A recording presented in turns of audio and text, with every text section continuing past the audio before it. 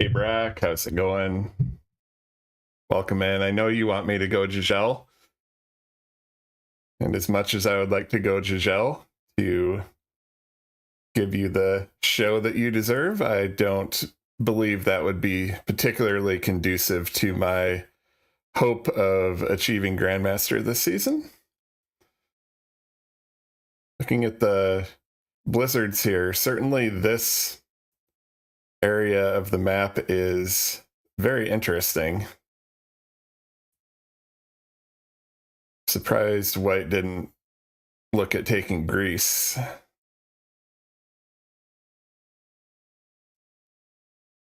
think I will Kiev on the edge. We didn't see white or black.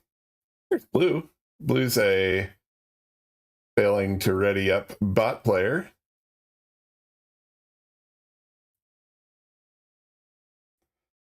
Picks a kinda bad capital there. Truth be told, we got red up in Iceland. That is amazing. All right, so purple's in Vienna. That much is apparent. We've not formally seen it, but that was the pattern of a Vienna cap. This is the last day of the Risk season, 22. It ends in a little under 6 hours from now, I believe. This account is currently ranked at Master with about 25k rank points. I played a couple games off stream last night. Took second in one of the games and first in the other game. And so I'm within 1001 point of Grandmaster on this account. We're going to see if we can get it. I don't know if we can get it. Honestly, it really doesn't matter all that much if we get it, but it might be kind of fun. And if we do get to Grandmaster, that'll be a fun thing. If we don't, then we'll just drop down to Master and we'll keep playing as we stream next season.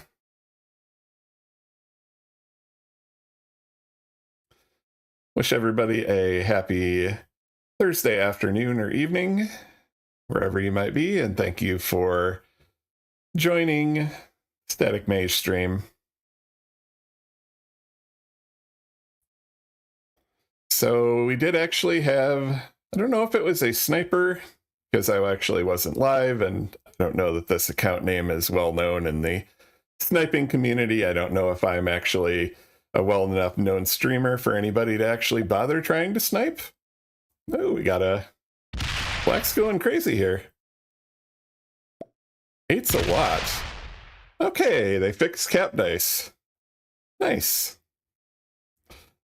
But we actually had somebody join the lobby who we had previously seen with a bunch of different names, so we kicked them.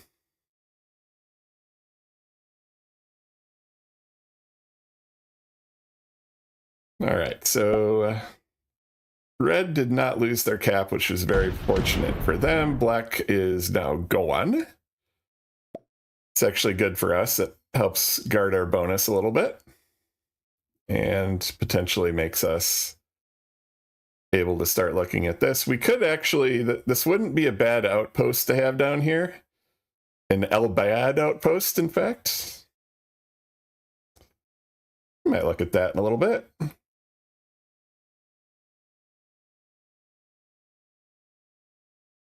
We're also live today on YouTube. YouTube isn't very heavily promoted or anything. I don't know if anybody's actually going to find it, but I do want to try to get that up and running.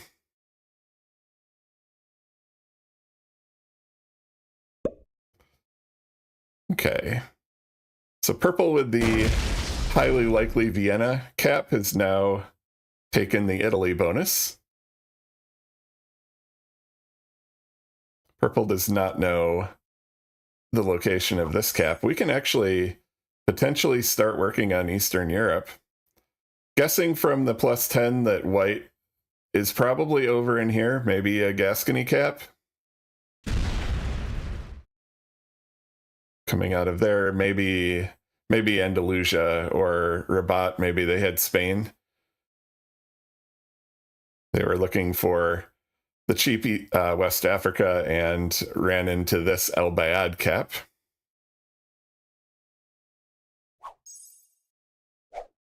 All right, so we have our +10. And this neutral bot is going to do nothing but stack on us this entire game. So we're gonna get that thing out of there. I'm not going to try to DB double bonus here. But next turn we may look at trying to get the turn 3 Eastern Europe, which would actually put us in a very favorable position. So purple will be out generating us by a bit. They've shown thus far to be a good neighbor. And Poland here does not connect to Vienna. Prussia connects to Hungary, which is a blizzard in this game, of course, but these two on that diagonal do not connect. So, of course, purple is still open because black is there, but okay. So we know red is noob corner. They got 14 on their last turn, so they actually managed to take a lot. 14 after turn 1. That's more than just this bonus. Did they also... It can't be Russia, though. Did they have... I don't know what they might have had. That one confuses me. That seems like a lot of troops to have there on turn 1.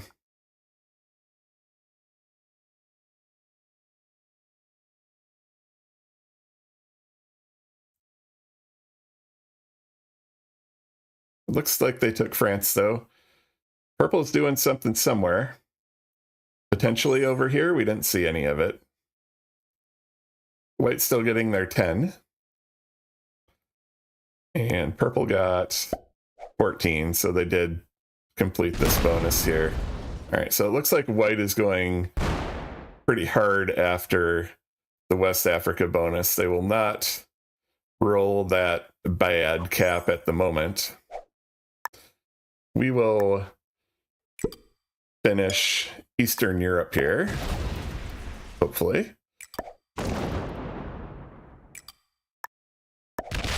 It's here.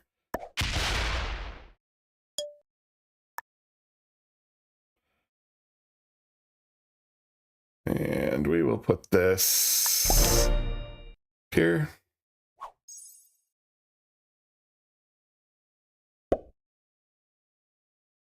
So we'll see if that holds. We could work on Orient next. 19 for red. So red is quickly becoming big, although we will be getting big here. I think I didn't roll a 5v2. I lost 4. Yeah, the dice I get are ridiculous. And I don't think the balance blitz update is going to fix that particular aspect of the dice. I think there's a line of code in there that says, you know, if username equals TheStaticMage, set max loss. All right, so the cap counter changed to 2 after that turn. So red got a second cap, presumably, possibly a black cap, London or something.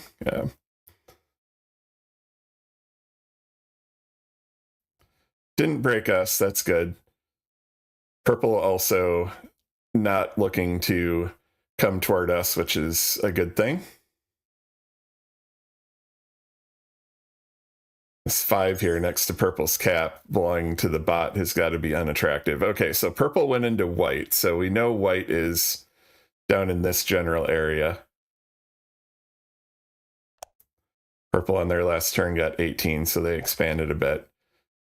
So we should be in good shape on our next turn to get a fair number of troops here, and we can start working into Russia. I want to try to get red away from us just because red's getting big.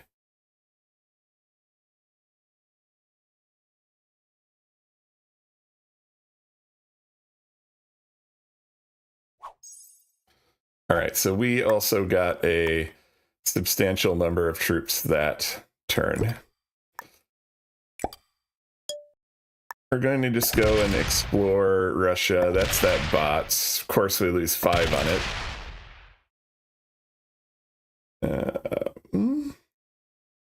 Let's...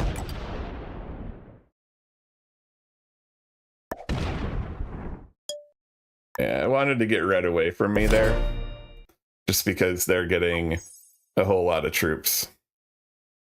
With them being in Iceland, with this blizzard here, they don't have easy access to me over and around the top either. They could come and break me through the bottom. So of course we've got the neutral bot. Somebody failed to ready up, so let's just keep stacking infinitely. Peak game design right there. And this is fine. We expected that to happen. So fortunately, red, who's the other big boy, is largely leaving us alone. White is fighting purple, blue is a bot, and black is gone. So now it looks like red is presumably continuing into white. So I think white is in trouble here.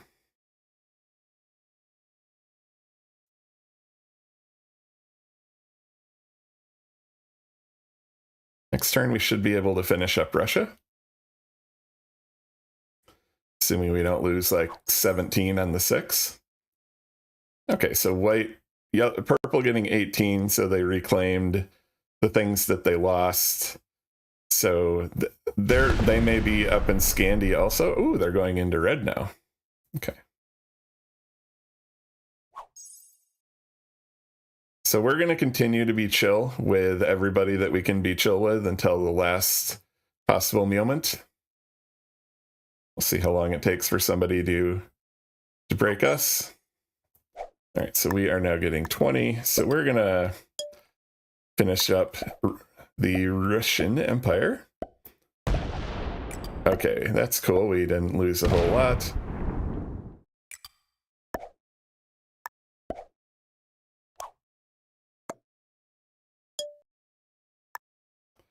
We'll see if red...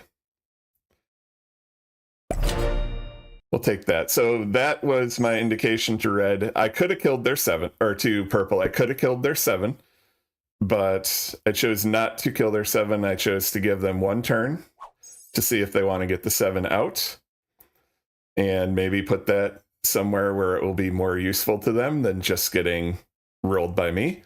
Put a 4 there, indicating that my next turn I hope to hit a 1, and I hope not to get into some kind of giant battle with them. So we will see if diplomacy works. I generally try to give that a try unless I have reason to believe that it won't work. If I can sit here and generate 20, soon to be like 28 a turn, and the other players are not generating that much, that will be ideal for me.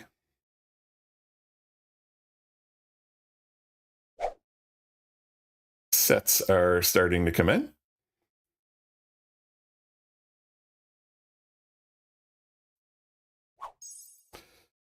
So Brock, and look at that, it works. So Brock, you make a very good observation there. If the assumption about purple and white fighting each other is correct, which I do believe it is, purple has better things to worry about, and I will actually be a stable border for purple up here. Purple kind of doesn't have to worry about that flank. So I'm going to stack on cap just because I have no real better place to stack. We'll put a little here. Our next expansion will probably be over into Orient, but at this point, I'll leave the 3 there. Oop. I'll leave that there. So we have a stable border up there. I didn't want to put like a 37 stack up there, even to hit that 1. Just wanted to do the minimum. I'm provoking the least possible. Purple is going to have to deal with red before I do. And given that we've now seen that this entire part of the board is free of capitals, I actually like this position a whole lot. I think we may have a chance to have a favorable result in this game. Next turn, we will start looking into Orient a little bit, and it looks like white is flagged. So I do think the assumption about purple and white fighting was probably correct. The next ones to fight are very likely to be purple and red. I don't know that anybody knows about this one up here, and not entirely sure as to whether or not that might be the white kill. We're sort of guarding it a little bit, but not certain.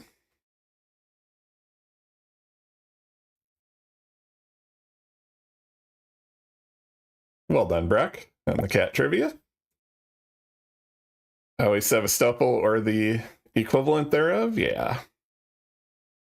The Orient, I think Orient could end up being like a good trading zone type area. And so my next turn, I'm going to indicate kind of that we're trading down here. Put a few troops there. I'm just going to stack on the 3 as my trading stack, and that's also kind of a kill guard. Sneaky kill guard. All right, so blue lost their cap. There's a lot of blue material in here. I don't think taking Orient is likely to happen. I am happy at this point with my generation. I'm roughly equivalent to the rest of the board, and I think the next thing that has to happen is probably red and purple fighting, just because red has no capital anywhere near me at this point. Next card I take might be down here. I just want to see if there happens to be like a Catpital down here anywhere.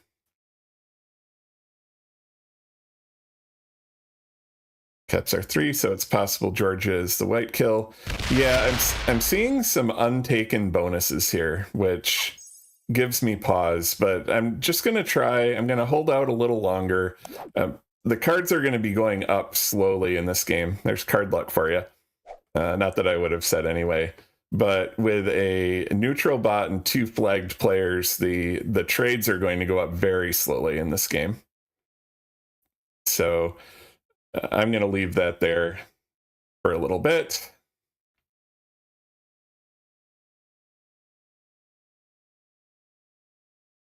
So I don't need an 85 cap, but this is basically where else am I going to put the troops? And I don't want to put them on the border. Perpy, where are you going? Where are you? Is this a fake? A fake don't take the don't set, don't take the 5th card so you don't have to set and stall your whole turn timer and then come back and say, oops, I missed my turn. That may well be what that was, but and that is so lame, by the way. But okay, so red is there.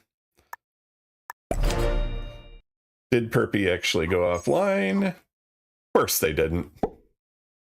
So they were just pretending like they were away, and oops, they missed a card because they wanted to skip.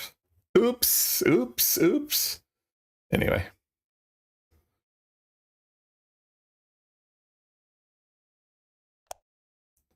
So 32 for red, 18 or so for purple, and I'm getting 29. That is approximately the same. I don't have a reason at this point necessarily to fight anyone.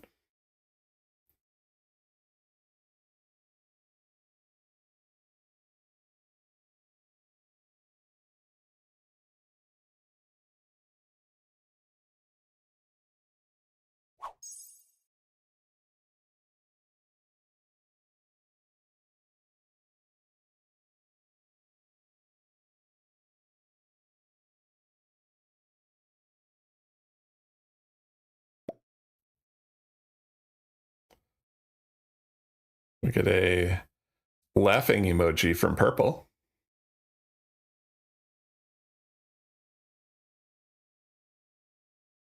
I guess it's possible they have the bug?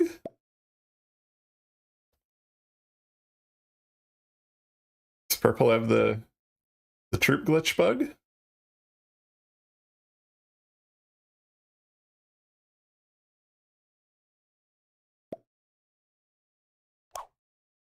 I think they might have the troop glitch bug.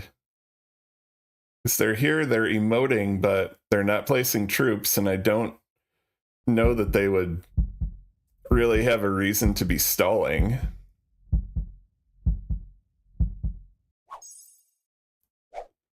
All right, so we're getting 29.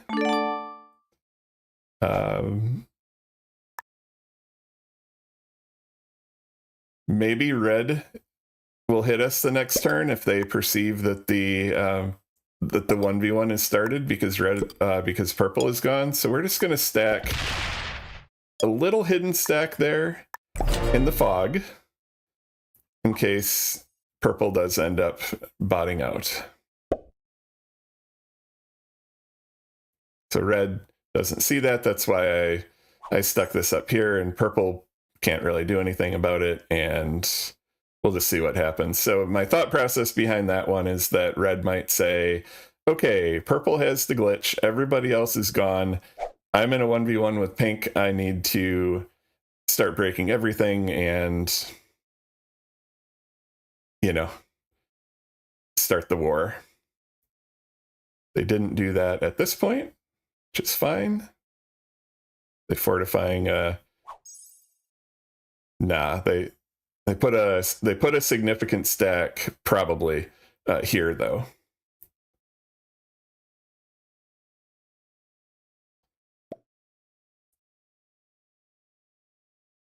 So Brock says it might be an indicator to go into red before red goes into me. That's possible. I'm going to go, let's see, what's going on with purple?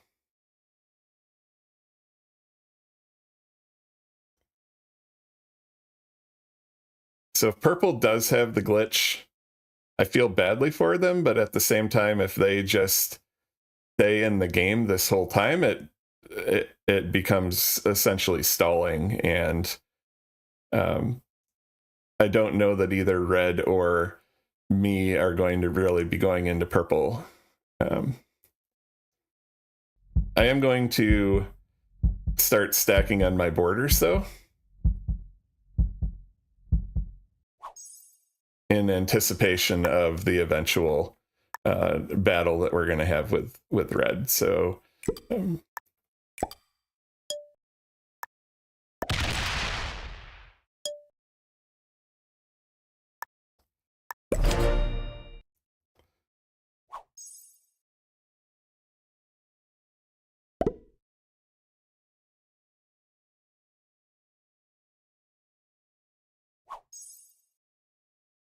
33 for red. I'm getting approximately that amount, so I am not concerned. Okay, are they going to try to clear Orient? It's very expensive. They're going to go through the... Okay, they're investing a substantial number of troops.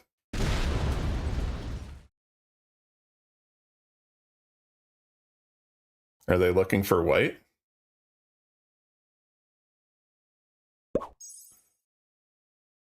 Okay, so they put a substantial stack there.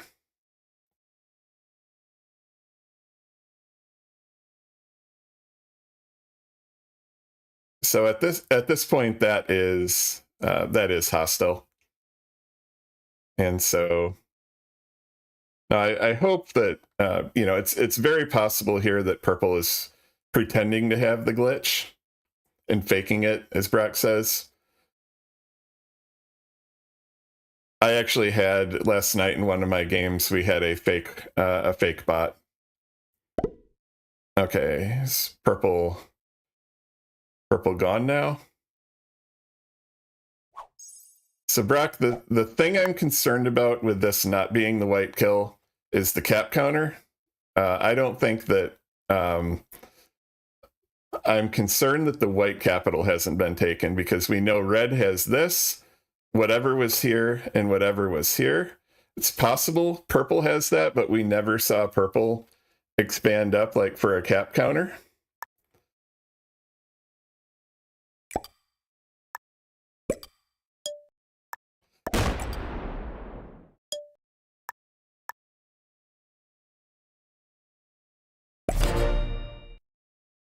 So I just don't think that's it. I think that red is playing this sneaky. If it is, and red gets the kill and happens to get 20 cards, then I was wrong. But I'm just going to keep that a little longer.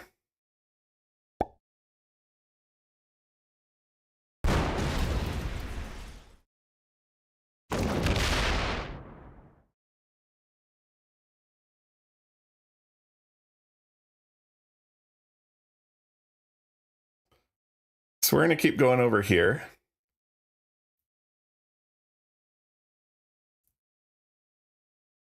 So they're definitely lining up a substantial amount down here in this part of the board.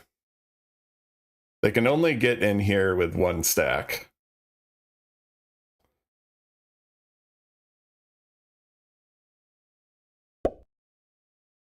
So then the question that the astute observer may ask is, when is the time to go into red? And I believe that I'm going to say that that time is now. Let's see what's going on over in this side of the board. Okay, there's a London cap, a Gascony stack. Okay, hey, look, Brock. Not the white kill.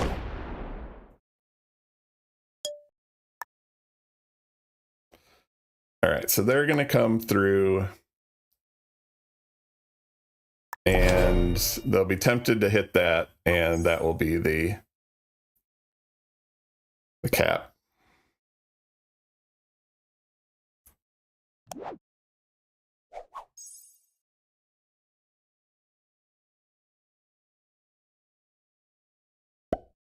Still getting 23. Brock says that's the black kill and Rhine for 1. I think you're right, Brock. We'll see if red eventually hits that. I think red's going to be more concerned about like coming through and retaking bonuses and that sort of thing.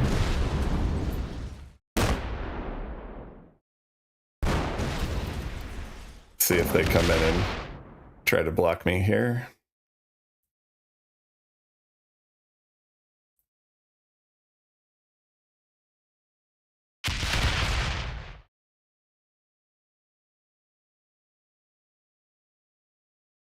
Yep. Not unexpected. All right, the 79 is open. I can sneak the 79 around this way now and break everything again after taking the black kill. I don't know that the generation in Scandi is worthwhile. It's probably not time to be taking the purple cap yet. And let's see, purple is gone. Good. Hopefully they don't come back. Just in case there's a black in Rhine or something as well. We're going to do that. Let's see. Okay. Good call on the black kill, Brock. You, as always, my friend, are better at this game than I am. So we got to go through a lot of material here.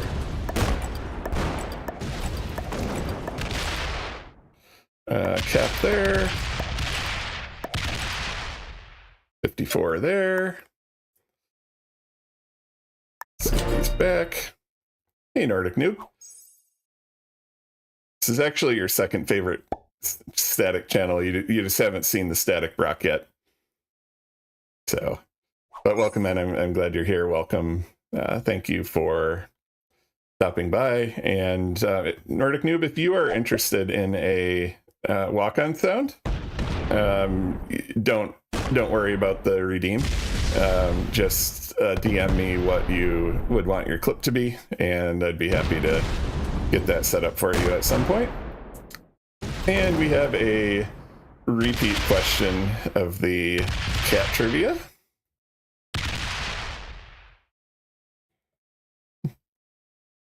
We got correct answers. Hey, we got a correct answer from Nate. Hey, Nate.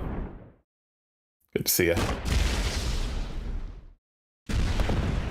So, on the belief that purple is now botting out, we've started the 1v1 with red here. We have a strong cap, which is good, and we'll be able to block them probably on this turn, or at least the better part of a card block, potentially. We'll make taking cards difficult for them in any case. We know that this is not the white kill here, because white still has the cap over in Barcelona. So we will be coming off the cap, and we will be coming off this. And let's see, the 27 can actually make it over there. So let's do this. Okay, we assumed that there would be a hidden stack somewhere.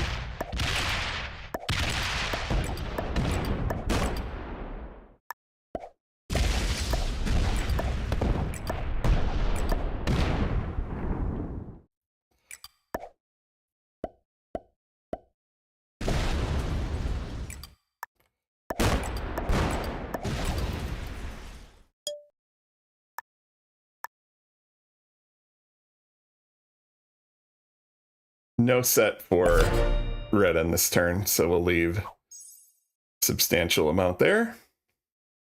So I don't think that I completely blocked red here, but I do think that we have a better situation now. And I actually realize I haven't updated the telestrator. How rude of me. We actually do know all of the cap locations now, and I will get that up momentarily. These are the cap locations. Let's see, not perfectly aligned there. There we go. All right, so we will still be holding a lot, which is good. Red still has one more turn before they have the opportunity to have a set. We don't want to go over here because that would open London. Oh, okay, that looks like, where did that come from? That came from down here. Now the question is, was that a random stack, or was that one of the Catpitals? So was that El Bayad? What do they actually have in London? Can we sneak around and see? I'm going to sneak around and check some caps. Purple gone. Okay, I pretty strongly suspected that. And let's see if we got... Okay, good. That's...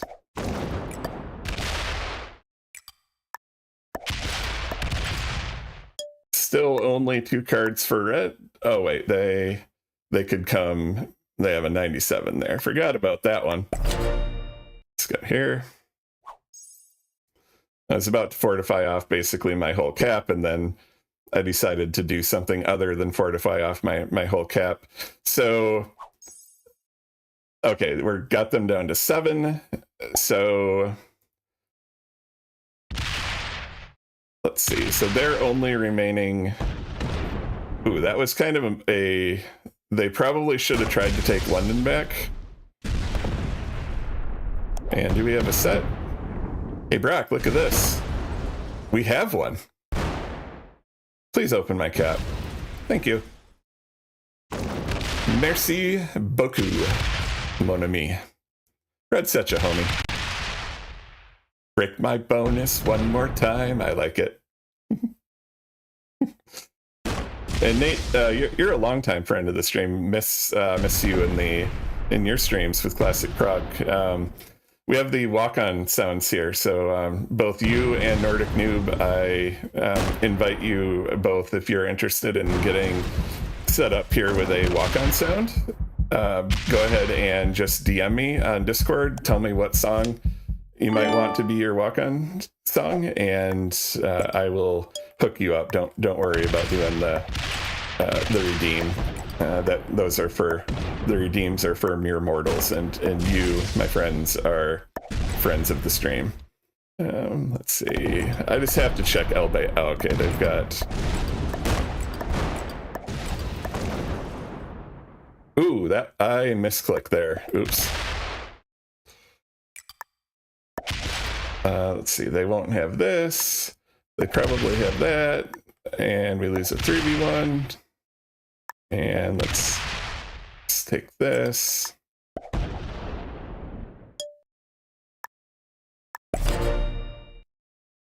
So I'm not anticipating winning this via a cap run. I'm hoping to win this via the red kill. Red will get second place if we do end up killing them here, because all of the other players have flagged or gone MIA. I think you all know the scoring rules of Risk.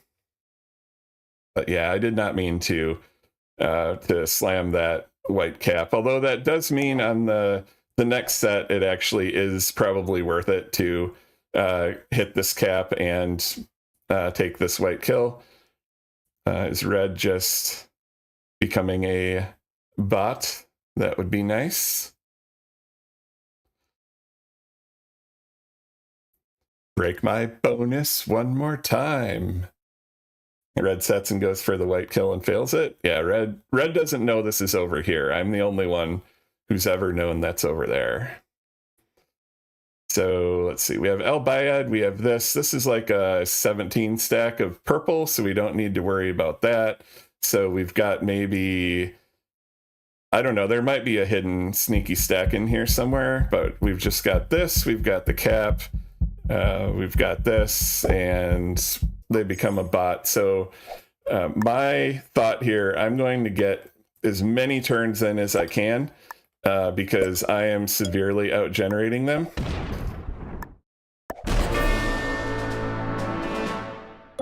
And I may, in fact, even be able to win on this turn. Let's see if that's possible. We need a 6 here, so that's 5 more. Come rolling through here. I think to be 100, we need pretty much all of this, so we may be finishing them on the next turn. Yeah, it's only 86. Okay, we get a decentish roll. Break the bonus. Can I just see if I can just come off London and kill him?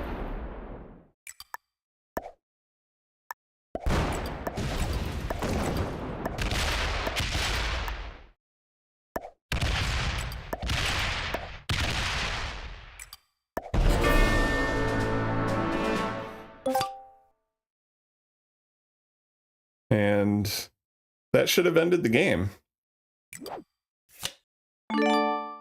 Why did that not end the game? Oh, the neutral bot. Smell you later, Blue.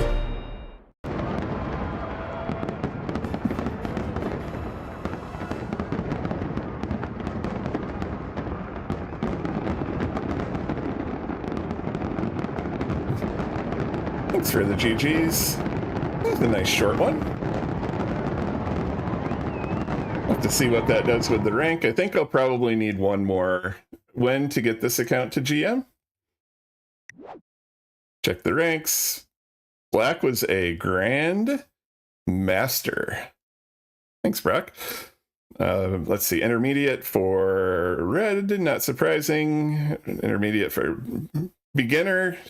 I mean, picked a good cap and looked like they probably ended up botting out of the game because of a glitch or something, which is unfortunate. So, you know, they may have been a bit better than a beginner.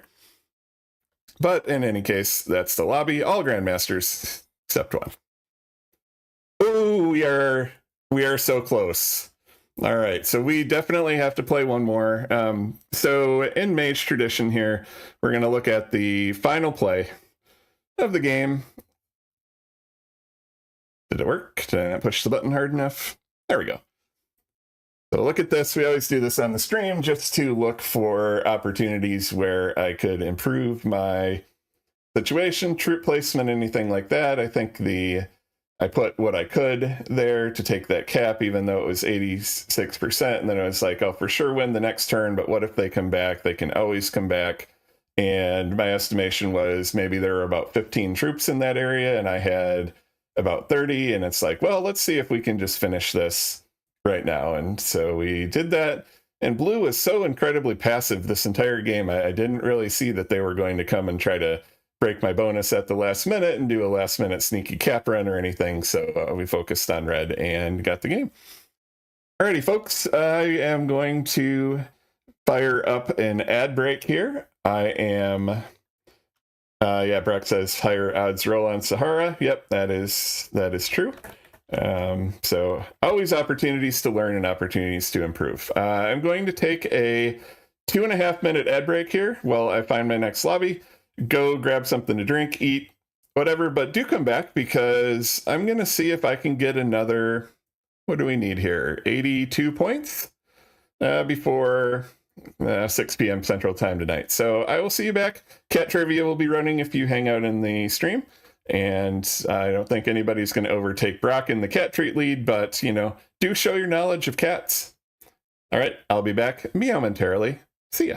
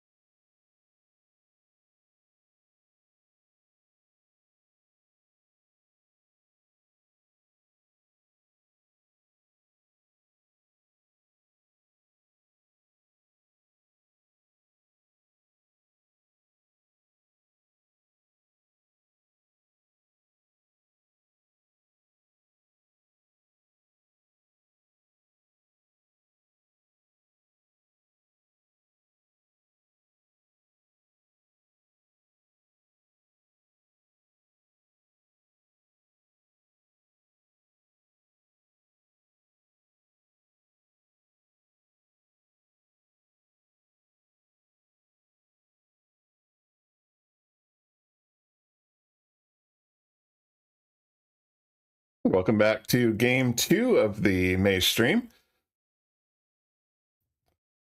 We're playing Europe Advanced Progressive Capitals. We have the account that we're playing on at the moment, which is an alt account. It is leveled up to 25,918. Still waiting for the graphic on the screen to update, which there's always just a little bit of a lag between the risk leaderboard and the update of the display, but we are up to 25 or so. We're 82 points away from Grandmaster. I think that Belarus is going to be our best cap opportunity here, going late in the turn order. I do like to cap on things that have more of a, a 3 if I can get it, or for sure to try to take the turn 1 cap roll out of the equation. The only other cap that we have seen thus far is the red cap, which is in Stockholm.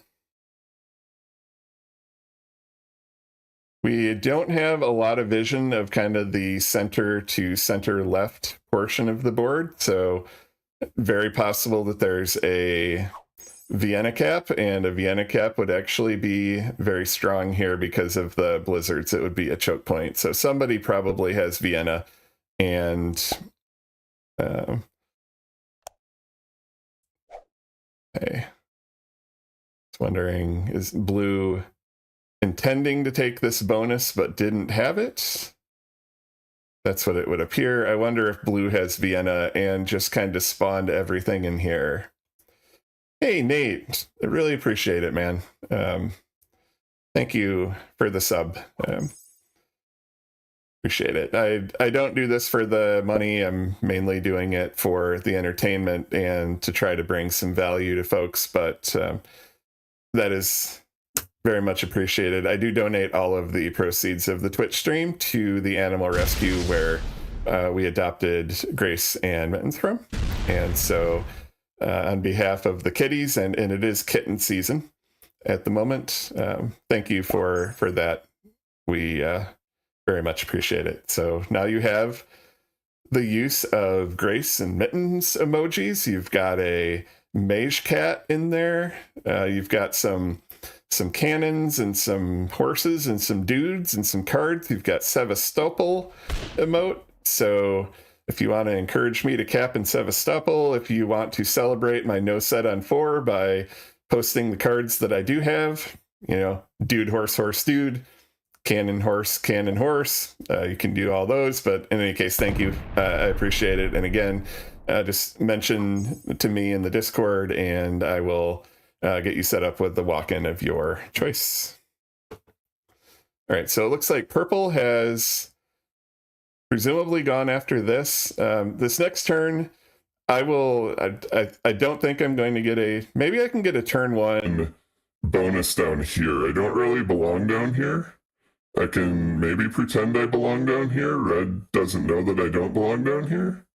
And then I'm also going to roll out this 3 and just try to have a good relationship with red, because once red gets all this, they're going to be going into purple, and whoever has Vienna before they likely start going into me. So I'm going to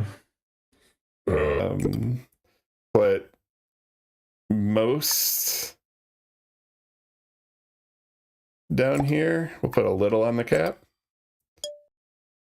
I don't know why I put a 5 there. We'll try the 2v1. It, of course, fails. That actually succeeded. I'm going to just get that out of red's way. Move this over here. Yep. Thank you. You're welcome, red. All right, so this will be our bonus. I don't know how long this will hold. We don't expect to hold this the whole game, but it is a 1 point here. So sounded like a witness protection. Did somebody redeem witness protection? I haven't been. I heard the redeem sound play, but didn't know if somebody redeemed that one. There is the witness protection redeem. All right, so yellow, likely a Gascony cap. Let's see what's going on in Noob Corner. I'm going to turn the chat overlay off as long as we can see what's going on up in the Noob Corner. If it becomes less interesting up there for whatever reason, then we can turn that guy back on. I hear the zombie. Got that one. So, brrr. All right, we have the Australian zombie. Excellent. So we took Brock to see the Minecraft movie last weekend, and we found it was amusing. So good movie. I think my favorite part or most appreciated part of that movie was that it was just a fun movie. I mean, it was silly. But, you know, they didn't try to inject politics or religion or anything, didn't have a whole bunch of inappropriate jokes or innuendos. It was a thing you could legit take your kids to and just kind of, you know, have a good time hanging out. And for that reason, I do. It was fun for me as an adult who was introduced to Minecraft by my kid, and then had played Minecraft somewhat. So it was a cute movie. Nate says you're gonna take your girl to see it this weekend. Yeah, it was good. So I don't know if you've heard the legend of the chicken jockey scene, but hopefully they're not doing that in too many movie theaters by you. There's a point at which a chicken jockey spawns, and apparently some of the teenage boys were like throwing their popcorn or something. So the theater by us actually had a sign that said something to the effect of, "Remember that your popcorn buckets are not ender pearls." So I thought that was cute.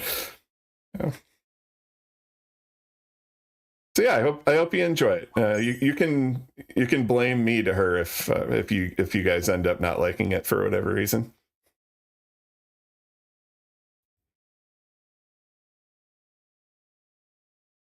I'm pink, dabby-doo-ba-doo-ba-doo-ba-doo. All right, so we think yellow's over here in Gascony. We know that red is up in Stockholm. Oh, that's another sub. Rumpel with the resubscription. Welcome in, and thank you for doing that. I appreciate that. If you go ahead and chat, you will hear your... Did your walk-on not play?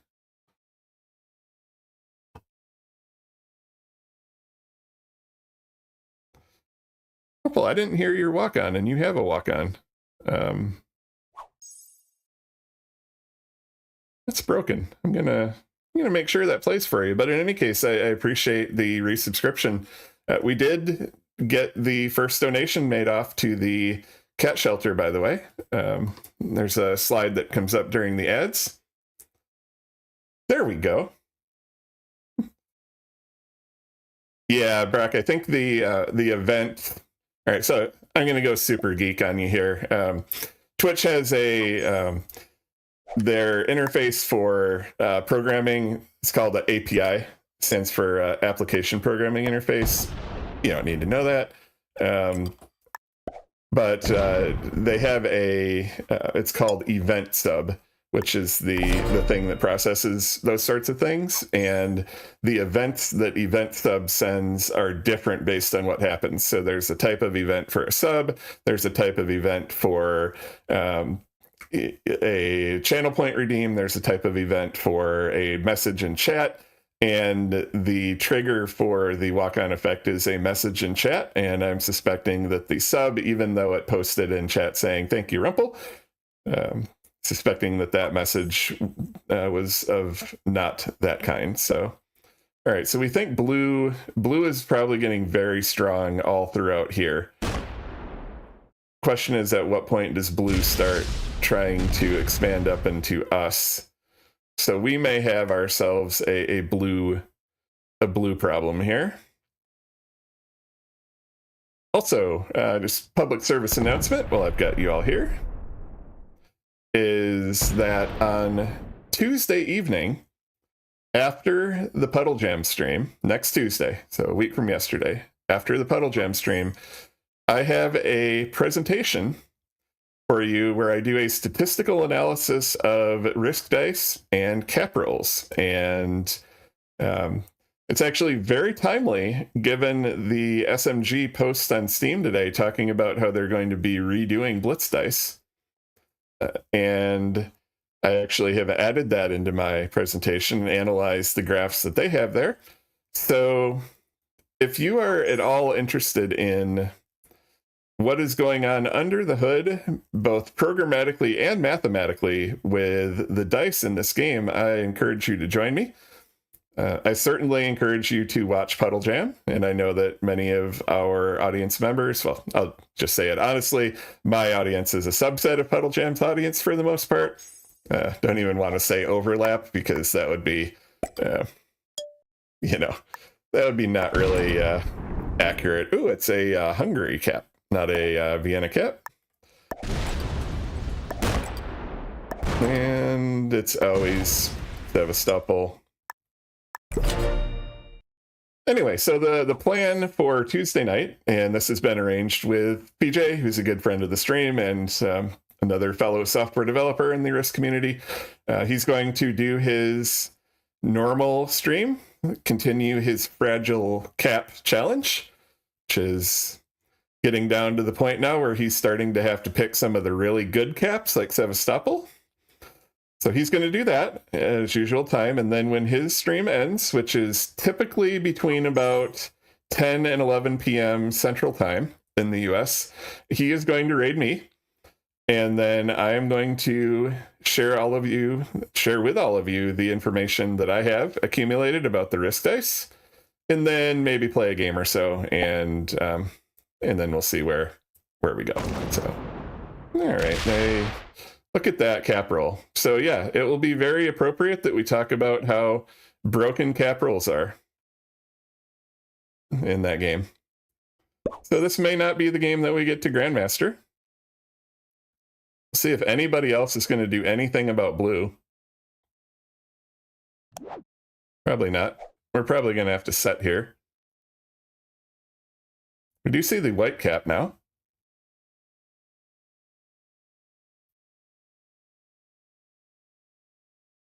So maybe in this game I should have gone harder into blue. Maybe I should have hoped that the cap dice were fixed sooner than they are apparently going to be. But oh well. Yeah, Nordic Noob says, fun, good idea, PJ, to save the OP caps until the end.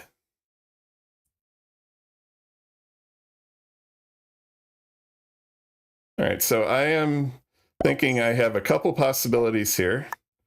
I can set early and try to do something. I can try to clear blue out of as far down here as I can. And then, like, zero card. And I think we're just going to try to survive down here in our little corner. Yellow has also lost their cap. So I'm concerned that I don't have the realistic possibility here of actually winning this game. So now it's about placement, seeing if maybe we can not finish lower than we have to. So maybe looking for a yellow kill. I had no idea that that was the purple kill. I've not been paying too much attention to what's going on down here. So I think on the next turn I'll set to make myself a less attractive kill, but I guess at some point blue could just come get me. This really here indicates that there's nobody else on the board really paying attention. So I think we have a low level lobby here. Nobody's really doing anything, and blue is getting away with keeping just tiny caps and snowballing. So maybe I should have done something about that, but I didn't really have much of an opportunity to do much of anything about that. So blue will clear me out of there. Probably clear me out of Sevastopol and those other places too. That's fine. Come on, white. Actually do something, like go punish this guy, otherwise... All right, and red's getting 30. So red and blue have snowballed. Yellow and I are the have-nots in this particular game. Yellow doesn't have a cap either. Might we have a possibility of killing yellow, or is red just going to kill us, or is red going to kill yellow? Red kills yellow. Okay, so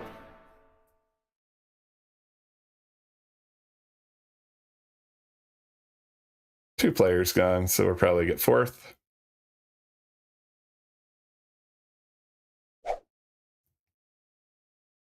I don't know that red will know that this is our kill down here. They will know that it's our kill once they once they see that we're only getting, well, we're getting +6. So, well, they should know that this down here was +3 and that we don't have the cap. So maybe we'll get fortunate and the opponents will battle each other and grind each other down and we won't be worth killing. That's kind of what we can hope for at this point. It looks like somebody did go into blue. That's good. All right, we are going to set, and we actually get to keep our Joker, which is good. So we're going to see if we can actually hold any kind of a bonus here.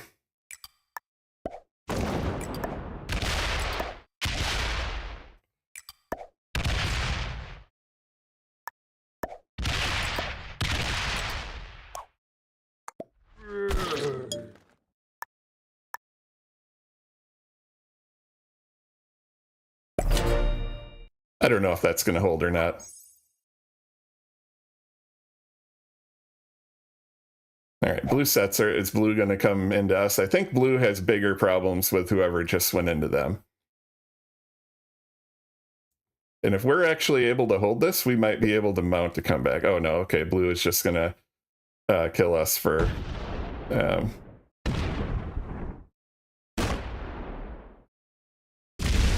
All right, so we end up in 4th. They were always going to kill us. So unfortunate. All right, so we might have to play.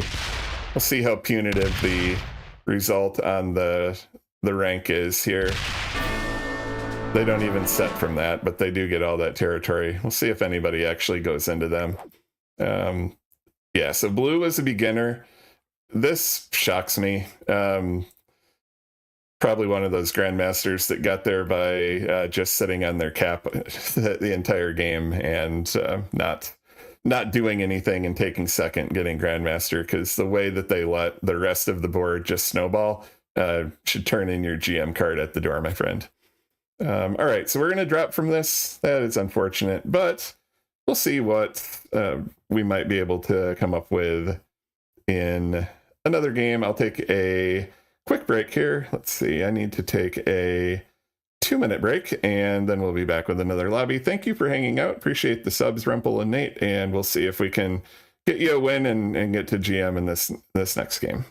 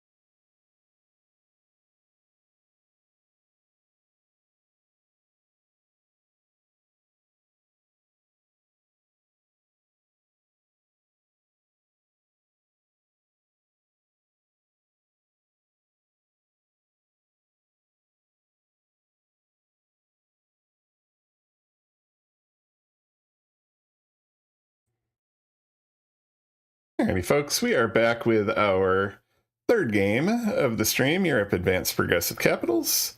In the second position this game, the 2 in Trieste looks potentially promising. Red will go before us. They're going to be more concerned, presumably, about Noob Corner.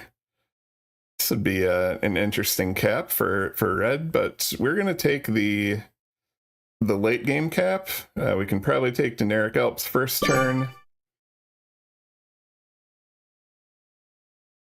Maybe green is not going to like that we went there because that 3 in Dinarites was potentially attractive to them, which would be now less attractive. They decide to go in Paris. That will be fun for red. Get that marked. We see all 3 capitals so far. I'll the telestrator here so you can see me as I'm doing this. When I'm looking off to the side, that is where the iPad is, and drawing on it with a little, it's actually a Samsung tablet with a little pen and drawing little cat faces for you from a template. Interesting blizzards down here in West Africa. Interesting. West Africa now a 6 territory plus 6. All right, so blue over here and black Andalusia. So 1, 2, 3, 4, 5, and will we see purple? We actually see 5 of the 6 capitals on turn 0.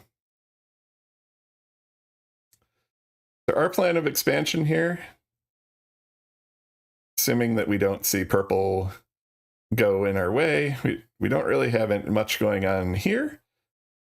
Our plan of expansion will probably be up maybe into Germany from here, or maybe down into Italy. Green is going to find themselves trapped. If black goes this way, red will almost certainly be coming this way. The other possibility is that black ends up going down this way. But green could find themselves in trouble this game. But you never know with this game. All right, is the bot going to pick the Catpital for purple? And it does. Okay. And is purple even here? Purple is here. They just let the bot pick their cap. So Iceland has been conquered by the red player.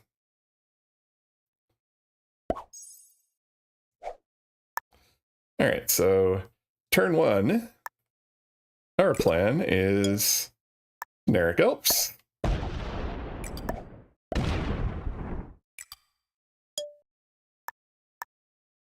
I believe JP says you need at least an 8. Let's put an 8 there, just with the 3 next to me there. I don't want green getting any funny ideas. Green here should probably be taking France. Now, I am very surprised that green did not choose Gascony. Gascony is not really that great of a cap usually, but Paris is just really not a good cap, and that's going to be at most a 5 cap. So red knows of the green cap. Green does not know of the red cap. In fact, I think we are the only one that's seen the red cap. Okay, is blue going for turn 1 Russia? Possibly. Scandi here is probably not going to be possible for anybody. Eventually, the 2 that I have sitting up there is going to get cleared out by blue as they take Russia and don't want anything behind them. Grace is on her heated cat bed on the Grace Cam today. Thank you, Brock, for setting that up, operating the Grace Cam. All right, so it looks like black is going to try to take the turn 1 West Africa bonus. And I think they probably got it. Let's see if we see purple here. Purple is the only cap that we did not see during the selection of the caps. Mr. Gamble, welcome in. Thank you for joining us. Better late than never, indeed. So the announcement, Mr. Gamble, is that on Tuesday night after the Puddle Jam stream, I will be doing my little presentation on capital dice and how broken they are. All right, purple up there.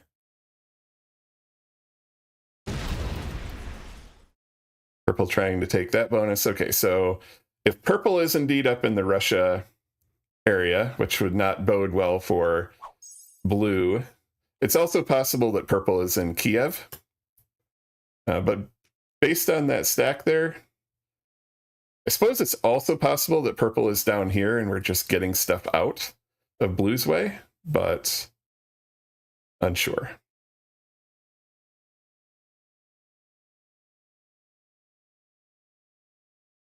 All right, looks like the rank updated, so that last game brought us down to 25-226.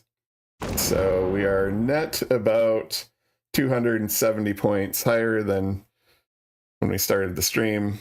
That's fourth place finishes are definitely not good, but that blue player just had it out for us, and that Grandmaster in there, as I said, needs to turn in his Grandmaster card. All right, so I think the logical progression for us from here is going to be looking at Germany. Let's see what we've got in here. I do want to get blue out of here because they're pretty strong. Germany's too expensive to take on this turn.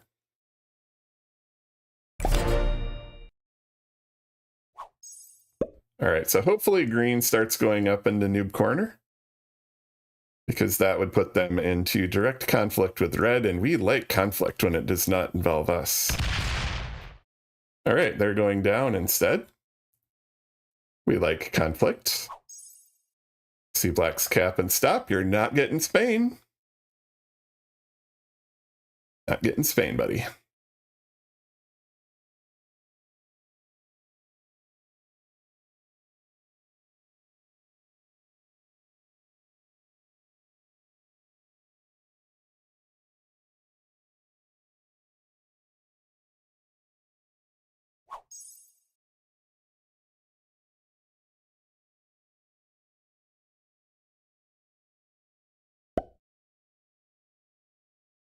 All right, so it looks like black is going to work their way across into... Oh, no, they didn't have that.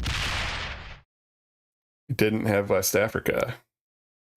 Okay, they only started with 5. I had assumed on their first turn that they had taken West Africa, but there must have been something here that they had to hit. Whatever it was, they got perfect dice on it.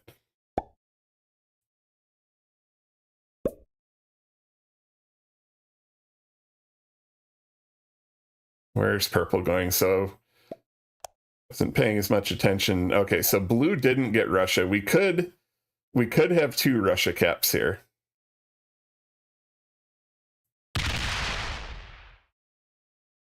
All right. They hit whatever this was. Lost a little bit on it. All right, so it looks like purple and blue are in a tussle.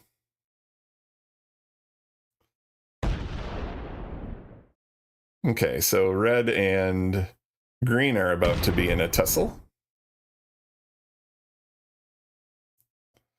Which unfortunately means if we take Germany and red is going to have to decide if they want to go into me or green. The other possibility I could look at here, if we want to put that off, would be Italy. But we've already started on this. And let's try to DB. Double bonus. Let's see if that works. I feel like I'm puddle jam here with the split bonus. Now, again, I've said up from the beginning of the game that Scandi is probably not worth taking. My purpose there is to try to encourage red. Ha! There you go, buddy. There you go. Lost the 3v1. That was lovely. They're gonna come around and try to break us? No. All right, so if we are allowed to hold this, we can go for Italy next. We can put a blocker here, just kind of the 1 point from this direction. I may eventually have to let red in here and trade with red if depending on exactly what happens. So blue did not have Russia. Green or black now has this. Let's see if black decides to go this way or this way. It looks like they're coming down and across. So that is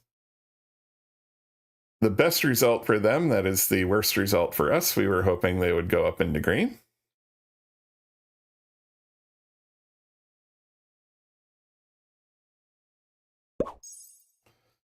So next turn we'll be looking to clear out green from anywhere near us that they are, because they tried to break our bonus with the 3v1. We'll have to see, maybe red is going to try to go into us, but certainly green demonstrated hostile intent, and we need to try to protect ourselves against that. Green on their last turn, by the way, did get 9, so they have the France bonus. We'll see what red does. Okay. So are purple and blue fighting or trying to get out of each other's way? I think they're fighting. All right, 10 for red in an early trade. And they're going into us. Okay. All right, so we know where their cap is. We know how to break their bonuses if we need to. Okay, they don't go hard into us. All right, so we do get to hold 14, which is good. So the strategy here, we're conceding Scandi.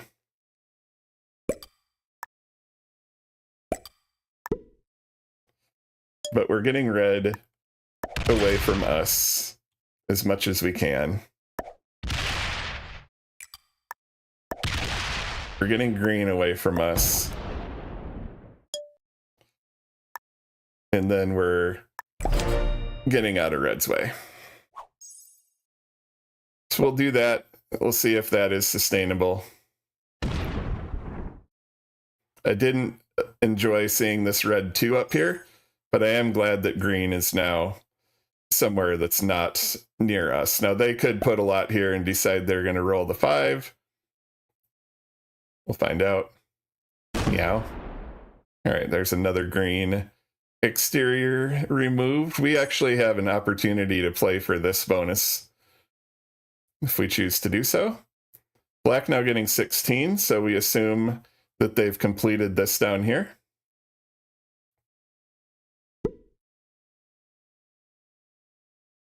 And are they now going for Orient? They can't have all of Orient too. That's too much.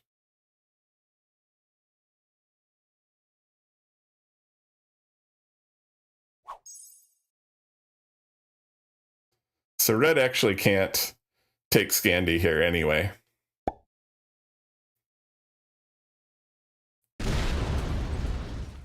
All right, purple and blue are just at war.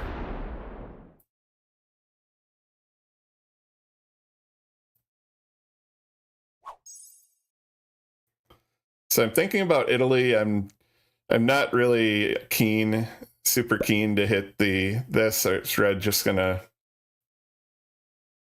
Oh, they're going. Oh, they want Scandi. Red wants Scandi. That's fine. I saw the 12. I was like, yeah, they're probably coming into us, right? But looks like they're going that way.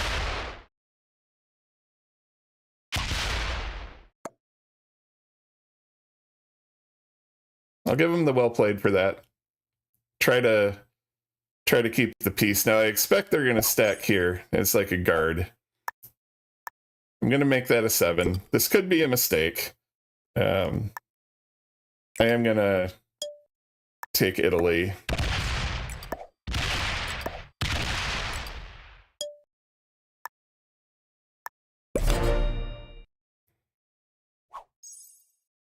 So we'll see if red decides they're going to come into me, is green gonna? All right, so I've got green and red possibly coming into me from both sides. So we're fighting green. We'll see if we're fighting red. Hopefully we're not fighting red also.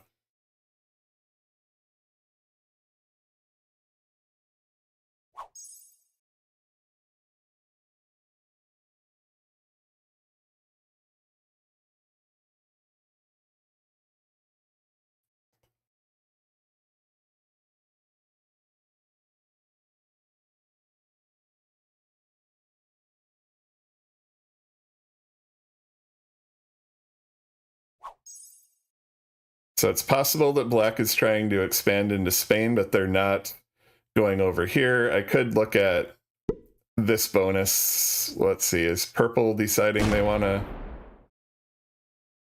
Purple is trying to take that.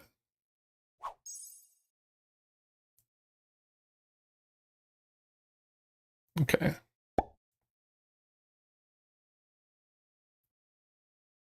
All right, so we're just getting hit from all directions here.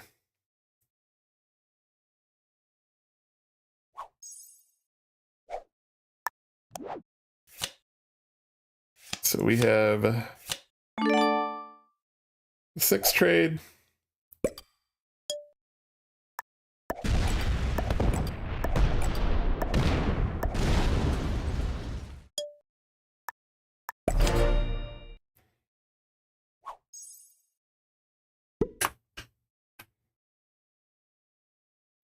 So we're just going to let green have their way, I guess, because red is a noob. Maybe green will start going into red.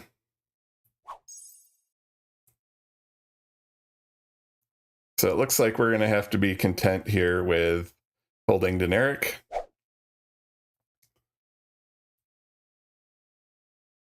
So my intent there and goal was to weaken red. We'll see if they go with this 15 now. Maybe green will start going into them.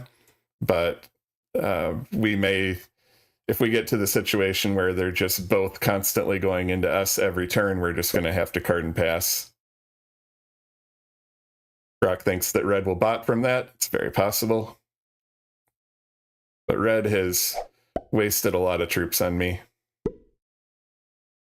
Meanwhile, black is growing huge. So this is the thing. Maybe I should have made this lobby intermediate plus. It would have taken longer to fill the lobby. I'm very certain here that red is a beginner. And so they've got a guy getting plus 16, plus 17, who's now soon going to be getting plus a lot more. And in the meantime, red is up here stacking on me, breaking me, the guy who was, making maybe like plus 10. I could have let red make plus 10, plus 12. I was even letting them have Scandi. They decided that they just wanted to full noob out into me. So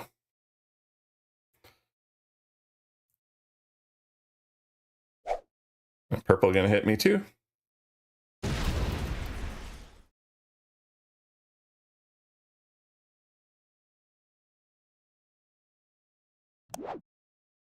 So I'm gonna set early here. Gonna be giving up at most like 5 troops or so versus the usual expectation. Okay, so purple is now taking that. Red down to 7. They have Iceland.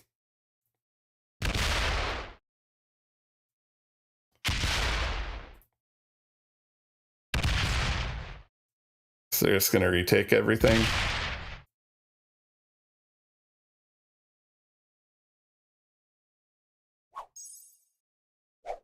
So I'm going to let purple hold here. And for now, we're just stacking the cap.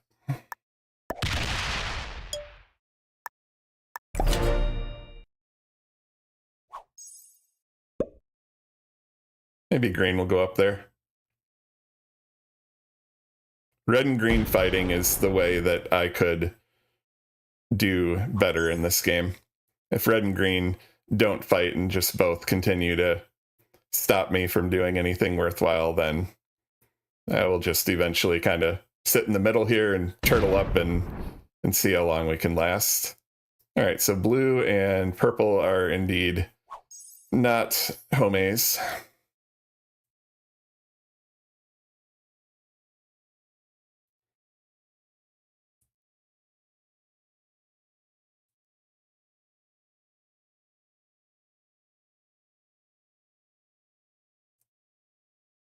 Meanwhile, black getting huge down in the bottom of the board. And I don't have the troops to fight that. Black's getting almost as much per turn as I have on my cap. So, unfortunately, none of these noobs going down that way. Here are the cap locations for those of you who have not seen it. We do believe that purple's cap is probably the territory that they just came off of there. And purple and blue have been pretty much in a war this entire game.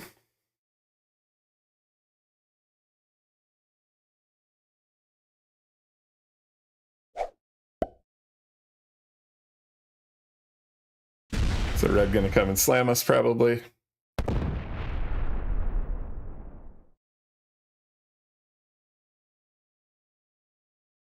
Okay, they're just gonna guard up there. Alrighty. That's okay with us.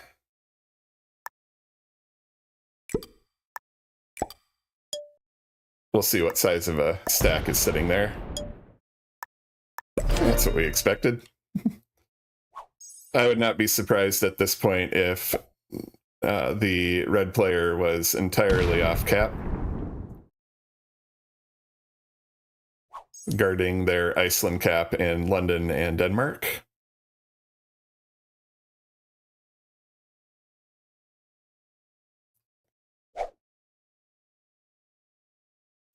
All right, blue with the trade. So blue and purple have been just kind of having at it here.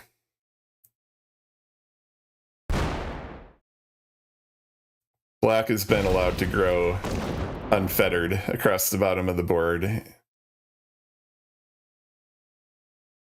Red has been noob slamming me. Green has been breaking me, but they chose a Paris cap and are constrained by the Andalusia, so they don't really have anything else that they can do with themselves.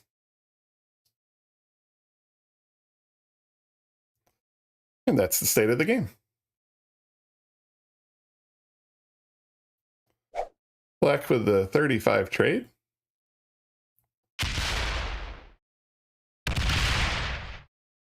Okay, so black has been noticing that either blue just broke black. Ooh. All right, maybe Kiev was the cap. Yes. All right, so Kiev is a cap, which black now has. Purple is gone.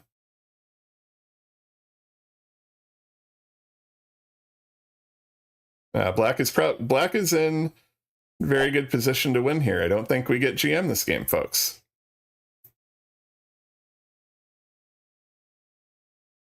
But we'll see. Stranger things have happened.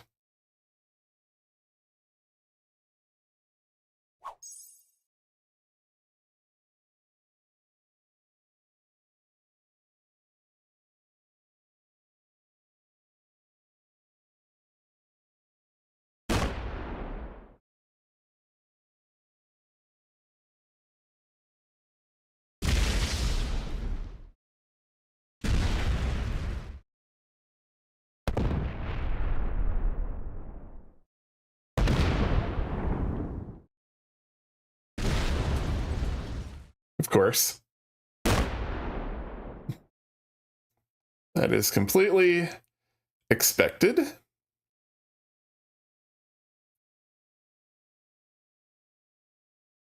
Looks like they did go into green. Maybe that'll start a little something.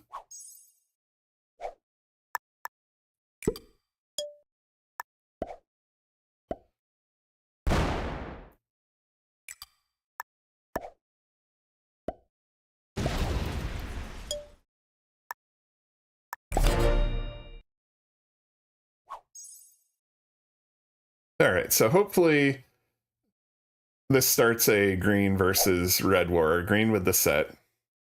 So if you're going to break somebody who's on your border, not the greatest idea to do so when they are on 5 cards. All right, good. So green and red are fighting. So the remaining question here becomes, does black kill us before red and green get done taking each other out? I will be setting early here if I do end up surviving to my next turn.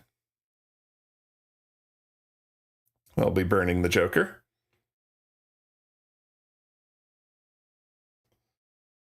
I'm assuming blue only getting 5, probably. Yeah, blue's getting 5, 34 for black. Somewhat tempted almost a 0 card, honestly. We're going for placement at the end of the season. Black going to take the final bonus, or the Eastern Europe bonus.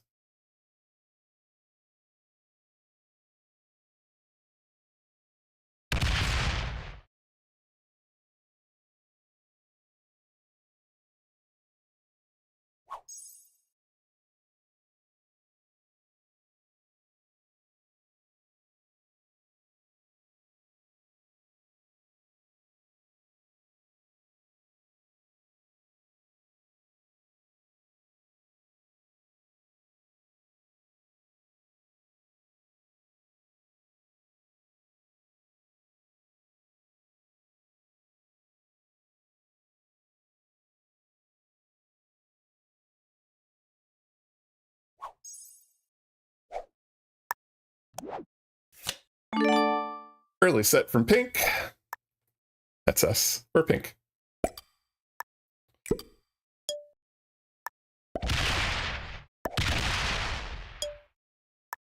All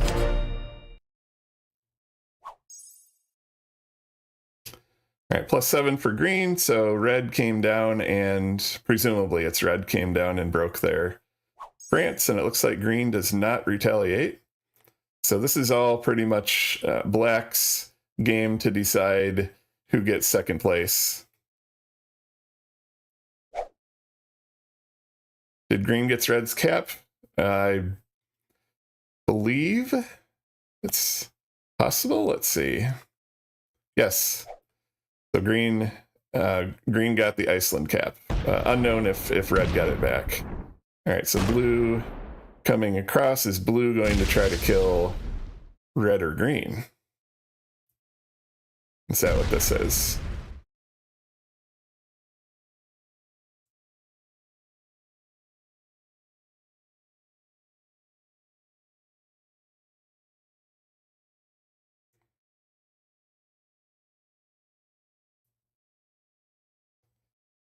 Is this the red kill?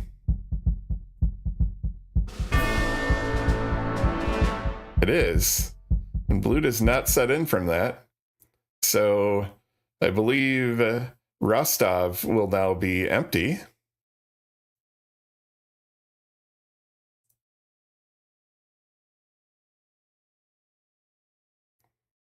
Do we go and try to kill green, kill blue, and just get second?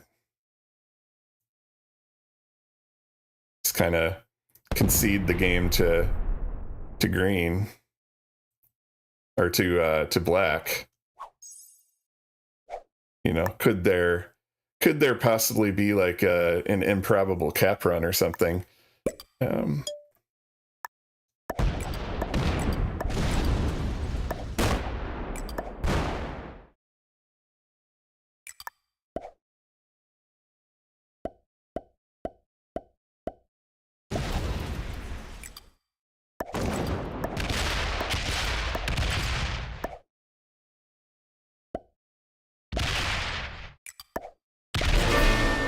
There we go.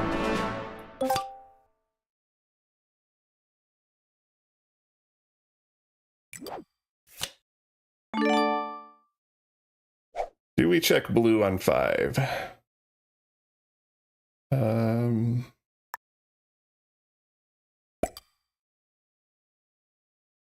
see.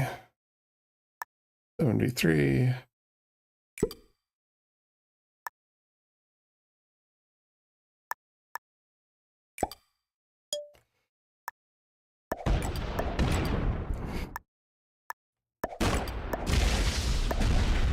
Nope. And I think we pizzled our position. We didn't connect the 51. That's not connected to that 3. I messed that up. All right, so we probably end up in third. Needed to connect that, and I didn't realize blue had made it all the way up in there. So blue presumably now tries to go into us. They can't kill us here.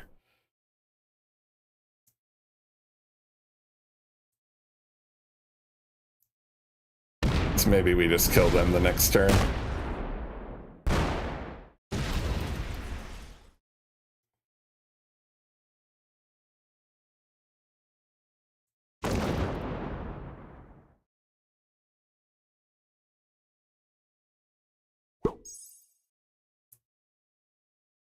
All right, we'll see if black kills us here.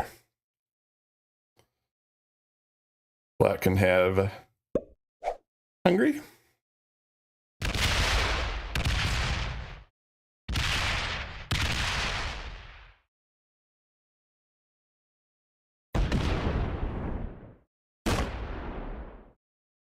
They don't have it. Well, they might. No, they don't. We don't have a set, of course. That's why would we have a set?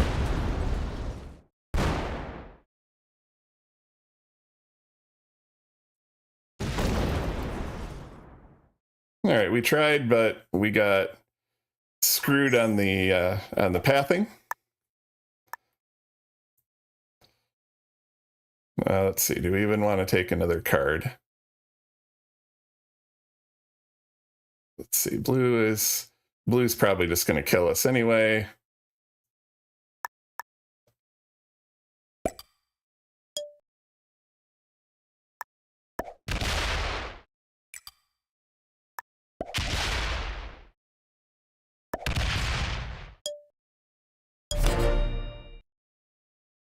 All right, we're going to get third.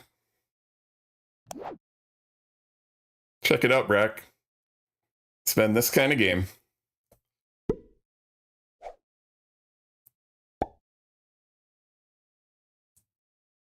So blue survived the war with purple. And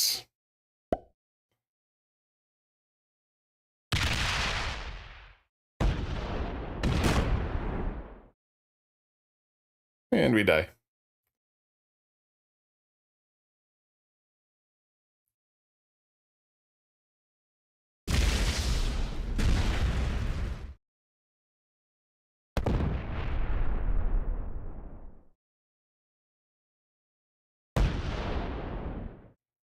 All right, so I think Grandmaster might be out of play for this game, for this season in this account, but that's okay. Beginner, this is the reason we didn't win right here, because we had a complete total noob. Let me get the name over if any of you have ban lists and don't want to play with players who are really detract from the quality of your lobby. Other players, I think, played fairly well. So, alrighty. Well, I don't have anything better to do today, so we will continue to see if we can entertain at least with some games, even though unlikely we're going to get up to GMs this particular season. I do have to run an ad break here, and we'll be back with the next set of games. And thank you for hanging out. I will see you momentarily.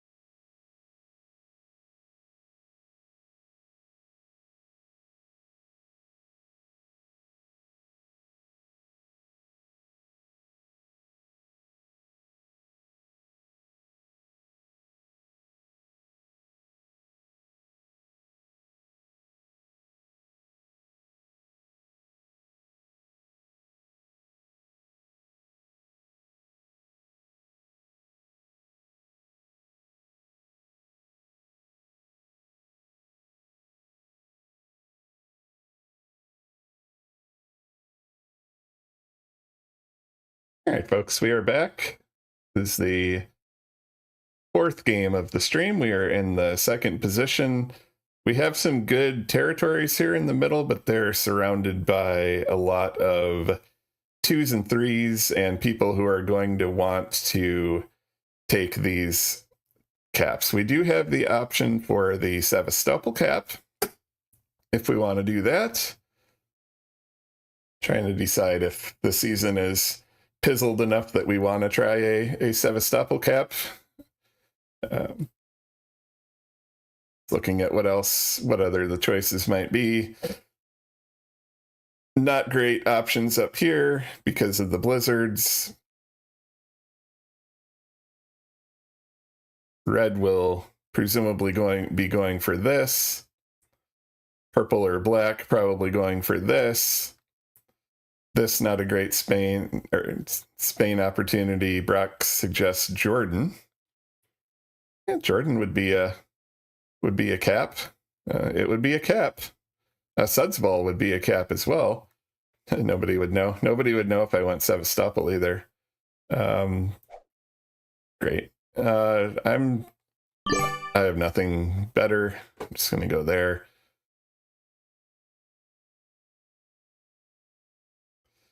So this on turn 1 probably gets rolled by the inevitable Prussia or Vienna cap.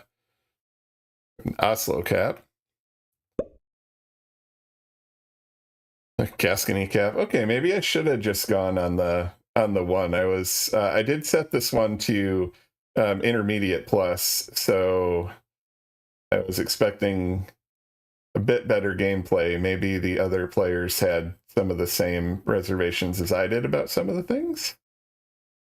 You see 4 of the 5 caps that have been placed thus far, and we see 5 of the 6. As we see red go in Greece. So much of that kind of shook out about how we expected, and guessing white might be Andalusia Rabat. We're fully expecting that red is going to complete this. Black is going to be over here. I mean, we can start looking for potentially taking Russia. We're pretty sure there aren't any caps up here. And we can bring up the 3 from the legendary Sevastopol to make our cap the requisite 8. All right, so we are on the way to a possible turn 2 Russia. So if white, in fact, is in Andalusia or Rabat, that means that we are the easternmost of any of the caps. And generally I found that being on the east side by yourself can be an opportunity to grow pretty quickly. 5 hours left in the season. Hey, Envision, welcome to the chat.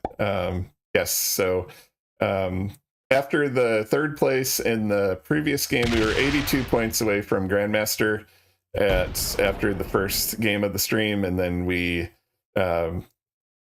ended up running into 2 games where we had a couple beginners who ruined our game in both cases, and I pizzled some pathing on the last game. If I pathed it correctly, I think I could have gotten second instead of 3rd. That one was completely on me. I'm not as familiar with this map. There's a lot more connections to know. Anyway, had that not happened, GM might have been within reach, but I don't know that the results of the prior game have hit the leaderboard yet, so I don't know where we are on the rankings. But hey, if there's a chance to get to it before the season ends, so be it. If not, this will just drop down to 16K, and we'll try again next season on this account. Not really too concerned about the rank on this account or playing for Grandmaster or anything. I am Grandmaster on my main account. Mittens is Grandmaster on her account. I may have helped her with some of the games. Mittens is a cat. She is very experienced at mice, but other kind of mice. So I may have to help her, you know, the lack of thumbs and such. So I've been to GM twice. It's been there, done that. Not super duper concerned. And so next turn, we're going to see if a turn to Russia is possible. We do see purple getting upset.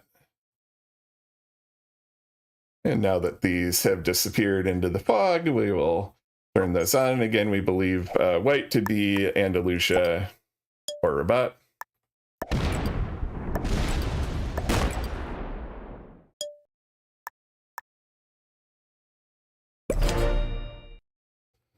We'll do this. If we are allowed to hold that, that will be good for us. We'll see if blue decides to break us here.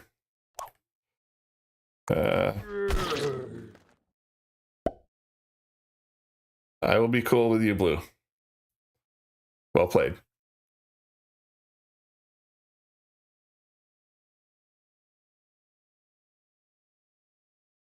All right, so it looks like we're probably going to hold it. Let's see. Oh, purple lost their cap.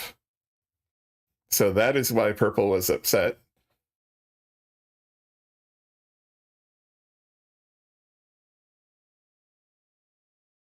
Is that Puddle Jam? They lost their cap on turn one. And they're purple and they're that emote. No, not Puddle Jam. Mother Russia is ours. For as long as it holds, it indeed is ours.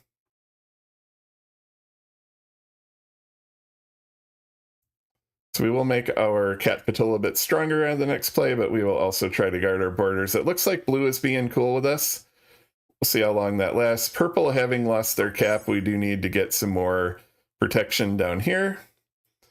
As expected, red took and held this bonus. Okay, now going for this. Logical expansion from the red player.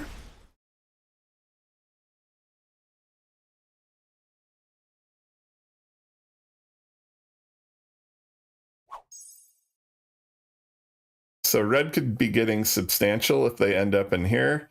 However, I don't know that Eastern Europe will be takeable with caps here and here. Blue probably going to be going into Germany. I don't believe there's anybody in Noob Corner. So somebody can presumably get up there and start doing some things.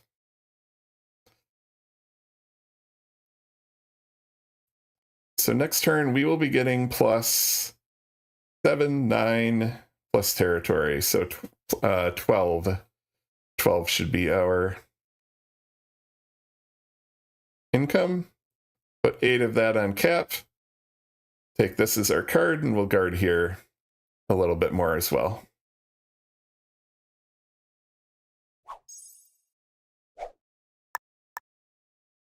And put 8 of those on cap.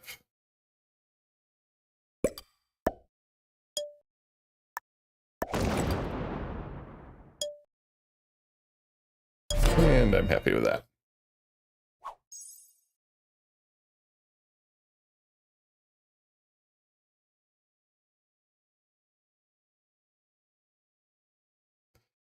So I'll be slowly looking at Eastern Europe, not really expecting to hold it. The question is red going to start going down in here?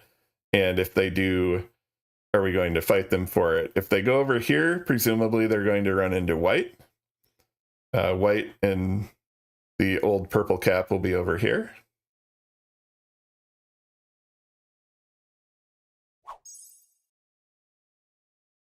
Okay, purple still does not have a cap.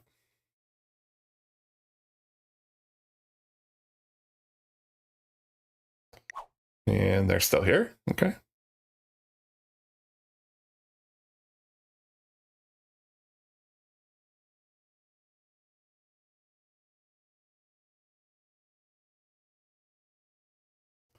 It's purple potentially leaving us.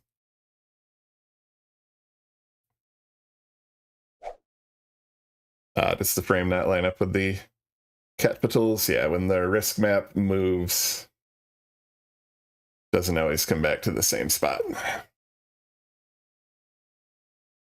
Yeah, I think purple lost their cap and decided to leave the game. The game where we lost our cap, we survived and actually got a higher placement just by kind of, actually trying to play out the game.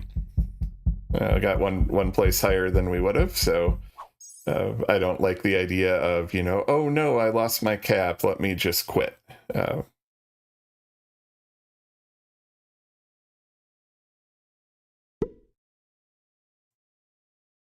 All right, so black, that was an angry looking stack.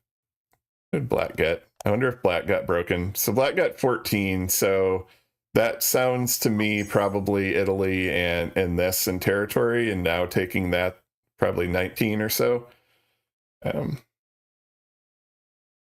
So blue probably expanding into noob corner, so eventually blue's going to have to go down, down, or over. Yeah, as Brock says, never quit. Evidence is PJ's games that you never know what could happen. And yeah, I had one on the last stream where I was severely down in troops and I had one chance at a cap run and I lost 2.5 times and then 2 times. And, they fixed cap dice just for my cap run, but on kind of the average cap runs that exist in this game, I might have even had a chance to win that game despite being severely down in troops. Unfortunately, that one didn't work out, but it was worth a try. And I think with the more predictable cap rolls that have been announced by SMG, and also just a reminder to folks that following the Puddle Jam stream on next Tuesday night, I will be talking in depth about the risk dice and odds and simulations. I simulated 1 billion cap rolls to prove the odds of a particular outcome happening that happened in one of my games. I think you'll find it interesting, and I, of course, encourage you to watch Puddle Jam, because he's an amazing streamer as he continues his Fragile Cap Challenge. He starts at about 5:30 Central Time on Tuesdays and Thursdays. He'll be on tonight again. But then on Tuesday night, after the Puddle Jam stream, come on over here and we'll geek out on some stats and then maybe play a game. Okay, so purple is still in the game, and I respect that. However, are they? No, they're not still in the game. I respect that they just bought it out instead of stalling the game. Okay, so we know there is at least one more territory besides these because we didn't see a +1 plop on here. Okay, 15 for black. So they had 14 last time. I don't know that they ended up taking for themselves another bonus. And yeah, so our new rank is 24,967. So GM out of reach, at least for this game. Maybe if we happen to get 2 games in or something, that might happen. But we're not too worried about that. I might look at taking Eastern Europe next turn because there just doesn't seem to be much activity going on here. All of the activity seems to be over here in this part of the board. So if I can sneak that, maybe I can grow a little bit. Ruck says, unless we win and they're all top 10, that could be. I don't think that's the case, but, well, I tell you that probably, I don't know who all is on the top 10, but I would be surprised. I think most of them are just classic grinders, which is why it is so completely impressive that Jay Pizzle is ranked number 5 playing only Europe, because I actually said to Brock this morning when we started at 24,999, literally, I said I could play 2 games of Classic and get this account to GM this afternoon. Like, I have absolutely no doubt that if I did that, I could get this account to GM just by grinding Classic caps. But this is my Europe account. And that's what we play on this account, so. All right, so if that doesn't hold, it's not the end of the world. And I do have a place to go get cards that is not into anybody else. I had to hit that 4. Unfortunately, I lost 4 on it, but we expect that on the stream to have those kind of dice. So we'll go down into Orient. I'm happy that Red didn't go make the aggressive play for Orient. I'm a bit concerned that this might be too much for the board because I'm going to go from plus 12 to like plus 20 on this next turn, but Black is getting 15. Now they're breaking us everywhere. Okay. Did they also go into blue? Is Black fighting blue? Trying to decide relatively quickly if that was Black deciding they're breaking me everywhere or Black getting around this cap to go do some damage or, you know, whatever's here. I'm going to give the benefit of the doubt and just retake. And then we'll see what happens after that.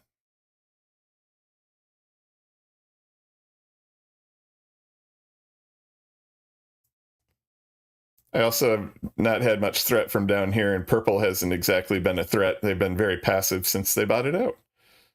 Which, of course, they're a neutral bot. That's a joke.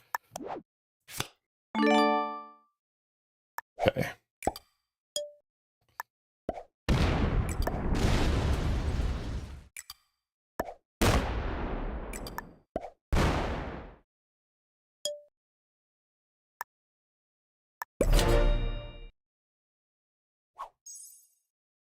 We will reconfigure into that arrangement.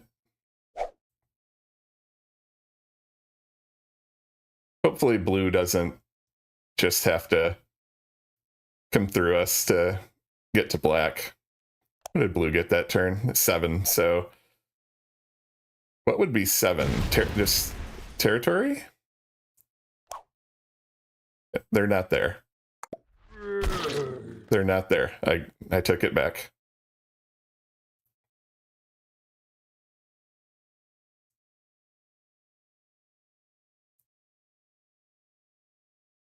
Okay, purple bot has gone MIA.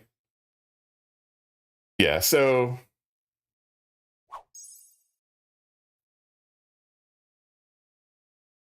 all right, so black trades gets 10. Okay, so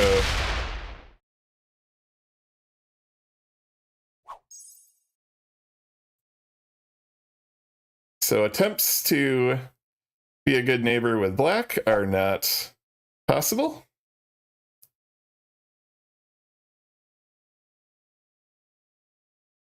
So I will not really expect to hold Russia.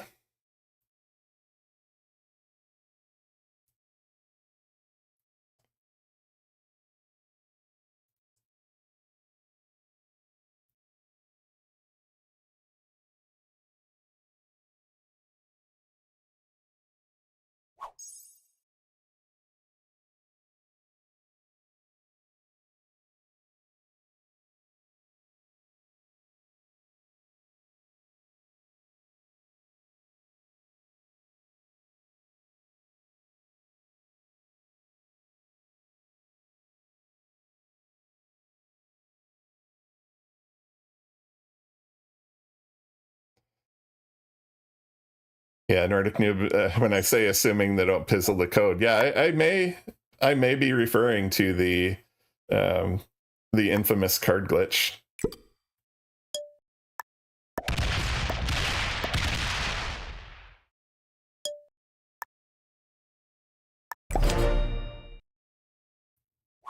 So I opened their cap. They might come and just slam me and kill me, but I had to break them a little bit.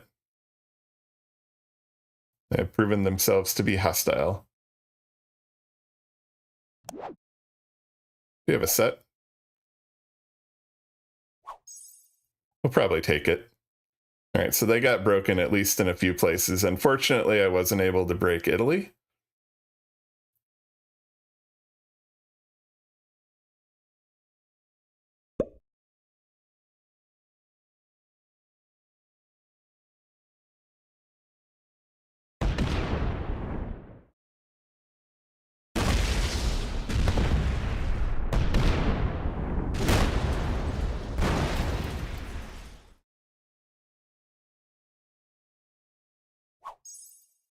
Have they seen our cap? Trying to determine if they've actually seen our cap there, because they seem to know where our cap is. I'll have to go back and look at the video to see if they've actually seen our cap there. How many seconds are the walk-ons? 10 to 15 seconds. Can be shorter. Just usually pick, like a chorus or a famous guitar line, or in the case of Catpitals, we grafted 2 songs together. So.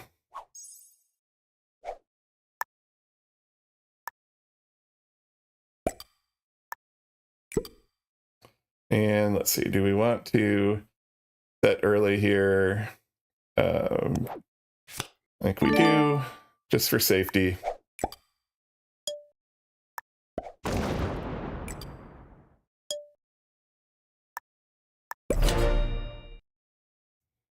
So fully expect that we're going to get broken.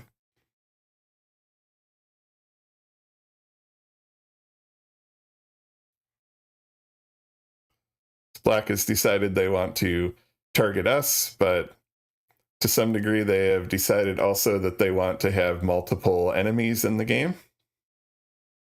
So don't know how solid of a strategy that is, but that's what they've decided they want to do.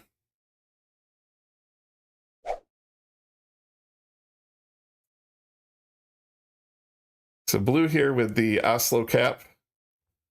We'll throw these Catpitals back on the screen here.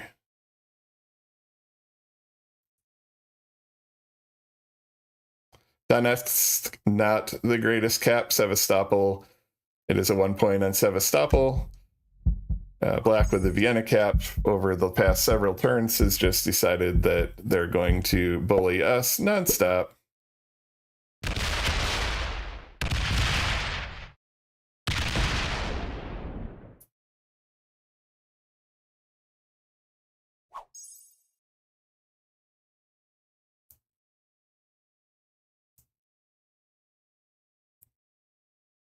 I wish blue would do something about them.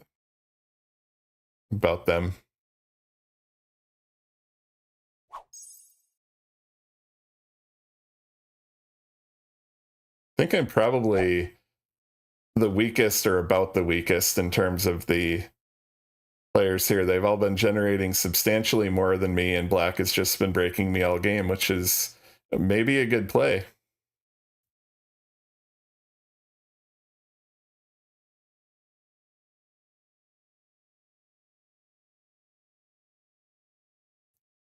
Can only hope that there will be, the cards will be getting bigger, card sets will be getting bigger, and that maybe there will be some activity over there. Yeah, so at least I have cards. Good thing. Kind of been unfortunate. If I did something in this game that you all would have done differently,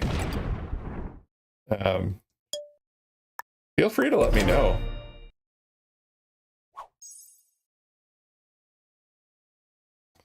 You have suggestions as to how I can improve my gameplay? Or is this just an unfortunate situation where I just am getting targeted by somebody who I can't really reach and retaliate against because of their cap, and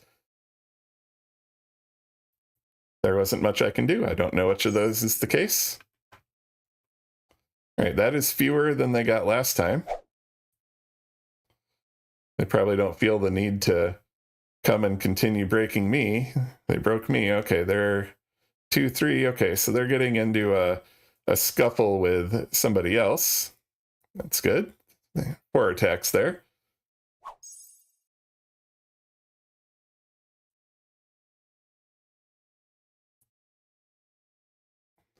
So I think white has been rather unfettered. Black has been getting big, and then red, red and blue. I think I probably have the fewest number of troops at this point. All right, I'm starting to wonder. Okay, yep. Just gonna say, starting to wonder about the purple kill. Okay, so this is going to be red taking Orient.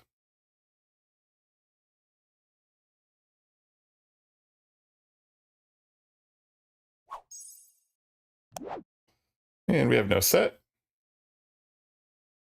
Because why would we?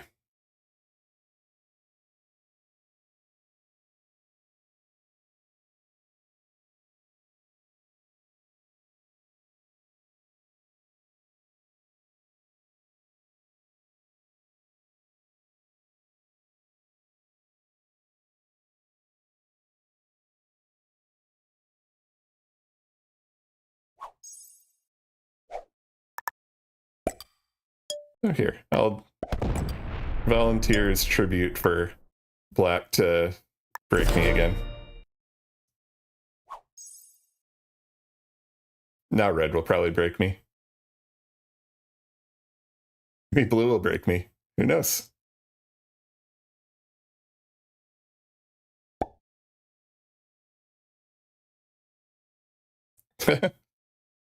Oh, goes that way. Oh, somebody broke him. That's interesting. So whoever broke him there broke his Catpital, or opened his Catpital.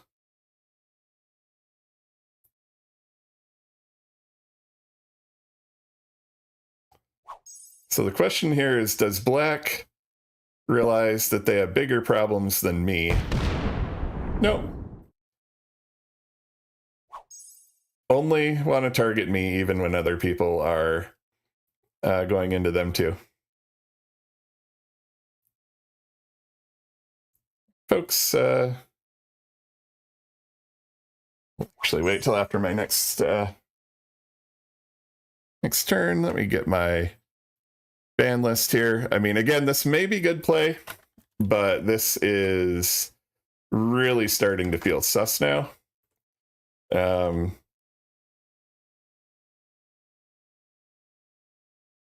A couple things have happened in this game that make me believe that this is really sus.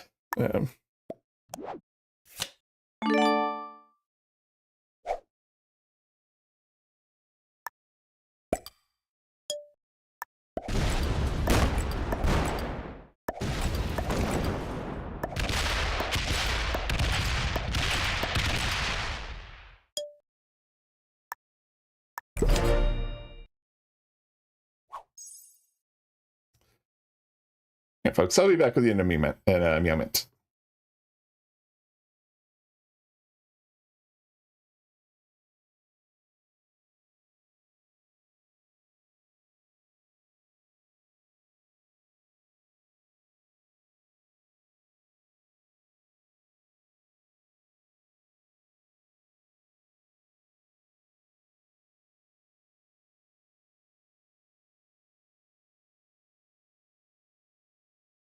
All right, we're back. To make a quick report there. All right, so white now possessing the Gascony cap.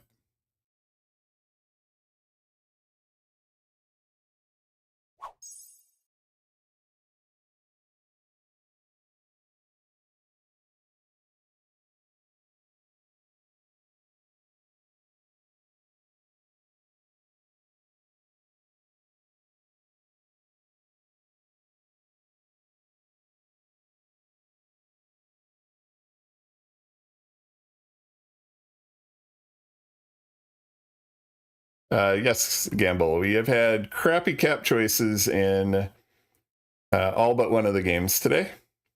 And we had crappy cap choices in every game yesterday.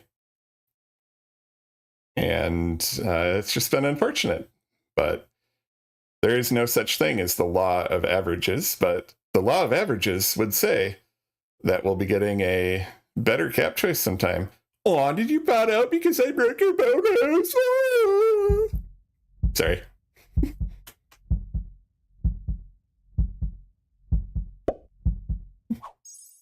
Oh, did you bot out? What a loser.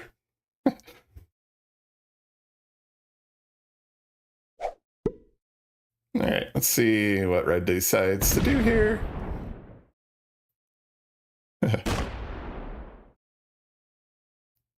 So red does know where we are. They spawned next to our cap. Are they just exploring here? Are they going into the blue player?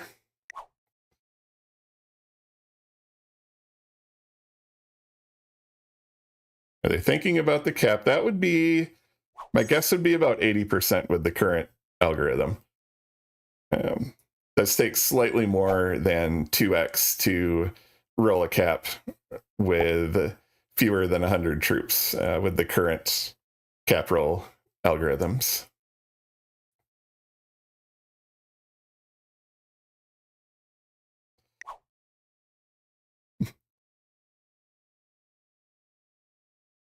It's not back yet. This is honestly the kind of player who would fake bot and come back after 9.5 minutes and kill everybody. All right, so current board state is this. We have been very good friends with blue the whole time. Black has been the nemesis trying to destroy our game. Red is getting huge. We hit black very hard last time, and they decided that they were a little baby who needed to go and cry to mommy about getting their bonuses broken and have decided to leave the game. This is a family-friendly stream. Sometimes it's hard to keep it family-friendly, but that's about as far as I'm going to go, my friends. So thank you for being here, by the way. Happy Thursday afternoon.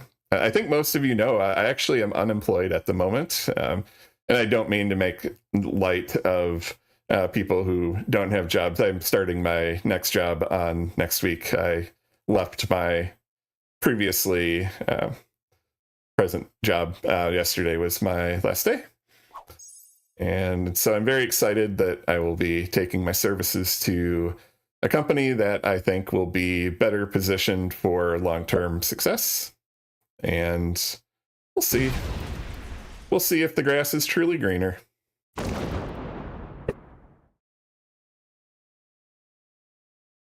All right, so we are presumably actually going to be able to hold this. I don't know what's going on in Germany. Red so far has been getting big, but they've also been relatively cool with us. If we are allowed to hold this, we'll be doing quite well. Please, oh no. I was hoping they weren't going to take that one because I wanted to get my next card over here.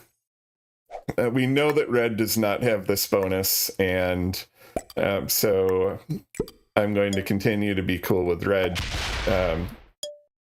We're going to take that.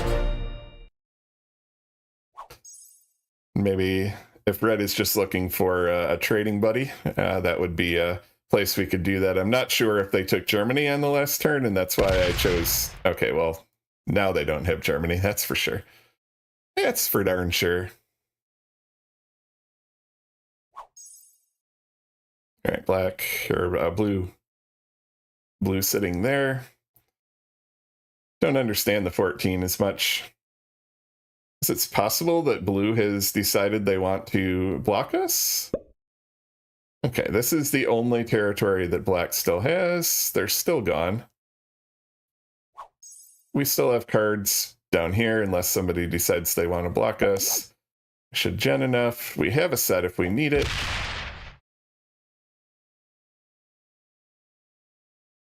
So maybe Hungary will be like a little trading zone for blue and red and me, because blue, this does connect down here. These two connect, these two do not. You can tell from the fog that this does not connect to here, but we do know that this connects to here. Looks like Brock is trying to lure Mittens to the cat cam, and Brock Grace just ran away, so I turned it off.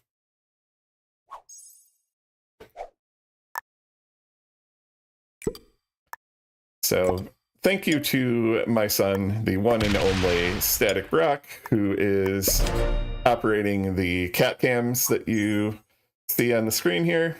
And I saw him with a laser pointer, and I saw Mittens eagerly following him down to the area where the camera is. So you may all be treated to one of the greatest spectacles in all of feline risk, which is Mittens chasing a laser pointer.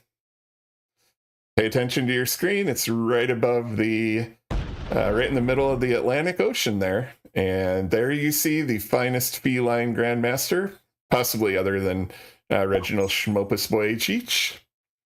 But that is Mittens. She's a grandmaster. I'm trying to get where she is on this account.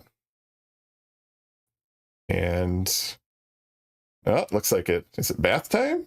Ah, no, we are chasing the laser pointer.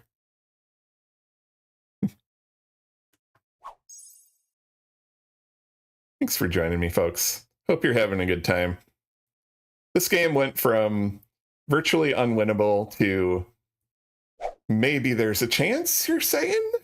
And black should be gone soon.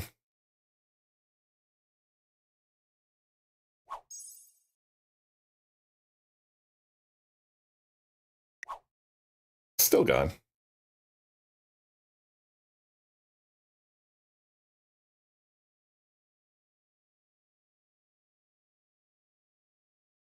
Z-Man, hey, welcome in. May have already discussed it, but I think of the Valence Blitz changes. Generally, as many thumbs as I have, up. So I posted in JP's Discord, so if you want to go in the general channel in there, I put the info, and here is the info, but I think you're in JP's Discord, so I have a relatively long post there about it. So Tuesday night, after the Puddle Jam stream, you want to be here.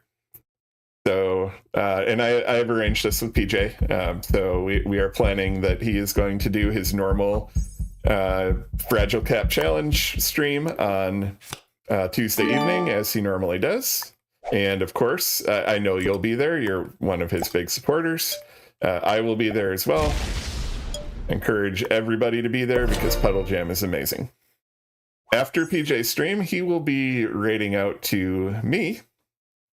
And I have a presentation where I have done intensive mathematical simulations about capital rolls. And this was before SMG announced their the thing that we saw coming this morning. I took a cap roll from one of my games that I considered to be improbable. I modeled it mathematically. I did a billion with a B simulations of that dice roll, drew some conclusions, applied some math and statistics, and I have some interesting things to share about that. But then I will also discuss the changes that SMG has announced, go over their blog post, which, by the way, I consider to be, it was very well written. And I commend, there were 2 names on it of developers. You all know I've been very critical of SMG, but really I call them like I see them. And I really commend the folks who wrote that blog post. It was excellent. The mathematics was very sound.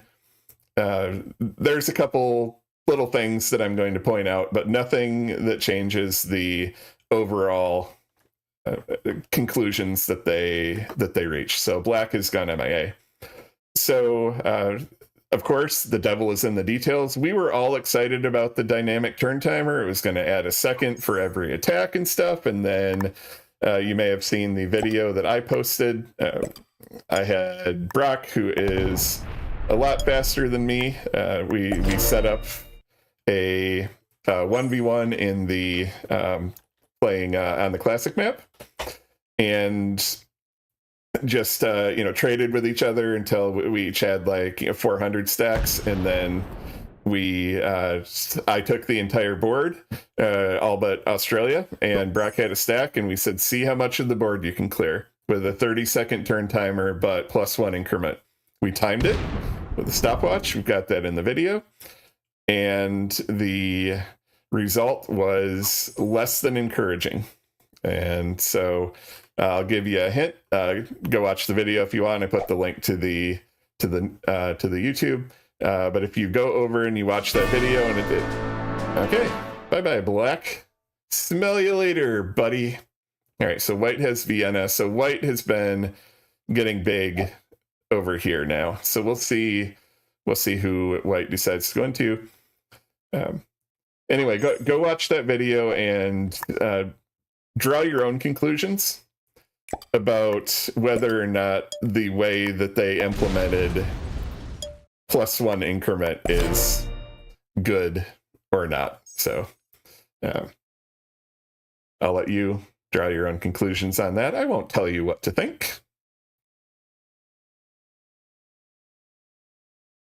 So the one thing with the dice, and I'm going to say this a lot on Tuesday night also, changing the dice is really a bite the bullet sort of thing, because one of the effects of that change that they're proposing to make is that the dice are going to be different from what we expect now. It's not just, there's not going to be positive cap rolls anymore. It's like, we're used to taking a 300 stack into battle against a 420 stack and winning with the current balance splits. From the graphs I saw, that's not going to happen anymore.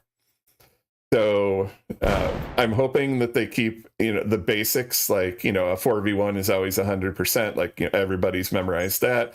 I hope that kind of stuff stays the same, but what we know as attackers' advantage, according to their graphs, is going to be substantially decreased when we're talking about non-capital rolls. So the dice is something you can't change that every minor point release that you have, because this is going to require adjustments from people who are used to a certain thing. So if they change how the dice work every 6 months or every 3 months, that's not good. They've got kind of like one shot to get this right.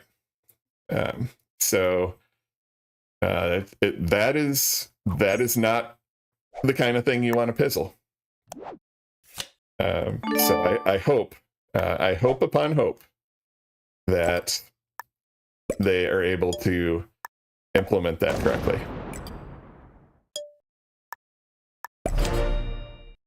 So training zone, buddy. You don't get that. It's a bono.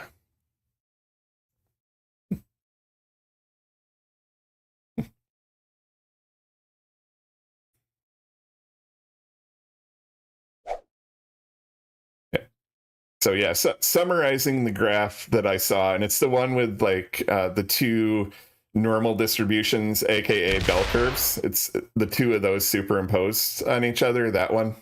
And then the other one that shows like the new balance splits and the old balance splits, and the old balance splits is like this red meandering line that kind of randomly goes like up and down. When you look at that graph, I actually went in with a paint program. I don't have their numbers, so I went into their graphic with a paint program and computed the area under the curve, which is how you calculate the probability.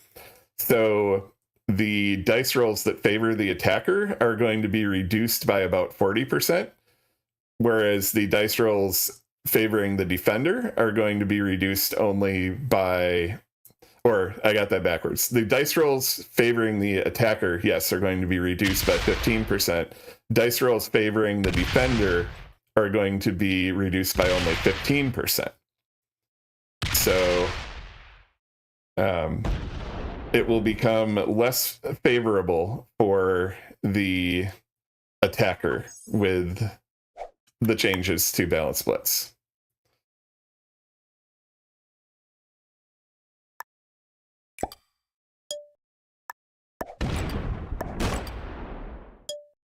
Red was already broken? we've been homies so far. So I just opened their cap. That was a friendly thing. Now that I'm seeing their cap, they can't get me. I'm actually pretty surprised they're that weak, unless they have like a substantial off cap stack somewhere, which is very possible. They could be stacking like here or something. But you know, I opened them if they wanted to go take a look and possibly go into white, who broke them there. So that's why I did that.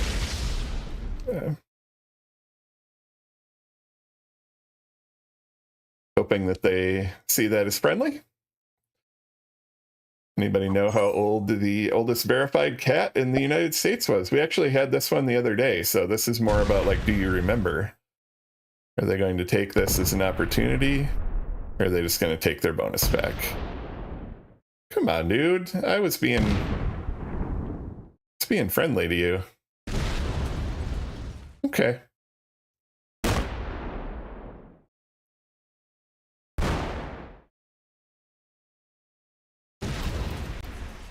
Or are they just going into blue? We'll watch closely here. Do they have another attack? Yes, they went into blue too. Okay, they are still going. This is presumably into blue. I can't say for sure. They could have had another stack, but the timing, the continuation all looked like it was this stack. If they had a very particular rhythm to how fast they were attacking. So they broke my Russia, but they also went into the blue player there. So I was intending and hoping that red and white would fight a bit, but I guess red and blue fighting is also good.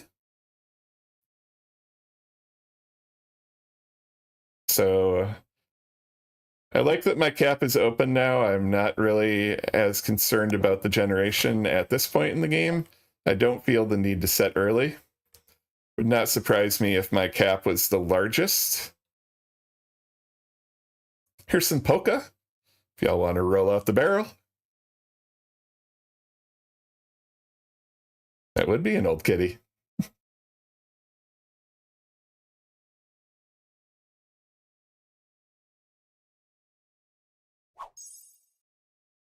All right, so we'll just try to reclaim here.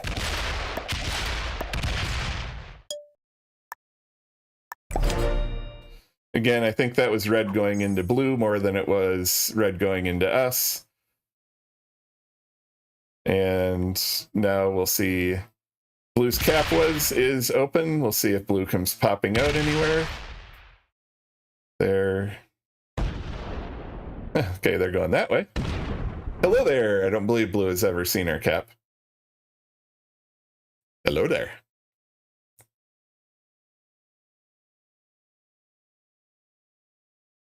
Thank you, blue. My Catpital is open already.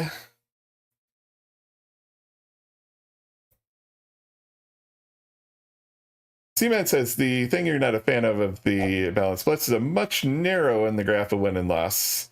So I am concerned, Z-Man, and one of the conclusions I'm going to draw, I'm concerned that that design is going to lead to more stalemates. I'm not going to steal all my thunder from Tuesday night, but I thought through that, and I am like a very numbers guy, in case you haven't ever noticed from rolling my watching my stream, like how much of truly a numbers geek I am. I was a math major in college also, and as I think about how it plays out, I think that stalemates are a lot more likely with the new balance blitz dice than they already are. So tune in Tuesday if you want to hear why I think that is.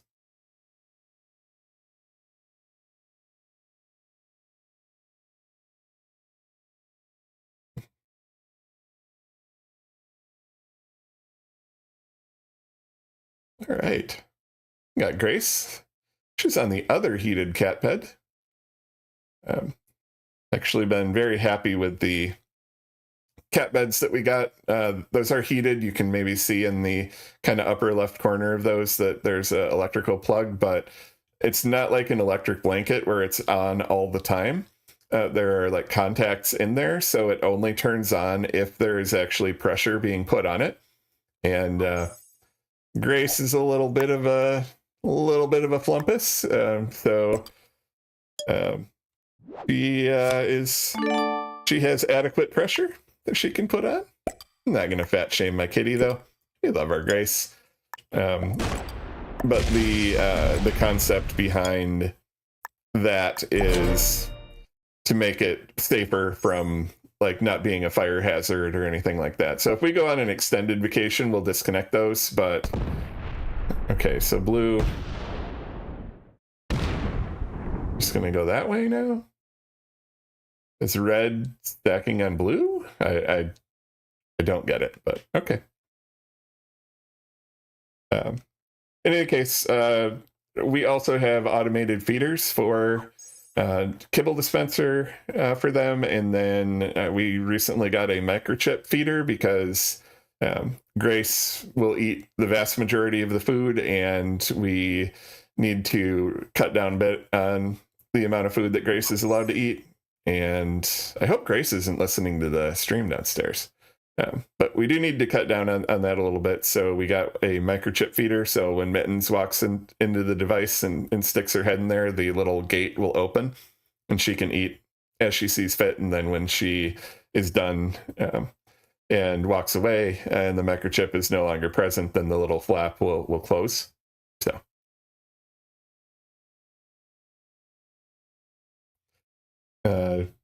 Yeah, we'll spend more time on Tuesday. You'd love to see the caps be more friendly to the defender and less the attacker. You're glad they reduce attacker advantage, but you're at a loss to the defender.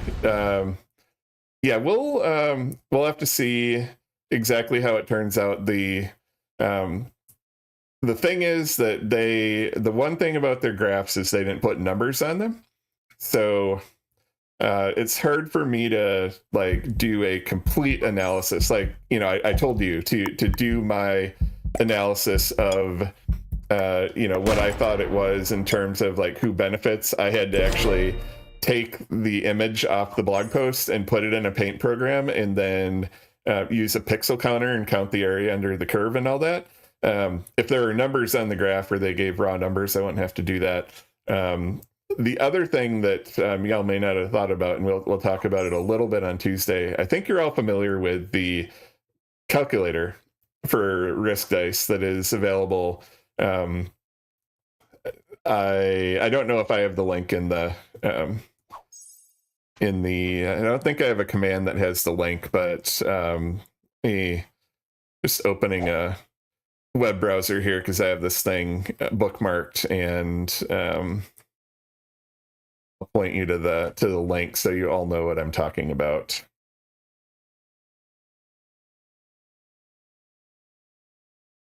All right, so that calculator, I think you're familiar with that one.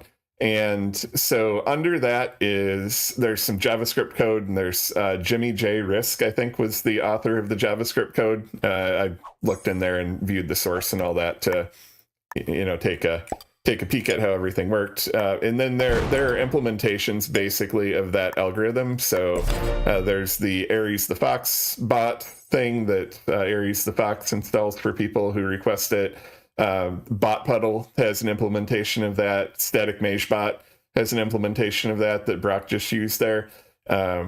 But it all tracks back to the fact that about 3 years ago, SMG released the source code for the balance splits algorithm they released it to the public. There's a website called GitHub. It's where you release like source code for stuff. So they put that up on GitHub for anybody to download. So you can actually download the actual game code, at least as it existed a few years ago, that calculates the balance splits. Notably, it was for the base algorithm and not for the estimation technique. And the thing that was really broken in their implementation now is their estimation technique. But anyway, you could download that. You could look at that. You could rewrite it in another language. You could do things with it, et cetera, et cetera. The question is, with the new balance splits, are they going to release the source code for that? Because this calculator is not going to work anymore or be accurate anymore for new balance splits because the underlying algorithm changes. So Ares bot puddle, my bot, 69v420 is still going to be a 0% cap roll. But in terms of what is a 100% cap roll, what's a 50% cap roll, any of that stuff, that is all going to be different. And so, those are not going to work. So will SMG release the source code or the algorithm or something so that people can develop calculators on top of that? Now, I am encouraged by the fact that when I went to their GitHub page for this morning, because I grabbed the link because I made a one of my things for my presentation, my slides is like, will SMG release the new code? And I wanted a link to the GitHub. And the first thing on there was, note, as of version 3.20, the balanced blitz algorithm is going to be changing. So it didn't say, we'll update the repo then, but they updated the repo for the first time in like 3 years. So they at least thought about it and thought about that it was out there. I encourage them, please do that. You've got people in the community who are very good software developers who can take that sort of thing and build these tools for you. You don't have to build any of this yourself. It's like, you see the stuff Puddlejam is doing with his statistics gathering and stuff. They don't make that easy for him to do that. He actually has to like inspect the state of the memory of the program to get those statistics out of there. They could expose, it's called an API, getting into the computer language here during the stalemate. And I'll throw the Catpitals up here. There we go. They could expose what's called an API, Sensory Application Programming Interface. And basically it gives information to you in a computer-friendly format. The computer can call it, and then you can write whatever you want for the computer to do. So computer can call the, the thing that's like, get the battle log. Let's expose this in a computer readable format without all the graphics or anything. Let's expose that in all of those. If they did that at the end of the game, you could download that just from the game.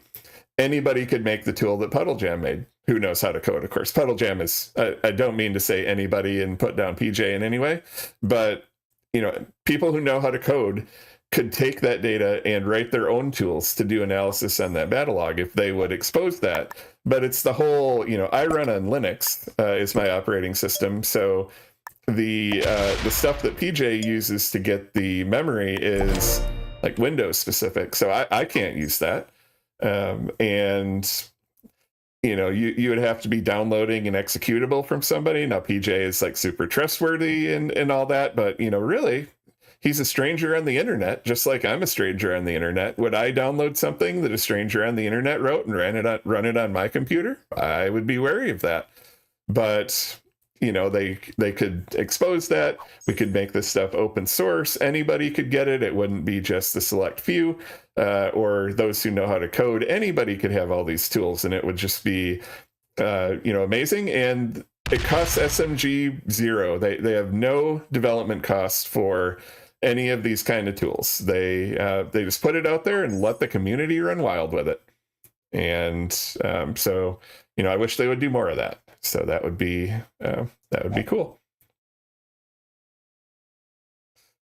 Yeah, the other thing, my preliminary, just kind of thinking about it, and I haven't run the numbers, but I know it's kind of the strategy of if you have a 0% cap roll right now, you slider like 50 troops into it or 100 troops into it, and you hope to then get a non-zero cap roll probability out of it.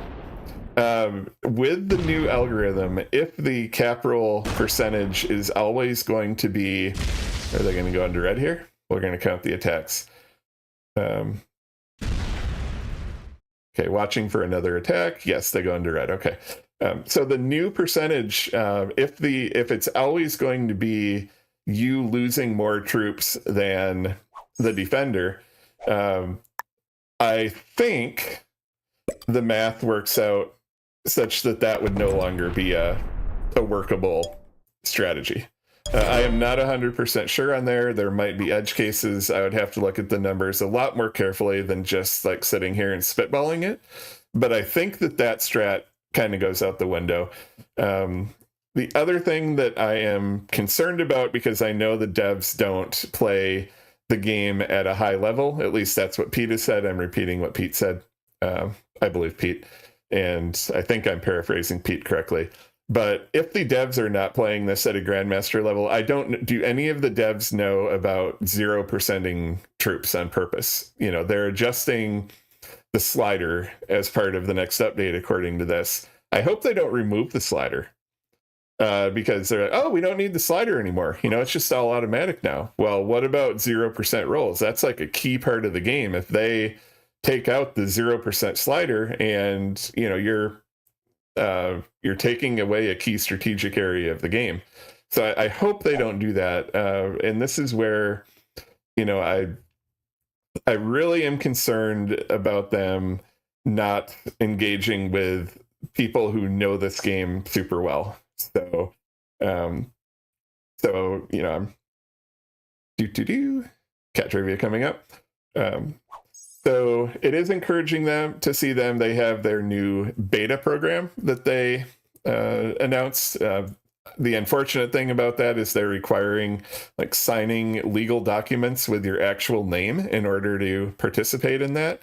That is absolutely no bueno for me. And so I will not be participating in that by any means. Not that I would do anything nefarious with the information or anything like that, but not signing a legal document. But anyway, maybe some people will. Anyway, I do hope that they get feedback from actual players who are very good. And I know that there's like a streamer. I'm a baby streamer compared to like JP and Puddle Jam. I know that they're in like a Discord with SMG directly, and they like have their direct ears. So I think I'll mention this to PJ at one point. Just, hey, you know, have you brought up, you know, are they aware that they can't just take the slider out? You know, 0% is a thing. Maybe the slider now goes from 0 to 100, but doesn't go beyond. Something like that. Just make sure that they don't completely pizzle that implementation and then have to scramble to fix it and pizzle it with more bugs and just kind of really break this game mode for a long time while they get that right. We don't want them to fall into that trap. So well done, Z-Man. You know your presidential cat trivia.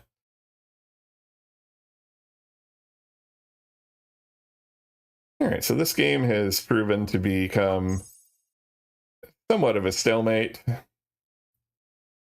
I guess we could maybe look to retake Russia. We're getting out-generated pretty substantially by white, but if white and red were going into each other, maybe a skirmish will start. Red was, I think, at like around 30 before and is now up. Blue is just kind of chill up in the noob corner.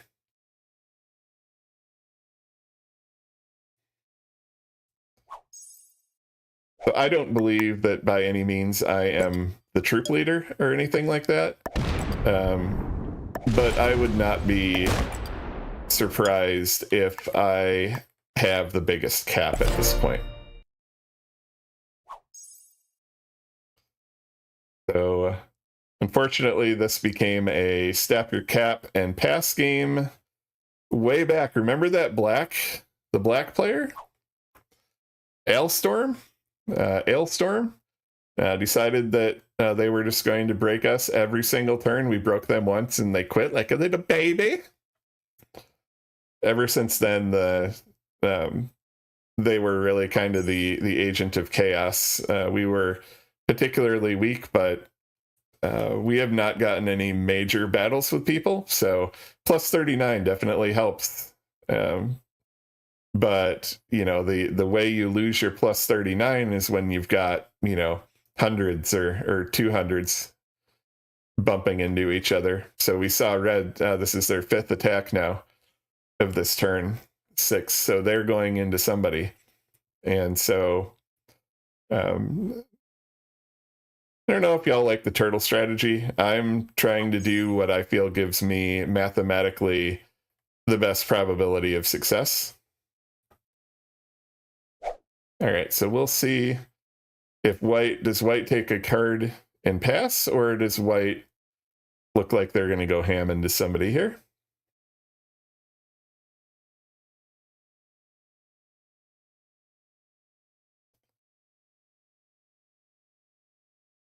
Card pass, so maybe they went into blue.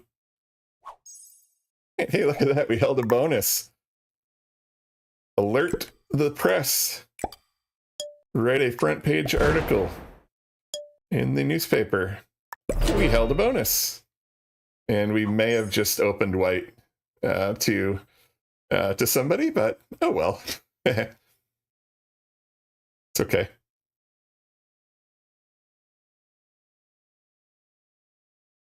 White was probably open this way, but it's much easier for them to go this way if they're looking to go into blue.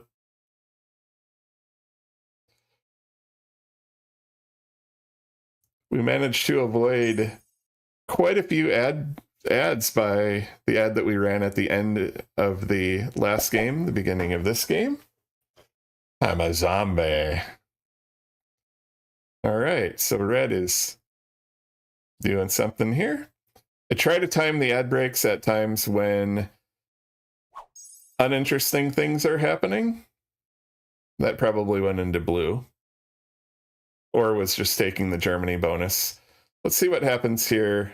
Blue's on 5, I'm on 5. After blue's turn, if we don't see anything interesting, I'm going to try to get the ads out of the way now so that we don't have to watch them during a more interesting part of the game.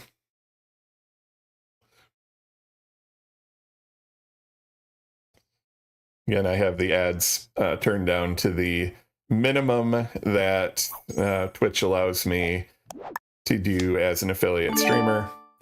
And honestly, the amount of money that you make as a streamer from the ads is a pittance.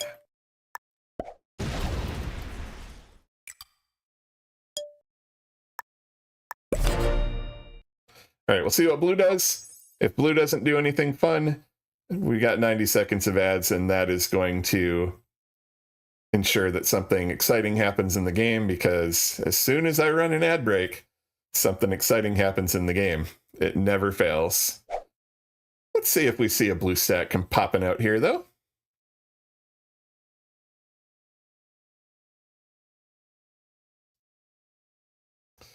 Yep, I throw my pennies at JP.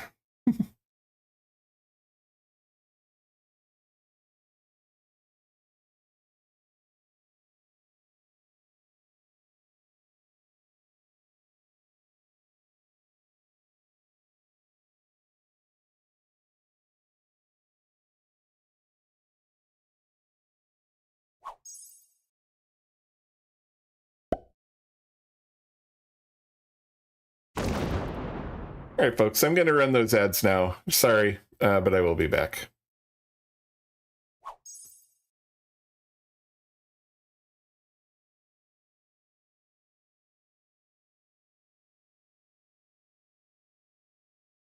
For those of you still here, yeah,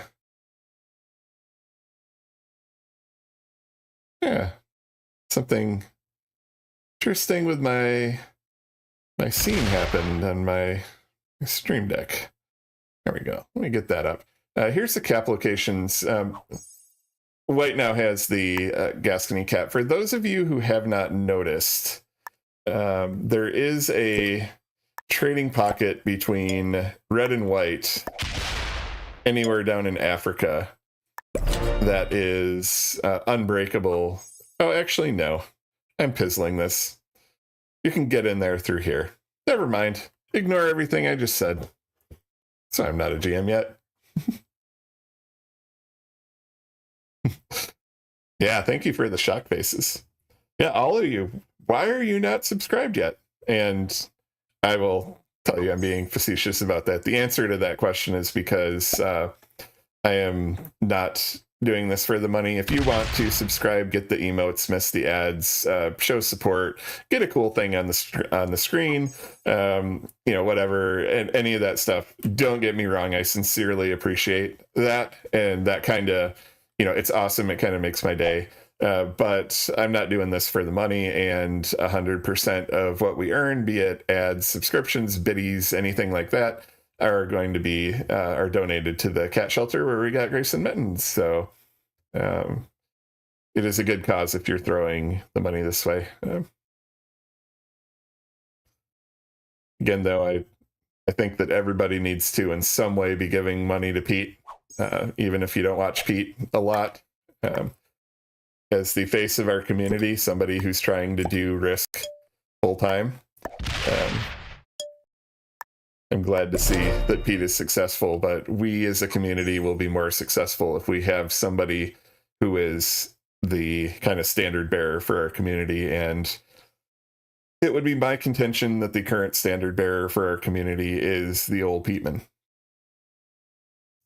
Do I have a donation link? So I do not as of the moment, because I am not like out actively soliciting contributions, and so that kind of felt like it was a little weird to say, I'm not looking for money, but here's my tip jar. But I totally get the not giving half of that money to Twitch and half to the cat shelter, so I get that too.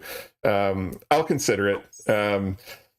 If you do want to contribute later in that kind of a way, I will be happy to get that set up. Don't rush to do it today or anything like that if you don't want to give the money. And again, I am only really doing the Twitch affiliate thing for having the redeems available. I really admire Puddle Jam intentionally not becoming the Twitch affiliate, but you note in Puddle Jam stream, when you want to do the general dab on the screen or something, you have to type commands in chat to do that. I have a number of cool redeems on this stream as well that you've seen, the Australia effect, the zombie, the witness protection, the various sounds. And I've had those for quite a while, and people never used them because nobody knew the commands. And so it's just a whole lot easier in Twitch to say, oh, I want to make Mage flip upside down, and click on, no Oz, no win, and, get me to flip upside down. And so that's why I became the affiliate. But I actually Googled, is there any way as a Twitch affiliate that I can not take money? There we go. Speaking of, we got Mittens playing laser pointer upside down. We got the cat cam involved in the action as well. But there was no way to like turn off those features. So I'm like, all right, well, it's going to be a dono then.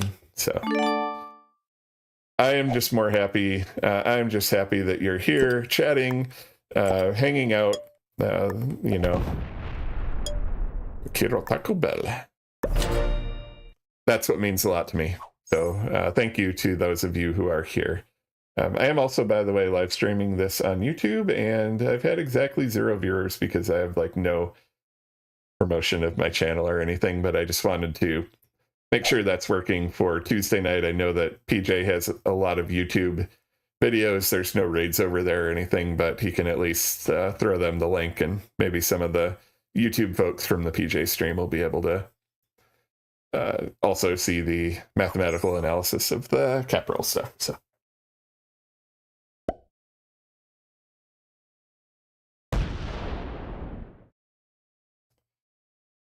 Currently watching, playing, and working all at the same time. Working hard, yeah. I do that too. I work from home, so I quite often will have a Twitch stream open. So sometimes you'll see me in a chat where all I can do is send a Mittens or a GG or something like that. And it's because I've got my work screen in front of me and then my personal screen over there. And my keyboard is attached to only one at a given time. So I can click with another mouse and send the emotes, but I can't type over there. So 6 monitors on your desk. That's cool. I got 3, I guess 4 if you include the little Android tablet. Got my 38-inch in front of me. Got a 15-inch very small monitor kind of off to the side.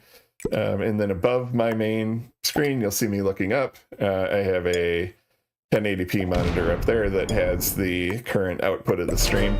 So I'm always looking up there to see if I'm upside down or in witness protection or what exactly may be going on. See what Mittens is up to. So, YouTube called some live redirects with their rates. Okay, cool. Thanks, Brock. We'll make sure PJ is aware of that.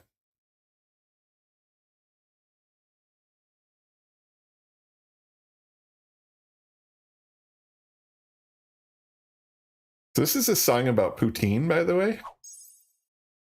I don't know if any of y'all have all had the opportunity in your life to have some real poutine. Like, I'm talking real Quebecois poutine, not the stuff that you get at a bar or something. So one of the favorite Mage family destinations for quick vacation, quick long weekend is the city of Montreal in Quebec.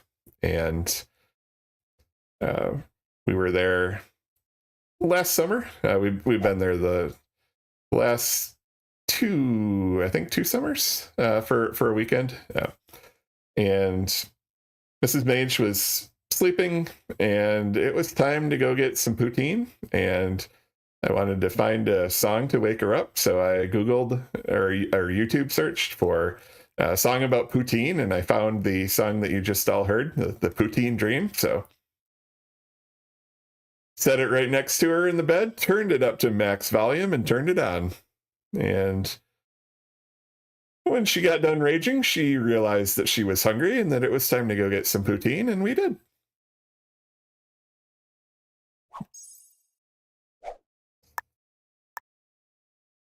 All right, so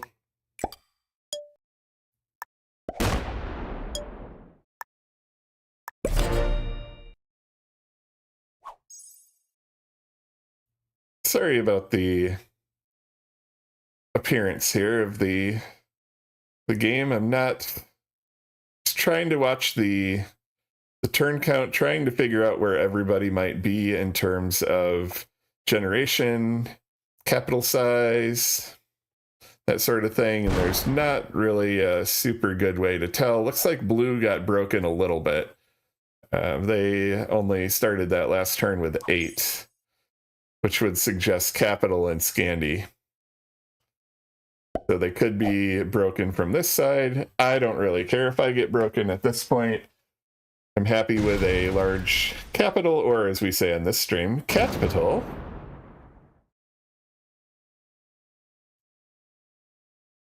All right, looks like red and blue are beginning to scuffle.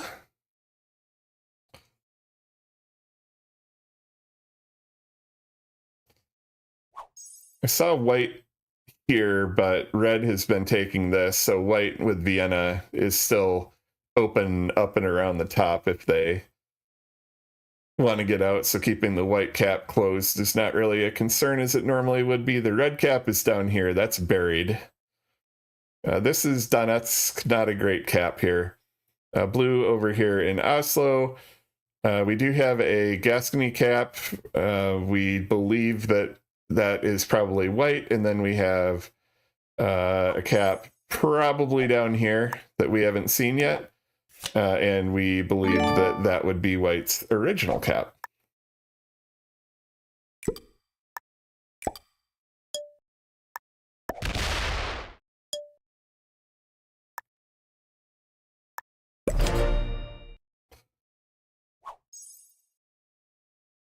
So what I'm concerned about on this board, we could go for a walk. We could go for a cap walk. We could go down here. We could see what's going on with red. We could pop through here, see what's going on with white. Go over here, check Gascony, come back, loop around, go down here, see what's all up down here. But I'm just concerned that whoever kind of starts the big war probably ends up in fourth. And I don't feel like we are in the point of desperation where we need to do something. I think blue is probably in the point of desperation at this point. I think they've been getting broken. They have a not great, probably closed cap up here. And I think they feel the need to go into things. So just looking down to see if my wife is calling me. Indeed, she is not, but this is her ringtone. I think you all know that. Hey, Panda. Welcome in. My stream is listed today, yes. So what I discovered in a feat of genius engineering, really it's just kind of, I think they grafted this on. But in a feat of genius engineering, the YouTube engineers made it so that you can only change whether your stream will be unlisted, private, or public when your stream is offline. So once I was offline, I was allowed to change it, and I was then able to have it listed. So thank you for letting me know. Maybe you'll be my one and only viewer over there, but mostly I'm just trying to get that set up. Panda, the exciting news is that on Tuesday night after the stream of Puddle Jam, we will be talking about dice in great detail. And we'll be going over the announcement from SMG from this morning, or yesterday, whenever that was. I saw it this morning. We'll be analyzing in great detail a cap roll that occurred in one of my games. We'll be talking about the probability that such a cap roll could exist in the real world, what sorts of things are equally probable. I'll give you a hint. We're talking about some pretty big numbers. So I know that PJ has a following on YouTube. I've just wanted to be able to include his YouTube peeps in that. And the other thing that I'll be doing is I'll turn off all the music and the effects and decorations and all that kind of stuff. So I will record it as a YouTube video. And so if you're not able to catch it live, I will be able to put that portion up quickly. So PJ typically gets done around 10 p.m. US Central Time, which is 3 a.m. UTC the next day in UTC. And I don't know where you're located, but if you're able to make it, I'd love to see you. If you're not, that's cool too. And I will make sure we have a video up because I think it's an important topic, and I think that I will have constructive, 4 a.m. Yeah, I remember you saying you were going to bed at in one of my streams at about like 6 o'clock in my time. So I figured you're over in Europe somewhere, somewhere on this map, maybe. So not a great time. I don't expect you to get up. You'll be here in spirit. But I'll have it recorded for you, and you'll be able to watch it as soon as I get that up. So, but yeah, I think it's hopefully SMG will be able to take anything that I may have to say that may encourage them to engineer things in a certain way and make it actionable. But gut reaction, though, to what I read this morning is like, I wish I had more thumbs to give thumbs up. Unfortunately, I only have 2 thumbs, but they are both decidedly up as to what I read this morning on their announcement, which is available on Steam. So,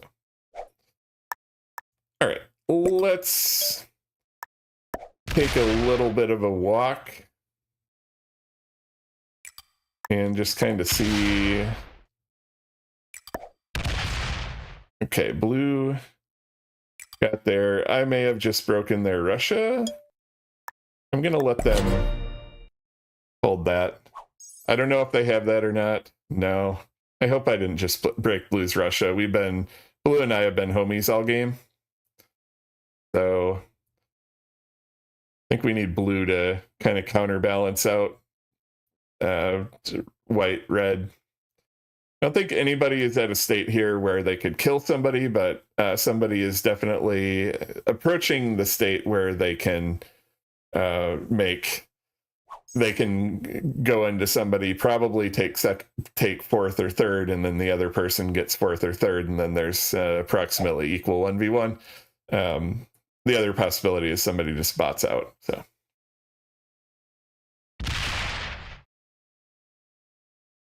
here's red.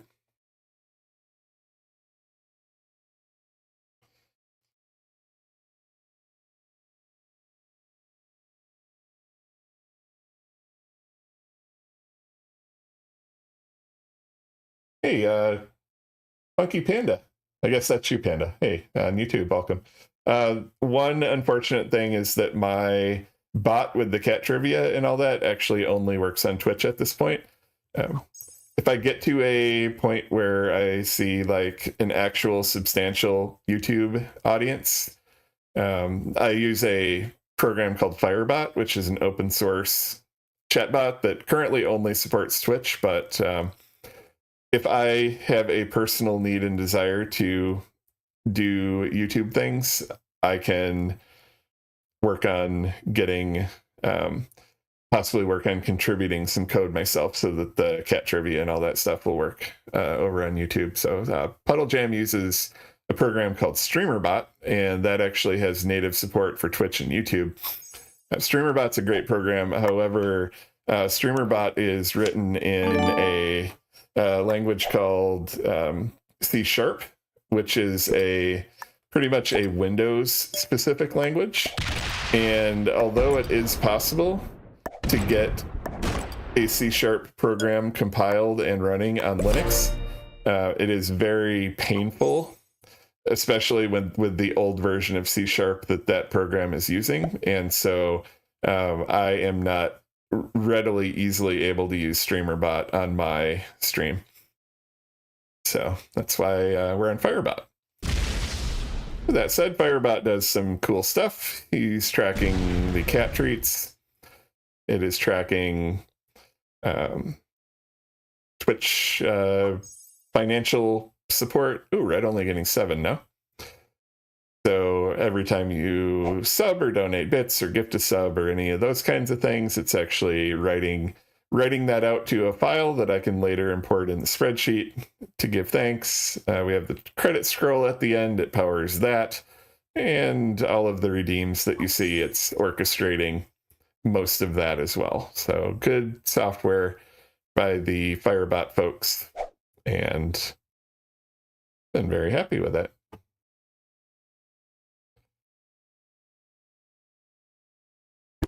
How do you deal with having to watch on Twitch?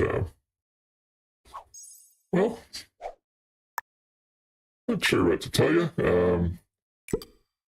One of the terms and conditions of being a Twitch affiliate is that I'm not allowed to encourage you to go to other platforms or anything like that, which is fine. Like the Twitch peeps. But hey, if I'm able to entertain folks over at YouTube and give an experience that people find to be positive, I am happy to do that. Hey, blue has a 1500 cap. That's going into red. Is this going to be an attempted red kill? In which case, blue is next to die. Blue just done with it? Doesn't look like it. Did not see the cap, but I'm curious as to how much went back. We saw 1500 come back. I'm also, unfortunately, maybe we'll see. Oh, we didn't see anything go plowing through here.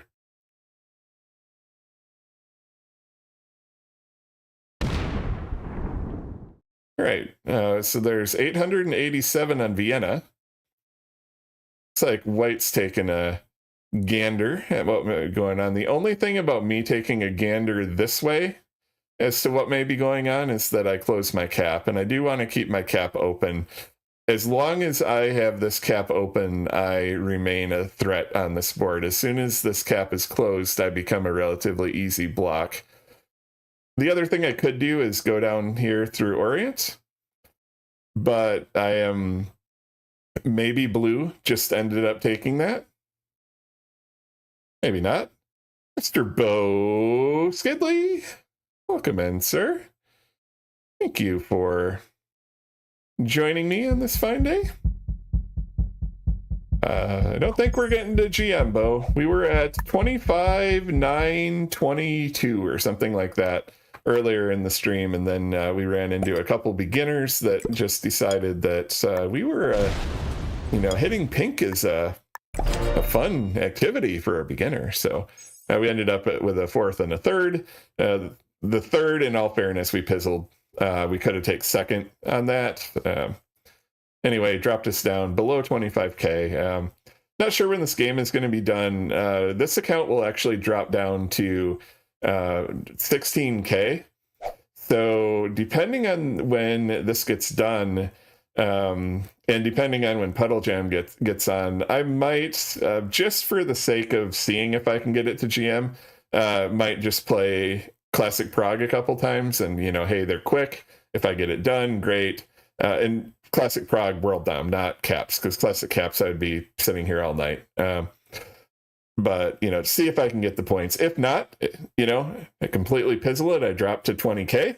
So what? I still drop to 16K. So essentially playing with house points, and we'll see if we can. A little conflicted about doing that because this is my EU Caps account, but at the same time, it might be fun to get to Grandmaster.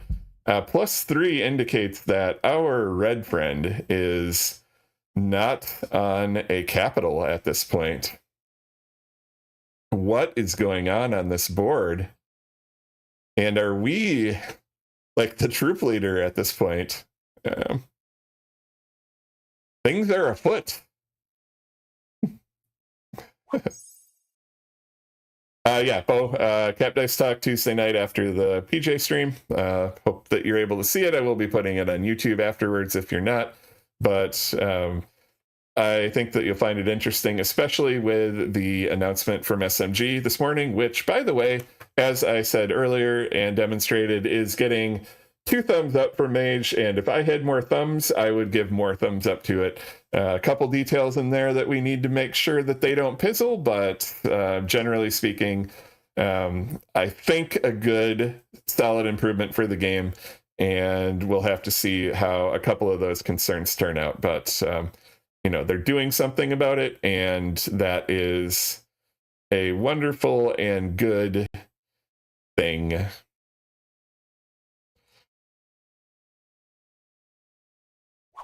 Let's see. White was out and about. What was White doing? What's going on up in... I want to see what's going up here.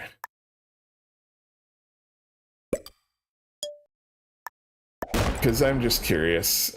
Okay, that was just a red territory. I'm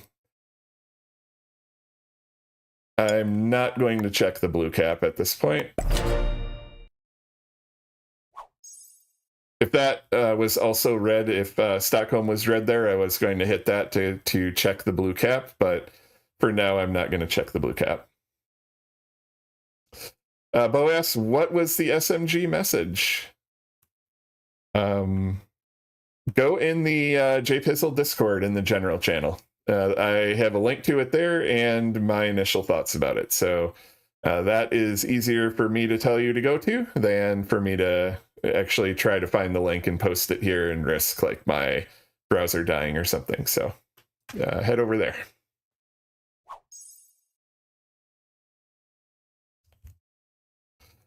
And Bo, since you haven't seen this whole game, here are the Catpitals original locations here. We believe the original white cap is either Andalusia or Rabat. We haven't seen that yet. Shenanigans went on.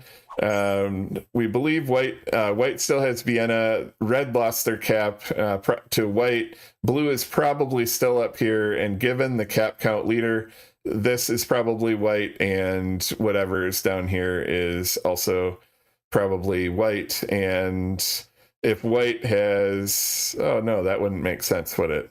Then it would be 4.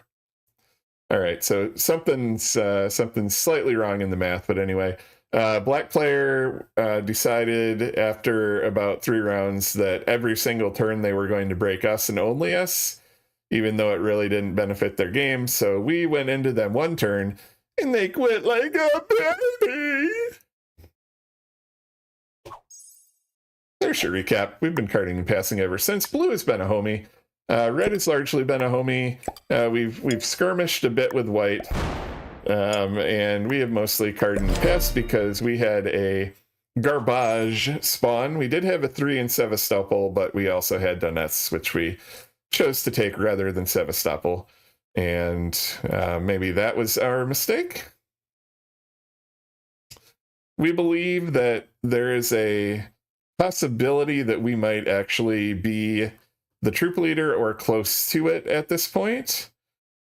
And I don't like to be one of those card and pass masters, but in this game, unfortunately, our cap location with all of these center caps brought us into really being a card and pass. By the time we were in the same ballpark as everybody else, we were surviving. We were setting on 3. We were burning a wild on 3.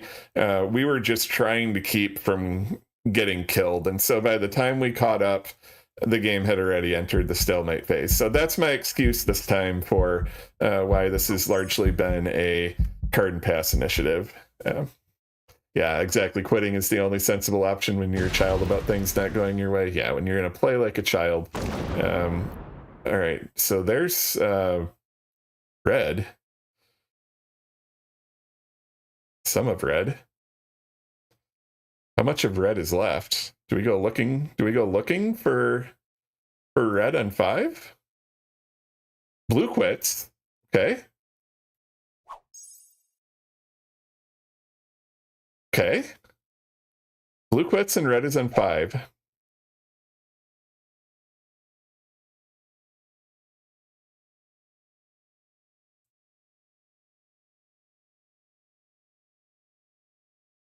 Blue is only on 1. I think this will be the turn where the cap opens, to be honest. We'll see. Maybe white will secure the red kill, but this is the turn where we need to go with a full stack and figure out what might be going on in the board. Possibly take the red kill. We just need to get red out of here. They've been off cap. I think there's been a lot of fighting with white. We do have the set. We're gonna go nuts here this next turn. So somebody want to redeem cat trails? This would be the time to do it. All right. And unfortunately, we're not going to have a whole lot of time to really do much slidering. We're going to leave enough there to kill the 3 if we decide we have to. Let's see, is red... It's red down here. So this is going to go back to Donetsk, by the way. That's what this stack is. I'm splitting now so that I don't have to fortify later. Let's see what's going on down here. Oh! I pizzled the pathing. Let's see what else. Oh, we've for sure take Vienna. Let's see what's going on over here. Oh, I missed. Okay, that was unfortunate. All right, so red's back in the game. Are they just going to slam us?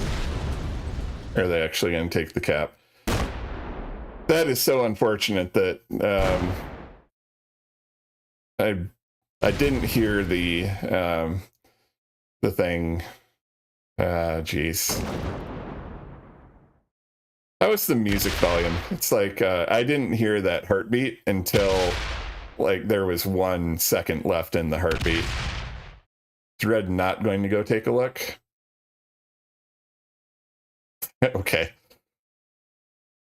Let's see if White goes and takes a look.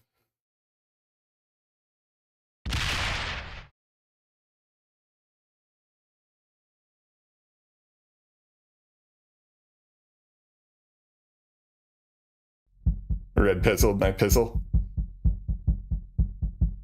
It is the bright side of life indeed, Sir Adrian. Welcome. Thanks for joining me. Yeah, so I've got the music in my headphones, and I know that when I listen to my recordings, I'm told at least that the balance of the volume is like really good. Ooh, there's a 200 sitting down there. So White set early for this. Does White find the cap? Yeah, I think they do.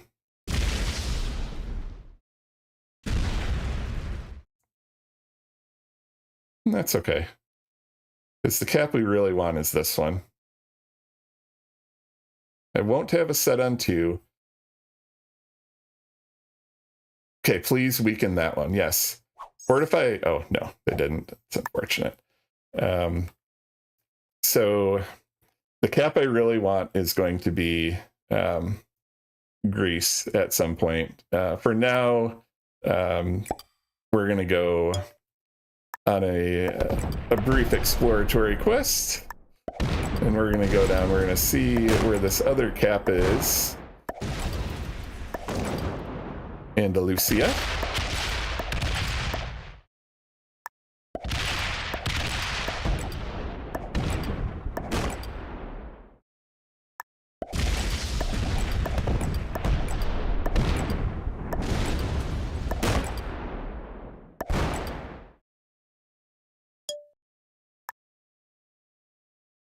All right, so I'm going to do a tricky thing here. I am threatening Donetsk to try to make Greece cheaper, is what I'm doing there. So I have no intention of taking Donetsk. It's a pretty trash cap at this point. But I am very intentionally, Vienna's open to this, and maybe they will come up and go off of it. If they don't, I'm going to go up here and I'm going to fortify this entire stack next to Donetsk in hopes of trying to get them to click. Putting it here. The reason it's going there is because that is open to both of White's caps. We also know that Red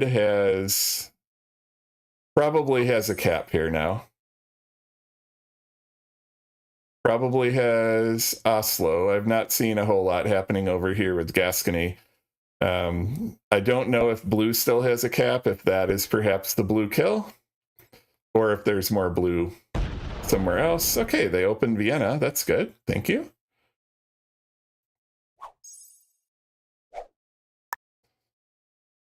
All right. I don't know that this is the blue kill at this point.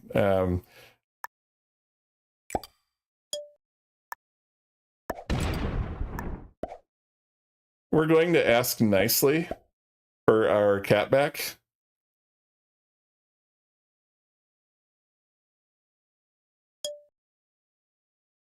I think that was very nice. I think that was a very nice ask for our cat back. So on the next set, we take Greece.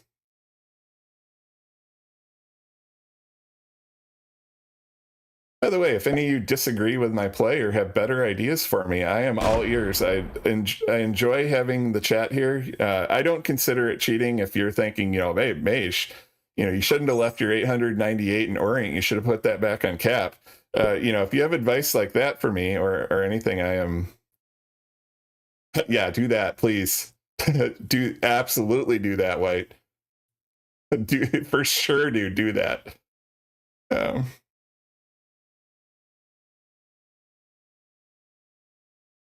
You think I should just win already? So, I think. Let's see. Do I have the white without knowing what's going on Gascony? I don't know honestly if I have the white kill.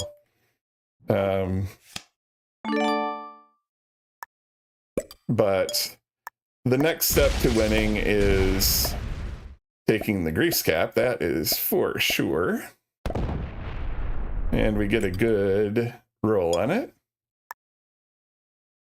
And we're not connected to it. Let's get that down there. All right, so this is a much more favorable position than we were in. We know that we have a 200 here. We know that we have a 200 down here. I think white will be with us for a while longer. We are not open to this cap anymore. Okay. That white flag that you see on your screen means that we have officially entered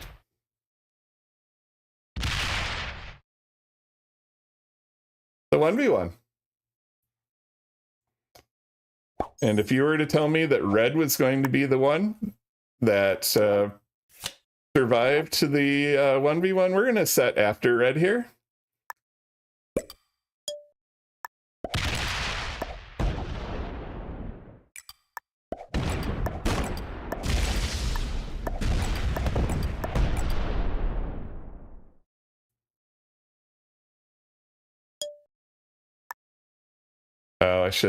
Oh, I can get these back to Vienna. Keep forgetting that Italy is open.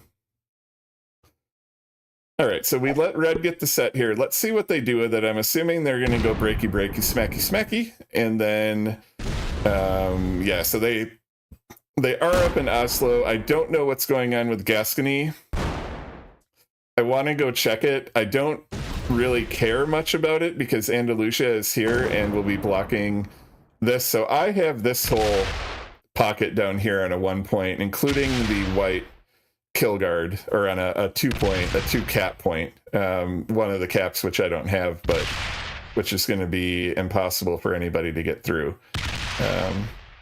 Red is also not the speediest of players. I will take this white card here, but I'm going to leave the white kill guard down here. Hey, Bo, here's your opportunity to skip the song. Yeah, Bo always skips this song. Would that redeem? Let's see.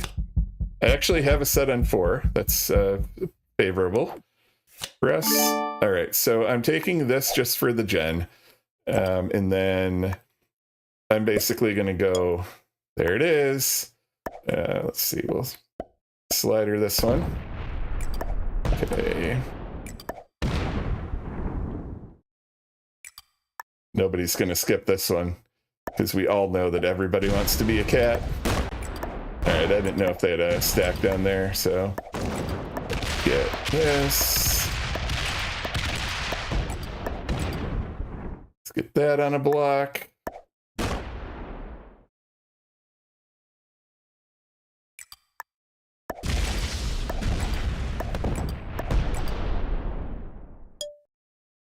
And yeah, I don't know what's going on over here. So that white card may... Oh, and I forgot to take this. Okay, that's all right. That'll be a card next turn. We've got 2 cards over here. We've got a card here. We've got 2 cards here. We've got 2 cards here. You can just flag, my friend, if you wish. We're going to start emptying Vienna in a little bit. I need to come over here and see what's going on and see if I have to block over here. I think I might have red blocked here just from the fact that they're taking so long. Come on, white or red.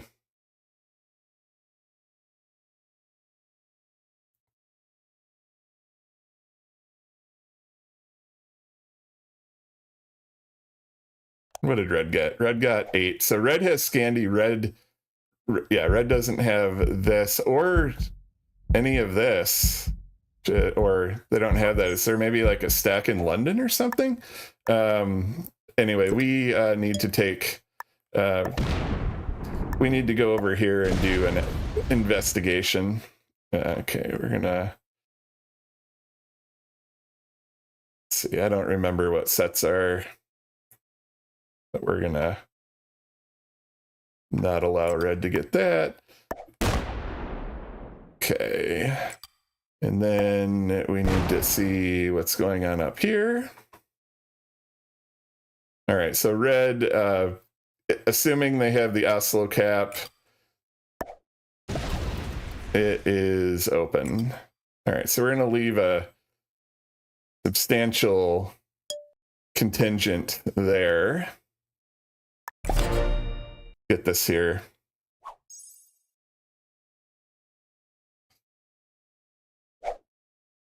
Always, Breck. Always. All right. Okay, they have 700 up there. Cool. Hit the 575. You know you want to. Come on. Do it. Do it. Do it. Yeah, take all your cards. Do it. There we go. So I know that I went negative by like 150 on that. That is fine, because I would have gone negative by a whole lot more on that than if I would have rolled their cap. If they take this and this, we just kill them next turn. Oh, they okay. They did not. Okay, next turn we win. A 548 plus all of our gen is going to be a 100% cap roll on everything they have left. So they just die here. Let's see what they've got going on up here. Oh, they've got a 319 stack, which I did not account for. And that's okay. So we're not going to... We opened their baby cap.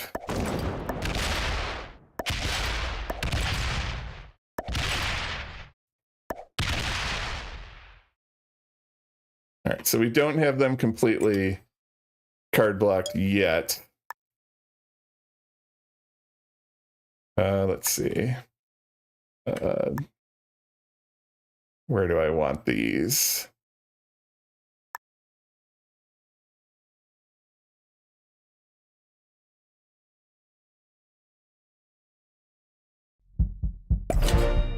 Like that.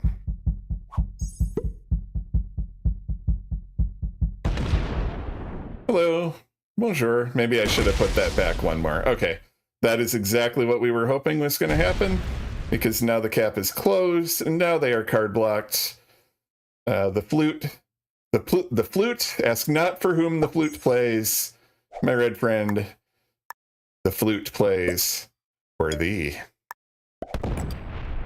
All right, we're just going to do this nice and slow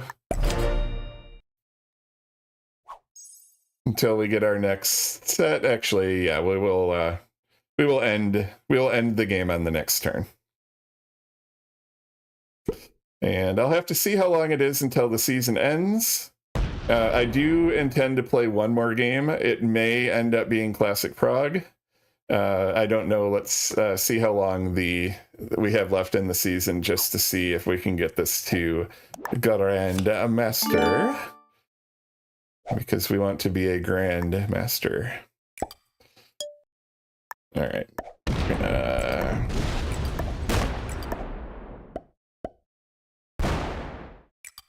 And okay, we see all that. All right.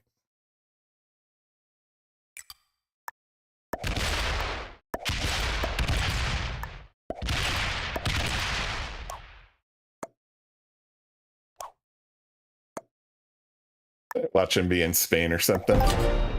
Yeah. They had a wild.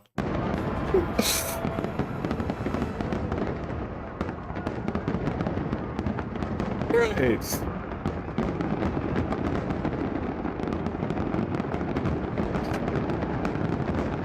Whew, I did not expect to win that game, but I'm happy that I did. Look at the ranks. Red was a master. Expert, Ailstorm. That was the guy who decided they didn't want me to win. Well, joke's on you, buddy. He quit like a baby in 5th place, and Mage won. Experts Intermediate's probably not going to be enough to get us to GM. Nah, we're short. All right, how long is the season? 3 hours. Do we have time to win a game in 3 hours? The other consideration here is that PJ is going to be coming on. All right, folks, this is my Europe Advanced Progressive Capitals account. I don't want to get Grandmaster on anything other than Europe Advanced Progressive Capitals because that is the account that I'm currently playing on. We're going to play one more. When PJ comes on, I fully expect that you're all going to go over and watch PJ, and I will have PJ up in a separate window as well. But we have 3 hours and 21 minutes. If we can get a game done by then and we can do well in that game, if we can win that game, we can get to GM, and we're just going to try to see if that is possible. Let's see, what do we got in terms of ads? We're going to run 2 minutes of ads in the meantime. Here was the end of that game, and I'm just going to get everything else set up here as we are getting ready to set up the next game. We will be showing 2 minutes of ads and taking a 2-minute break. Thank you for all of you who are hanging out here. Happy Thursday, and I'm happy to have delivered you a win. I did not think that was going to happen with how it started, but super excited that it turned out well. All right, folks, 2-minute break. Be right back.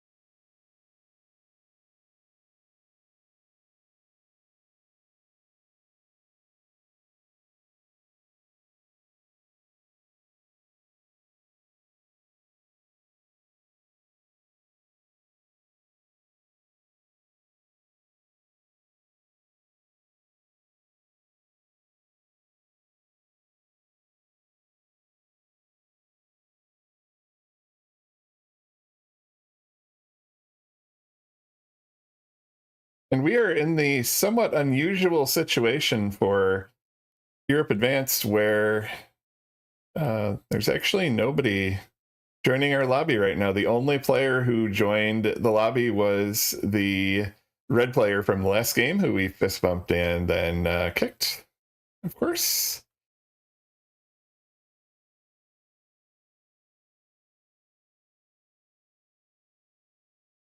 So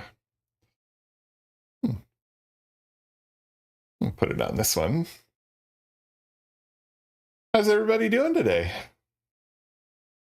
So we're saying if the game takes Longer it counts for the season that it's in. Okay. Good to know. Try one more time at this lobby. So happy Thursday, everybody. 2-2 on the stream so far, waiting for possibly the next lobby. Maybe everybody has just kind of turtled up on their cap at the end of the season, doesn't want to lose any more rank.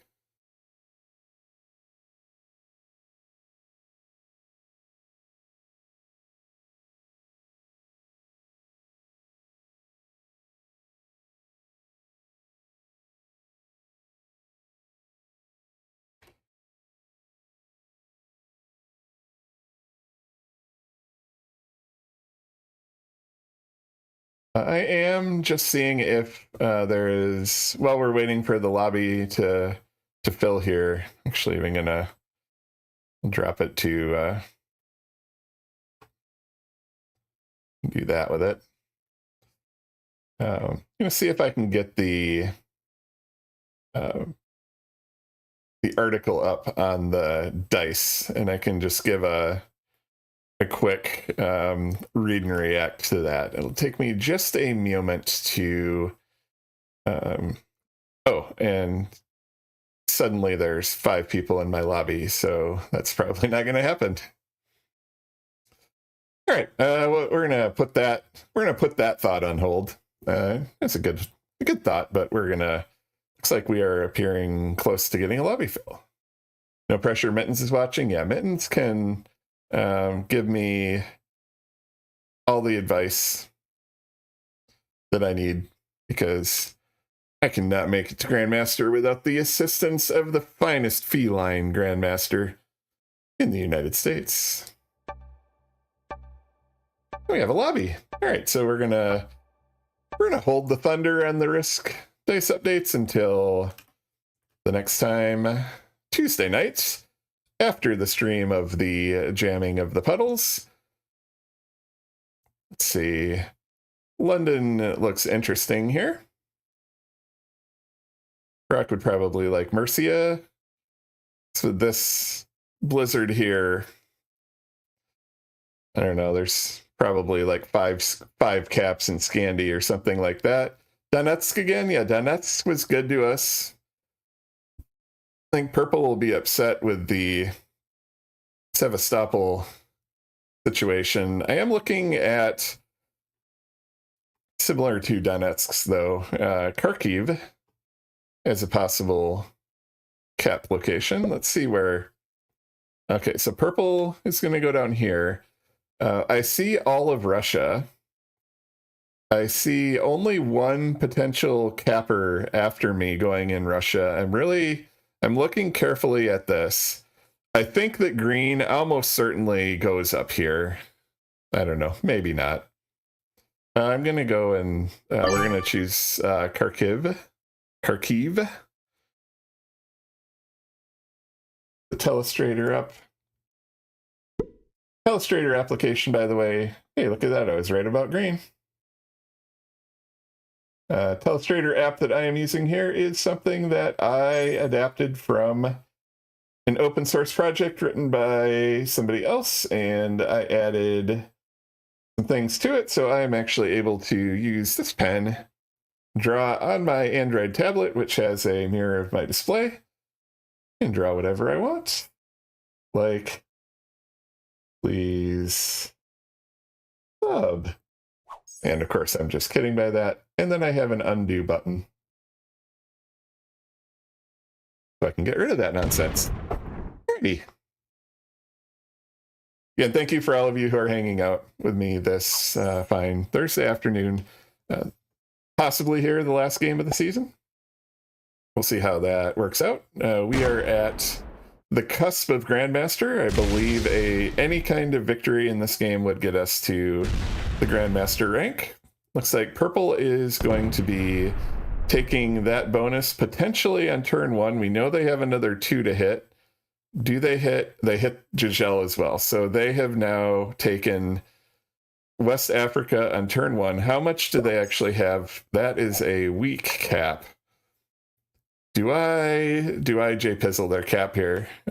I don't think I do.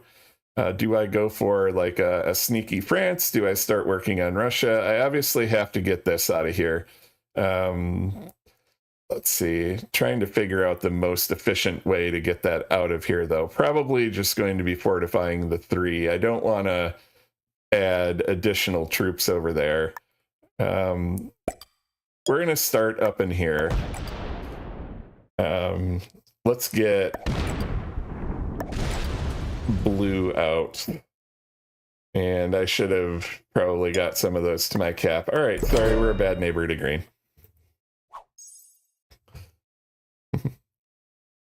Still have 3 hours left. Yeah, so hopefully this game, well, Panda and Brock were indicating that if the game ends after the start of the next season, it still counts toward the last season. So,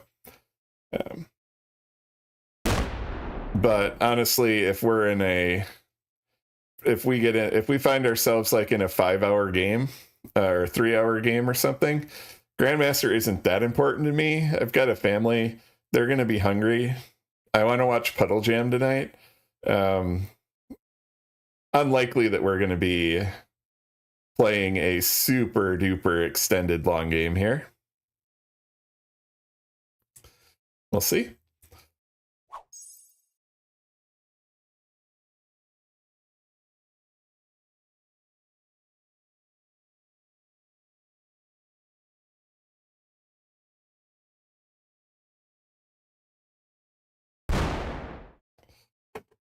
Ooh, is red down in the corner? Did red go in Egypt? I think there's a decent chance that that red is down here somewhere, which is actually pretty funny. I mean, Egypt is a strong capital for your position in split North Africa.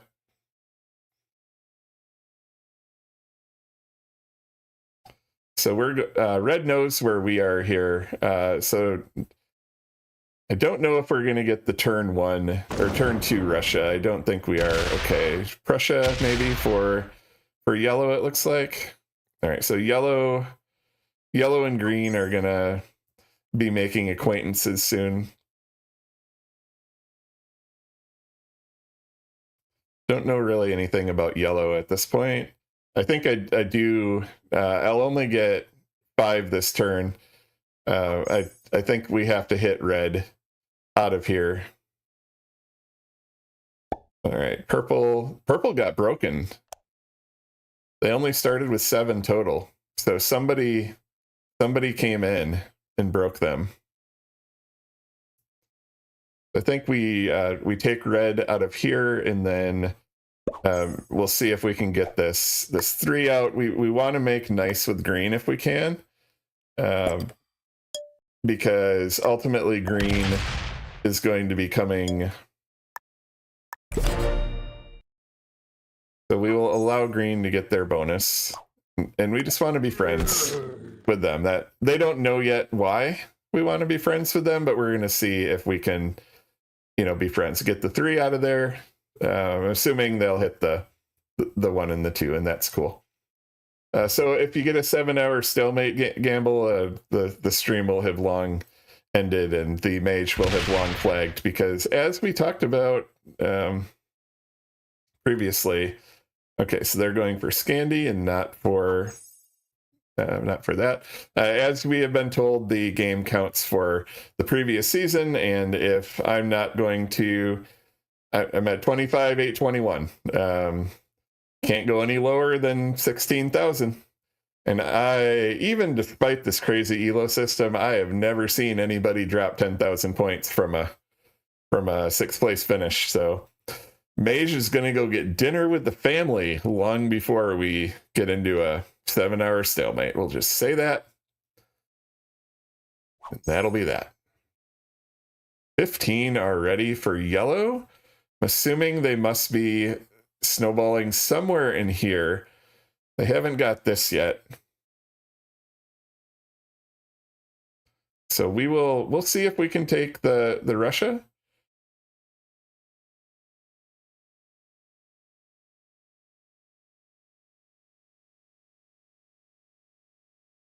All right, purple Purple has decided they no longer wish to play the game. Don't know what's going on, other than I'm assuming there's some yellow in here and probably going into them down here. Now, purple is on 2 cards. They are in the legendary Sevastopol. Sevastopol is legendary because it is legendary Sevastopol.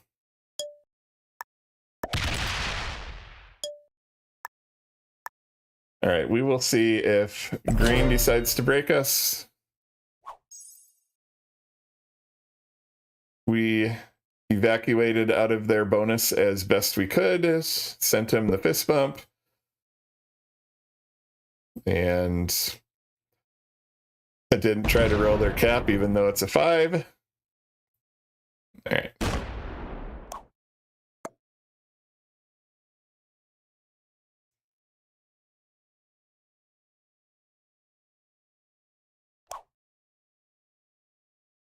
Are you seriously? No. Don't put it there. Please don't put it there. Are they guarding? Are they threatening? We'll see if we're able to hold it. Looks like we are. So I don't know how good green is, honestly. Now, if I knew green was a good player, like if this was some tournament with, you know, Jay Pizzle and Jay Pizzle was the green player. Actually, is it? No, it's not. You know, I might drop an 8 here and then give a fist bump and fortify it back to cap or something to show a sign of trust. Now, I just don't know if this is something that's going to hold here. But we'll see. We haven't really seen much of anything of blue. Yellow is down here, hasn't really come up into us yet. So purple is now.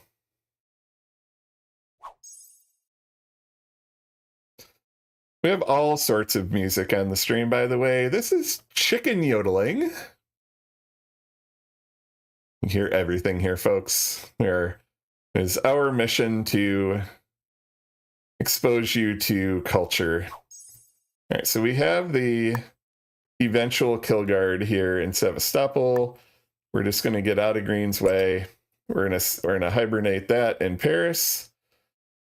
You know, for now, we don't have much better to do. I want to back that off from green. I'm just hoping that they're gonna, you know, be cool up there.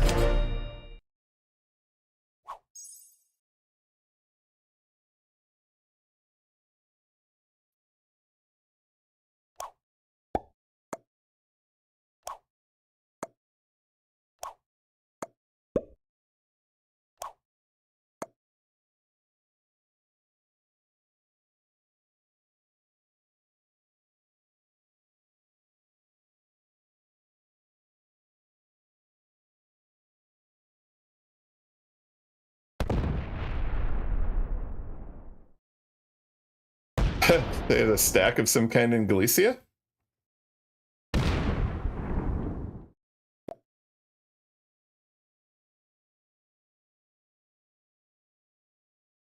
All right, so I think red is just, or green is just going to be a border stacker. So is it possible that there's like even a cap in Galicia at this point? So I don't know if that's going to get broken down there. Let's see, what did we get last? 12, I think. Yeah, 12. So we're keeping up with everybody but yellow here. But yellow is down here and we're up here. We're on opposite sides of the board. The problem here is that I don't know that the game is going to go long enough to get sets to the point where we are able to, you know, be in a situation where that disparity in the generation doesn't matter. So I think I need to be more aggressive here about possibly even taking Eastern Europe in this play. I don't know. I don't want to kill purple, though. That would put me earlier in the trade order. I want to be at my original spot in the trade order.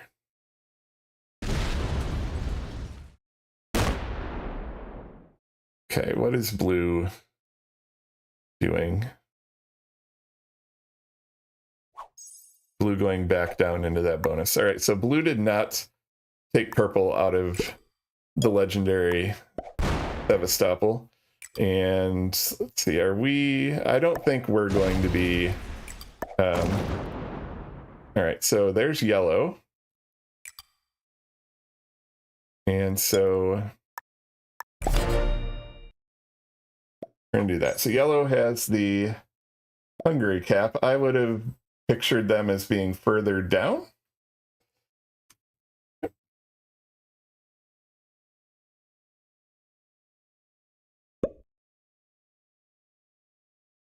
All right, so green now wants to go for France.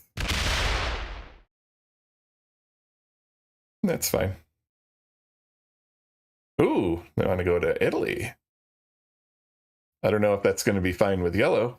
So green and yellow are probably going to be the big boys here. 20 for green, and yellow is getting about the same. I'm getting 12. That's a moderate amount. Blue, I think, really was on 9, and then red was on 9. So I'm kind of at the I'm the kind of in the average middle here. So green going crazy here.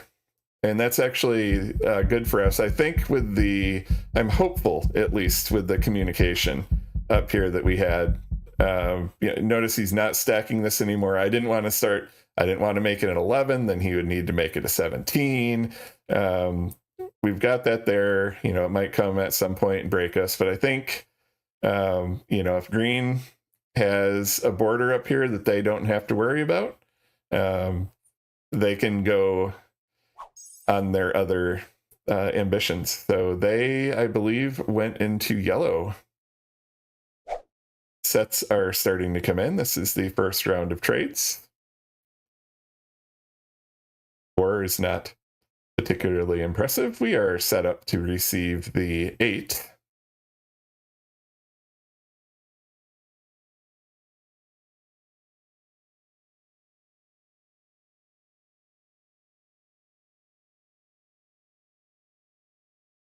So I'm trying to figure out, based on what bonuses I believe to be taken, which kind of is based on overall generation, if we are currently looking at the purple kill. And then if we even want the purple kill, that would just align us for the 15 trade on the next time around. Okay, so yellow and green are fighting.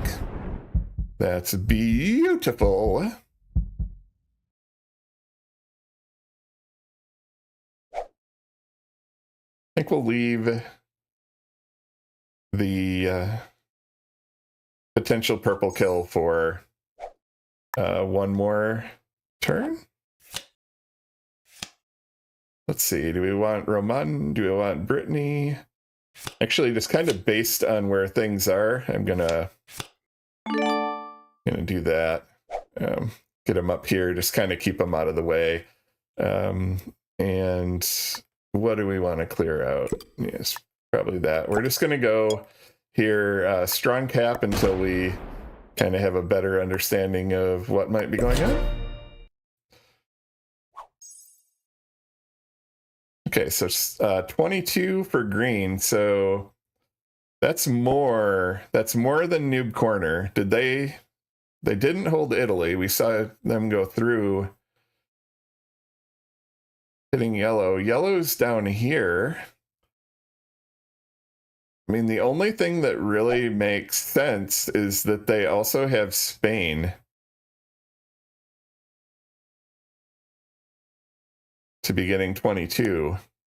But that would be really bizarre for yellow to kind of have gone into them. Maybe yellow, maybe they're not like heavily fighting. Does look like they're doing stuff.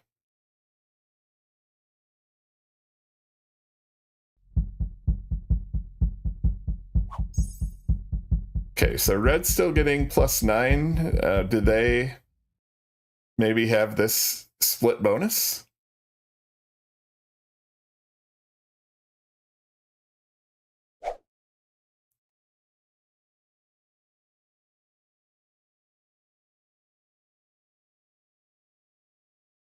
And why have they not finished Orient is another interesting question.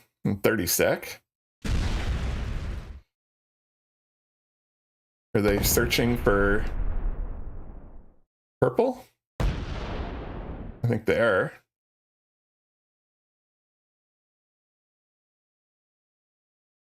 So red obviously doesn't know where you always go to find the kill. This does convince me that Sevastopol is going to be the purple kill here, and we're gonna see, unless somebody goes and grabs it. Okay, yellow going that way, coming back up. Are they looking for purple, or are they gonna kill purple? Well, there are 2 cards here. Isn't the end of the world. I mean, it's the 15 trade. There it is. We all knew that. Purple is first in the turn order anyway. So now actually that brought them to last in the turn order. But yeah, that was not huge. Hey, Bradman. Good to see ya. Sorry I didn't see you earlier, but I appreciate that you dropped in. Thanks. Good to see ya. So if we are able somehow to win this game, we will be Grandmaster on the alt account. If we are not able to win the game, we will not be Grandmaster on the alt account. I don't know if that holds, but let's see if it does. Didn't see what yellow played yellow said because that popped up, but so that does boost us from, if we are allowed to hold that, from about +12 to about +20. So that might be the kind of number that gets attention. However, we've got a +27.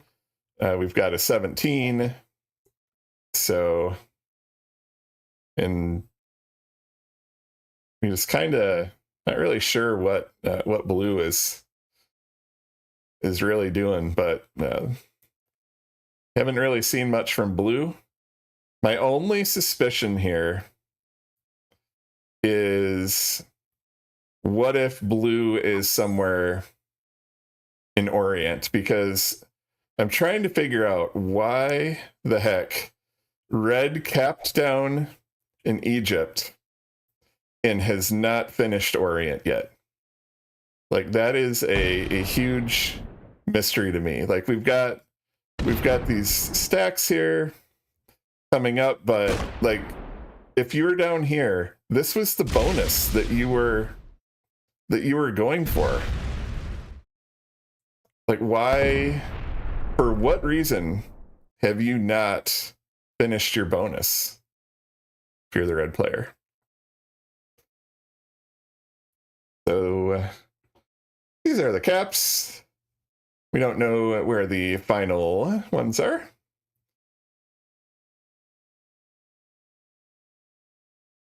We're suspecting that, based on the size of these, that I'd be surprised if there was a substantial number of troops on here.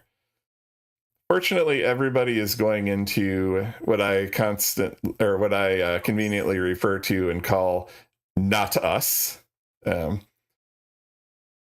When you're playing Risk and somebody is being attacked, you really prefer that it be not us being attacked.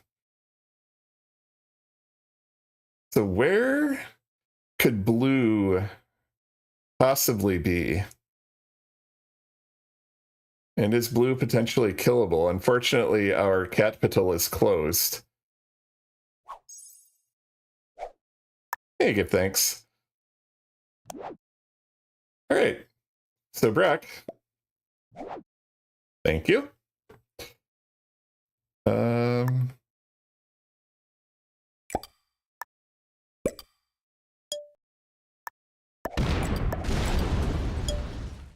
So red had to go through us to go and do whatever shenaniganry they were doing up there.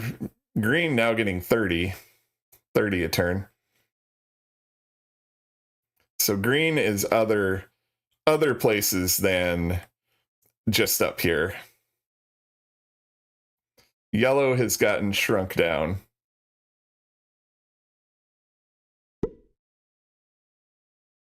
But fortunately, green and yellow have been the enemies thus far.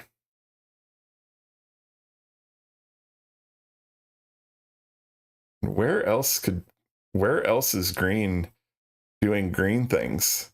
I mean, it's got to be down here somewhere. I wonder if, maybe green has Rabat now?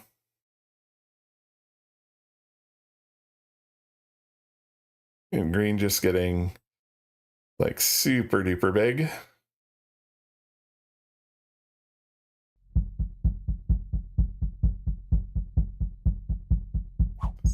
So my question starts coming into my head. Do I worry about doing something about green per se? Or do I say it's a noob who captained Scotland who's guarding their borders? I don't know, probably has like a 15 cap or something up here, and I can just easily beat them and block them like in a 1v1, just kind of play the game, let the game go longer to the point where the gen didn't matter and ultimately outplay.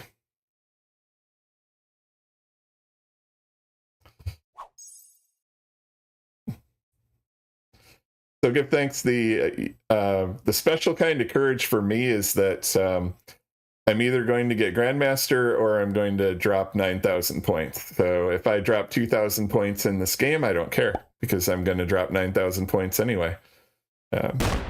So that is my risk reward calculation. So you might notice on the bottom we're at 25,981, I think. Was that right? Or 25,8 something? I don't remember. We were 82 away from GM after the first game of the stream, and then we encountered some what I'll just call beginner magic. Okay, blue is down here now. So we know red has this Egypt cap, so blue must have a cap in here somewhere. So this is going to be somewhat strategic. Blue has been kind of the have-not, and I hope they come into me and like break my oh, there's blue. Let's see. Okay. Oh, I should have probably gone and seen if there is a red cap. All right, we went into blue for no reason. They only have 26 on cap. I could have rolled that. Maybe killed them. Probably not worth it. Yeah, I know. And is this also the turn when green decides to go into us? So if blue doesn't set here, I've got to imagine this is the blue kill. If they don't set here. They don't set here, we probably kill them. We don't set in from it, but we get their cards. We go to 5 and we set again the next turn, and we establish another position down here with an open Catpital.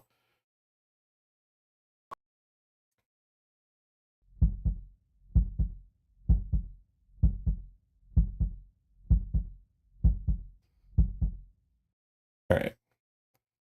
Maybe red's going to come popping out of here. We still are pretty suspicious that there's a red Catpital in All right, we have not seen the red Catpital, but ladies and gentlemen, there is a red Catpital in Egypt. It may be a virtual Catpital. Red has pizzled this kill, by the way.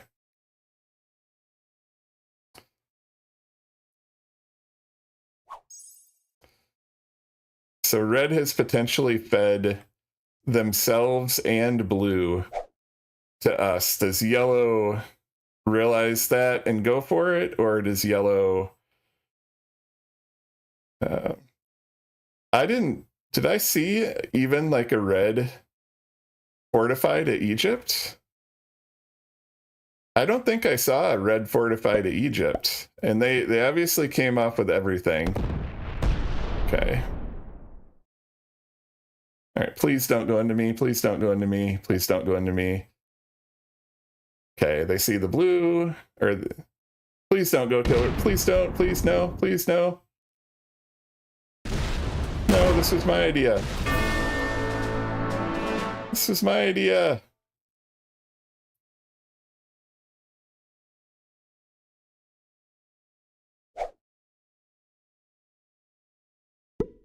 Yellow stole my idea.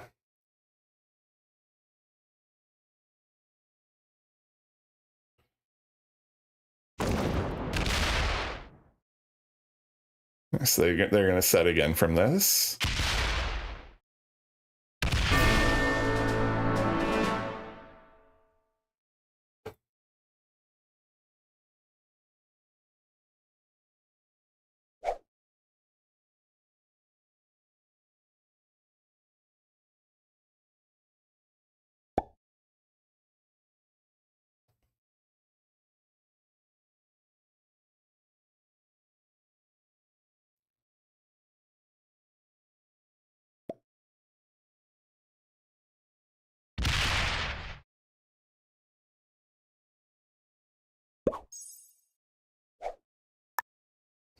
All right, so yellow taking basically everything. Trying to decide what to do here, because I don't know that I can beat yellow, but I don't know that yellow... I'm going this way.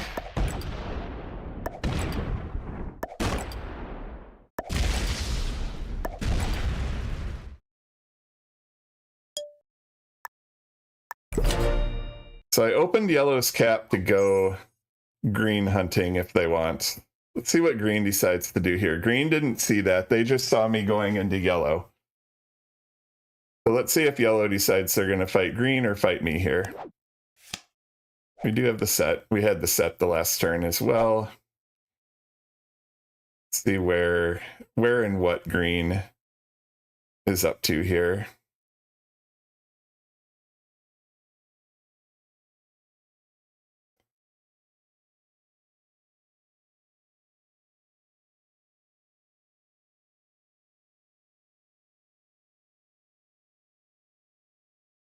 Hey, Kiefer, welcome to the stream. Didn't see you. Got to look at the chat. I've been so concentrated this game. Craig, welcome in.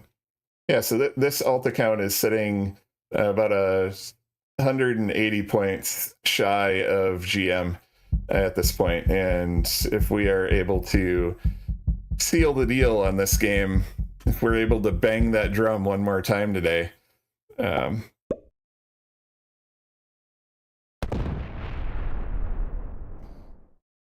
we're able to do that. Okay. All right. Let's see.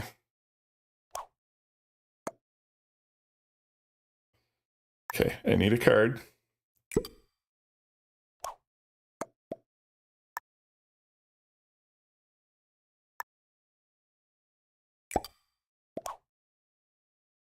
Okay.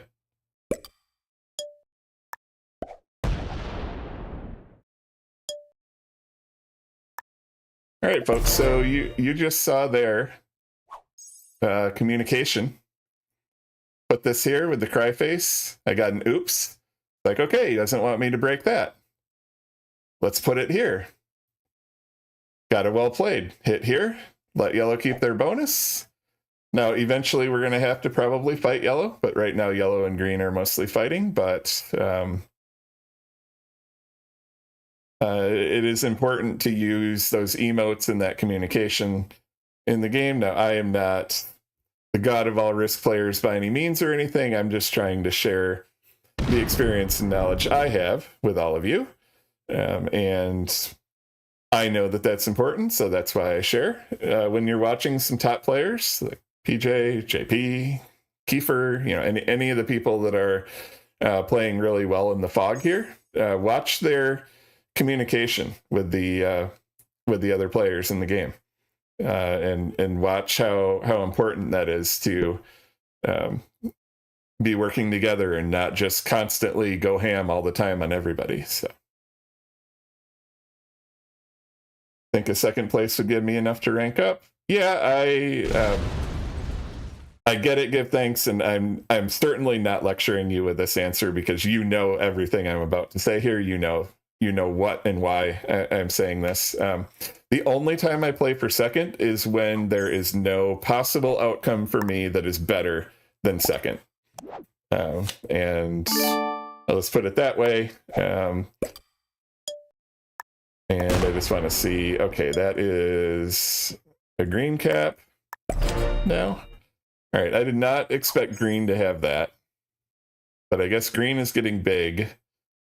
So green is all around here. So the other thing I want to make sure I avoid is being the do nothing and eventually have yellow get mad at me that I'm not doing anything and then just decide they're going to full send into me because they've decided the best they can do is second. So at some point here, I'm going to have to make a move on green. And I think the move on green, if we're going to go full into them, is probably going up here and checking Scotland because they're so big into these off-cap stacks, and we've been homies for this long. The other thing I could do is I could go down in here and just kind of take a peek-see in Europe or in Africa until I happen to hit the stack of or territory that appears to be yellow. So I am currently weighing what my options might be. All right, yellow pulls back. Green will open me at some point. Yes. So I'm just telling y'all in this game, my main concern here is yellow. So I know green's getting a ton of generation, but I think as long as I'm not like completely out of the realm of out of the ballpark. The other thing is I'm not sure. Green's been getting a ton. But yellow took this cap, and I'm guessing green is probably down here, although I don't know. But green's been going into yellow quite a bit too. So even though they're getting 39 a turn, is it that out of mind that I could be, within 100 troops of green or something like that? So.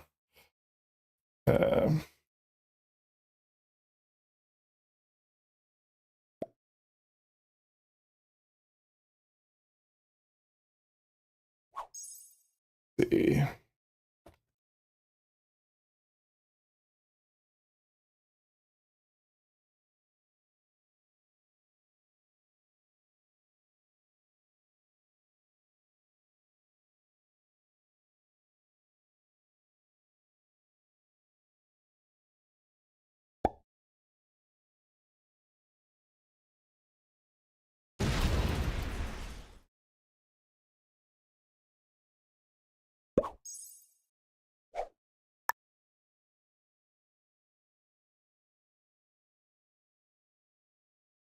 All right.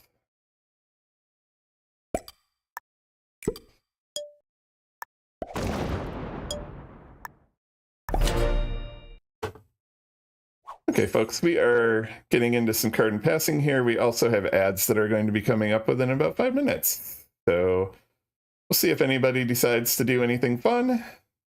Otherwise, we have an ad break coming up for the non-subscribers. Also, I have it on good authority that our good friend the Penguin is going to be going on soon.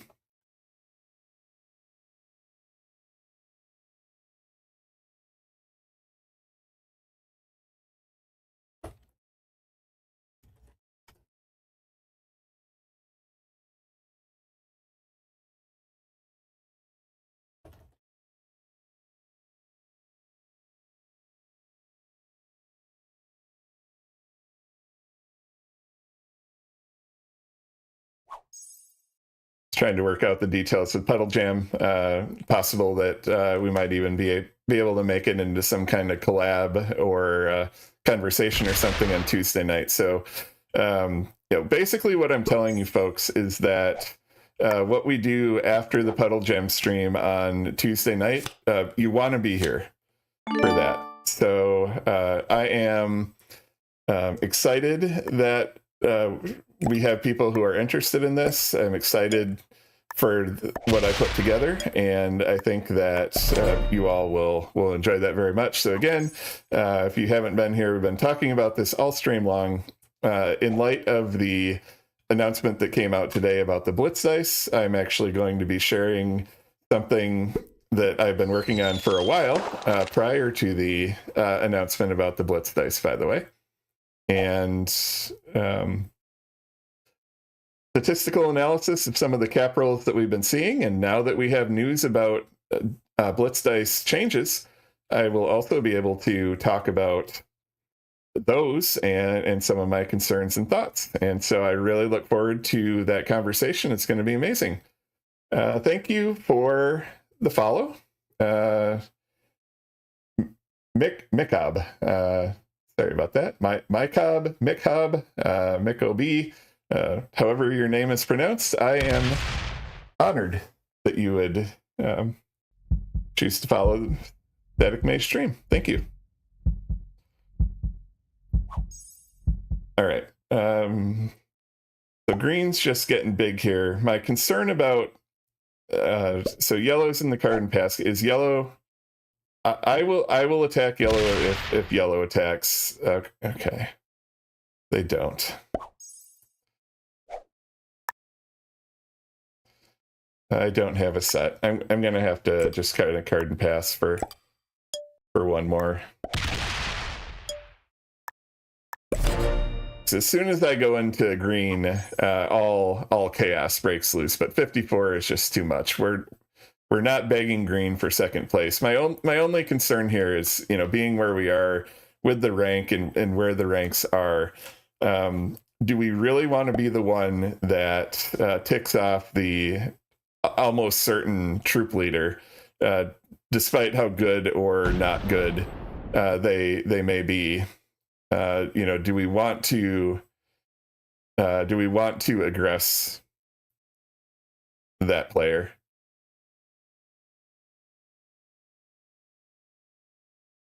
All right, so here I don't exactly want to open the green cap, but let's see what yellow does. Okay, we're just going to keep trading there. All right, so green kind of inexplicably closed their cap there. We had a 420 there. Don't know if y'all saw that. So we're just going to card and pass for a while. And I haven't paid attention. What are we getting? So green's getting 54. We're getting 30. It's in the realm of similar generation. Not ideal, but not like, we're going to go completely crazy and decide that it's time that we must go into green or something like that. These are the cap locations for anyone who hasn't been here for a while.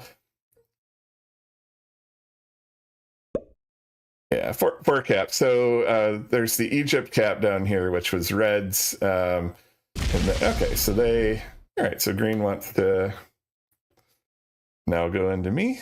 And they're going to have like a giant stack here. What do they have on Istanbul? And what do they have down here? And what are sets? And what is on Scotland?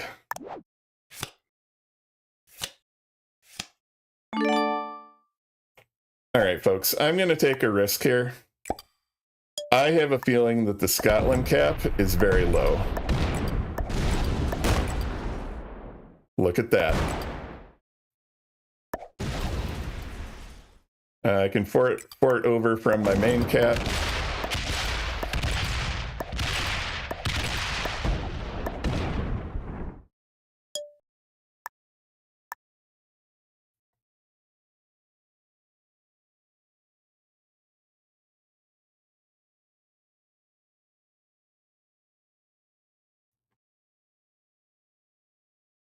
Let's see.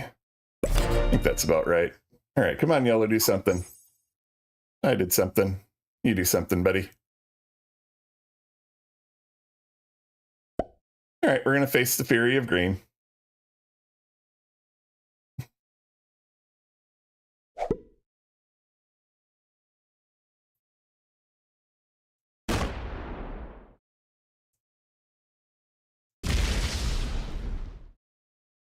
You going to roll it? It's definitely not 100. There you go.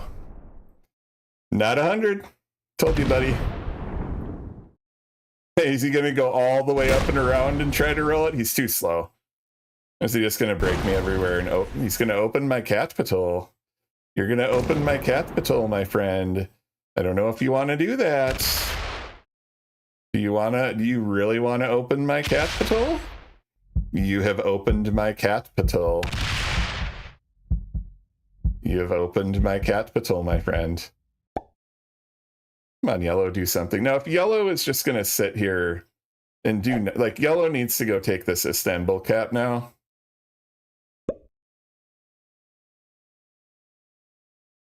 Go do something, my buddy. Like, you just saw me go into him. He's going to card and pass. Come on.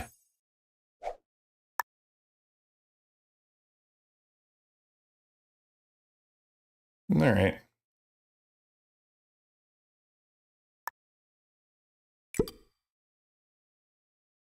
Let's see.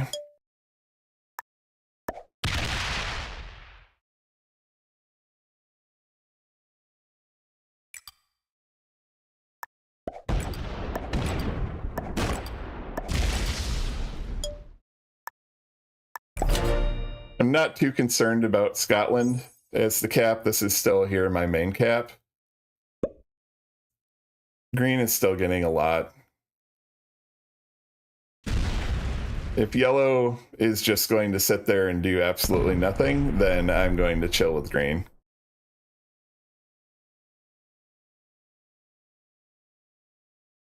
Are they going to stop?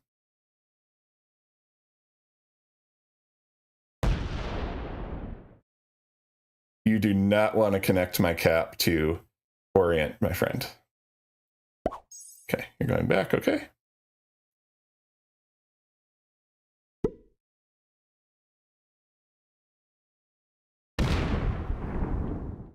All right, let's see if we have a set here.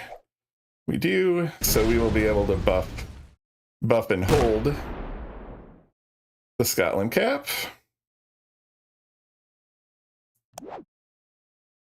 Sets are 100.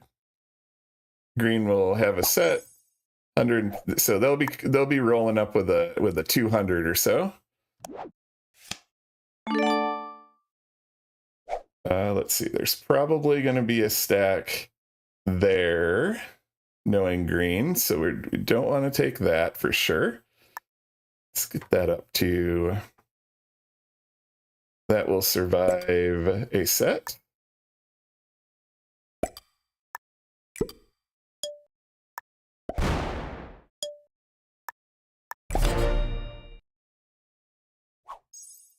That'll survive a set plus this thing right here.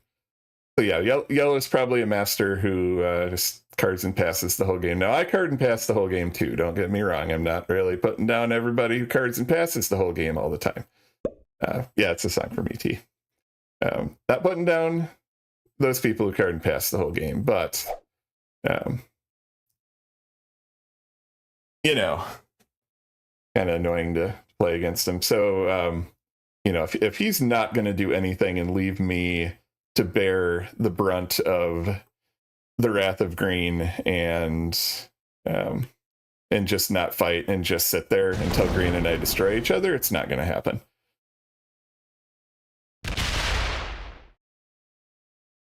Okay, so green is green broke my bonus. It's great. That's great. Okay. Nice. And then yellow's probably gonna, oh, no, yellow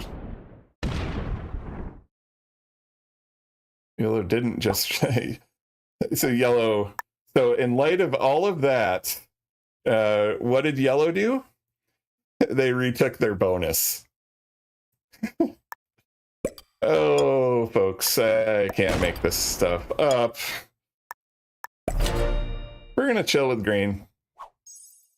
You know, yellow probably wanted us to be in a never-ending battle or whatever. So green is protecting this. We know Rabat is back here as a cap, and in fact, I will pop these up. So we're not sure how much would be on Rabat right now with our green friend. We're guessing it's not a whole heck of a lot. We also know that Egypt is a cap down here. We are expecting a big stack here. We know that Istanbul is a cap. So Istanbul and probably, you know, 100 stack or something here, and then this is going to be a one back here. Not that we want the Egypt cap, but all right, so I think we are probably just back to carding and passing. We're not going to open whatever's here to get all the way up here. If worse comes to worse, we will abandon Scotland. Doesn't really get us a whole lot up there. It's not really open to anything.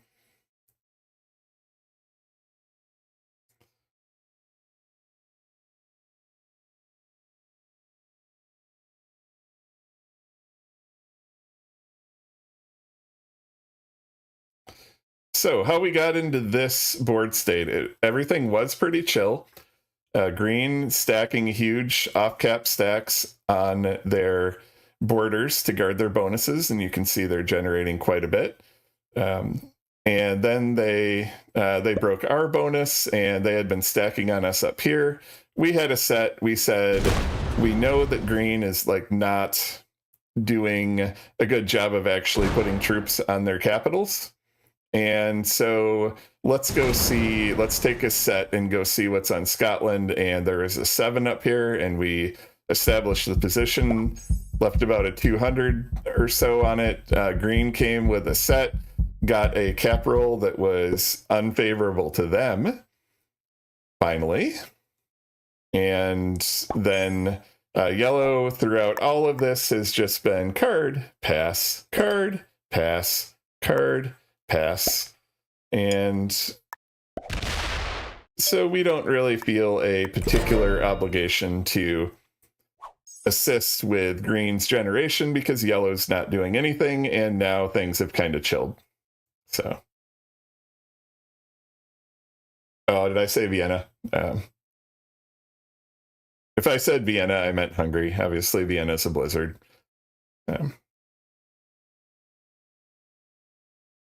Okay, so there are green attacks going on right now, and green is attacking not us again, which is good. Of course, not us in this case is yellow.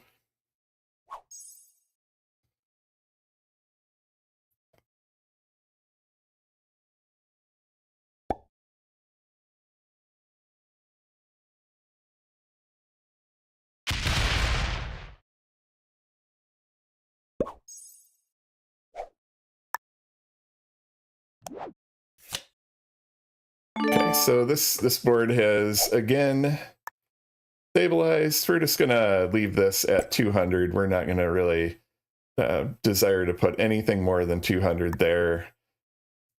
At this point, I just want to see what kind of a guard stack might be down there.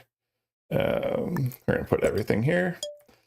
Anybody have any guesses? I'm guessing 80. 100, okay.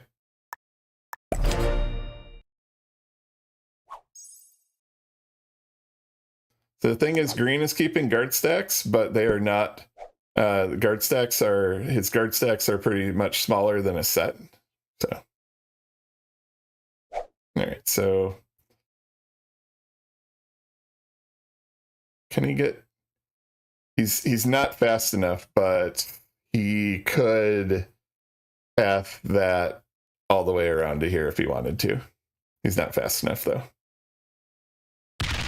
Okay, we don't get to hold our bonus. Yes, this is French. Francis Cabrel. Samedi soir pour la terre. Saturday night on the earth. I first ran into this song when I was a high school student spending a month in France on a summer student exchange program or something. And this is his album was one of the ones that the folks recommended me at the time. It was really funny when I was over there. There's a kid about my age also, and the music that they listen to American rap music, and that was like their big thing. And I said to him, do you know what they're saying? Do you understand that? And he's like, I understand some of the words. And it was family friendly stream here, but there were words that started with every letter you can imagine, including some of the the most racist, horrible things that you can say. And it was like every other word. And I'm like, dude, I'm having trouble listening to this. And, this was a while back, of course. Like nowadays, that's be like grounds for cancellation for hearing that kind of stuff. And probably rightly so, to be honest. But, so now it's like, okay, I need somebody other than you to suggest what I might bring home in terms of French music, and this was one that was on the list. So,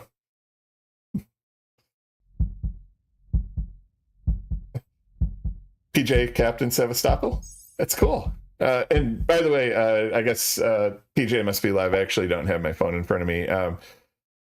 Feel free, folks. Go over, support PJ. His cap challenge is amazing. He is he's a great streamer. He's a great player. He does a lot for our community. And I, in fact, DM'd him during this and said, I know you're probably not even thinking of this, but under no circumstances should you not go live and follow your normal routine today just because I happen to be streaming. I'm just trying to get GM on the alt. So, fully cool with me. If y'all head over there, I will be heading over there when this game is done, or when we get Grandmaster. We'll see. But let me give the shout out to Puddle Jam. And again, he's live right now. Rumor has it that he capped Sevastopol, so that's probably something you want to go see. Go check him out. So on this account, I am 25,821, so about 180 points. On my main account, I've been GM for a year plus now, and then Mittens, my cat, I helped her with some of her games as well because she doesn't have thumbs and finds it hard to operate the mouse. So Mittens, with my assistance, also became a Grandmaster about 8 months or so ago. This account I started at the beginning of, actually the end of last season-ish, and I've been playing only Europe Advanced Progressive Capitals. It's the first time I've played this map. It's the first time I've played Fog. And so I use that account exclusively for this game mode just to track how I'm doing. So I do believe that if I end up going 26 and 18 this season, that will be enough to get up to Grandmaster. It is possible that a second place finish in this game might be enough, depending on how good the other players are. I don't know, honestly, how good these other players are. I can't imagine that green is very good. I'm guessing that yellow is probably a master because they've just kind of stat capped the entire game. Even when I was going into green, they were just kind of la-di-da, sit back here and chill. So, but again, I can't really say much because I do the same thing often. So, but yeah, welcome in, Marcus Aurelius. Come on, do something. All right, so we're gonna be carding passing. Go watch PJ, everybody. I'll pop in his chat and let y'all know how it turned out.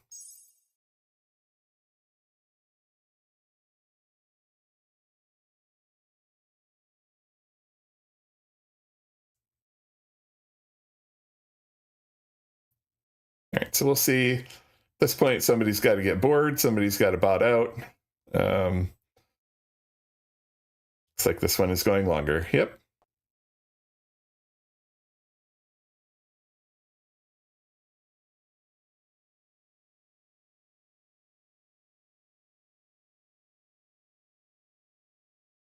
All right, that was a break of yellow, I believe. See if yellow does anything about that.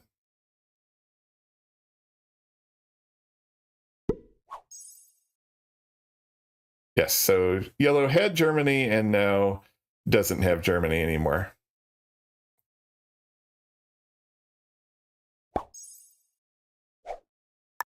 And now has Germany again. All right, not super stoked about taking my cap cards, but honestly, yellow at this point, if you're not giving me cards.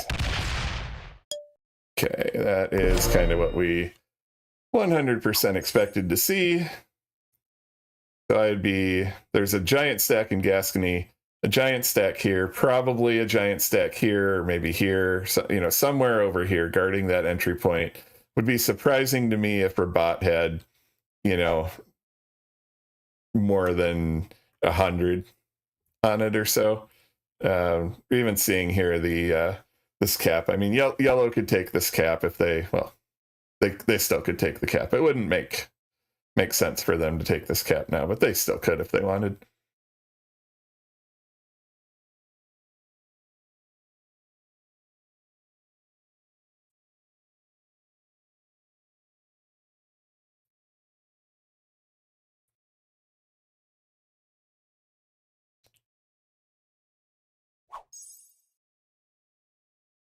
All right, so yellow now getting broken in Germany bonus. The other thing I wonder is if green gets hit really hard and one of their other caps gets taken from them or one of their stacks vanishes into thin air, I wonder if they would continue the game. Okay, that's a break of France.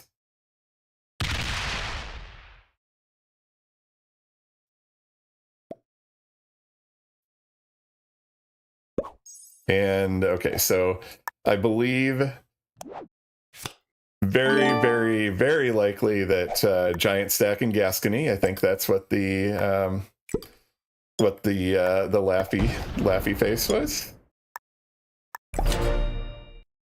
I know that I'm opening green's cap. That's okay. I would rather take cards away from my cap and keep all of this open just in case we get to a situation where we're worried about cards. Let's see if green takes offense at this. We know that they have no trouble going through me. But let's see if they actually consider hitting yellow. Or is this the predicted moment where they got hit and they quit like a baby? We'll find out.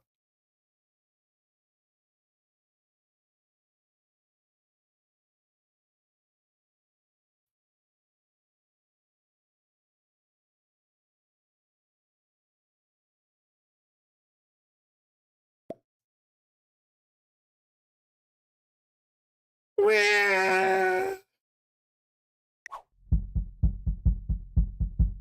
You know what I need, Brock? I need a baby crying redeem. Did he actually bot? No, he's still here.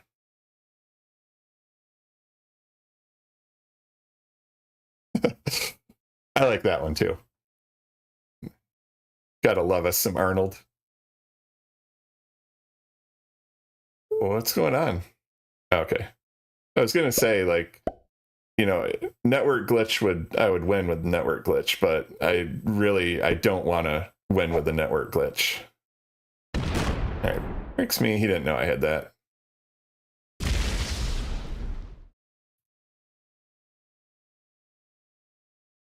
All right, you know that's there now. I'm going to take this card so that yellow's open to it. Do I want to take this card so that yellow's open to it? If they get down here. All right, green's still here. So part of me is like, you know, how do I advance and not get third? Because when you're in the 3-player endgame, your number one goal is not get third. But I'm also trying to set up for the eventual, if we do get a 1v1 with yellow, thinking of where their cards are versus where my cards are and what we would have to go through to get those cards. So I know that there's a lot of free cards down here, but I know that there's a substantial stack here. So green is still here.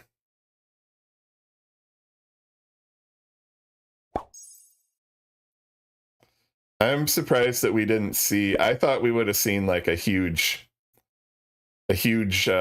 green stack here from Gascony. So I'm going to, assuming that yellow doesn't retake France now, yeah, I'm going to check. I'm going to go off London on this turn and just kind of see what's going on here. Okay, so that is in line with what we expected.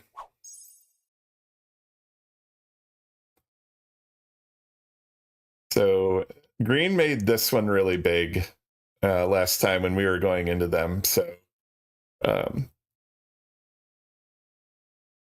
it looks like the off-cap stacks are about the same.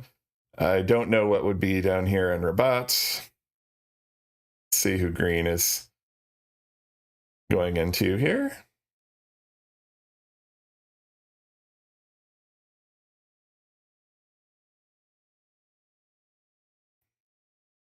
Green.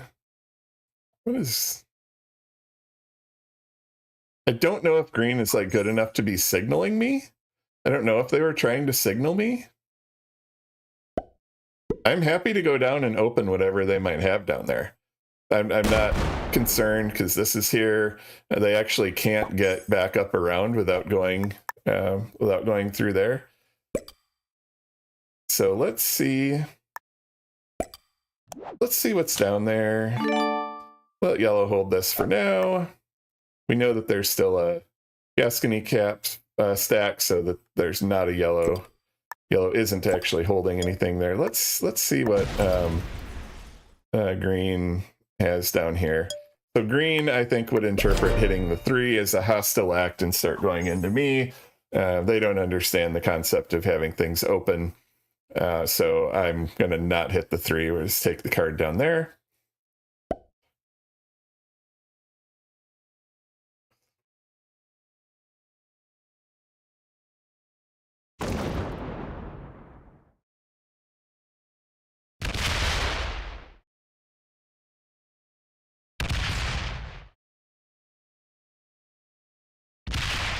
Oh, no.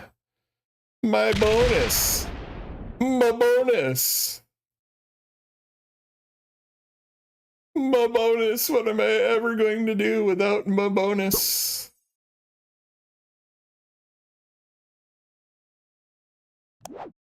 Worse have been started over less.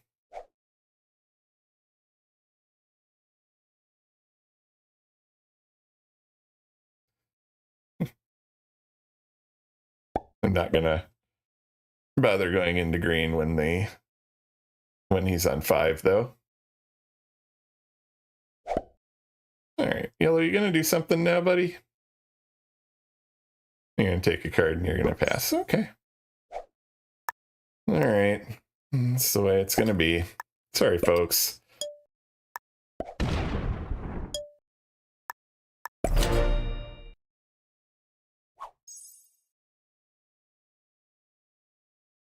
So we're basically just going to let green kind of get away with it. Because a +3 really doesn't matter anyway. Going to break this. Probably going to break this. Eventually, he won't have any cards to take near us, and maybe he'll have to go into yellow. Green going to come and check the cap. We got a bunch of horsies. We need them. So we could bust through that 200 if we wanted to.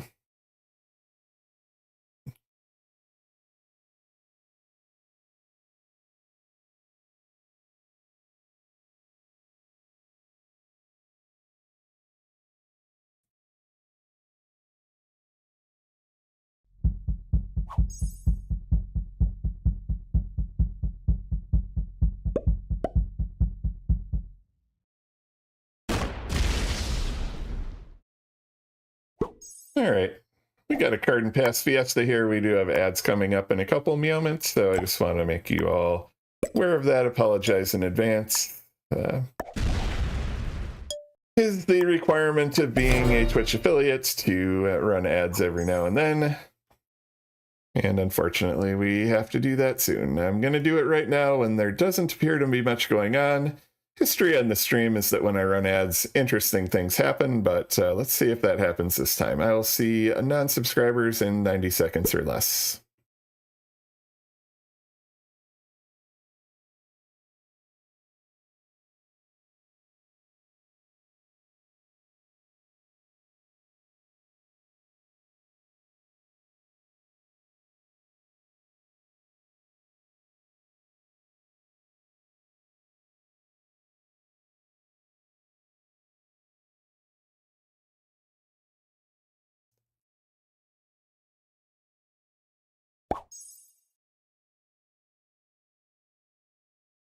All right, so look like anything happened there. I don't think yellow is ever going to do anything, so really it's just going to be when green gets bored.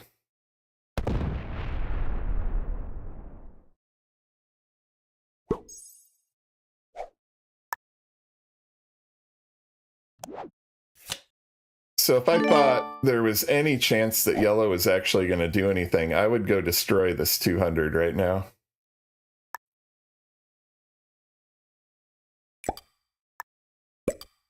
That's a big if.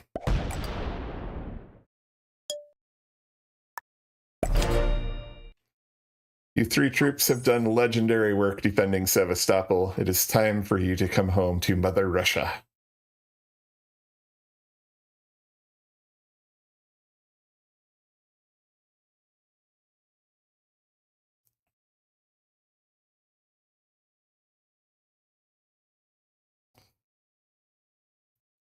And welcome back from the ad break, my good friends. Thank you for hanging out with me today.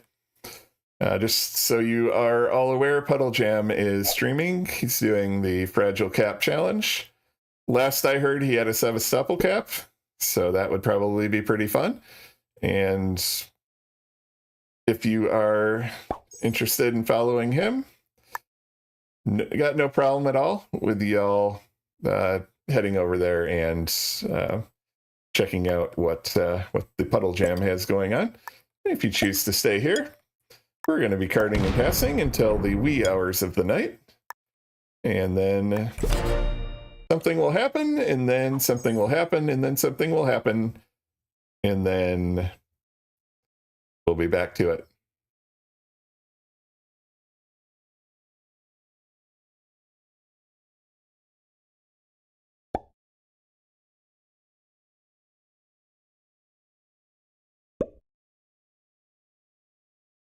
Green, it's a giant stack here. So green must have Italy. I wonder if they're like, they may be trading cards down in here or something, or trading cards or worse, having a battle or something. I just can't really be certain.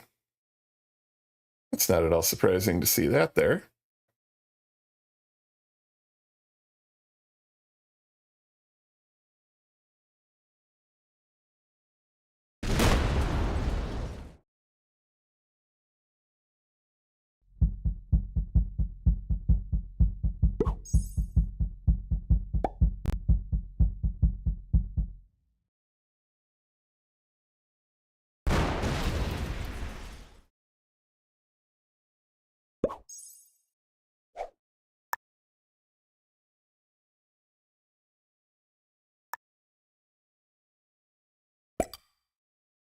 For anyone who may be curious, this is Corsican music.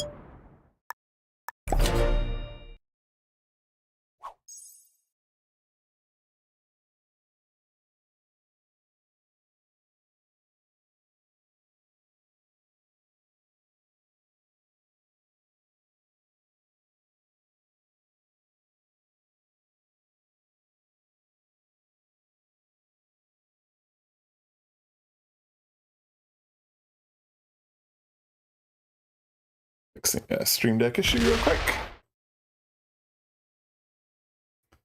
And some cat trivia coming up again.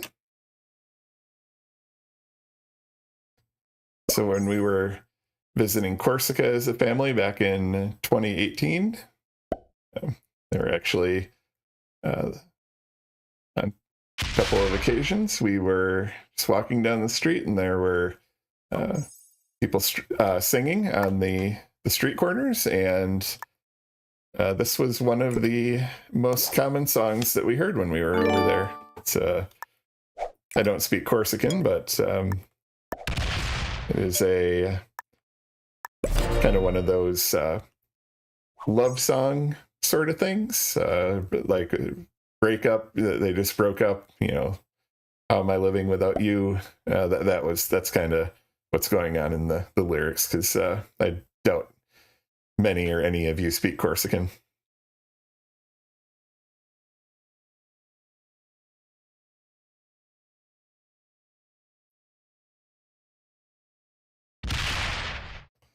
Card and pass and card and pass. Unfortunately, yellow, the turn order here, in hopes of getting yellow to do anything here, the turn order is hampering that, because if I go into green, then green just goes into me and yellow does nothing. If yellow just decides for no reason they want to go into green, then they have to be trusting that I would follow up, which I totally would. But you know, I don't know that there's a good option here for breaking the stalemate condition.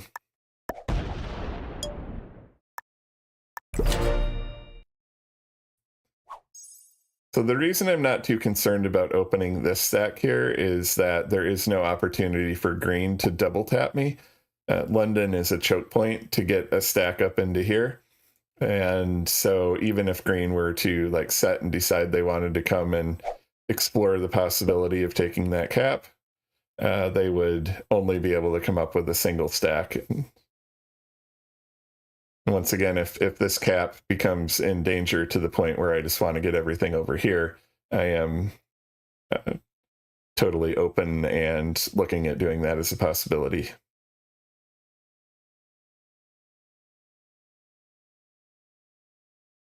Mage family, I know you're probably hungry, and I know this stalemate of a game here probably ruined our dinner plan tonight, so not sure what y'all are up to, or what y'all are thinking in terms of dinner, but if you are hungry, feel free to just eat without me, or if you want to wait for me. This game has to end sometime, so the only question is, will it happen before the release of the network update? Zing.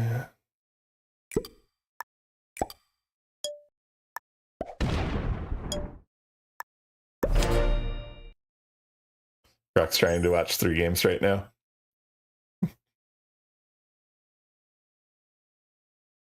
Yeah, I don't have permission to, but I would like totally put PJ's stream on the inset, or even put my game on the insight and simulcast PJ's stream or something. But we're gonna let PJ have his viewers in his own stream, of course. We wouldn't rip off anybody's content, but that would solve your problem a little bit.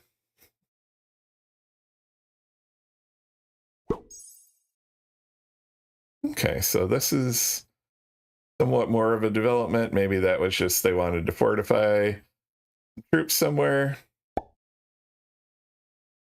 more so than anything else. Kind of keeping mental track of the size of yellow's cap, assuming that all they're doing is stacking cap. They're probably at about 1900 by now. We're going to trade in our horsies. Maybe we'll get some horsies back. I think 420 is a very appropriate number for a Scotland cap. There. I don't want to ruin my 420. Do that.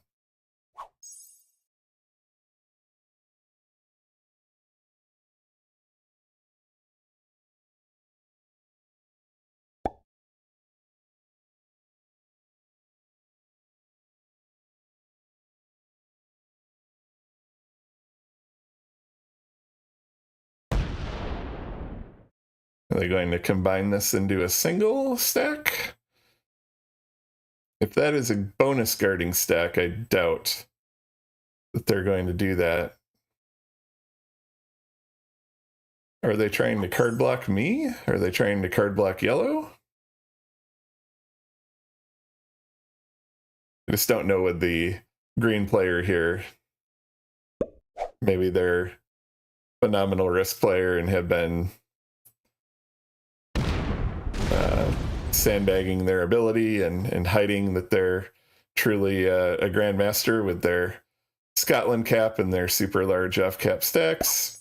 You know, is that a card block? I kind of doubt it, but all right, we're gonna have to ruin the 420 at some point. Now it's a 421. Maybe green will come up and just like slow roll one troop off it or something.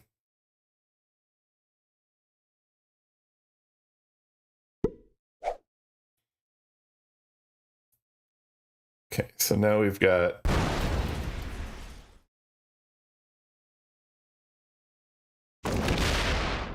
removes yellow, I think.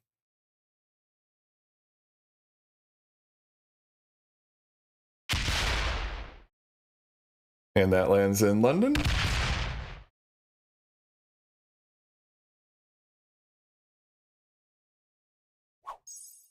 All right.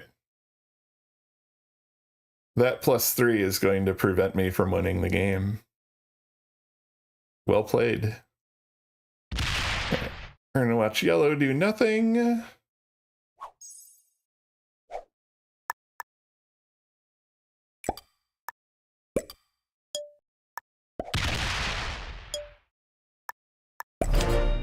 All right, good to know. This is closed that way, at least. At some point, I may have to... 278 is looking tasty.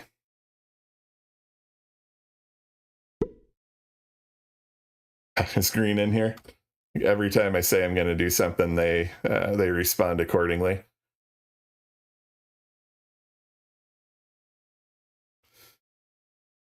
Local Farius 9.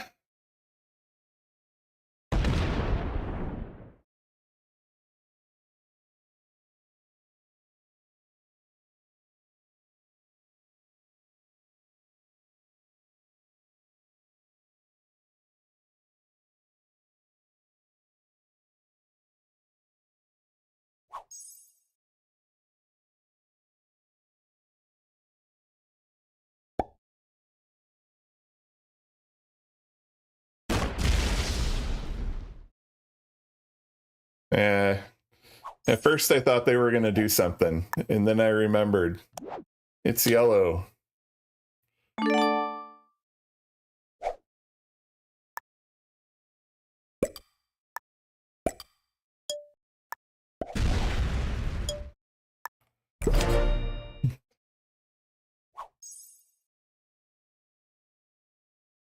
Rex says, not sure if you want an update on the PJ game, but I'm sure you know the result of Sevastopol.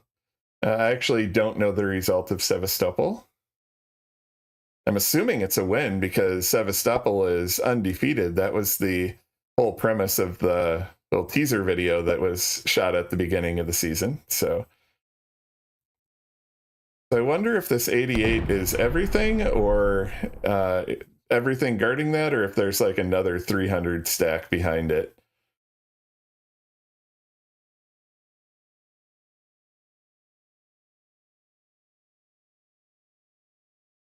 So yeah, yellow has just decided they're going to sit on their cap indefinitely until green and I destroy each other, and then they're going to just win the game, or you know, that strategy, which is and they're just going to card and pass until that happens.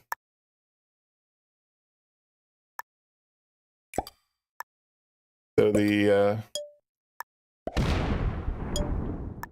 I don't feel so bad about this because I know Puddle Jam is on right now, and I know that you can all go watch Puddle Jam if you want to see a more exciting game than this. But at this point in the game,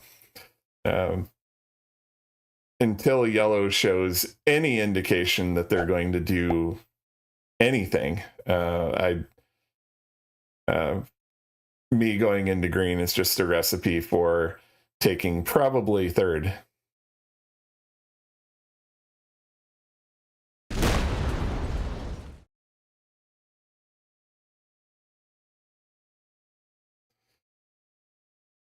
We'll make sure we leave one of these up here so that they can't get into Scotland that way with a big stack. All right, so yellow is now down to 11, if I saw correctly. No, 14. They just put 11 on the cap. Okay.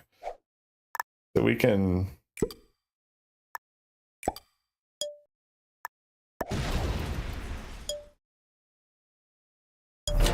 So I like this situation here in that green is open to yellow, but not open to me.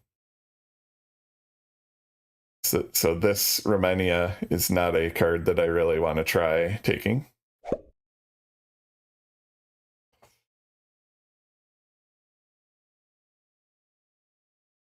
Let's see, I think the Telestrator crashed. It looks like we still have the data from it though, so that's good. Yep. Illustrator go bye-bye.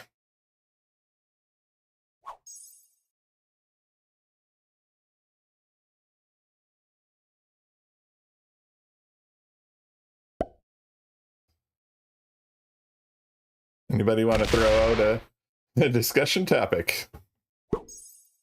Well, we've got this going, and I'm also open to a discussion topic of, you know, Mage, you should be doing X to end the stalemate sort of thing.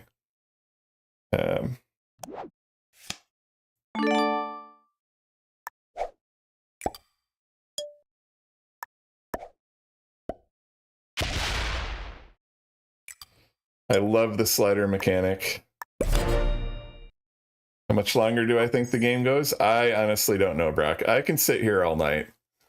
That's the thing. You guys can find dinner if you need it.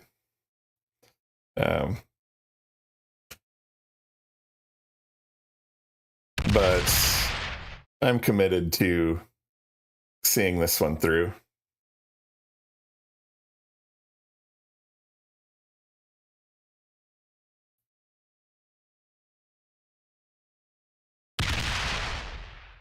So green pizzled the 2v1 or 3v1 or something. Are they going to clear me out of there? All right.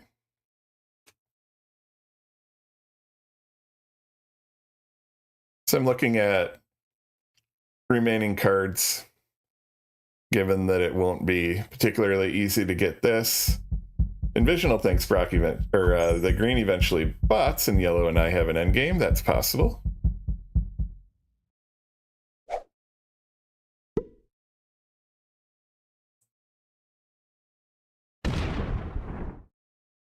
Yeah, so yellow taking the cards that are the ones that green is not likely to take back from me.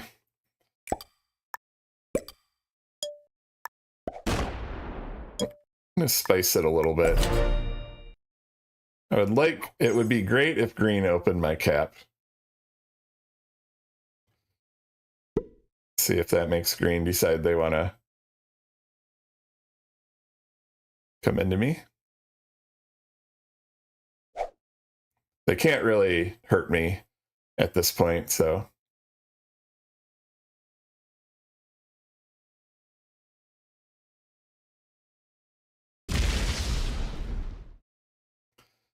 See if green puts a stack here to protect that bonus.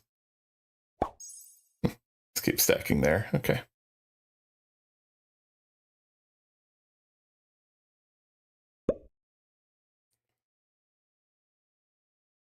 Starts taking the green card. Yep. Yeah, so yellow understands the strategy here.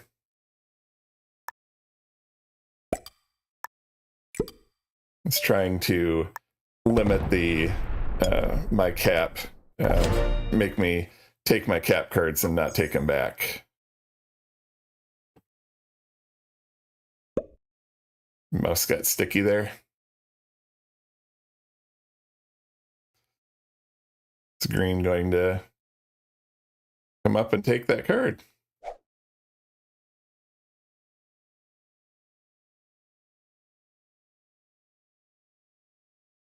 All right, they take a card elsewhere.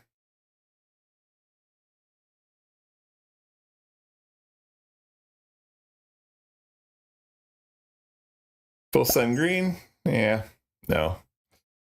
I mean, if I full sun green, I just get third, so.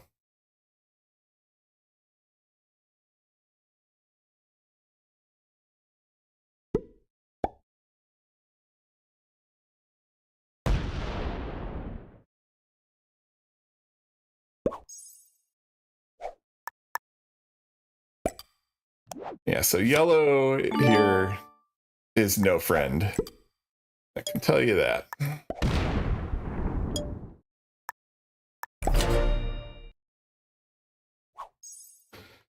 And I think yellow is going to get a one-way trip to the ban list as a garden pass. Pass, do nothing. Tap. Checker. Want to make sure we don't end up accidentally playing with the yellow player again.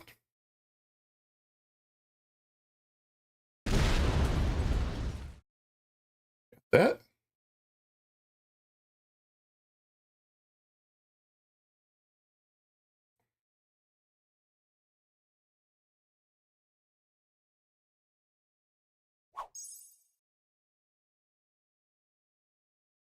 I'm getting tired, folks.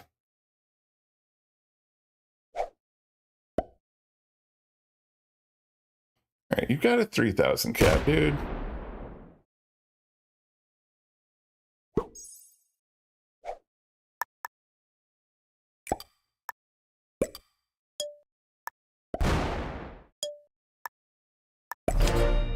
I'll keep doing it. I'll keep doing it. Let's see when somebody's bored, somebody's computer crashes.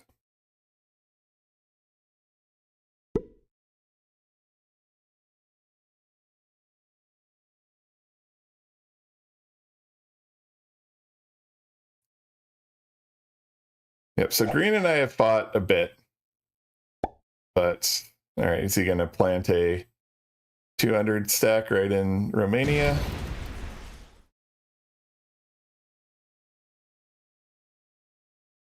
Yeah. Okay. Well, if yellow doesn't remove me there, I can open green's cap to yellow. So yellow, of course, is going to remove me.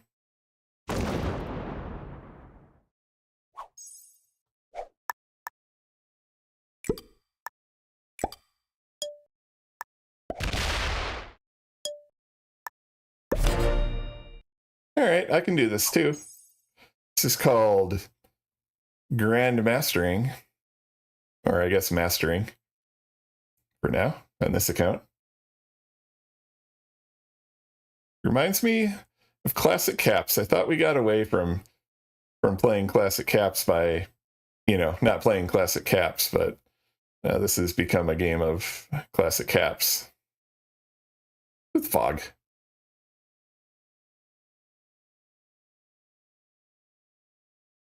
So my approximations here now are yellow and myself are probably about the same size.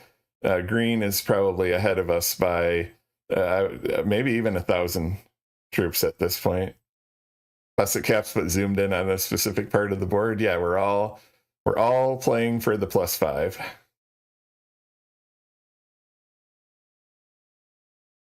All right, so yellow, they go there, they're giving me a cap card. Should be appreciated. That also gives me a cap card. So of course they're not going to do any of those things. All right, where are they trading?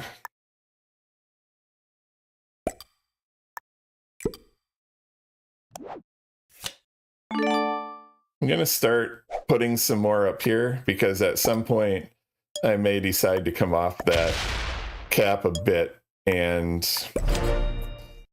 look at busting through this 263 just so it's not there. Now that would start a war with green, but I want to have that option at my disposal.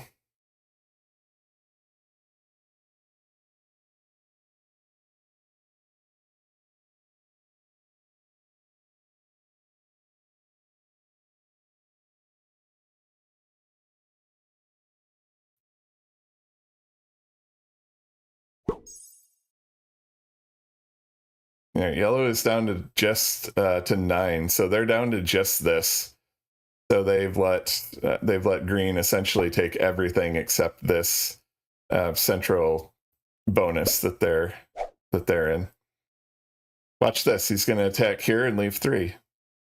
Oh no. Okay, so they're trading somewhere else. So I might need to find out where that is.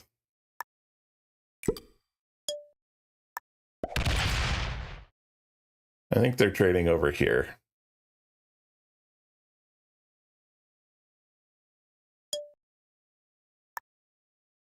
I'm going to leave that there.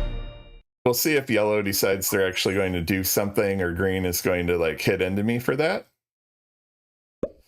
Yeah, sorry. The game is still going on. Basically, we have a player here in yellow who, even when I tried to go into green earlier, yellow just does absolutely nothing in the game. And so green is just like stacking, getting a ton every turn, and everybody's just kind of trading cards in various parts of the board. And now the card trading is going on over here. So purple was the true winner, indeed.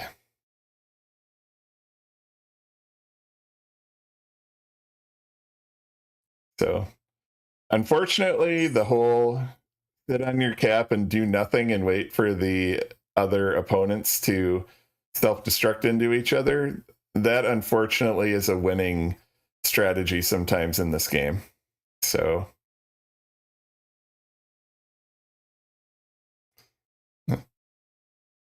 yeah, you know that's getting it.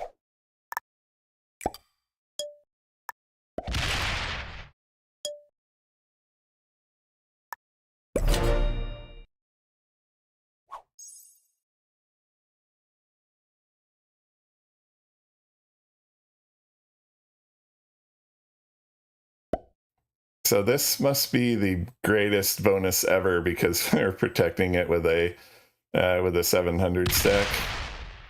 All right, that hit something more substantial. Oh, is he going to clear this out and take this bonus now? All right.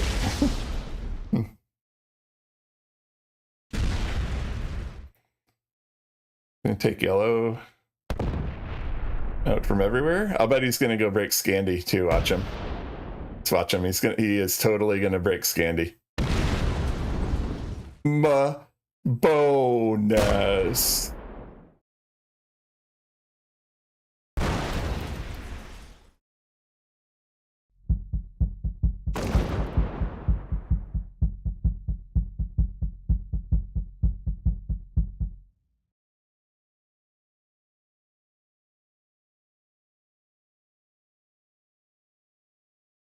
All right, so yellow's little card trading area that they were trying to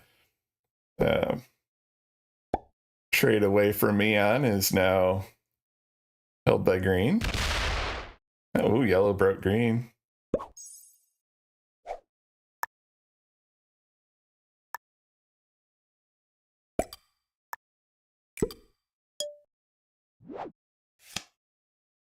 Hey, we get to save our Well, okay, the new logic for the card trades actually appears to have worked here. It actually put these three up and didn't put the Joker up, even though in Classic that would be, or in Fix that would be +8 trade instead of 10 trade. So that appears to have worked now. Yeah, I can wait this out. I don't expect any of you to wait this out. Go, like, seriously, go watch Puddle Jam.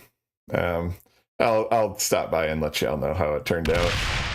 You know, I appreciate you hanging out here, but there are better ways to pizzle away your time than watching this trash. But I think the end game will be exciting. We just have to get through this part. So, you know, if yellow shows any indication that they actually are going to try to do anything, that would be cool. So now we got lots of green cards up in Scandi.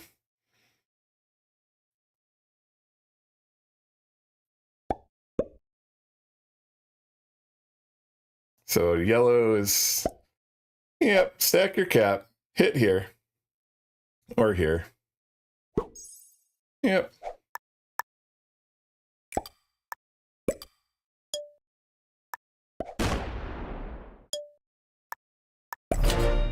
I can trade there too. Anybody want to guess what yellow's next card or next turn is going to be? Hey, Brock, can you create a prediction? What is yellow's next turn? Is it Kit Prussia, fortify back to cap, or is it something else?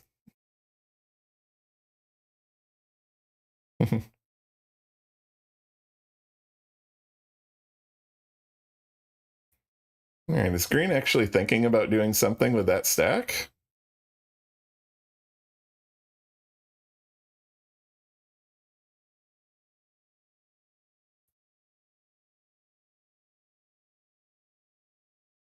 Just waiting for the 1,000 stack to have a positive cap roll on the 2760, because that would be about what we would expect in this game. Green not what happened? Green, yeah, green skipped.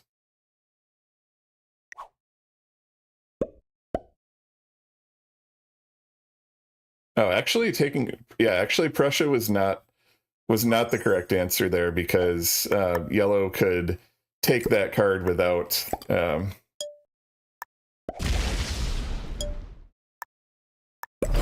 without closing their cap. So we're going to further, by doing that, we further open yellow's cap. Be back with the end of moment.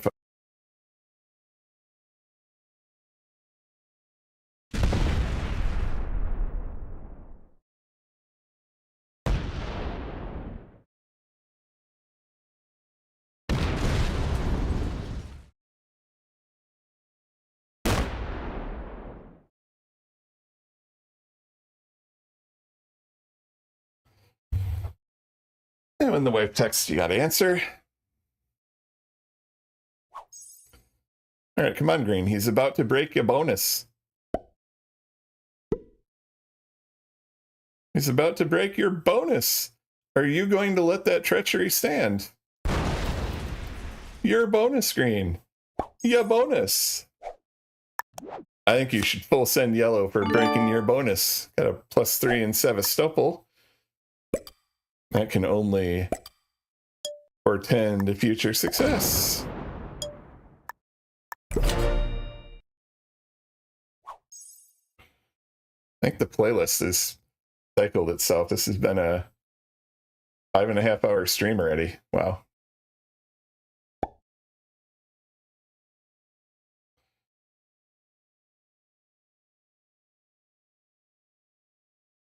Okay, folks, we have ads coming up. Sorry about that. But you're not missing much.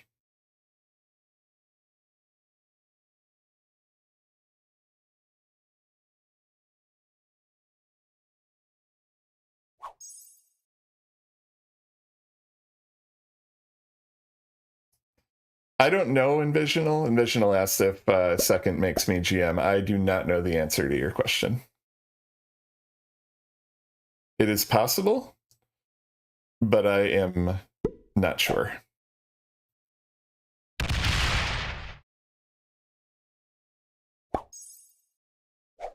So yellow is so scared to break green that they actually gave me a cap card, which is funny. Let's see. I want to keep my eye on what's going on in Prussia. I know that's a cap card, and I guess that would be a cap card over here too. I could open green's cap at some point.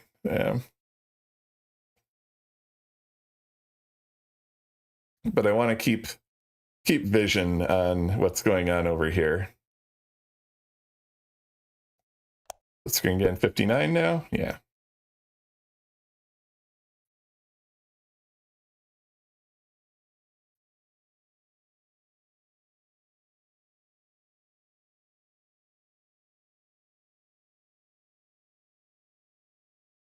And we're back from the ad break.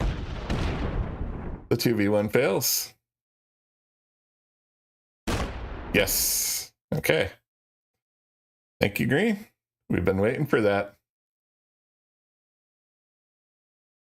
We have been waiting for that. So that little pizzle from the guy who looks like Jay Pizzle but isn't actually is extremely important potentially later in the game if we decide we're going to go take the ever powerful Egypt cap. We're now open to it. Some cat trivia for those of you who are so inclined to play some cat trivia. Let's see, where do we want to...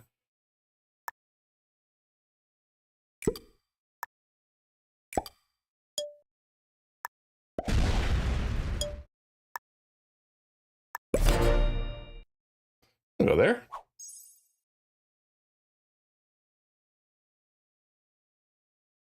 Lady and the Tramp. There's a classic. Don't believe I have We Are Siamese If You Please on my playlist. All right. Green is going to be sure that they're going to get a card here. No, not Sevastopol. All right, there's a 300 stack in Sevastopol. All right, probably not anymore, but there was. Green has won. I am about to flag.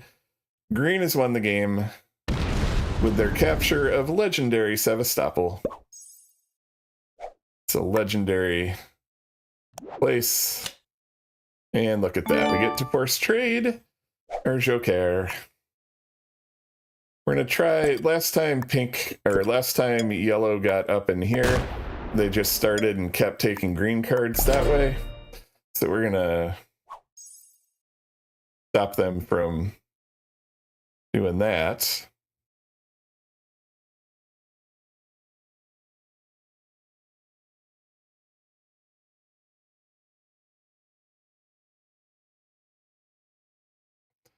So Envisional, I have been told that if the game started before the end of the season, it counts in the season in which it was started.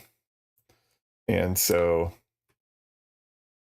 based on that, if that is true, I am led to believe that if I were to win or possibly even place second in this season, that I could end up with the target rank.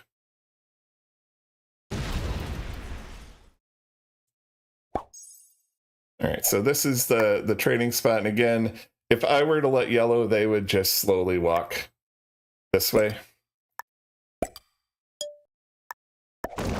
So I'm not going to block them from going. I don't care. You know, if they walk and clear green out of Scandi, which there's like 0% possibility that they're going to do that, but I don't want them just like going across here.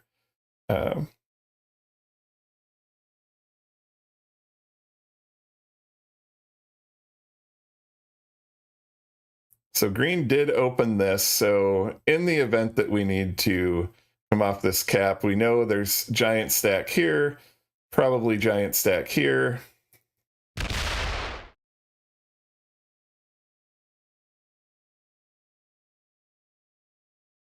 Oh, green. You're so funny, green. Witness protection redeemed. I am the Static Mage. Actually, no, I'm an anonymous streamer. I play the pink color. So I might be Corbina. I haven't actually seen Corbina in a really long time. And I think who else is pink? Zugzug, I think, plays pink. So maybe I'm that Streamer? Oh, look, it's me. It's the TheStaticMage. I'm back.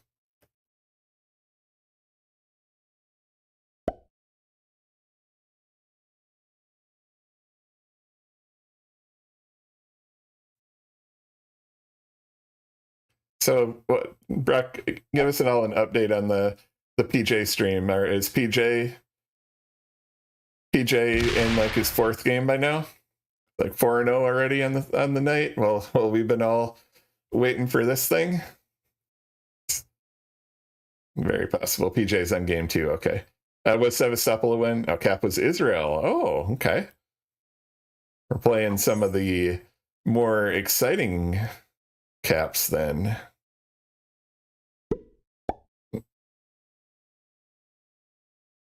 Okay, so red or yellow. I'm mixing up my colors. It's been a long stream, folks. I get the trade in the dudes, and again, I'm going to be putting enough up here that if I need to come off and do something over on that side of the board, that I can get there.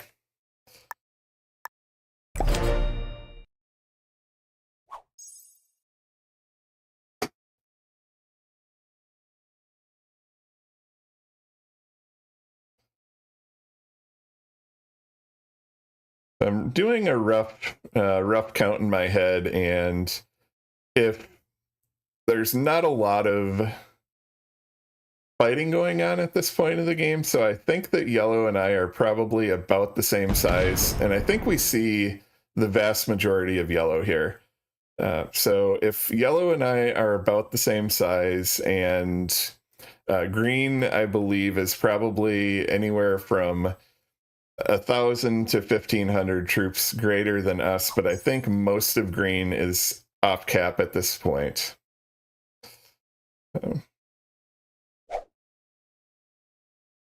Brock, how did you... That's... Oh, wait. Oh, Brock, did that unmod you? Just check and make sure that didn't unmod you somehow. Because I think it made you VIP.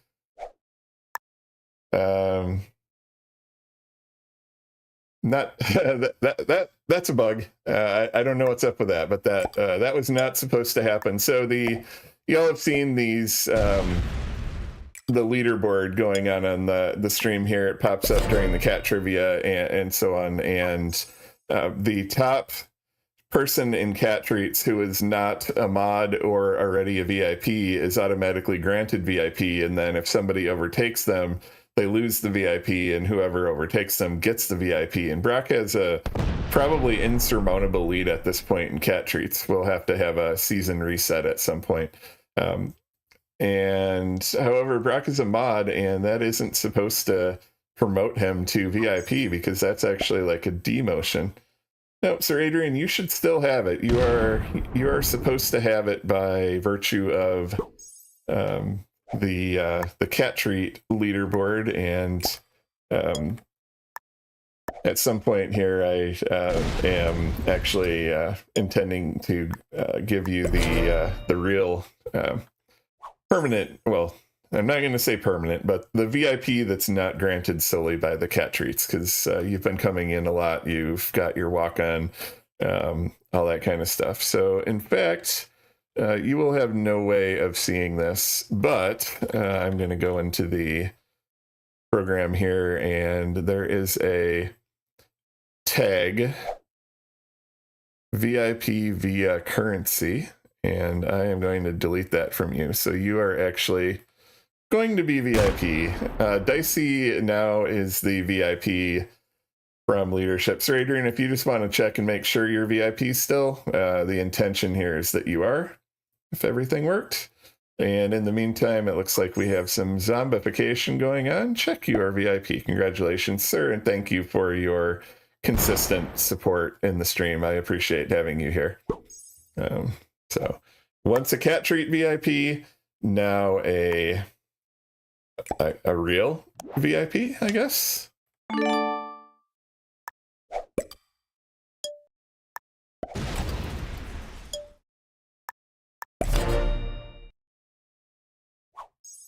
I'm going to try to, if yellow is deciding they're going to go up here to avoid breaking green, we're going to make yellow take the most cards possible to do so. Now, if green just keeps hitting them, my plan really doesn't achieve anything, but yeah. The Brack asked, all VIPs are real. You think you mean permanent VIP? Yeah. I don't want to say permanent because permanent means forever, and things have to get reshuffled from time to time. You know, I hope that 6 months, a year from now, I'll still be streaming every now and then. I hope that Sir Adrian keeps coming by, and all of you. But if we've got, you know, any you know, as people come and go, I'll have to see. I have to actually check and see when when Dicey was here last. I have all the stats. One of the things I mentioned Firebot before. One of the things Firebot does is, much like StreamerBot, tracks watch time since I started using it. So I can actually go in there and sort all of my viewers from least to most, most to least. I can sort by cat treats. I can do all sorts of fun stuff.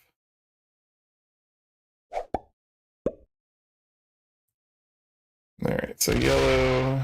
Okay. Yellow there. So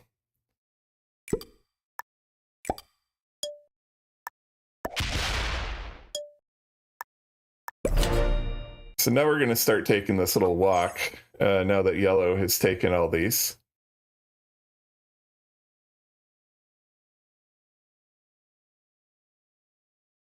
Where is the green attack? There. Okay. All right, so we'll go back and we'll take that one next turn.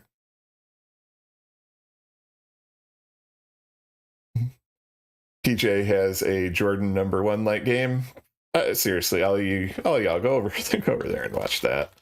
I expect you to be here. There's PJ's stream. I think his games are much more exciting than this.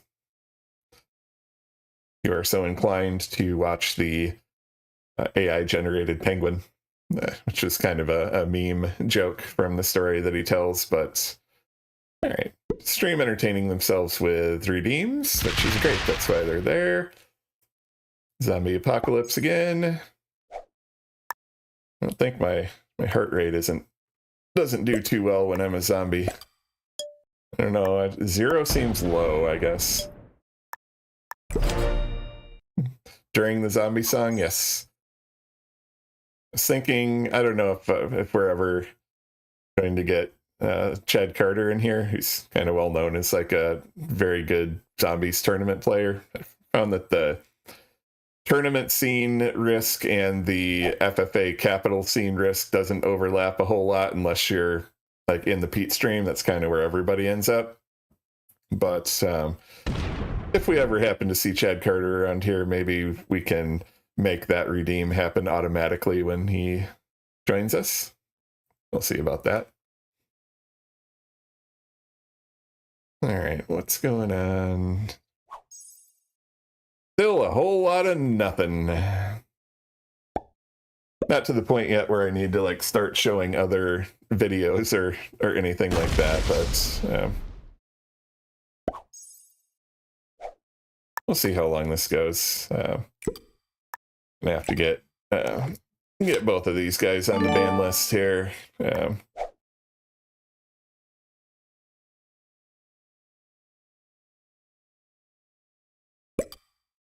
4,000 cap. We'll put a little more over there. So the reason, by the way, that I'm trading here, just by means of explanation, this is the active trading spot right now. I could go over here if I wanted to, but then green is just going to take that and yellow is going to take that. So since this has essentially become a game of classic caps almost, in terms of like cards being a premium and making sure that you have cards and all of that, it's more important to preserve that. Now, I don't have a large portion of the board. With this cap, I think I could get through just about any of these stacks. We know there's a Gascony stack over here. I can't imagine there's a lot on Rabat. So if I chose to take this cap out for a walk, you know, I could get probably all the way down here. No way I could kill green, that's for sure, because they are probably 1,500 to 1,000, 1,500 to 2,000 bigger than me at this point. But keeping those possibilities open, there's also the possibility of going down here. While my cap was closed, green only needed like a set here. If they're worried about me coming down and breaking their bonus this way, they would need now, I would be able to get in pretty much no matter what they put there.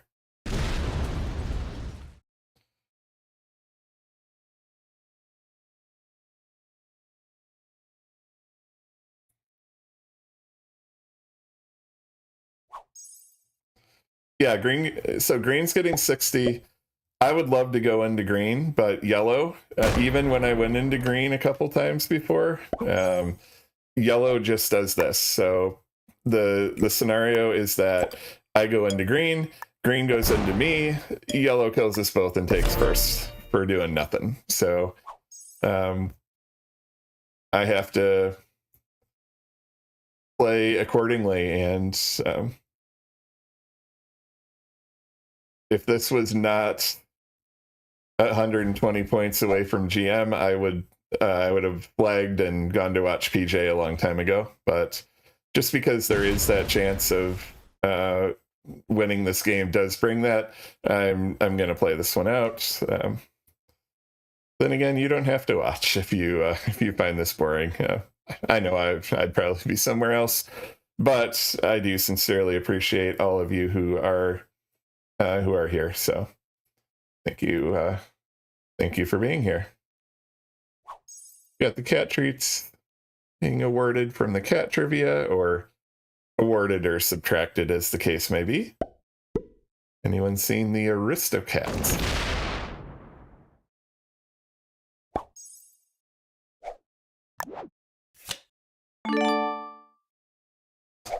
Again, we're investing over here because this cap is now open.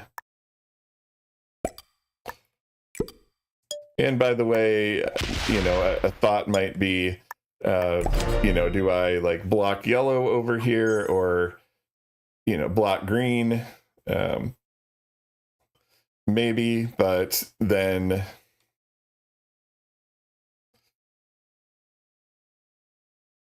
maybe that's not such a bad idea. Just thinking. All right, green trades up there. Thinking, what if I were to block? What if I were to effectively block yellow? Like, what if I were to not trade with yellow up there and force yellow to go into green?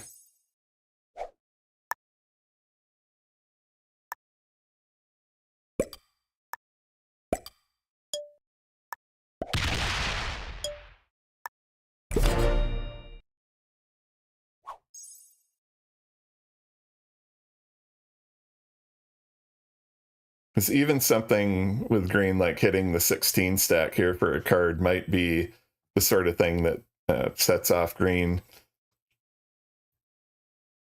Gets them very upset.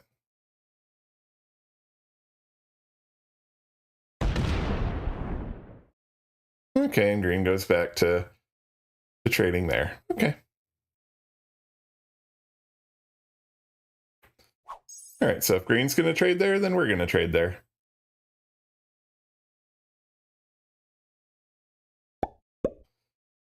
Yellow doing the predictable yellow play.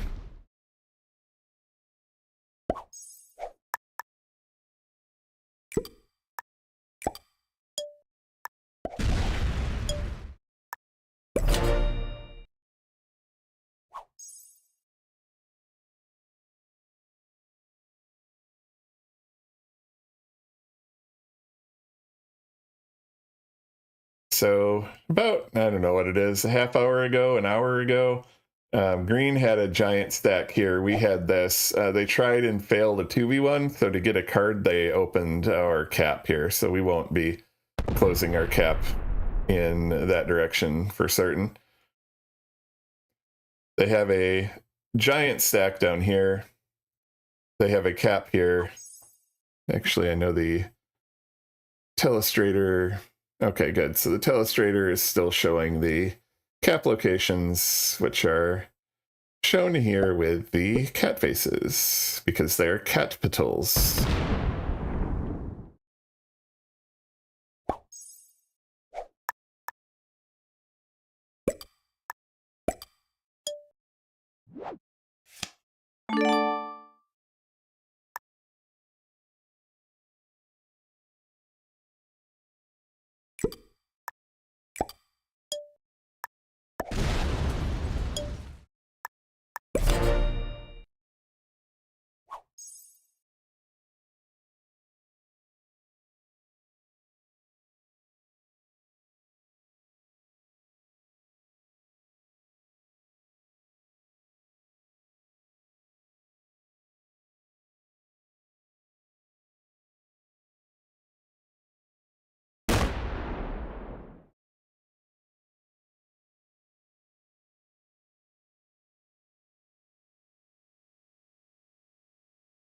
I guess the intrigue coming up soon is going to be actually who ends up getting the 420 set. And yellow, green, me, yellow, green. I'm going to get the 415, not the 420 unless I trade early. I'm not going to trade early to get the main.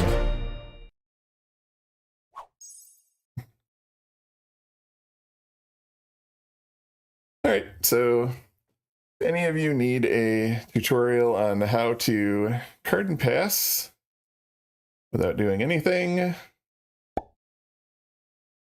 watch this game.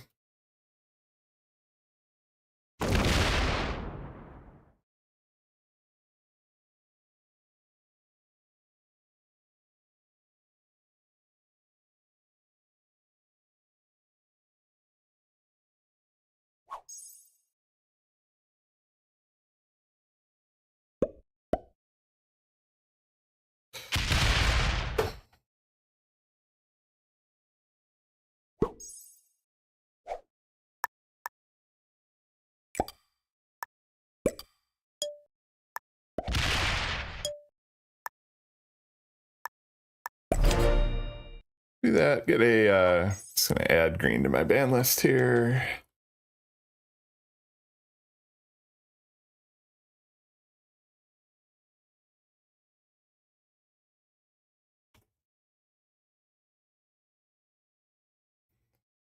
So give thanks. I was told by Brock that the game counts toward the season that it started in. So I don't know if that's the case. I guess it would be an interesting edge case. I guess we know that SMG isn't actually known for the strength of some of their edge cases, but we'll see. We'll see. We'll see if we end up getting in first or second. We'll see if we first for sure would convey Grandmaster status. Second, we are not sure. That would depend entirely on the ranks of the opponents.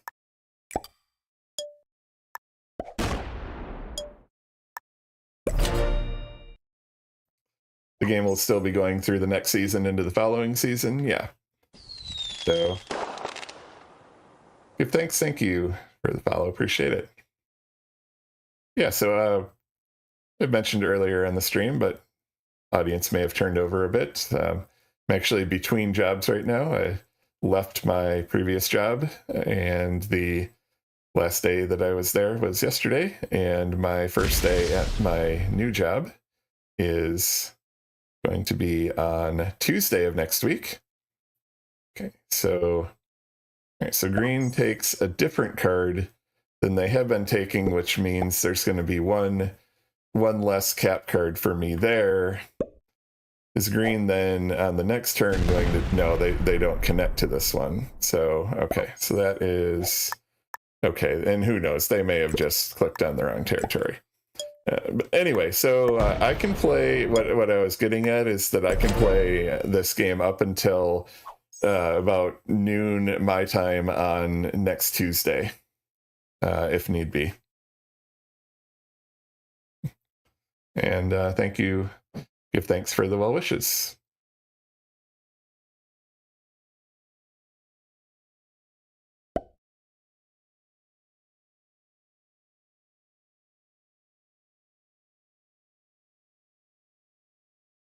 I think we must be repeating songs from the playlist, because I remember this one playing earlier. I don't know what the algorithm for my music player is, but I know we have about 9 hours of playlist song, and we've been streaming for about 6 hours, so we shouldn't be. Okay. It's that one.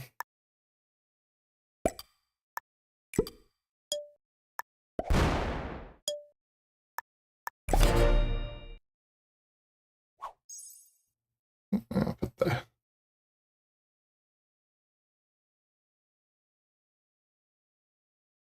Shut up. Hey, Marcus. Yeah, best wishes for the new job. A few days for everyone to card and pass before I have to go to work. Yep, it's exactly the point that I was making there. All right, we have an ad break coming up here in a minute and a half. Sorry about that. You're not going to miss much.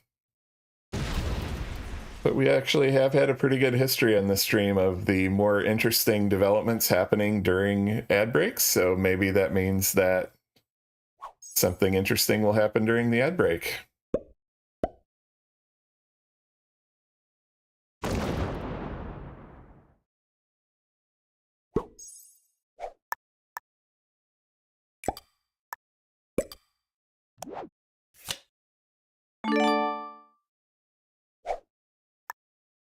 And again, we are stacking over here in Scotland because it is open to the stuff going on over here on this side of the board. And if we feel the need to single cap at any point, we can just as easily do that. So just kind of keeping the count in my head of what might be going on in terms of overall troop generation here. My best guess is that green is about 2,000 troops bigger than us, and yellow and I are probably fairly similar in terms of troop count. Okay, yellow has the moral victory. They have the 420.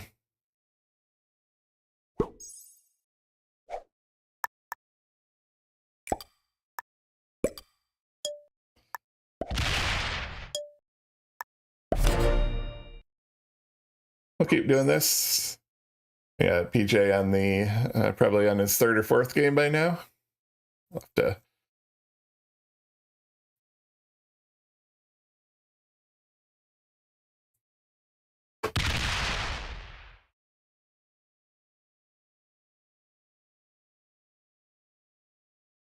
PJ's still in game 2. Gotcha. I'm actually gonna put PJ up on my other monitor over here. I gotta turn his... Oh, he really is vassaled in Israel there. Wow. That is unfortunate for Mr. The Jam. But maybe like the famous Jordan game, maybe he can come back. That would be pretty cool. So looks like he's capped back there. He's behind Blue, who is in Istanbul, and I guess PJ and I are having a contest here to see who can do the best filler content. well, we'll be prepared for worse than card and pass over at the PJ, the PJ stream. Yeah. Yeah, at least we can see the board. We can hear sound effects, little booms and bangs and smashes and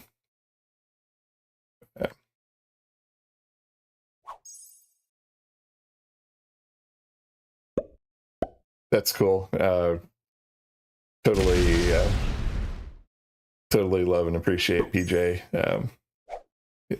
His software that he's developed has done a lot for the Risk streamers. The software that JP calls the sniper detector.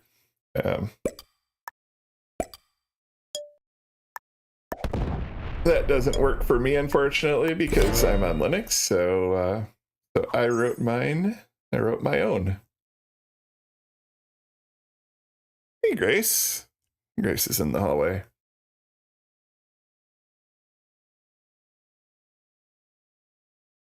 Somebody made a poll. Okay. A prediction. I'm just curious what the choices are. What did Brock come up with here? I'm assuming it's Brock. Can't for some reason I can't see it on this Twitch display. It's really not the best interface. All right, yellow has to hit a 3.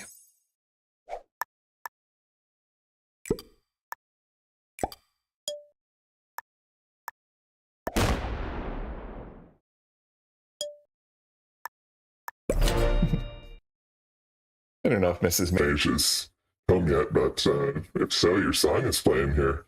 This would actually be what a meta opportunity for Mrs. Mage to do her walk-on during the song that is her walk-on. That would be pretty funny. Don't know if she's home yet.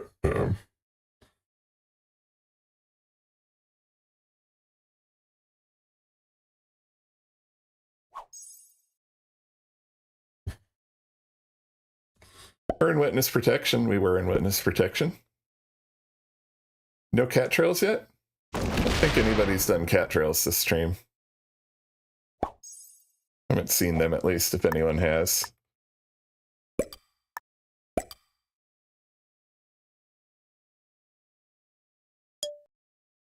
Here we go. Hey, sweetie. Welcome home.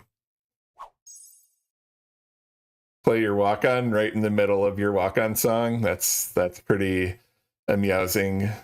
So we're predicting that I might end up being here until next Tuesday. So I'll eventually have to quit when it's time to start my new job. But so I don't know. This may screw up the dinner plan. If you are interested in cooking the thing that we're planning to have for dinner, I guess I can try to eat while I'm card and passing here. The only thing about this game is that on the account that I'm on right now, it is like 180 points away from Grandmaster. So if I win this game, or possibly if I get second, I'll get this account to GM. I would have just flagged out of this nonsense a long time ago if that was not the case and gone to watch PJ. But I want to see if I can see it through and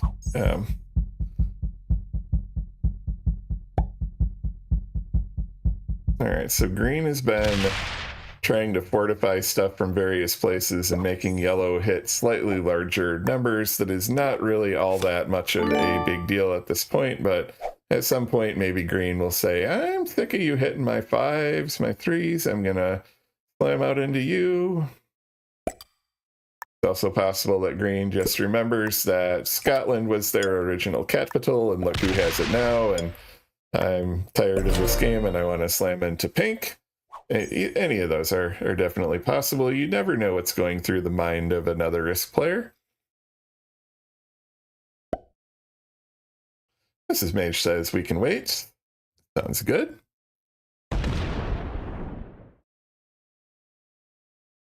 Let me go check in on the puddle of the jam.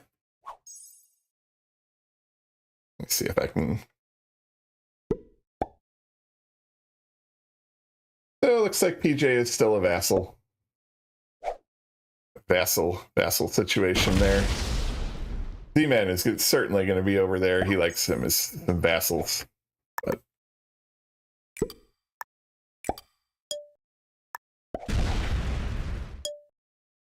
I can tell I'm getting tired. I almost accidentally clicked on the wrong territory there. My mouse slipped as I was clicking, but fortunately I got the correct territory selected. Been going at this for 6 hours, folks. I think Brock has been here pretty much the whole time. I hope you've been multitasking, Brock. Oh, okay, this is different.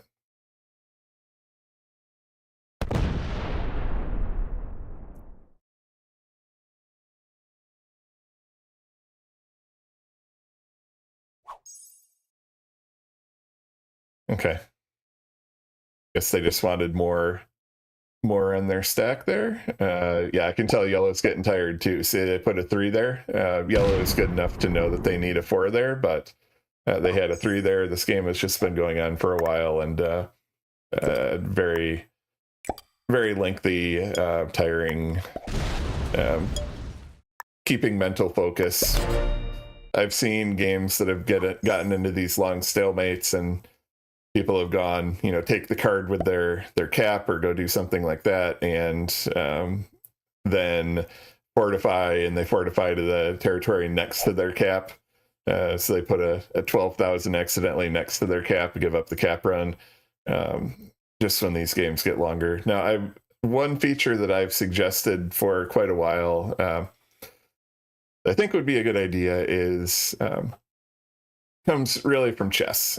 So there is an arrangement in chess where both players can agree that it's a draw, but to have that happen, there are some things in chess that force a stalemate. Like if you get it to the point where the opponent does not have a legal move, that is automatically a draw in chess. If you, I guess that's kind of the big one. There's a thing called the 50 move rule. If you move, if there are 50 moves in the game that do not have, I believe it's a capture, a pawn advance, I think those are the things, then the game is automatically a draw. So there's automatic draw rules like that. But then there's also the concept where, the players both realize we're just shuffling pieces back and forth, and nobody is ever going to make any progress, and don't make us play 50 moves. Repeating the same position 3 times is also a draw. So there's opportunity for the players to agree to a draw. And I think that would be a great idea in this game, where all remaining alive players, like I could say right now, propose a draw to the lobby. And then it would pop up on yellow screen. It would pop up on green screen. Pink proposes a draw. What do you think? And then, if yellow maybe is like, no, I am in a superior position here, I'm going to win this game. They decline the draw, and then the game just continues proceeding on. Maybe all the 3 players are like, yeah, this is never going to go anywhere. And I was actually in a game like that once on the classic map.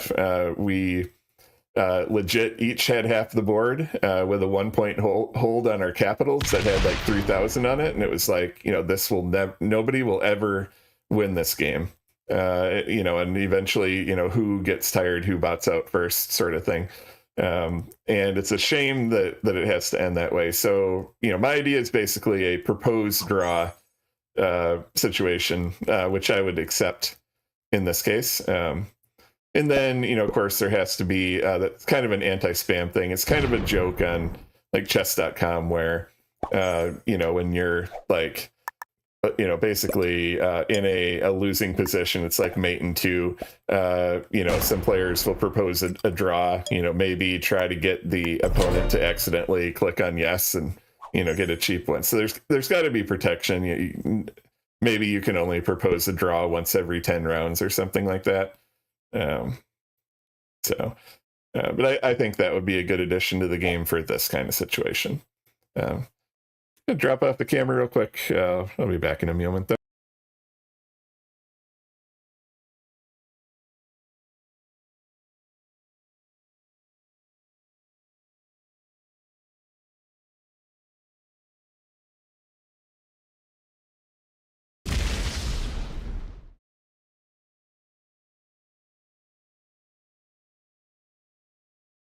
All right, so green has closed that off. Let's see where yellow takes their next card. So green has another bonus, so they're going to be on like plus 64 probably now because of that. Sir Adrian said they would have to implement better than the alliance request. Yeah, for sure.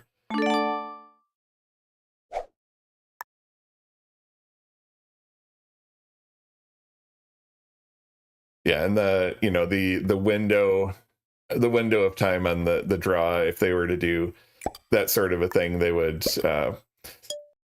if not accepted by all players within 30 seconds or something, the offer automatically expires. Trying to think, would it be good, in a 3-player game to be like pink proposed the draw? Maybe it would just be like, a draw has been proposed, and not make it completely anonymous who's like responding, because I guess there would be information to be gained by accepting or not accepting a draw. You're like, oh yeah, I want to draw, I'm really weak, and then if a player could be like, green declined the draw, sort of thing, then so there would have to be some thought into it. Wouldn't be something we would want them to put in haphazardly, but I think it would be a good addition for the kind of situation that we're in right now, because this game is going nowhere until somebody gets bored or somebody's computer fails.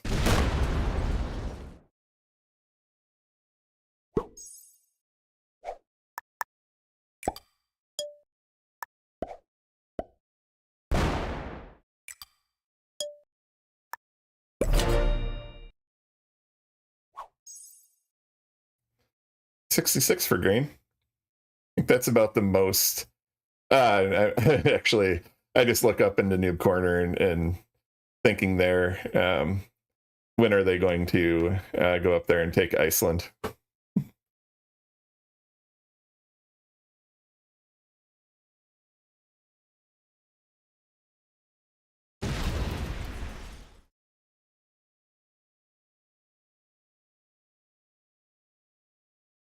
It's looking at the PJ game. Oh, okay, it looks like the blue player who has him vassaled back there in Orient is trying to perhaps farm him for cards. So I guess that is progress. I don't know if it's good progress for our Puddle Jam or not, but there's activity over there. So it looks like PJ has 309 on cap, and the blue player advancing to him with about a 300 stack.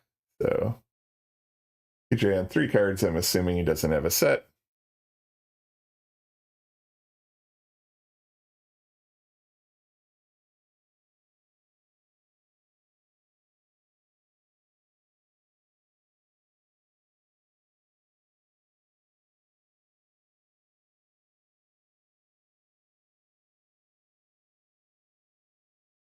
Yeah, so my calculator doesn't even go up to above, I think, like 7,500. I think the one on the website, I don't even know if that one goes above 7,500 either. So it's just like ridiculous. So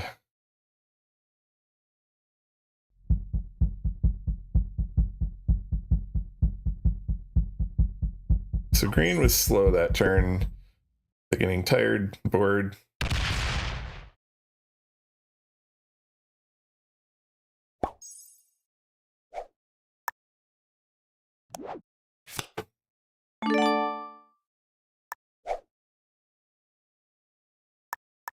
I'm just not gonna mess with the slider in this next one. Do that way.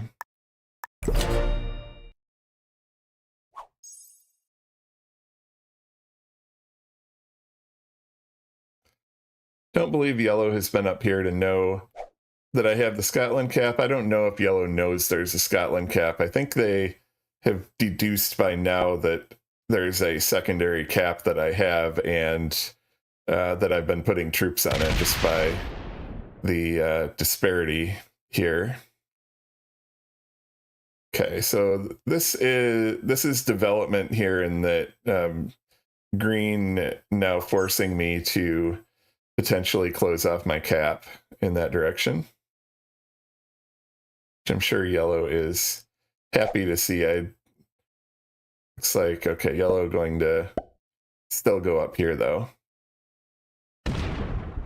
No, they're going back there. Okay. All right, so in this case,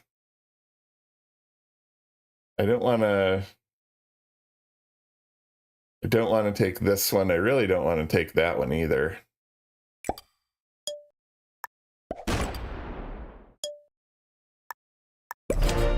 So I close myself to green via that direction. I could still loop around if I need to, but I want to keep the pathways open. Okay.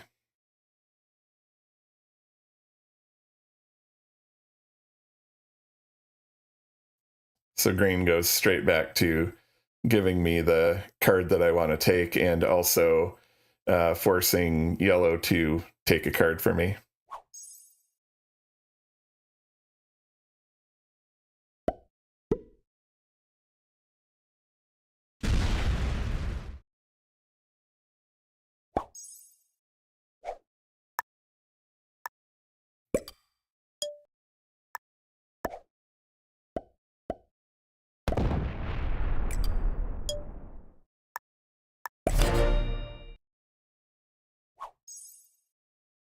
Did that because green is next to go, so they're going to probably trade here.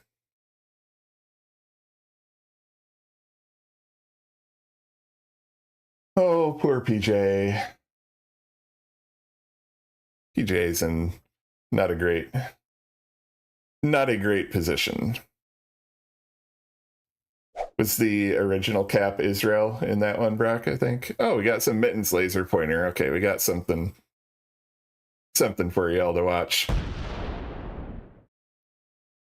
Okay.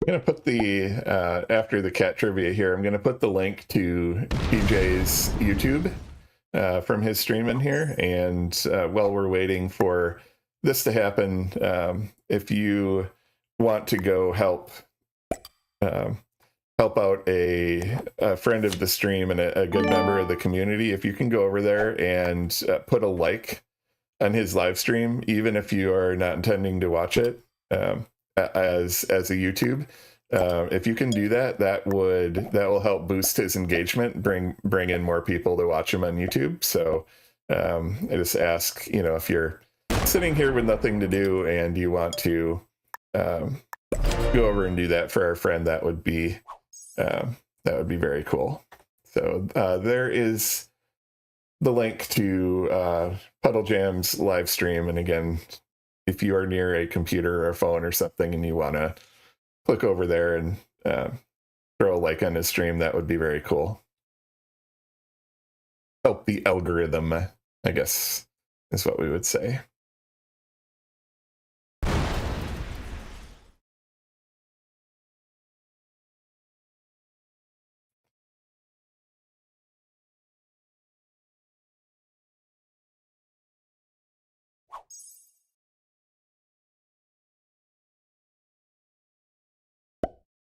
Oh, we got two cats.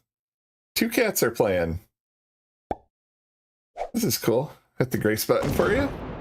So we got Grace going after the laser pointer. That's good to see.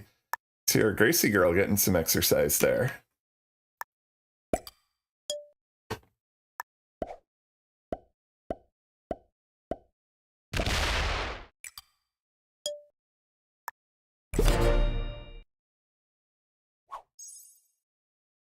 Oh, tired out.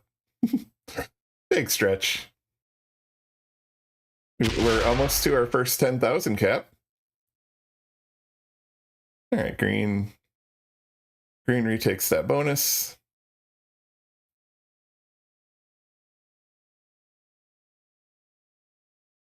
They're going to leave a 61 stack there as a guard. Yep.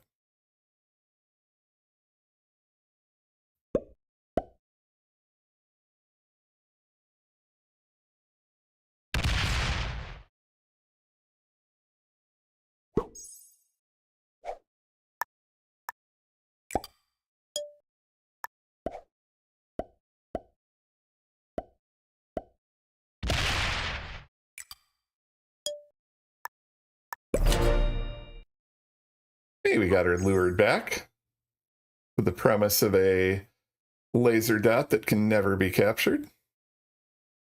But they don't know that. All right, looks like blue player in PJ's game has reached his Catpital. Hard blocking him at this point.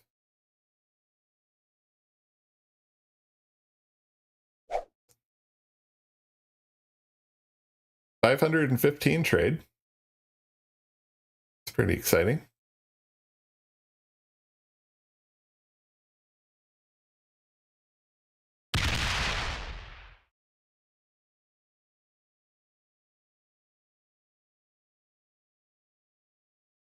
Does green leave that there? No. Come on, oh, shoot.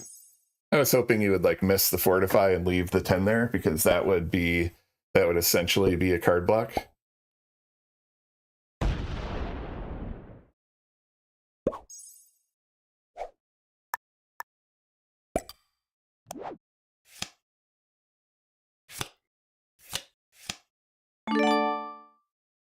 It makes you feel better. PJ is stuck to the Vassal. Yeah, it doesn't make me feel better, honestly. I'm always rooting for PJ to win, and I think we have two somewhat uninteresting games here on the Twitch waves.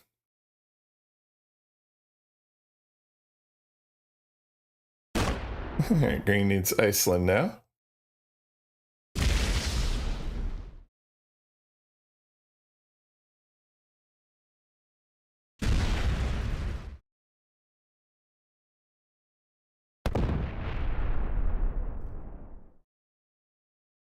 Wondering at some point is green blockable, essentially reverse card block at this point, because they've now taken basically all of the board. If yellow were to put a humongous stack here and I were to put a humongous stack here, green wouldn't have anywhere to get a card. Now, do we think that yellow is going to do that? I think if we were to ask the Magic 8 Ball on that one, I think it would say seems unlikely. Does yellow know how to do that? I strongly suspect that they are. Green is getting 69 troops. We dab on that.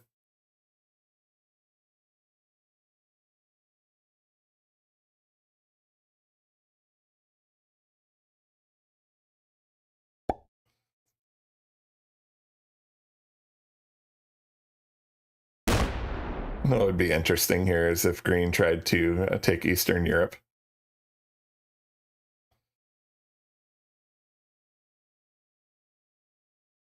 So I want them to like leave that 47 there. They won't, because that would force yellow to take a card somewhere else other than where they want to be taking a card.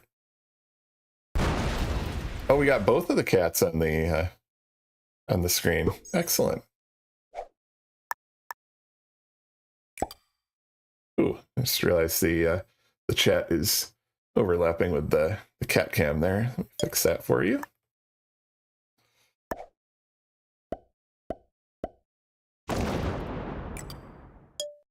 Well, folks, I hope that whatever 1v1 arises out of this game will be worth it. And I'm going to try to do my best to make sure that I'm one of the participants in that 1v1 so that I can reward you for sticking around here. In the meantime, however, we are in this game, and it is what it is.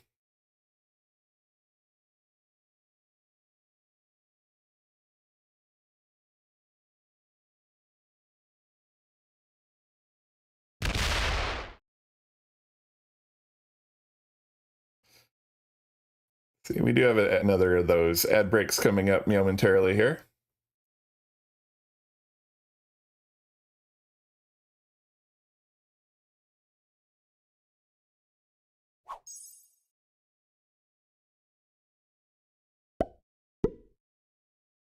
Looks like, oh, we've got the tail on the wand coming out, making an appearance on the cat cam.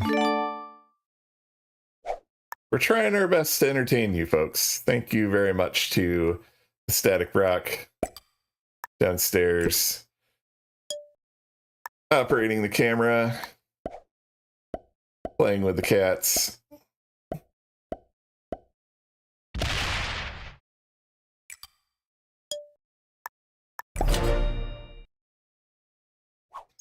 I don't think Grace is into the tail, the cat tail wagging.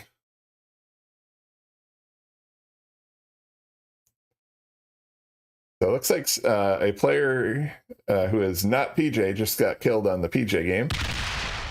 I think all of you are aware PJ is playing the Fragile Cap Challenge, so he will cap in a location on this map, and if he wins that game, great.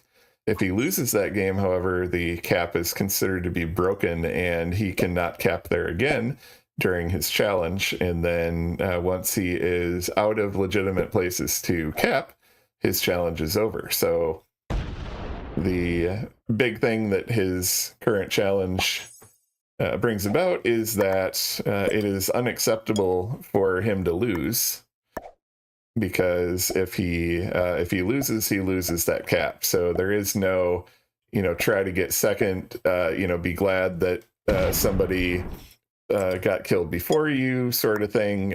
He's playing win or bust. So it's an interesting dynamic with the challenge that he created for himself over there. So again, it's something that y'all can check out if you are interested. Yeah, well, we're already past the 10,000s. This is going for a while. So let's see. This is Mage. During this next ad break, do you want to come on up here? I'll turn off the camera and the mic, and we can figure out what we're doing for dinner. If you're hearing me and you want to come up, that would be cool.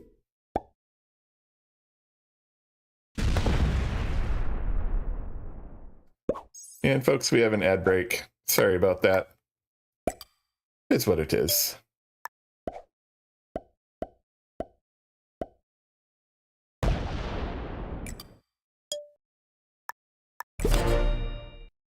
Folks, camera will be back on in a while.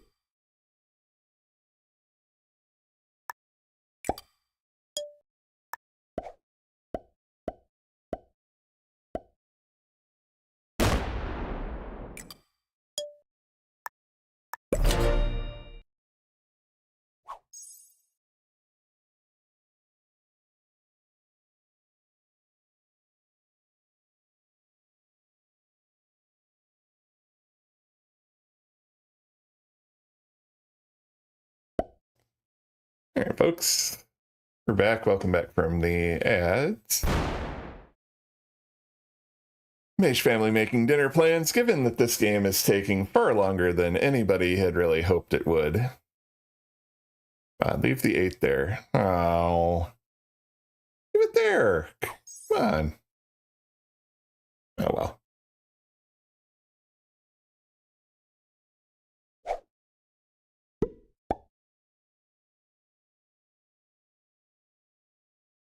Everybody want to be a cat?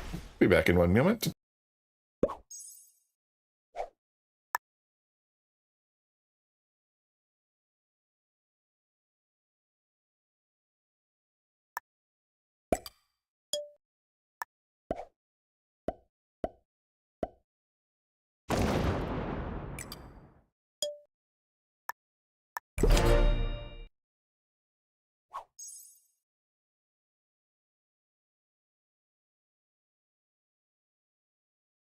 All right, we are here for the long haul. Dinner has been ordered.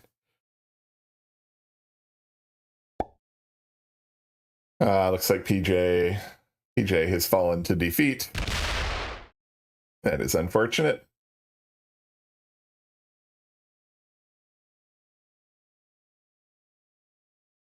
Everybody wants to be a cat.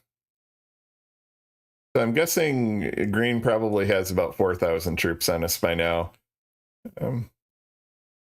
Basically, every turn that goes by, I'm adding about 60 or so to the tally. So every set that is occurring, Green's got about 180. So just every time Green sets, I'm adding that to the mental tally of the size of the Green player.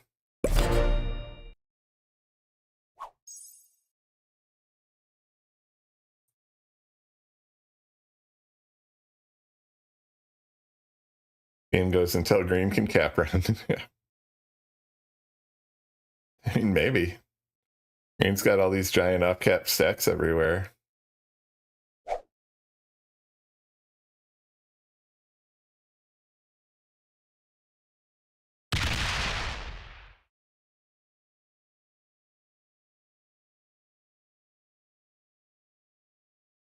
All right, looks like we have some cat tree action. Mittens is in the barrel there of the cat tree, playing with a toy. You can see her occasionally sticking out paws and other limbs. So I think the 3,500 over there at this point is sufficient. I'm just going to keep stacking this one now. Don't want yellow. Not that they would, but I just don't want yellow getting any clever ideas.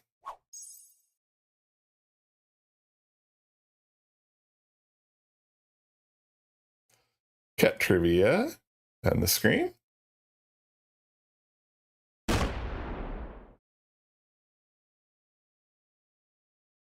Got Neon Cat. Anybody know the history of that meme?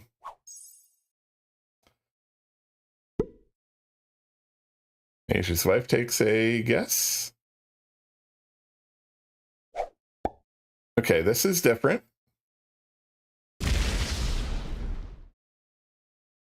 Ish. I guess. I guess that's different, kinda, sorta.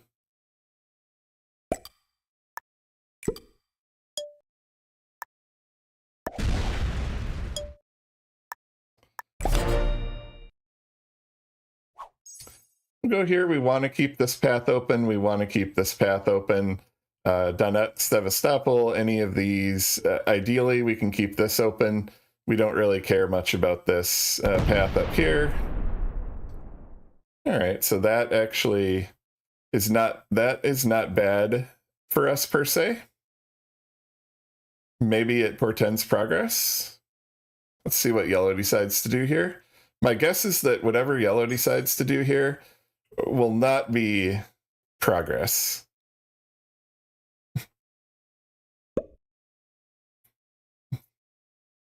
The time vampires are out tonight.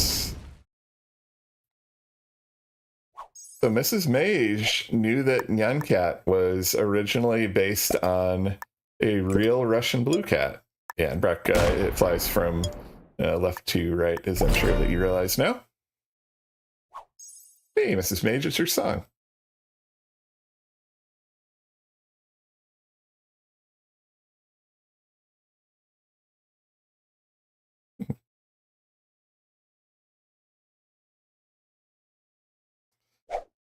All right, so green has been switching up the pattern the last couple turns. And now we're back to the same good old pattern that we have been on most of the game. This is actually good for me. If yellow ends up taking the card there, that frees up one of those cards. So previously I held both of those. Now yellow is forced to take that one. So I will be going back to only holding one of those cards. Those are undesirable territories for me to hold because they block my cap. And so to go from holding two of those to holding none and now holding one is a good thing for me. At this point, with the sets where they are, we realize, of course, that green is getting huge, but I'm not really concerned about essentially being on just kind of two spots. All of my troops are on cap, which is what we need in this situation. And green's coming from that way. Okay.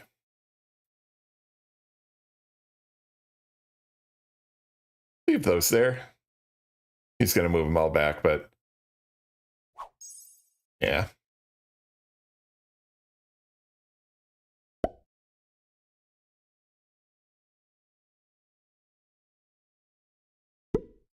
Okay, this is different. Like if yellow shows that they're going to do something, I'll do something. Oh. Okay. Yellow shows that they're going to do nothing, so I'll show that I'm going to do nothing. I can do the yellow. I'm learning to play this game from you. Now look at the slider, folks. I can't choose anything between 1 and 26 here because it's implemented as a widget that has like it's not infinitely or infinite scrolling. Like there's kind of notches along the way, and we've gotten to the point where my cap is so big that I can't even slider down to fewer troops than that. So fortunately, though, we do believe that mechanic is going away. Yeah, Brock is suggesting that there are a bunch of 17 people allegedly viewing this, but that they're just all watching Mittens.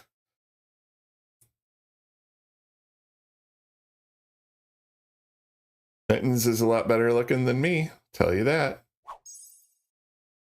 I think Mittens might be tired out.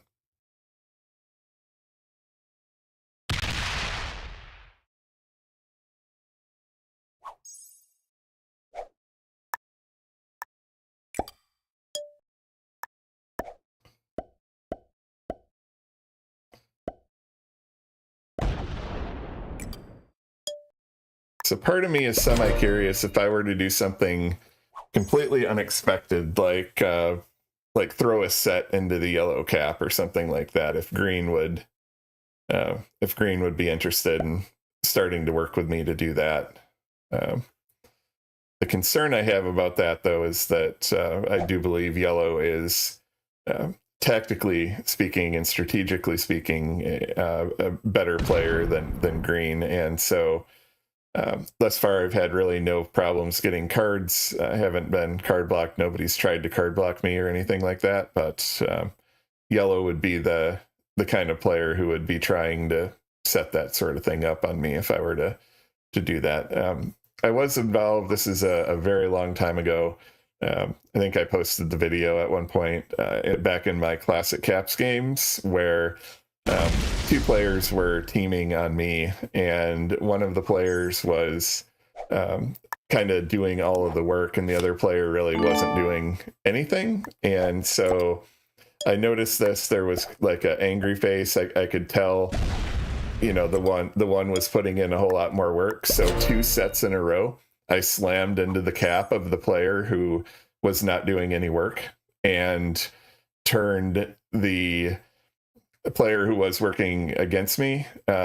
We then worked on that, teamed on that third player, got that player out, and then I ended up winning the 1v1. So I went from a 1v2 to a victory just by doing something to change up the game. So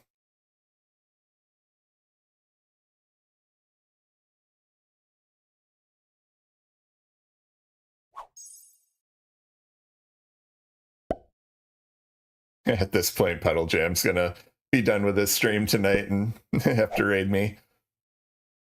All right. Again, Yellow, if you do something, I'll do something. If you don't do something, I'm not going to do something. And not doing something seems to be the order of the day.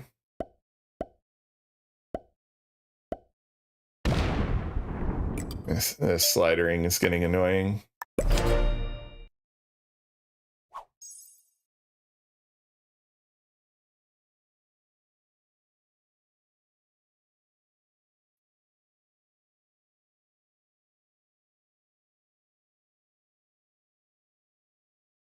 Another part of me is wondering what would happen if I tried to trade in like Ireland or something.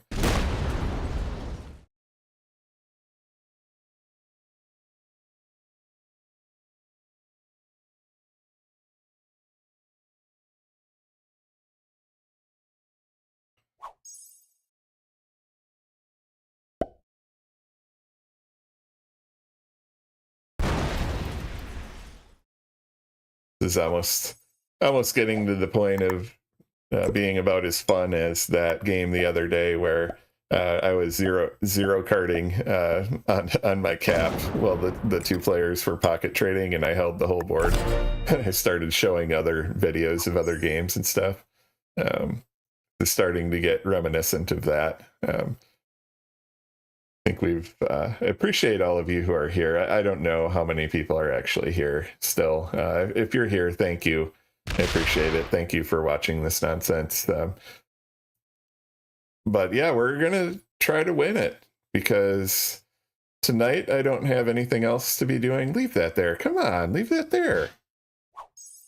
So the family's going to arrange for dinner for me. I'll eat that here in a little bit.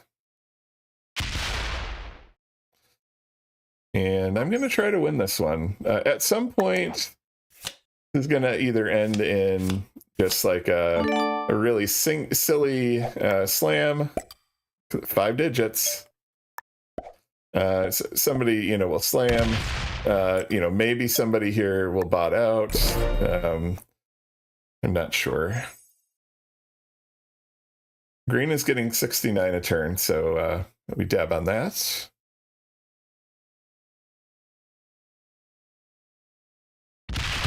I just am like, every turn I'm anticipating that something might happen, and then every turn the same thing happens. So, but sometime something will be different.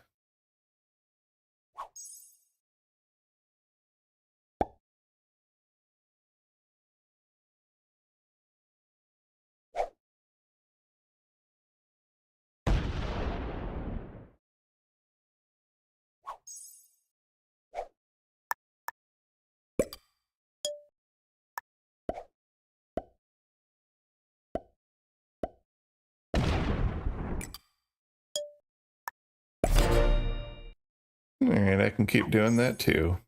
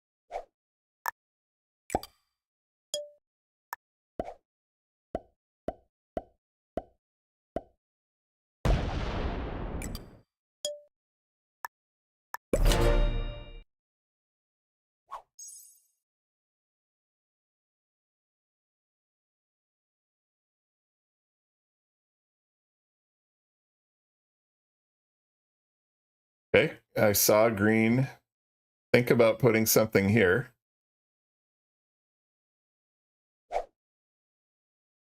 I don't know if that was a signal. I don't know if green is good enough to signal. But maybe green wants to progress the game. I might try my next card over here just to see what green decides to do. See if green could leave that there. They're not going to, but they could. Of course they don't. So I'll take this next turn. We'll see. One cap card that's an experiment. I think that green might eventually take it back from me.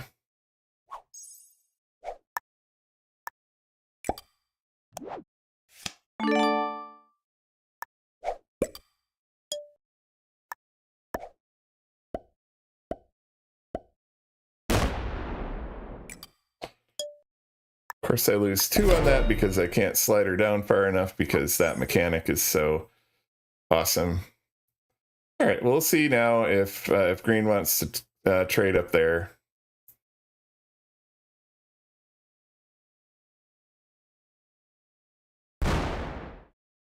Okay, this could work.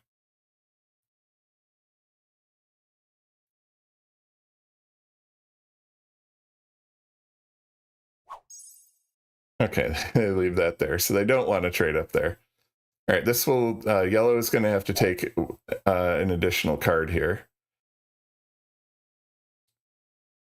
Okay, I don't know where that card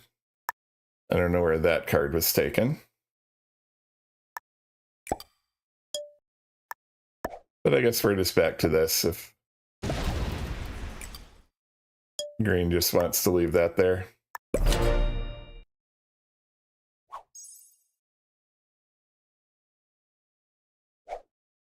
Green only getting 65 this turn. They were getting 69. The yellow took a card in here. So yellow probably hit this, if I had to guess. So green, unfortunately, is probably just going to take that right back because all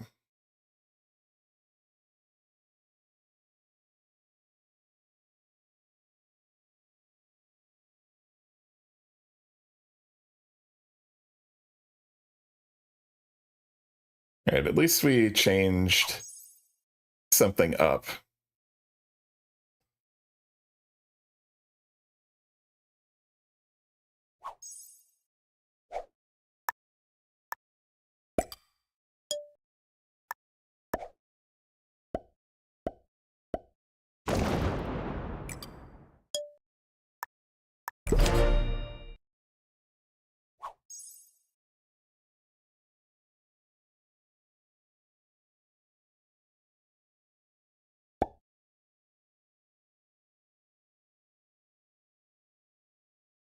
Cat trivia.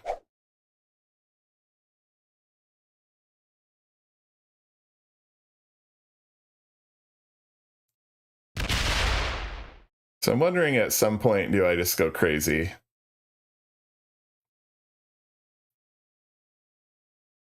Okay. All right, that's cool. Only reason I went there is because I didn't want to go there and hit your 69, bud. So.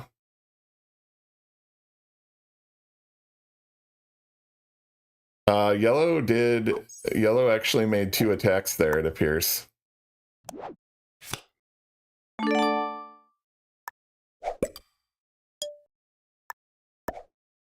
All right, so things are actually happening in this game.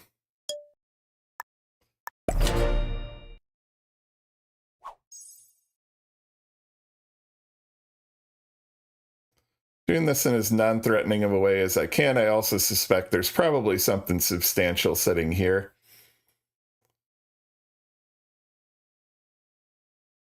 But green is just so random.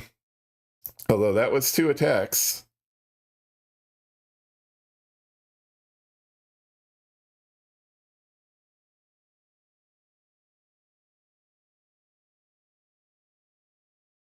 All right, green didn't give me a card. See what yellow does. Otherwise, I may have to break Iceland here.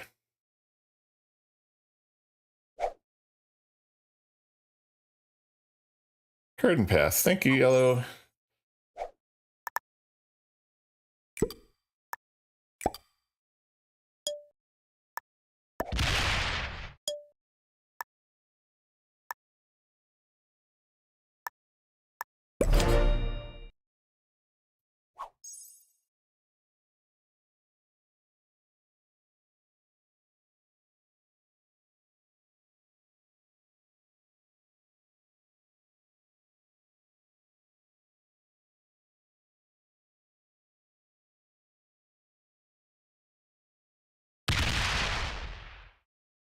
Take it back. You gotta give me a card, though. You gotta give me a card, and you gotta not leave the 61 there.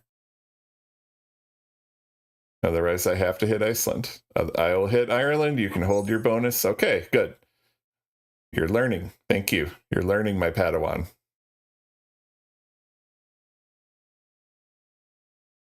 All right, looks like PJ has moved on to his next game, and Vienna cap, I believe I see there.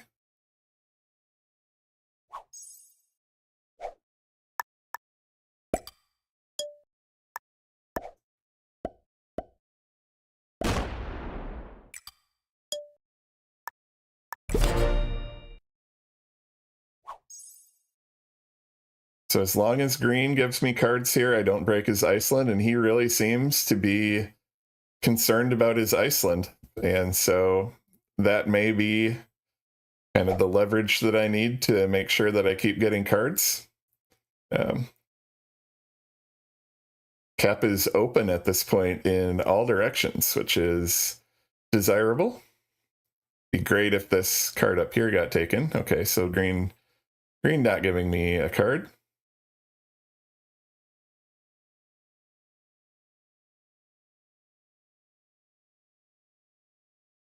Come on, green. Do something. Spice it up. You know you want to.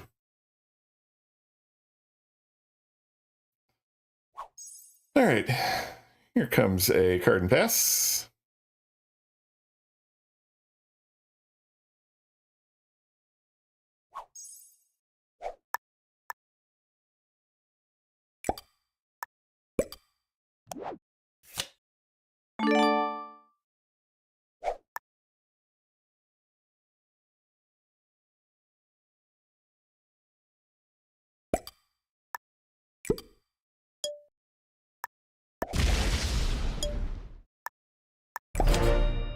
All right, if history serves, green would be very concerned that I broke their +2 and go up there and hopefully take that back.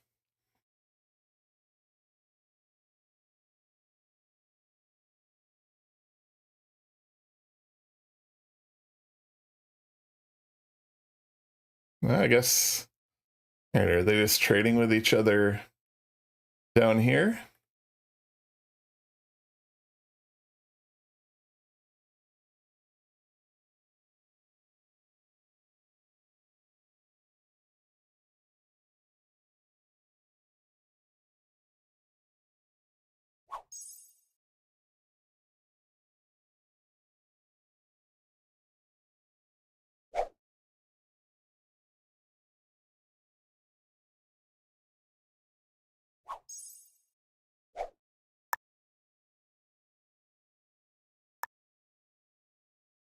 All right, so for the record, I don't like that I'm taking cards here in an area where there's not a lot of activity going on, because eventually you get to a point where you run out of cards. However, I've got a bunch of cap cards. I've got all of this. I've got a big cap here. We know there's no caps down in this area until we hit Rabat. There's probably a big stack here. If we had to, we could go through a big stack. So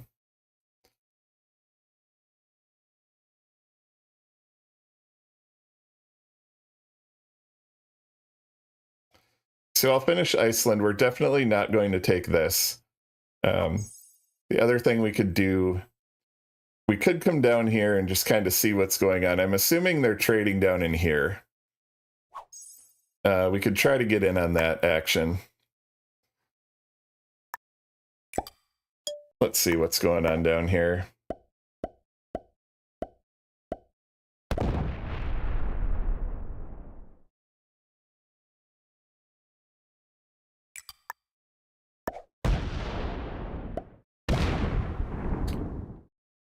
Yep. So there's green.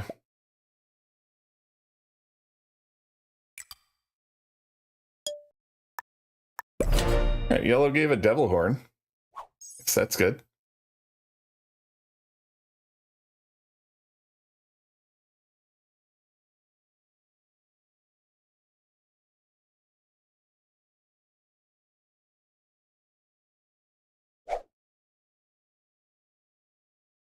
We might actually have progress coming, folks. I'm going to hit those ads now in hopes that we do.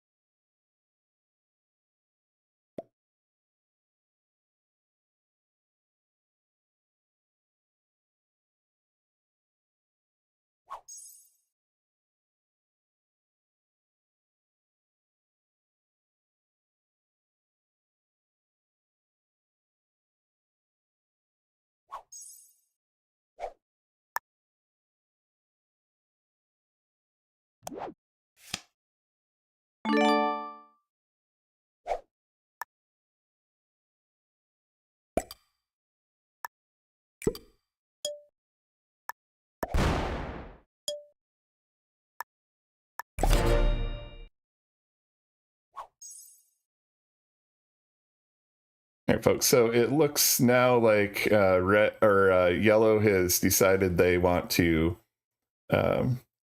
try to orchestrate something against me, given that they're given like the well played for being down here. So they're trading down there, and is that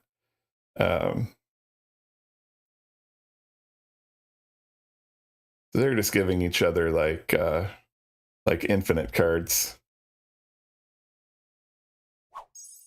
Okay, so green kind of, if that was the strat, green kind of pizzled that. We'll see if yellow puts a substantial stack here.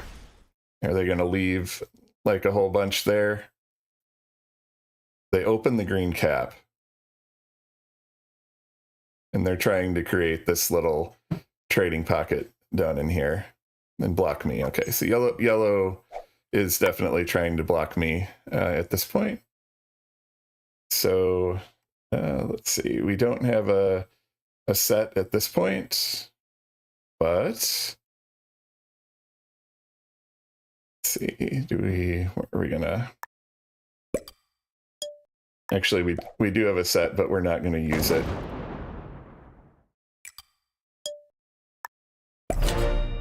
Right, so I think these two players have decided they want to go work against me. That's what it looks like at this point.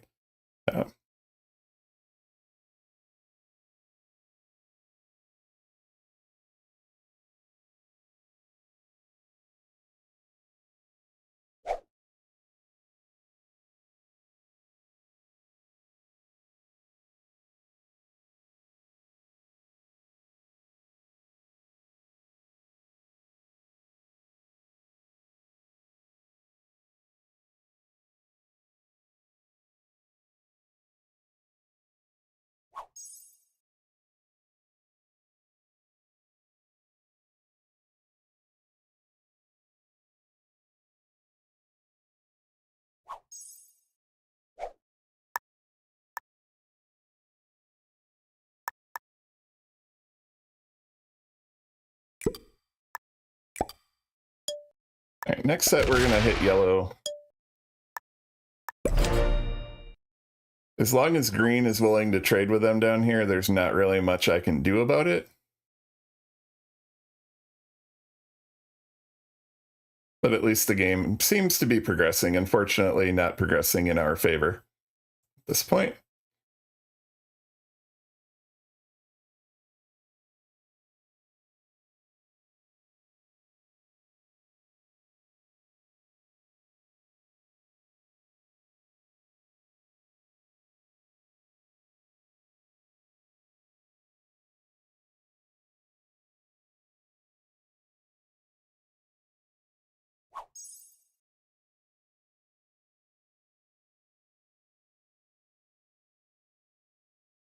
Yeah, so they continue to open green's cap.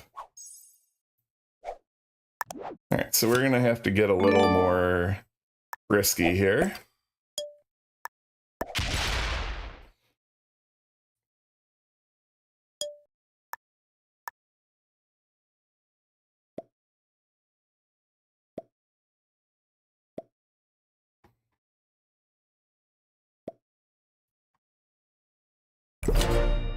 The yellow just probably going to suicide us, or for sure kill our stack.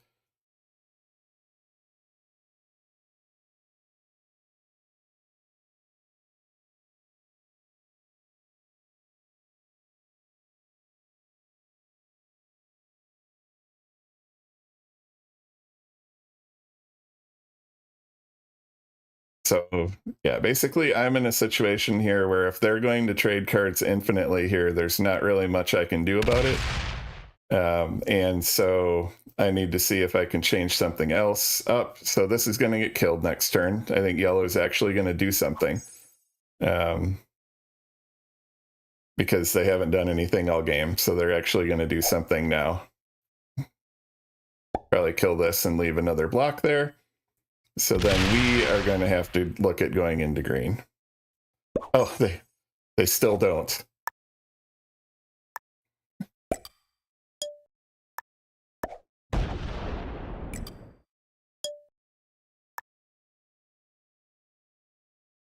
Let's see, what do we want to do about that one?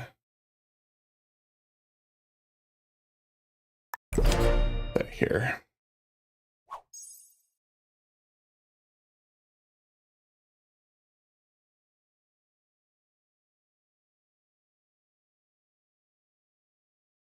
So I'm actually very, very surprised there that yellow didn't hit the, well, on one hand, I'm surprised because I think that would have been, if yellow was really truly going all in against me, the right play would have been hitting that that stack and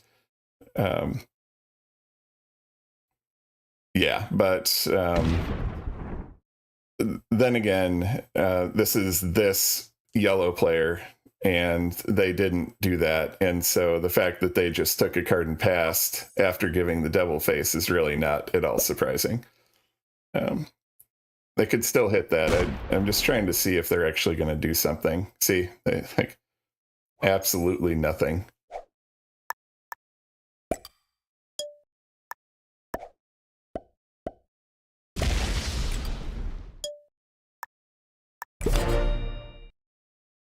At some point here, I could also open green's cap, but I think green just probably goes into us then.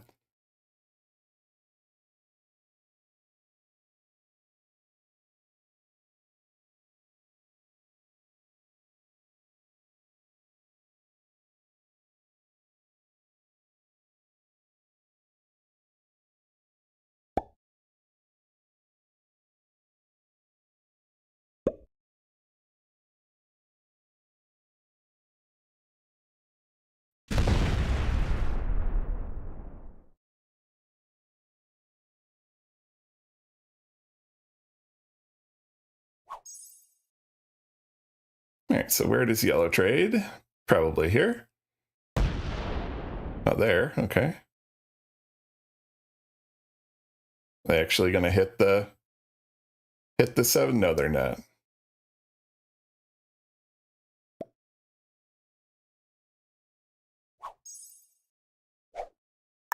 Did they go that? Did they go all the way down to there?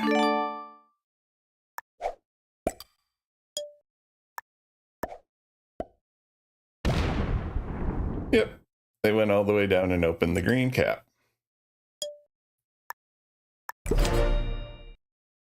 Maybe we'll get to see how much is on the green cap now.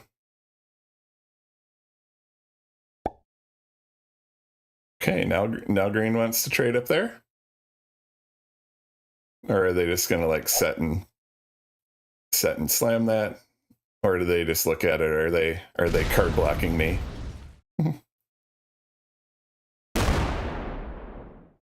Okay, they can have Iceland back. Frankly, surprised this didn't happen about 15 turns ago.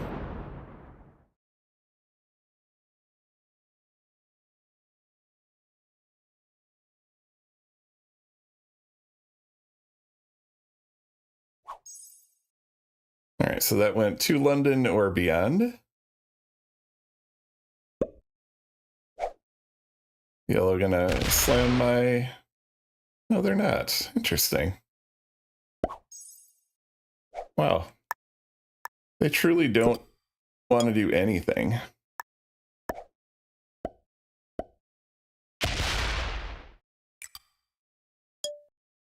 Next turn, they're going to be forced to come this way. I'm going to get all those back to cap, because that would be a tempting target for them to potentially want to try to slam. Now, green, being a noob, is probably going to open up one of these cards. You know, yellow is blockable here.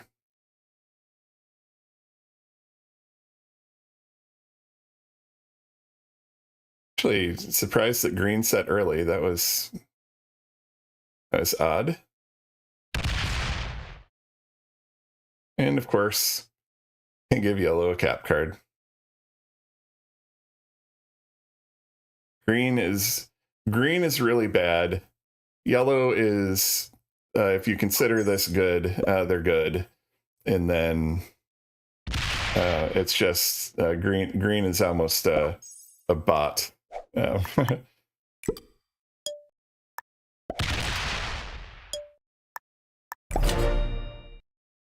green's cap was already open, so I took that. That's why I took that one.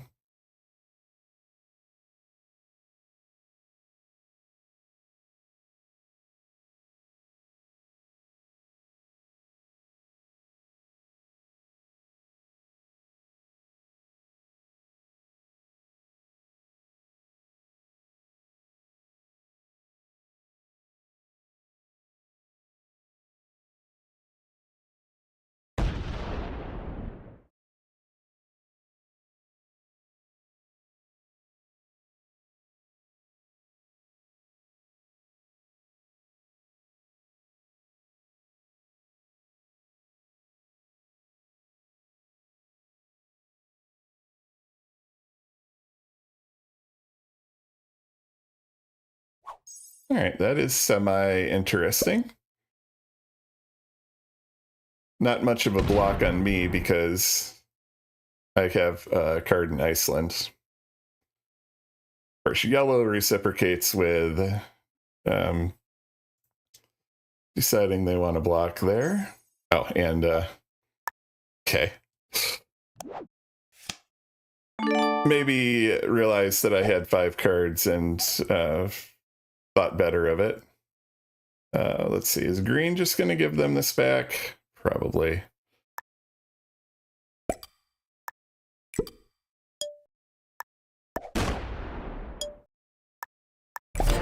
We'll go there. If we have to put a giant stack down here again that we believe yellow won't want to hit, we can do that. We've got cards up here, so we're not worried.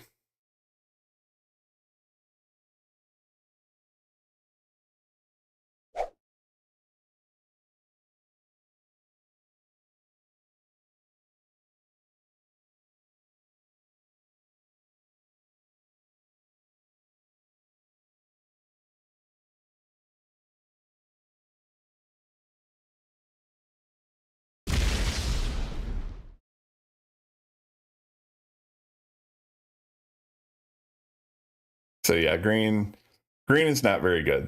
They just closed off their cap for no reason.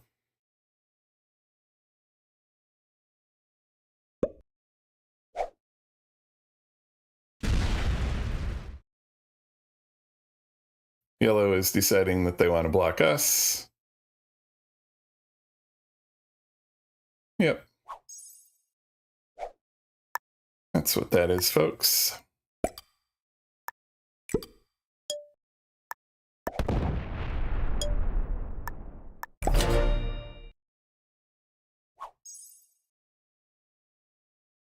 We'll do this. If we get into a situation where this looks like it is intractable, we can start fortifying off a stack over here, force yellow to come out and hit it.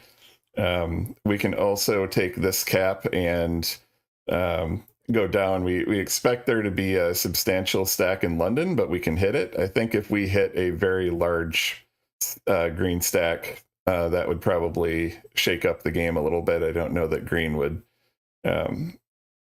be able to take that or accept that that happened. Next turn, we will hit a little bit in Iceland, and we're going to fortify off quite a bit. Yeah, opens his cap. I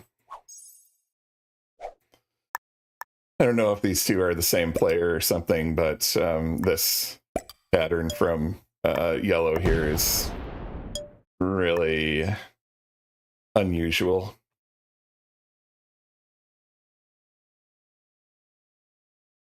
Of course, I meant to zoom in. Thank you, UI, the game.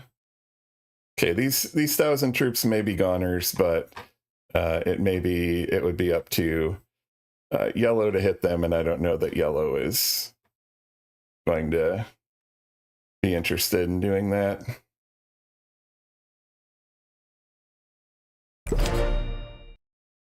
Put those there. Last time we did that, that just brought yellow back to pure card and pass.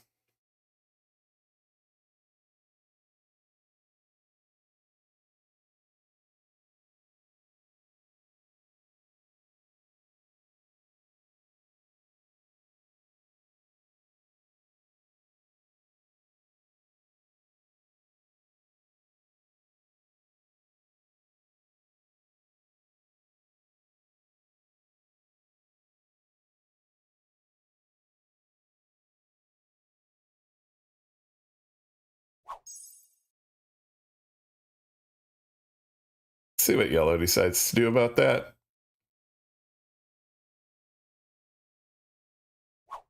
Predictably, a very yellow thing.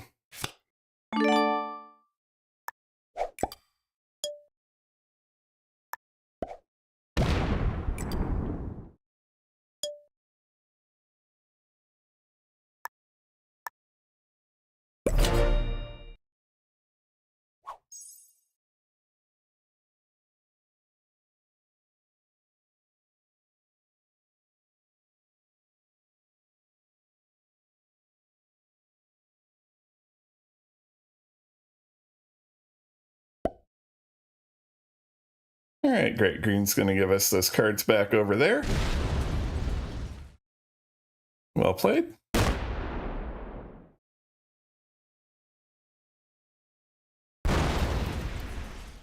We're good with that.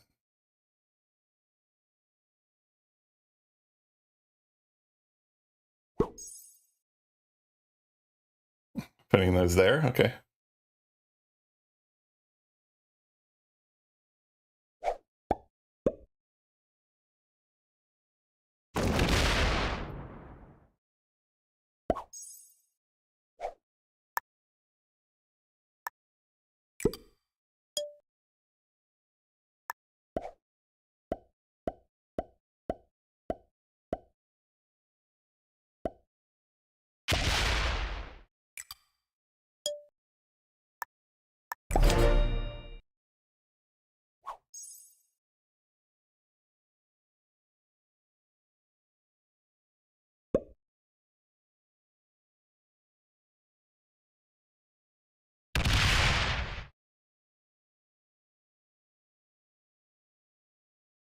Green doesn't really know this, but they're actually working with us right now.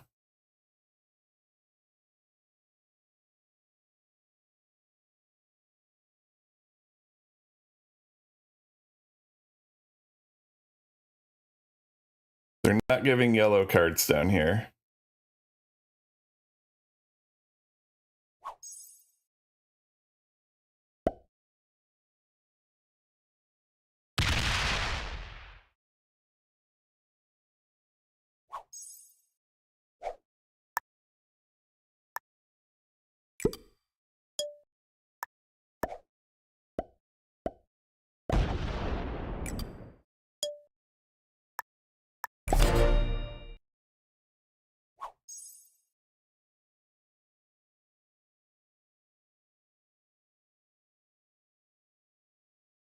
All right, so yellow is about to the point. I think this might be their last remaining cap card. I will block them up here. We'll see if they set. See if they set first. Don't really want to. Green might be stacking here to try to prevent us from going and doing something or something. I'm not sure what they're doing, but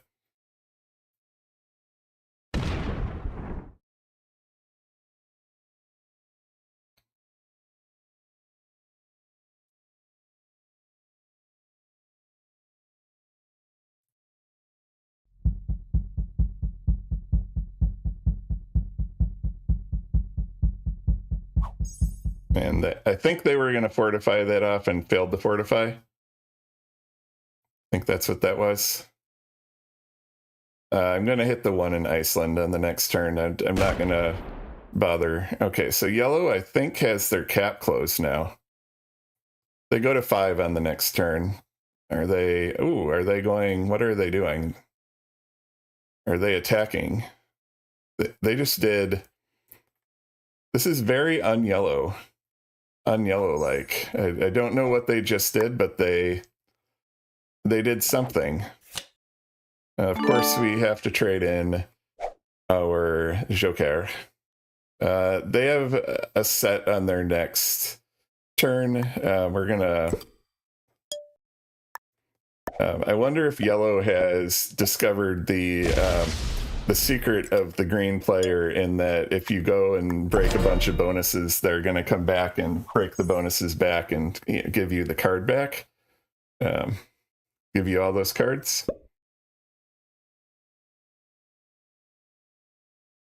But this turn of events is actually favorable to us, as I've been saying here. We have the green player is not giving the yellow player a bunch of cards.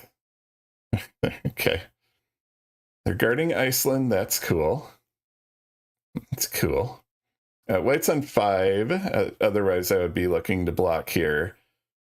Let's see. They have one, or yellow's on 5. 1, 2, 3, 4, 5, 6, 7, 8, 9, 10 territories. What did they get on that turn? They got 9 troops. They still have 10 territories. All right, so... Ooh, okay, so yellow is realizing that they're in danger of the blockety block, but they were trying to block me. So they're fortifying out here. That's the right play. It is right next to my cap, and I am strongly intending to hit whatever they fortify out. And it might be a 2 if they fail. Yep, okay. That was... they failed that fortify. I saw that coming. And they're going to get... They're going to get 69 done.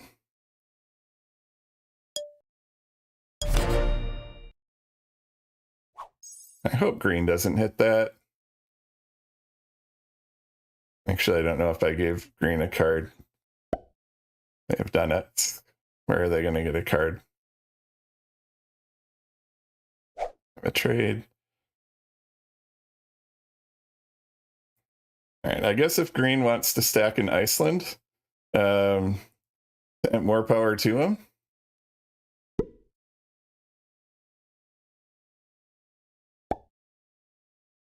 They're going to hit my 69.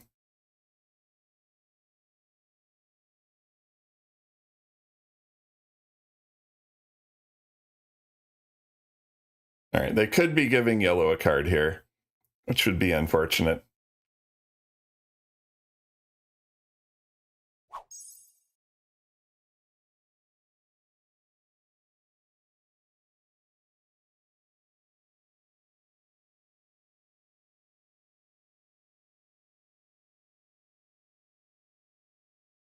All right, yellow just slidered.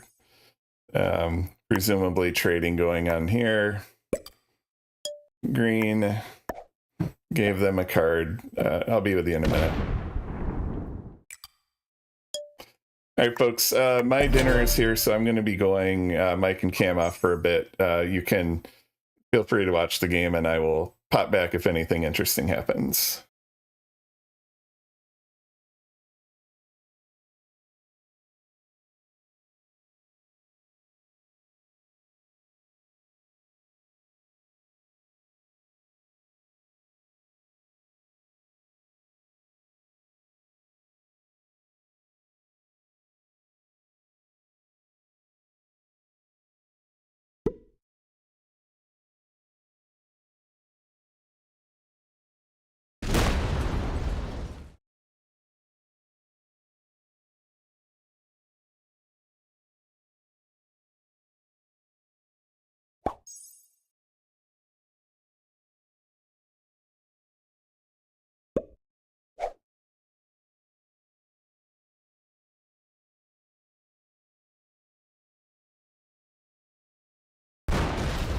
Folks, that was a pizzle, a major pizzle on behalf of the yellow player with that troop placement. I think they meant to place troops in the one immediately above and hit my 69, but I told you this game's been going on for a long time, and fatigue and those kind of mistakes are expected really at this point. So you saw they had to hit the large stack of the green with their cap. Okay, they're trying to zero that down. That's fine. We can fortify more over there. Interrupted my dinner to tell you that, but that is a good game development, and maybe that angers the green player at them. Back to dinner.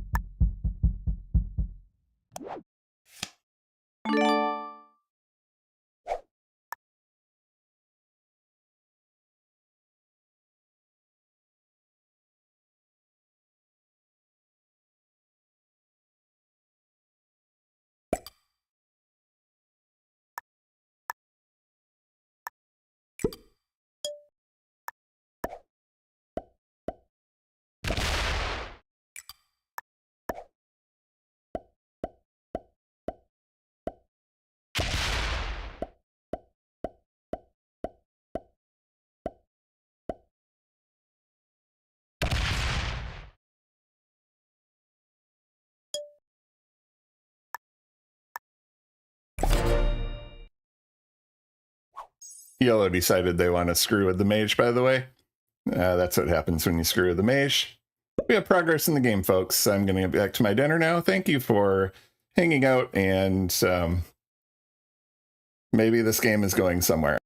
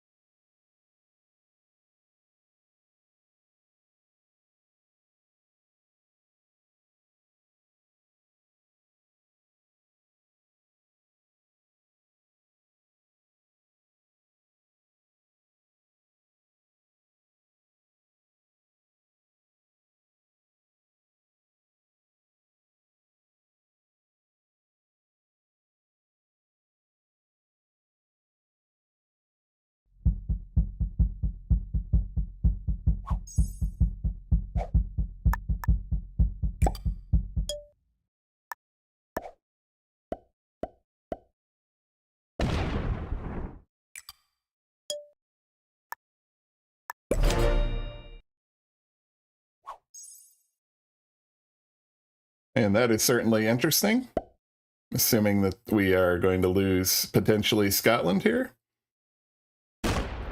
Green player is just something else. They're going to end up potentially pizzling a ton of troops, and they go positive. All right, folks, so I'm actually going to have to redo my how broken our cap rules video for that one.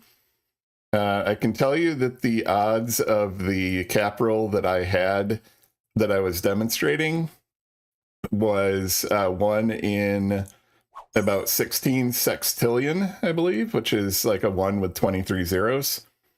That cap roll is even going to be more astronomical than that. So I guess we have some content here. Again, thank you for bearing with me here while I am eating my dinner. Appreciate you all.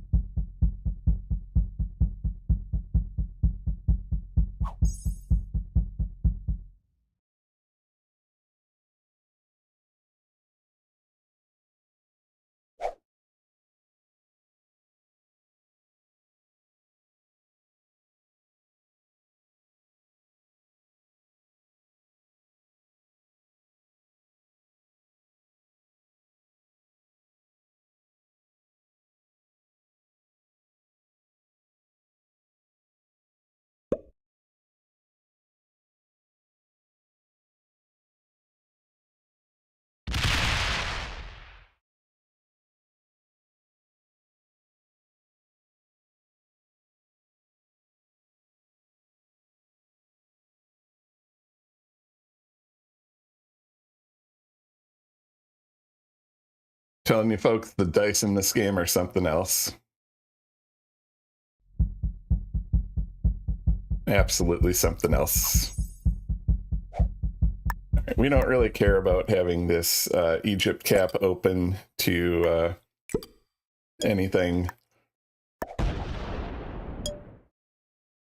going to get these back on cap. So yeah, it is very clear here that yellow and green have decided to team on me, which actually they have the entire game. And I'm not one to call out collab, but I mean it's possible. And that is another impossible cap roll. It's possible that they're friends or something. That's definitely not the same player because yellow's better than green, but there's has gotten a bit sus. Anyway, I'm still eating dinner. I will be, fortunately or unfortunately, it looks like this game is going to be ending one way or the other in the relatively near future. So we'll be back on the camera and the mic in about 5 minutes.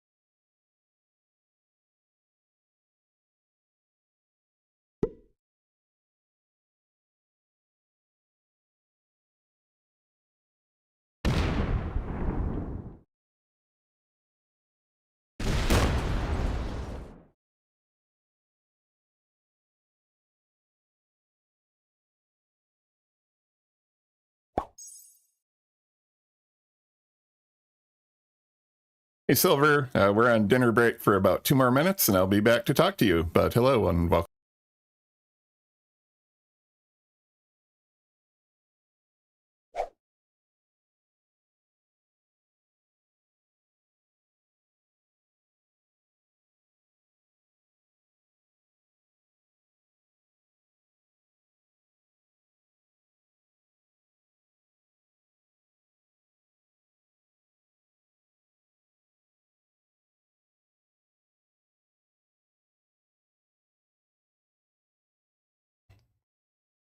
Hey, folks, welcome back. Just had a quick dinner break there. Appreciate you accommodating me.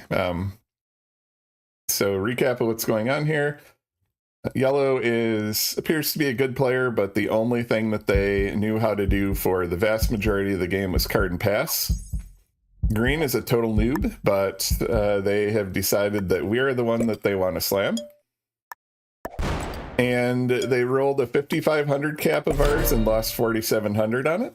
So I don't think I need to tell you how astronomically impossible that is, but that is the state of the dice in this game right now. I don't know that it's going to be possible to win this, but we'll see if we're able to do that.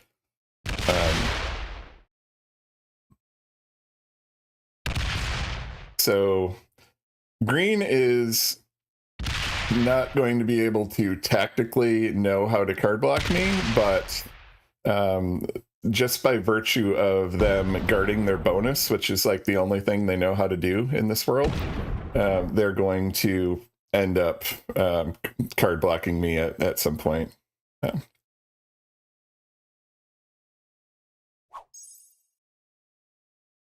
And then yellow has the cap here in Hungary. In fact, I can pop the cap locations up on the board here. Yeah, they were about 700 or 800 positive silver on the 5,500 cap. So those dice updates that SMG talked about this morning cannot come soon enough, but really like for them to take years to acknowledge that this was broken. I mean, come on, guys. In any case, now yellow suddenly knows how to do something other than carding and passing, so they are fortifying off over here, which of course is all green. So I don't know if yellow has just kind of decided that we are not worth dealing with anymore, and they actually have to fight green because you know, that's kind of what they're doing now. Green had a substantial lead in troops, and they by rolling that cap, and then I went through like a 5,000 down here, they're probably now about equal with yellow, and each of those players probably have about double what I have at this point. So then yellow's been fortifying off, and green has these giant stacks everywhere. I don't know what yellow's end goal is over here, but for each of the past 5 or 6 turns, they've fortified off a substantial number of troops. And so, you know, at some point, green is going to realize that they don't have all of their bonuses and all of that. We are just going to kind of sit on cap and see if green ever ends up changing their focus to yellow. Because at some point, yellow's got to win the game. They can just, you know, slam us or something, but, you know, at some point, yellow's actually got to win the game.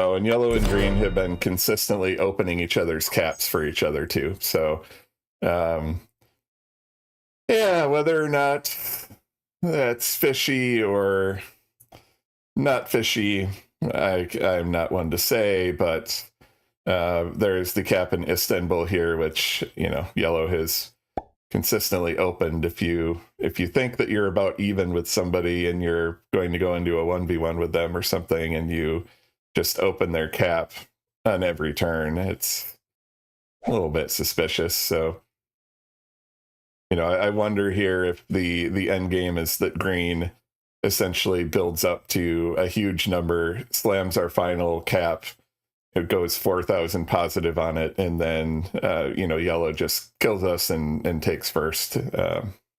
It's probably what's going to happen. Yeah, we can always slam somebody. That is absolutely true. However, we only have about half the number of troops of the two opponents now after we did slam somebody, and it is, in my judgment, not the best use of our troops to do that when we could instead have our troops on cap where we can survive a bit longer.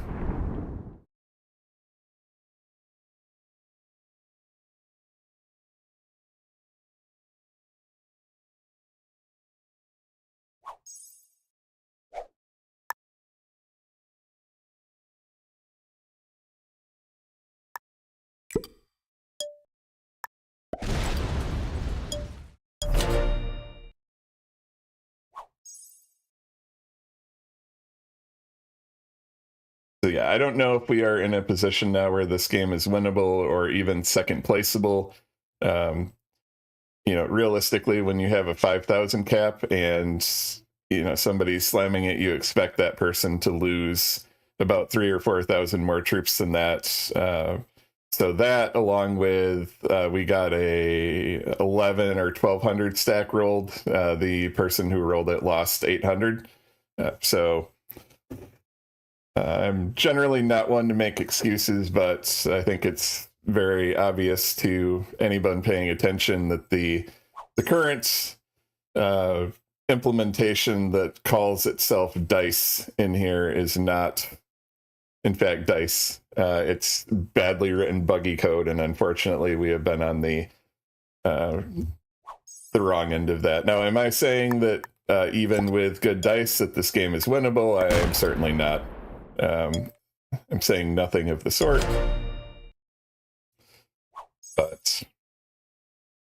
And then meanwhile, yellow is just letting green hold, plus 50, plus 60, not doing anything with it. Maybe yellow figures that green can be cap run on or something.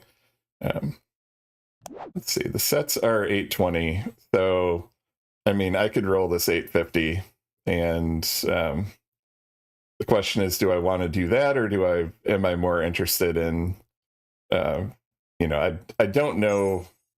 I don't know that green could win this game, but if I could feed this game to one of the players, I would want yellow to lose. Yeah, green is trading with yellow. Yeah, I know.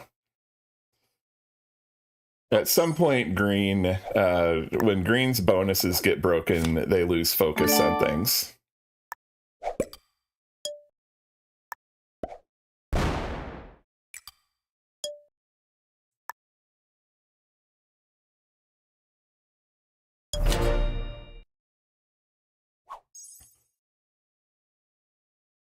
See if green has a set.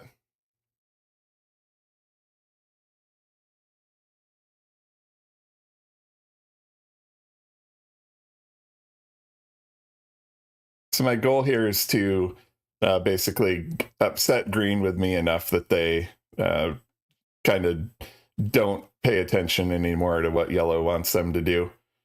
Because right now they're just kind of yellow's puppet. They're probably playing for and going to get second. This could be an interesting game if I just end up sitting on cap essentially forever. Yeah.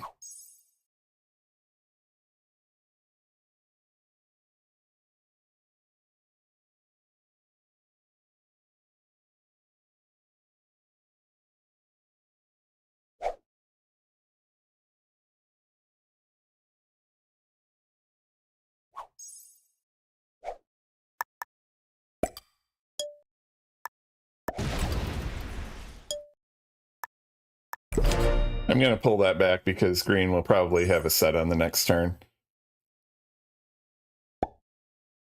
Now they're going to block that, but that's okay because we will soon have a set. Yep, so there comes the set. Hopefully, maybe it comes and clears out all this. That would be kind of a green thing to do. Otherwise, maybe just every set that we get goes into green.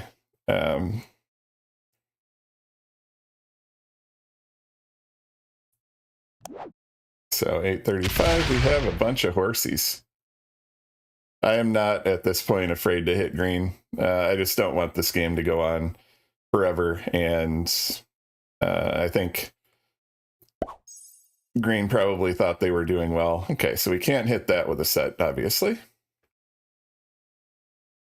Wonder if that was probably the Egypt cap that came up, but there's not going to be a way to break through that. There is an Egypt cap, by the way. There's also the Istanbul cap with green holding that. So we have some cards up here. We have some cards there, and then we'll see.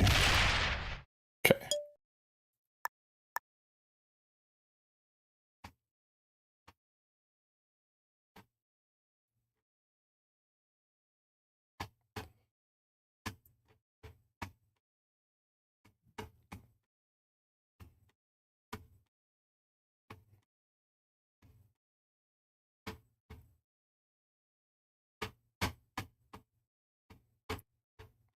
Zombie Redeem, thank you. Thank you guys for still being in here. Really probably go watch Puddle Jam.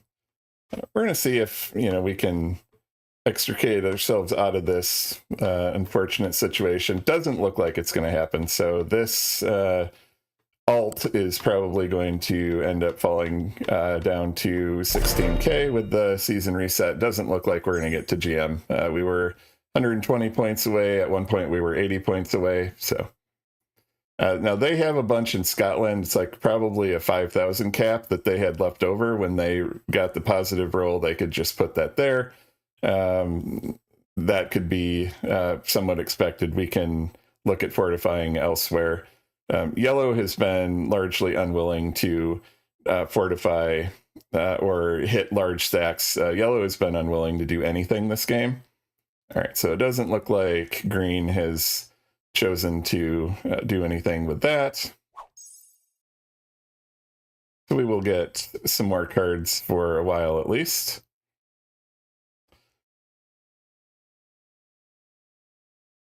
I think if yellow decides they want to hit our cap, they probably lose the game.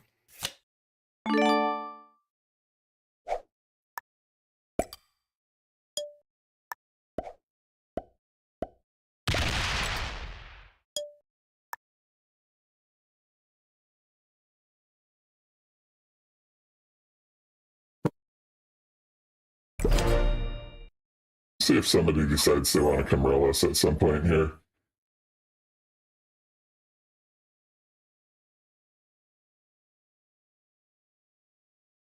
The other thing that this large off-cap stack can do is quick fortify down to here, and green doesn't have enough troops to stop that, and if they decide they want to lose another 6,000 or another 1,000 stack, 1,600 stack. So no, Envisional, this is the same game that was going on. This person needs to go on your ban lists, by the way, and if they happen to be in that Grandmaster master table or whatever, please don't tell me. But this is the biggest cap stacker do nothing I think that I've ever played with, who has made this into probably a 5-hour game at this point. Don't play with General Duong 24810. They're kind of the worst of what makes this game. The things that are not good about this game, this player embodies them. You don't want to play them. So I like playing good players who play things strategically, and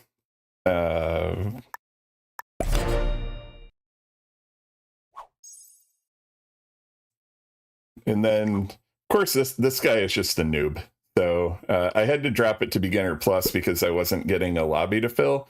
I would be surprised if this guy was ranked above a beginner, but you just can't assume that beginners are going to be good. So you're going to hold it against them. You kind of really can't. So.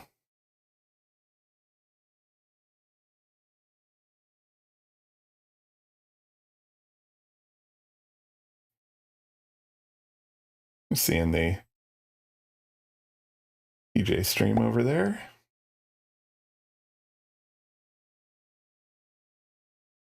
Yeah, so green is focused on me and ensuring probably that they end up in second place.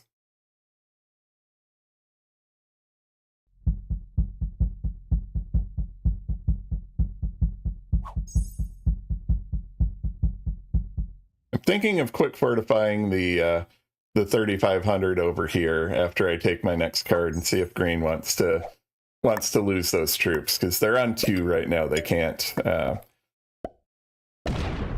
do anything about that.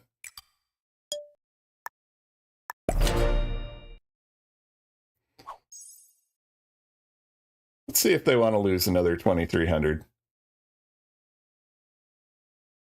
Because I will hit that. And I will just continue to relentlessly punish the screen player.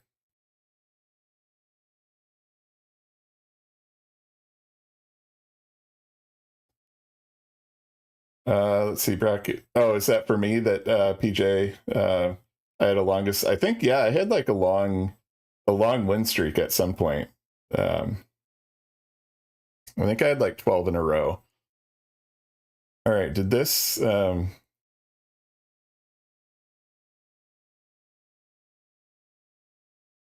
See if he decides to pull back the 2,300.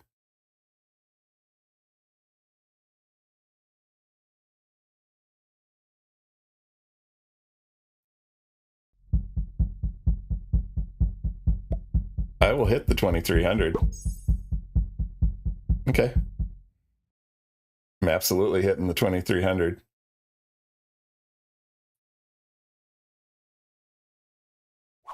It's like a terrible idea. This is just feeding the game to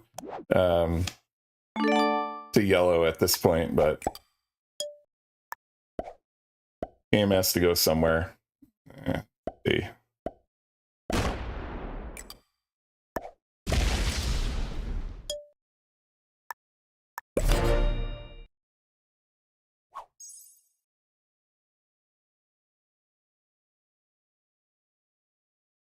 So you notice in this game, green is taking all the damage here.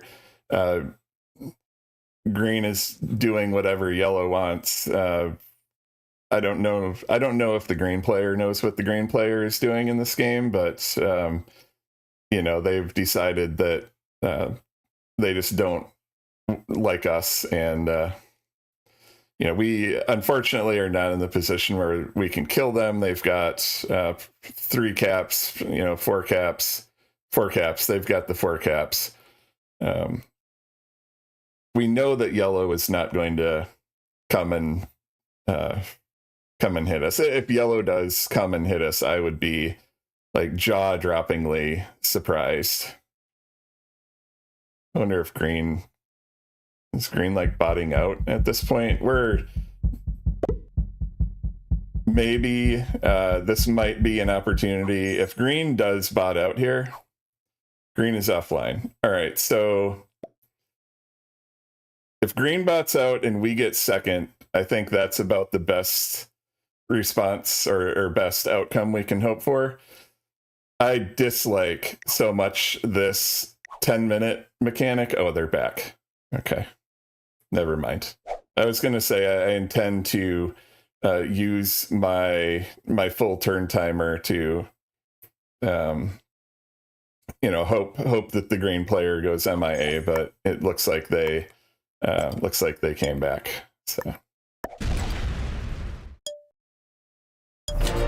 So we've just got cards and cards and cards for a while over here.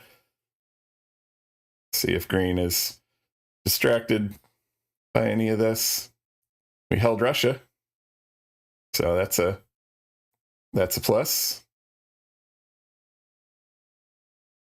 They're just trading. I know that they're just trading. Okay, that was 2 attacks. Maybe something. Probably not, but maybe something. All right, they fortified some down to Egypt because they see the big stat coming. Now, I have no particular affinity toward taking the Egypt cap. It's one of those things that is just not worth protecting. Because all I'm doing down here is getting cards. Took back a bonus and gave yellow a card? Yeah. So green has been motivated by bonuses. So this is probably taking back Scandi. Who knows? It's probably breaking Russia. So I am on 5 on my next set here. So takes back Russia, probably sits, or hits Russia, probably sits there. So I've got card, assuming he doesn't do anything. Now yellow's cap is already open to me. Yellow's cap is here and here. So I could take my set at some point and go and see what's going on here. Maybe hit some green stacks over here, but I have a feeling there's probably a giant yellow stack over here somewhere, given all of the stuff that's been happening.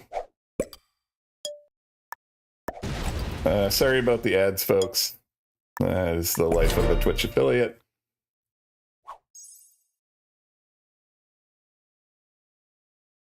So he hasn't shown a particular interest in like starting to hit 0% rolls on this thing to attrition it down. So that's good for us. We'll see if he does. And again, I do know that they're just trading over there, but this is the way that I am able to take cards. I guess I could go and threaten Egypt. Take a card and put more troops on Egypt. I'm guessing that's what's happening here.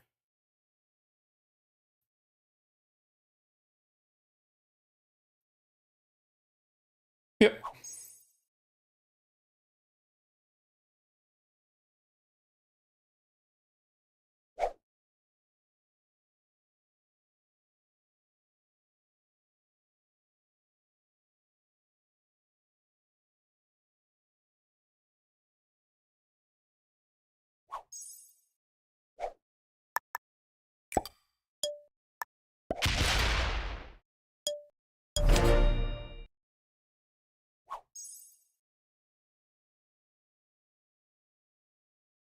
So I do know, I'm pretty sure if I went full stack of Doom, I think green would just kill me. I think green is probably resigned to taking second, wants second at this point.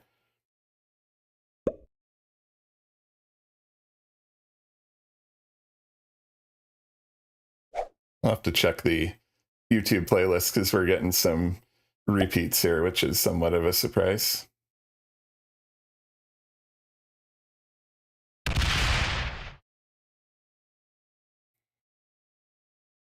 All right, so it would be cool if green ended up opening the cap, but we still have the rapid response fortification force here if we, when we get done pillaging Orient.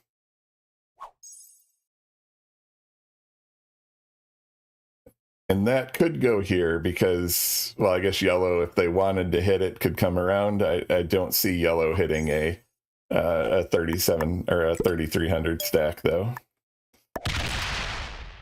Yeah.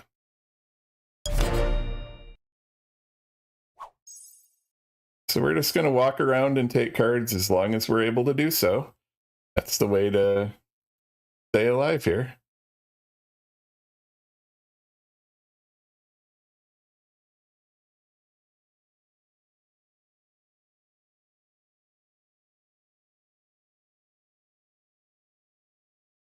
Yeah.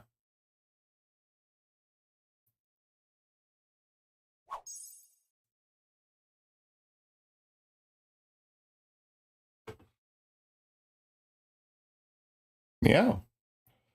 Thank you all for entertaining yourselves with some of the redeems. Meow. Oh, this game is reminding me why I took about a 6-month break from Risk about this time last year.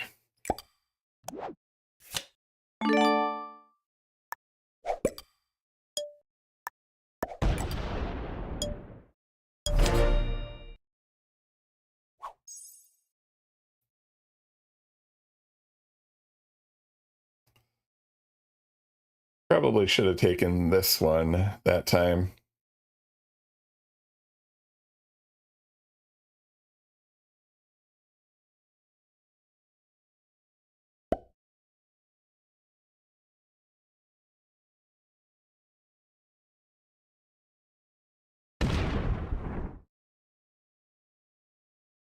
What was that?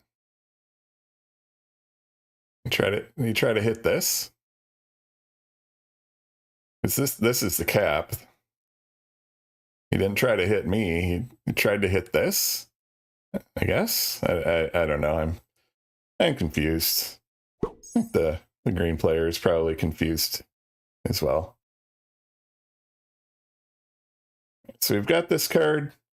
We can fortify this up here. We can see if the 960 goes back. Otherwise, we can maybe continue punishing.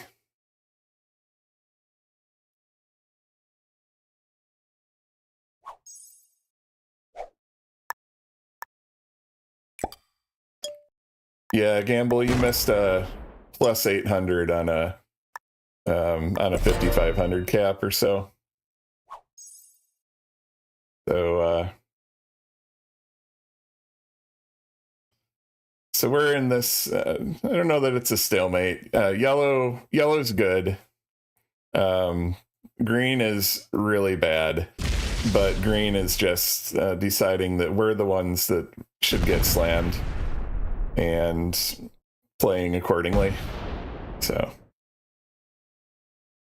all right. So they take this. So we've been trying to punish green as we've had the opportunity to do so. Probably just feeding the game to yellow. I mean, at some point, and maybe now's the time. I could come down. Maybe I'll do that on this next turn. Maybe I'll take this cap over. Actually, maybe next turn. Maybe I just do I put the 3800 here? So I can. Let's see. No, that's down there.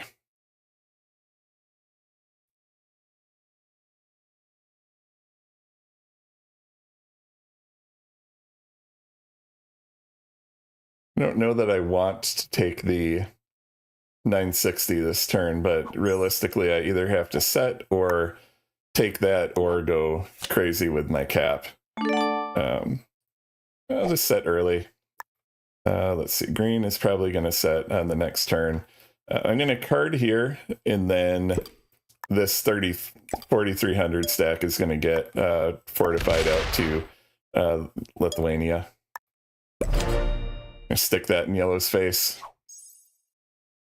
So if yellow really wants to come all the way around here and open my cap to hit that, they can. Next turn, we'll end up opening yellow, but we're going to go down in here and hit some stuff. Hey, JP. We are in a lobby with the worst time vampires that you have ever met. Yellow is an absolute do-nothing. And green is a beginner who doesn't really know what they're doing, but is deciding that they are going to be attacking only us.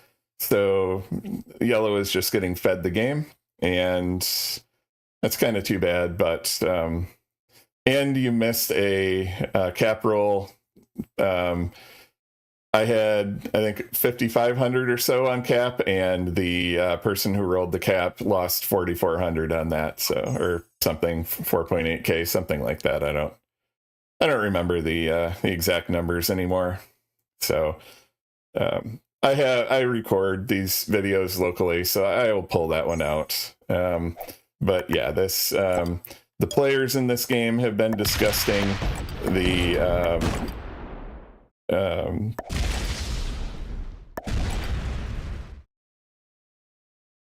Let's see.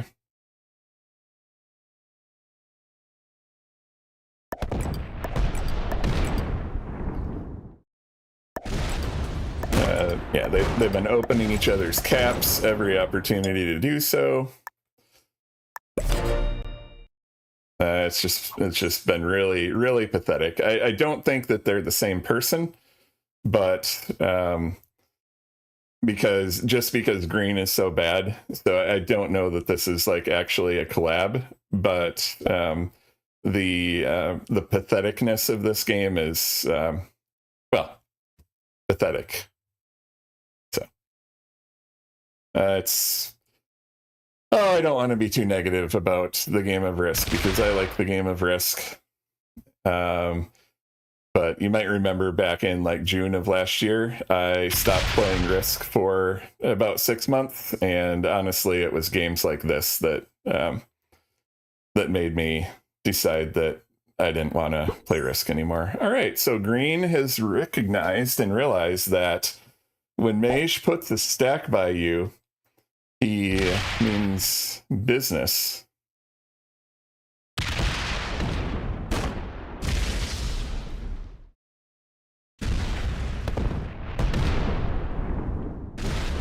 Oh, is yellow actually going to go hit that? Probably not. The yellow has done like the absolute minimum amount of work to try to block me.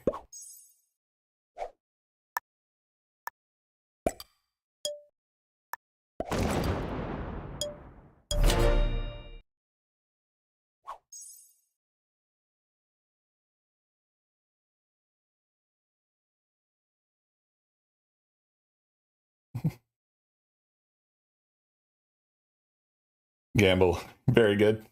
I don't want to be too negative about the game of Risk, but God, they made it easy. Yeah. Indeed, indeed, indeed.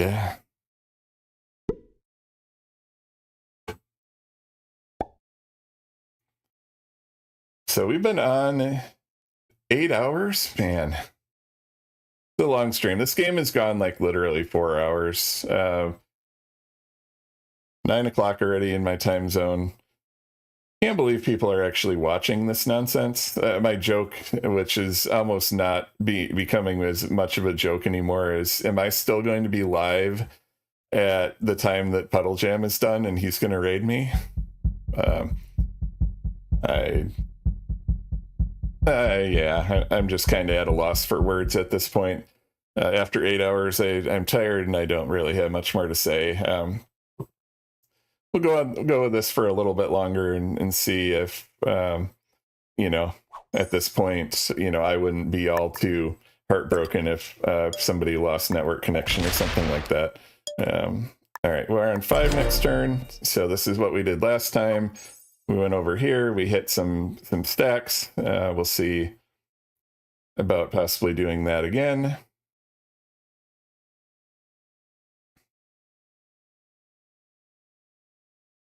Yeah, this is also the last season game. You can see we're at 25,921. We at one point we were 80 points short, and then we got noobed in a couple straight games, and then this game, then we won a game, won a couple, I don't know, 2 and 2. So won the first game, lost a couple games, won the most recent game, said, yeah, if we win this next game, we'll be GM. And that was about 4 hours ago. So we dropped a master, that's okay. Don't even get me started on the rank reset nonsense, which really is nonsense. I get knocking down the people at the top of the leaderboard because nobody can ever catch up, but knocking everybody down to 26K, I mean, they should have tiers. You know, knocking if I do end up a 25K master on this account, you know, we're going to knock that down to 16K. Why not, you know, why not 30K for the people who are above 30K? Why even reset the people who aren't GM yet? You know, what's the point of that?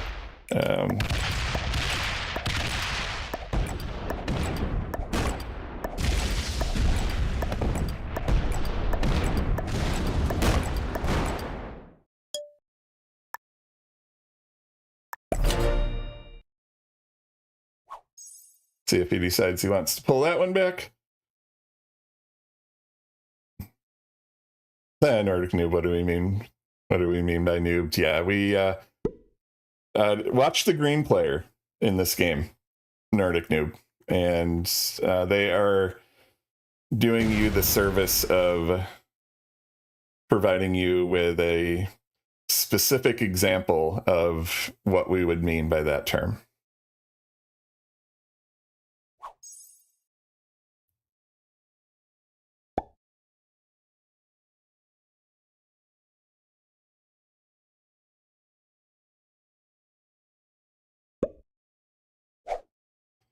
So we are still quite a bit behind both of these players.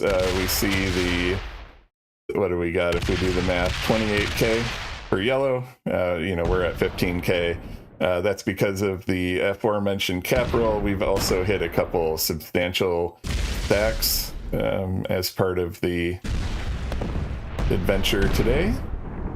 Green has learned, though, that these 5,000 mage stacks aren't joking around.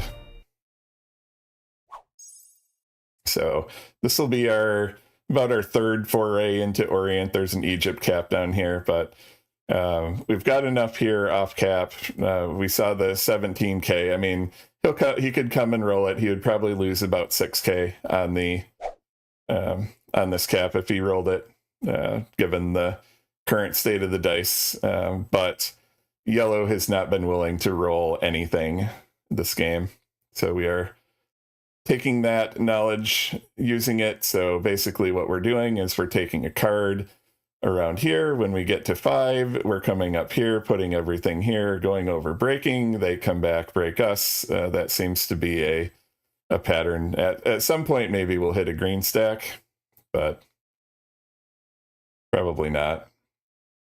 If I thought that yellow would hit green, I would, but yellow hits nothing, so.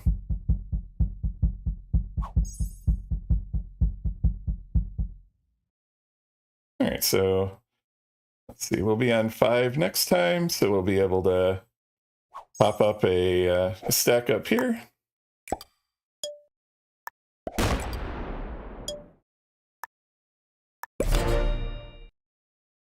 We'll keep doing this.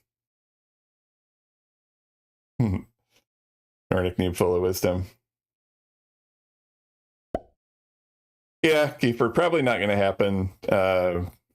GM for my alt account. I haven't played a ranked game on TheStaticMage since December, I think, of last year, and it was a game where I had to wait an hour and 45 minutes for somebody to stall, and for me finally to get enough to roll their cap.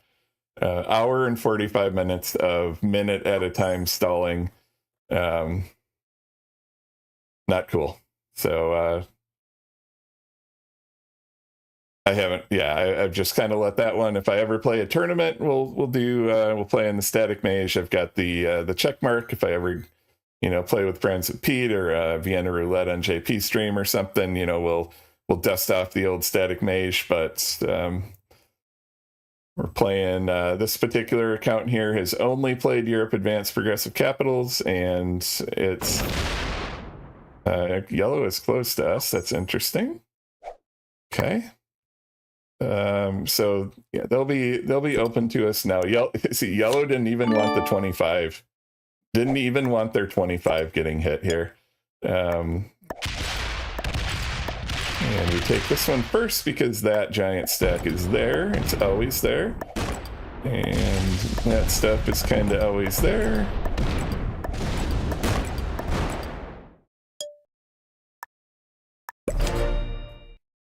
We put that back there and the cycle continues.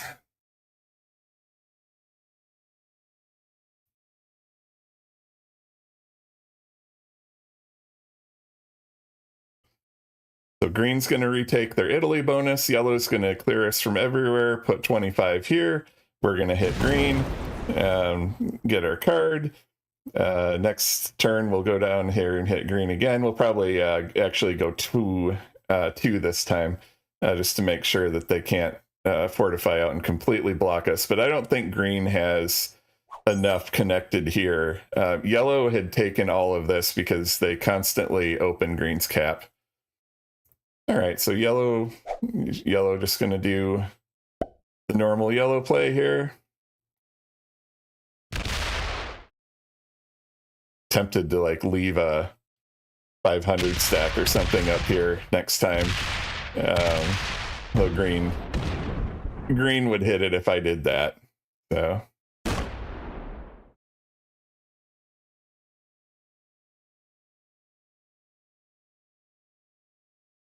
All right, this is, oh yeah, okay, this is the normal play. Yep, so they'll sit in Prussia. Oh, they're going to sit there, so I can't put the I can't put the giant stack there. They can zero it from the cap. That's a good play. I can appreciate a good play when I see it. Fortunately, we've got lots and lots and lots of cards. We're going to go here.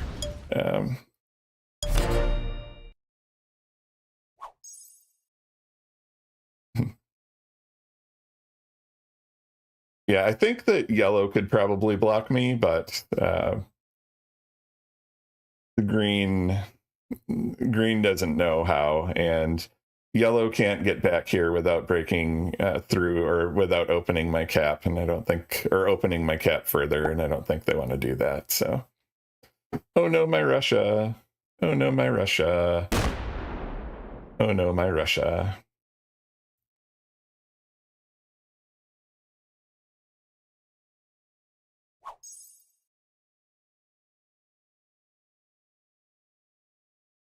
So I am just going to sit here.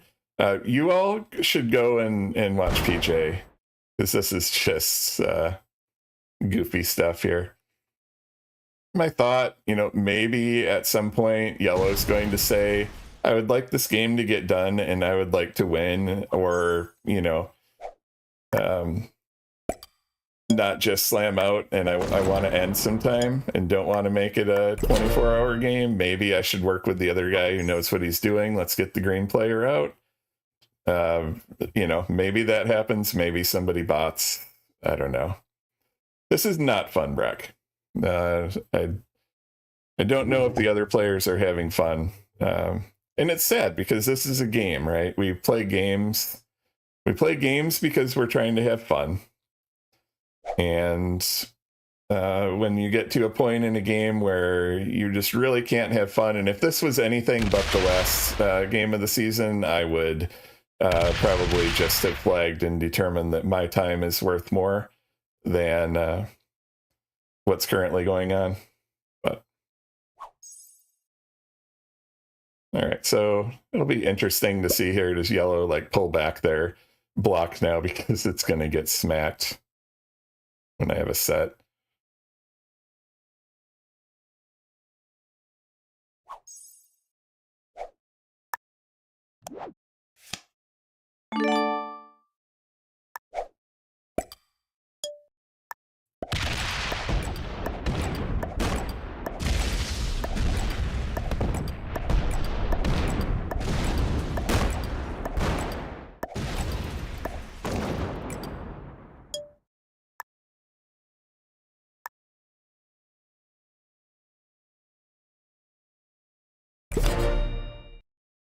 I'll try that. Because yellow historically has split off like a 29 from down here and then gone up and hit that, so that wouldn't be enough to take it out. Definitely stick it out for the PJ raid.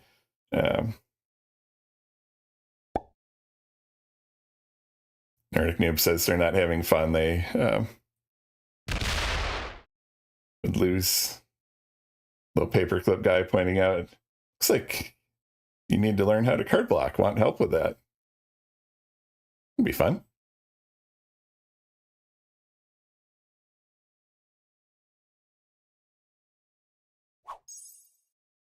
More fortifications to Egypt is interesting.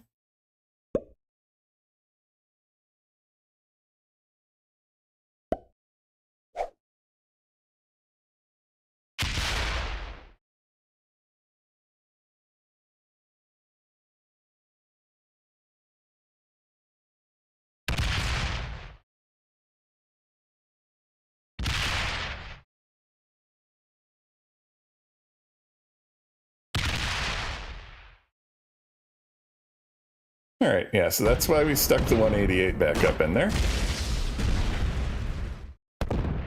Hello.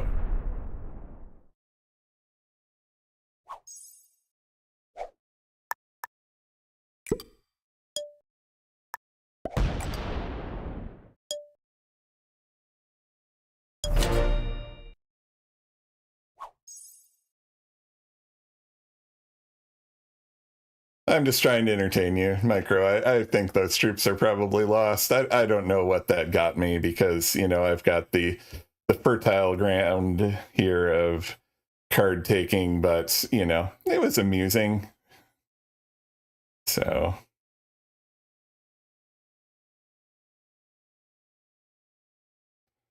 Which country has more cats per person than any country in the world?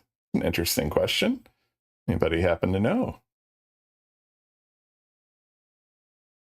So green hasn't really been interested here. They're putting a lot of troops down here on Egypt. We see a lot of fortifies go down there. That is, I think that one of my next plays is going to be taking Egypt for sure. Like I am totally going to take Egypt on my next turn. All right, we expect there's going to be like a 300 stack here. Oh, that is very ungreen-like, to not have a humongous stack at their border.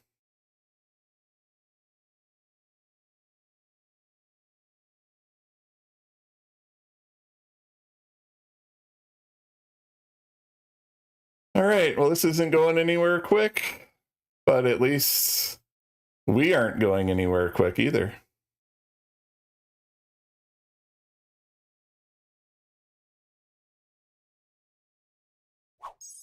More troops to Egypt.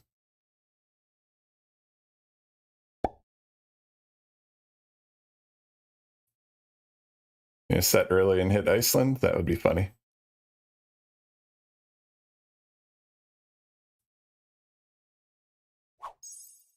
All right, so I have the set on 5 here. I'm going to...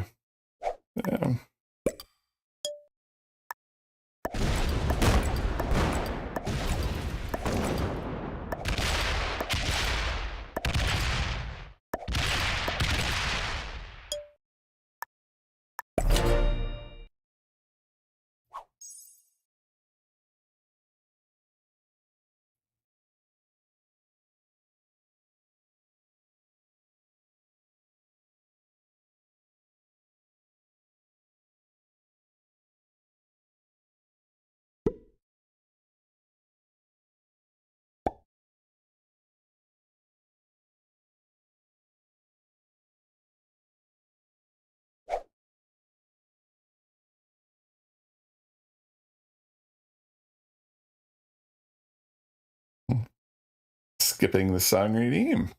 Excellent. Oh no, our Russia bonus. Our Russia bonus is gone. We are so sad that our Russia bonus is gone.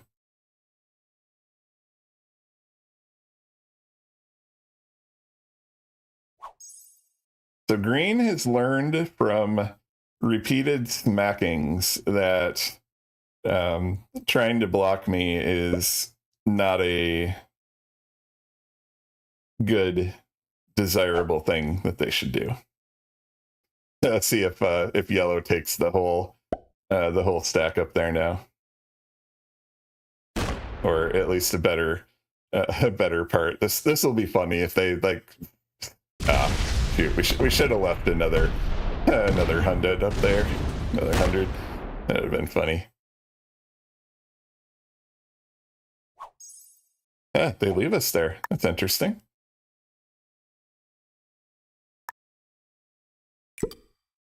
All right, well.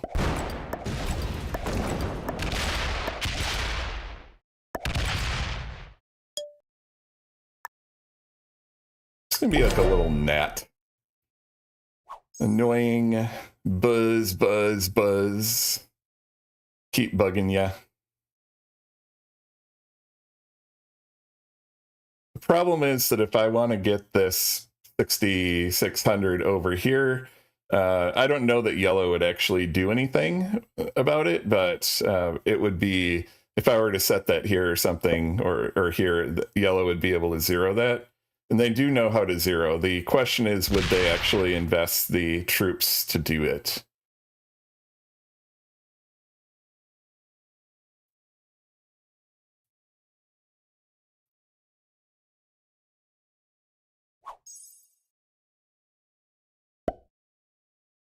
This is an appropriate song for this game. Sometimes the music fits the situation. Staying alive.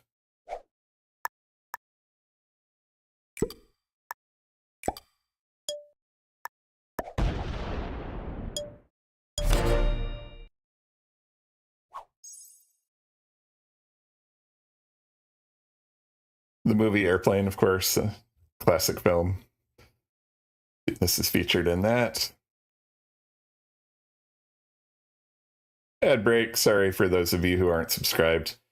Sorry for those of you who are subscribed and watching the game. Now, I shouldn't say that. I appreciate it. The only downside of this situation is that I'm having to watch Puddle Jam stream with no sound and not participate in his chat, which I enjoy participating in his chat and watching his stream and listening to what he has to say. And I respect him a whole heck of a lot. And all right, might this be...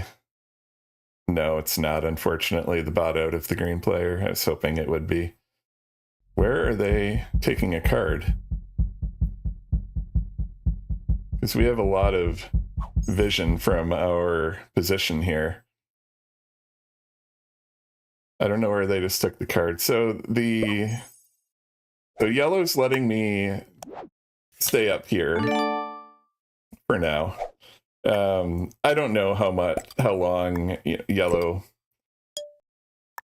is nice to me or anything, but I've been in a game like this before where you have two good players and a bad player, and the bad player and one of the good players was working against me, and they finally realized that the bad player was so bad that the game would just not progress and it was just going to stalemate forever. And the two good players realized that they needed to work together to eliminate the bad player and then get a fair fight. And, this is a change from how this all was before. There's not, this card block or anything going on. We've got this guy down here.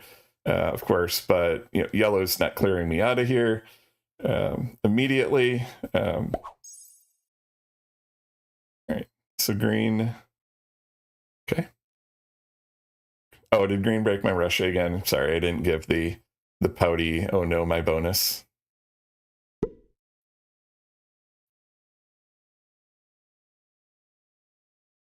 So I'm really wondering why the stack over here. To be honest, it's going to clear us now. The things have changed. Things have changed from how they were. We'll get those brave defenders of Sevastopol home. What is the max trade and risk? 20. Yeah, it's an odd, weird.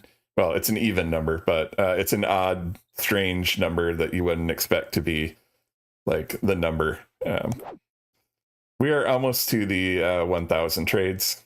And oh, is that no set? Oh no, it is a set. Okay.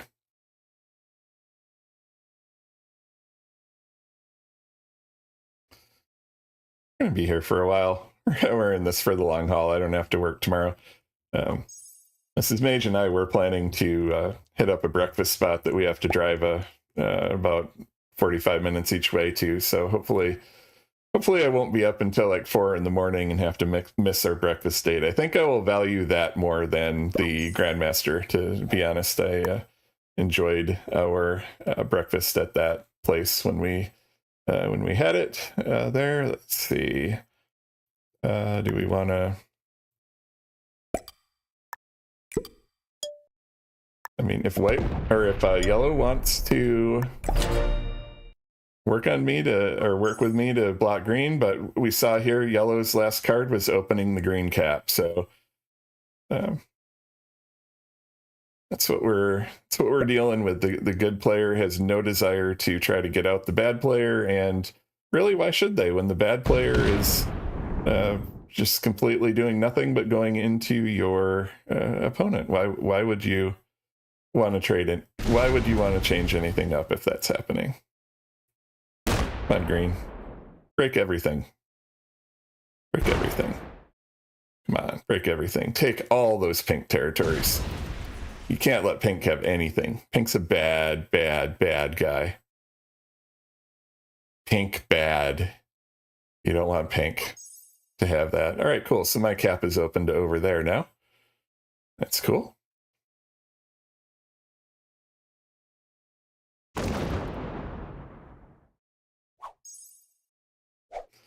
So yellow, after all this and all the fighting and all of the shenanigan nonsense, yellow is trading with us now. I find the irony highly ironic.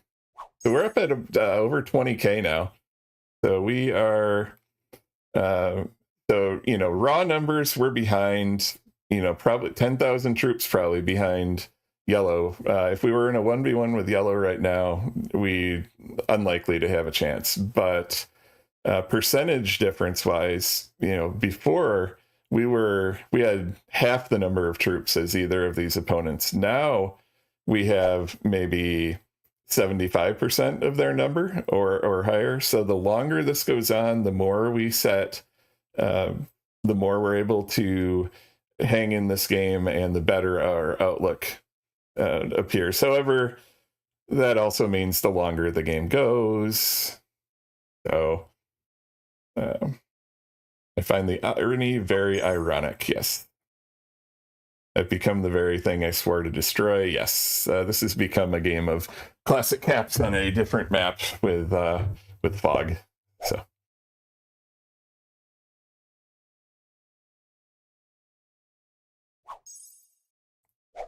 All right, I don't know where yellow took their card now that time, but yeah, we'll increase that.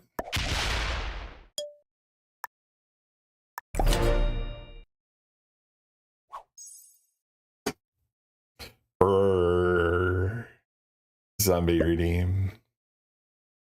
Thank you for the zombie redeem. Triggered by the static Brock. Thank you, Brock, for operating the cat cam and for being here since the beginning of the stream. Probably going to be the last stream for a bit. Egypt cap. Because we've got so he's got an Istanbul cap, he's got an Egypt cap. We've got a 6600 sitting here open to him.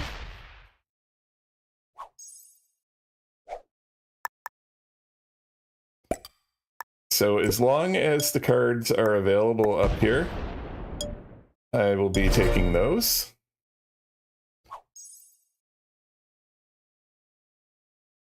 I mean, yellow's probably going to do something like open green's cap again, because that would be a yellow thing to do.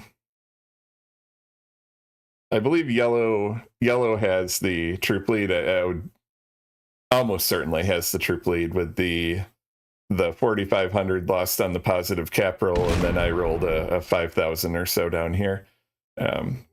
And yellow won't do anything. Yellow could go down. Almost certainly they could take this Rabat cap, which is probably like a 3, given how the bonus guarding is here. They could come down. They could do any of this stuff, but they're not. I don't know why they're always just choosing to hit my biggest number, but you know, whatever, dude.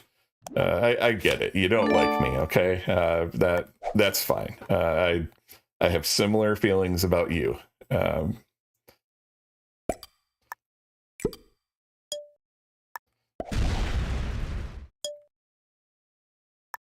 You know what? Yeah, I guess yellow has visibility to it wherever I put it. I was going to put it somewhere in the fog where yellow couldn't hit it, just to, you know, you know. Kill deaths, is that 16K to 14.7? I've done work, JP. I put in work.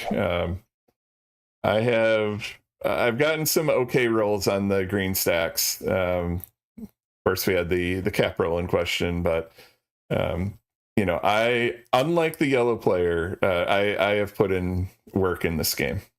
I have not sat on my cap and passed and done nothing most of the time.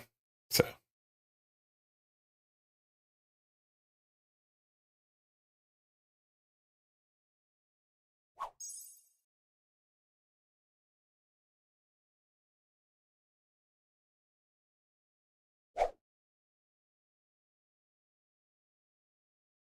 The yellow can, of course, take me out of over here anytime they so choose. I can continue to take cards down here with the green.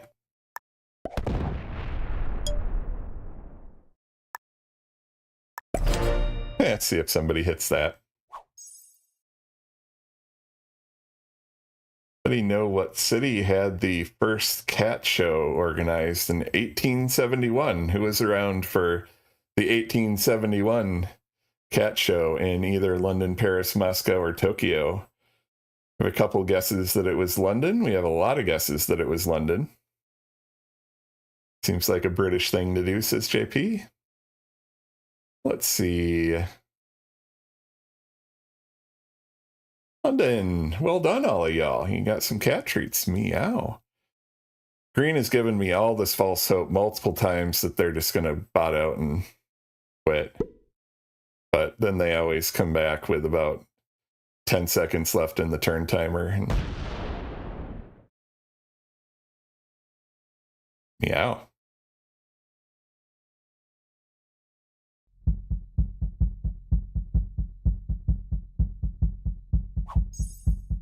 Funny thing about green is they end up with these inadvertent card blocks that result from them failing a fortify. And right on cue, yellow gives me a card.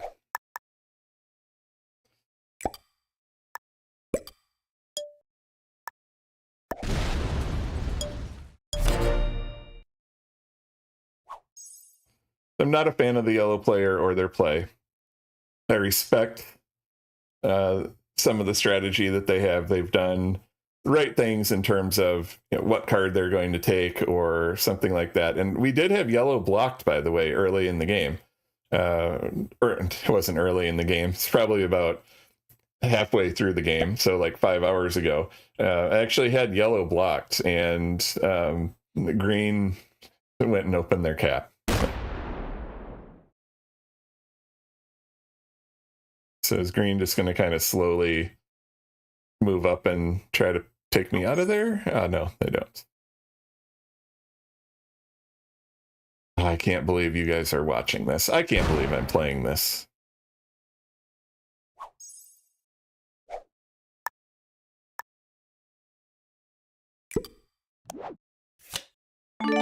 We have the 1010 trade, folks. The 1010 trade.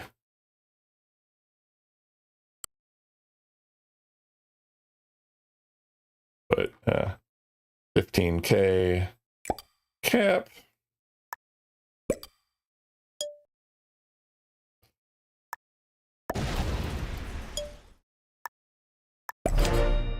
So this is the stack here that has kept us in the game. It's the way I'm looking at this.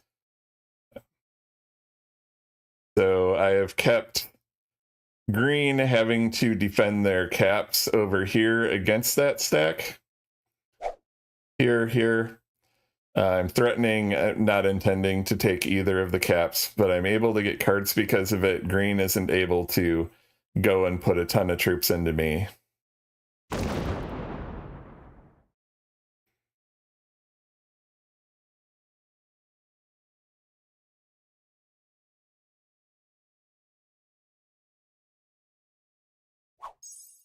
Okay, that's interesting. Interesting play.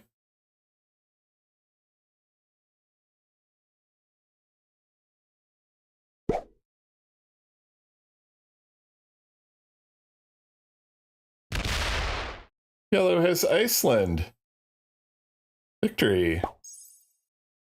And they guard it. Cool.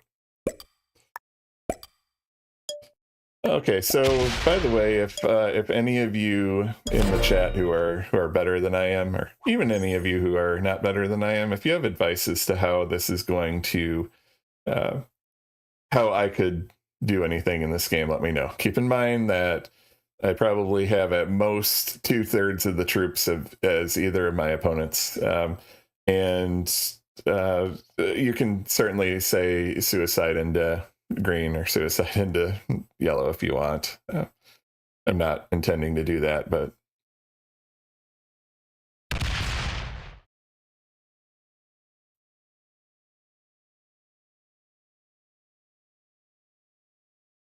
don't give up, JP says. Yeah, patience, says Panda. Can't believe you're still up, Panda. Thanks for hanging out and watching, though. Already went 8 hours. What's 8 more? Yeah, I might have to call in reinforcements or something. Wow, is green trying to block me? Is that what that is? Is green learning how to card block? Yeah, if I sue yellow, he still wins. You're right. Green does not win the game. That is correct.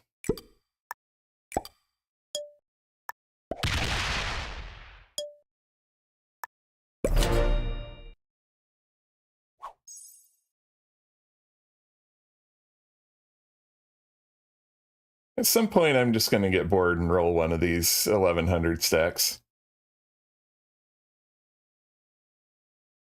The only, Silver says, the only thing that may progress the game is one of them changes his trading spot. Possibly. I'm wondering how many hits green can absorb before they just get frustrated and give up.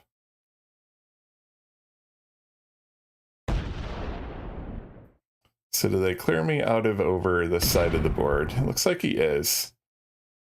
I'm on 5 cards. We'll see if yellow clears me. If yellow doesn't clear me, we have an opportunity to set and smack one of these big stacks. Try to spice things up. Now, I know that that's not the ideal thing for the guy who is losing in terms of the troop count to be like smacking large stacks, but since when does the mage worry about that sort of detail? You know what? I'm gonna break your Germany.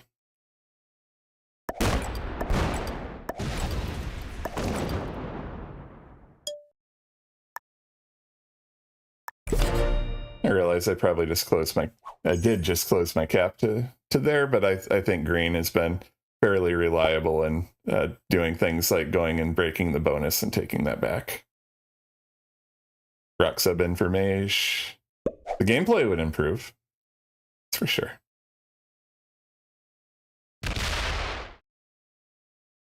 So green definitely believes that they need to sit here in Venice because they're guarding their bonus with their large stack there from any nefarious. I'm really surprised that they didn't break me there. Pete, thank you, Pete. You picked about the worst possible game to raid, though. Honestly, we've been in this game for about 5 hours.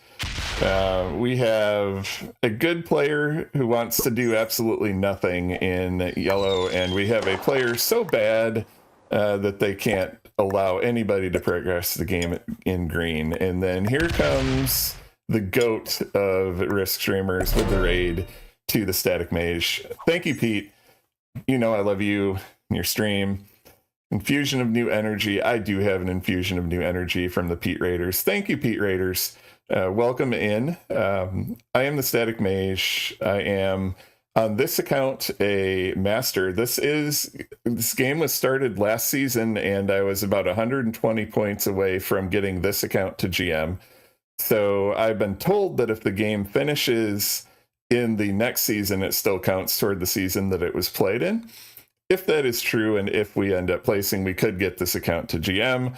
My main account, I'm a Grandmaster, have been for about a year and a half. Mostly playing classic caps, classic progressive capitals. I switched to Europe this season, started a new account for that. I've gone 25-18, so not terrible. First experience with Fog, first experience with a big map. We like to play. Oh, and we have a gifted sub from Arkin. Thank you so much, Arkin, gifting to Kilted. We appreciate that. Sincerely appreciate that. What? So my perspective on streaming is I'm working on trying to make this informative, and also was he signaling? Does he want that cap? So I'm trying to explain what I do in great detail. I'm very mathematical in my approach, analytical. So like there, for example, yellow is too good to slide or waste 4 troops into there, other than to say, maybe attack that. Maybe yellow wants to start blocking or killing green or something like that. I don't know. But I try to explain those kind of things and try to help my audience get better. Nordic Noob, you are a crazy man. Thank you for the gift of subs, and that actually started a hype train. So we have that happening, and it looks like we have double messages in the chat. Sorry. Confirm that you gave only what you intended to give. So I became a streamer, I guess, last October or so. And the stream has come a long way. I've got some cool widgets on the screen. I'm a software developer by trade, so I really started the stream as an opportunity to show off some of the things that I've made and just have an audience, somebody to look at some of the cool stuff that I've made. And it's actually turned into something where people have enjoyed coming in and hanging out, and I really appreciate that. So that is a little bit about me. Killpete Strategy, Mr. Peatman, that you and, of course, your feline grandmaster, grandmasters that coach you every step of the way, are very important face of the Risk community, and it's an honor, sir. This is my first Pete raid, and we're in. Nordic Noob reminds me to tell them about Tuesday, and I will. So next Tuesday, if you are wanting to learn, wow, we got more subscriptions. JP, thank you for the resub, or upgrading your Prime, or whatever you just did. Thank you. Next Tuesday, after the Puddle Jam stream, we are going to do a special event here. I will be presenting a mathematical analysis of Risk dice. And in light of the announcement that came out from SMG this morning about the changes, they're actually going to fix the dice, allegedly. So that will play in. I actually had this presentation ready to go, and the title of it was How Broken Are Risk Dice? And I had a mathematical analysis of a particular roll that I saw in one of my games. And I analyzed it. Oh, cat trails is one of the things I made. Turns my mouse into cat emojis. You see me going to Australia. You see me being a zombie. Thank you for whoever redeeming this. So back to the story. I made this presentation. I have coordinated with Puddle Jam, who is definitely one of my favorite streamers and a great friend of the stream. We're still working out exactly what we're going to do, but at minimum, PJ is going to raid me at the end of his stream on Tuesday so that I can show you all that presentation. And we may be doing something more with it, so stay tuned. I'm going to tell you the mathematical odds of a cap roll and compare it to some numbers that I calculated based on a mathematical model. We're going to look over the SMG announcement of the dice, talk about the math behind the dice, whether or not I think the announcement is going in the right direction. And I can tell you that I give it initial reading 2 thumbs up. And if I had more thumbs, I would give more thumbs. Thank you for the follow. Appreciate that. So we'll be going through that. I maybe 20 minutes or so. I'll play a game or two afterwards. So that is coming up next Tuesday after the Pedal Jam stream, approximately 10 p.m. Central Time in the United States, 11 p.m.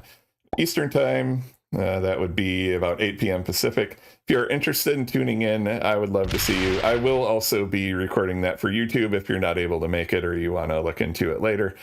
And, I think that's cool. A month or so ago, I did one on security. I explained I'm a software engineer by trade, as I mentioned, so I understand how to design secure software. And I did a presentation to the stream about how risk hackers are currently doing what they're doing, what the network update is, and why it's important, and all those sorts of things. So I like to do that kind of stuff. That's kind of what I can contribute to this whole community that we enjoy being part of as Risk players and Risk Twitch watchers. To the game that you are currently watching, if I had to choose a game to have a Pete Raid come into, I think this would be about the last game that I would possibly ever want to choose for that. This game has been going on for about 4 hours or so, possibly longer now. These are the cap locations, and we now know all 6. We also have cat trivia on the screen at an appropriate time here. If you answer A, B, C, or D in the chat to answer the question, you can actually win cat treats on my stream. Back to the board, though. Those are the cap locations. My original cap, Yellow's original cap, are still held by us. We held the Scotland cap for quite a while. We held the Scotland cap until we had 5,500 troops on it, and Green came along and rolled it and went 800 troops positive. And at that point, I said to my stream, remember that presentation where I calculated the odds of that one cap roll to be 1 in 14 sextillion, which is a 1 with 23 zeros? I said, I'm going to have to redo those numbers because we've got another one that is even worse. So I'll be updating my presentation with that cap roll. In any case, so we lost that cap. We are significantly behind these two players in troops. I don't know why Yellow is doing this slidering of one troop. It's actually kind of funny for a good player to be doing that. So that happened. We've been over here. Green has had these very large off-cap stacks guarding their bonuses. There's a giant stack, probably either here or here. There's this one. There's a giant stack here.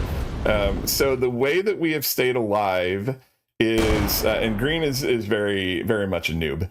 And is if Yellow and I were just able to fight, we could get this thing resolved in probably a half hour at most. And at the current game state, what Yellow would win because they have probably double or nearly so my troops at this point.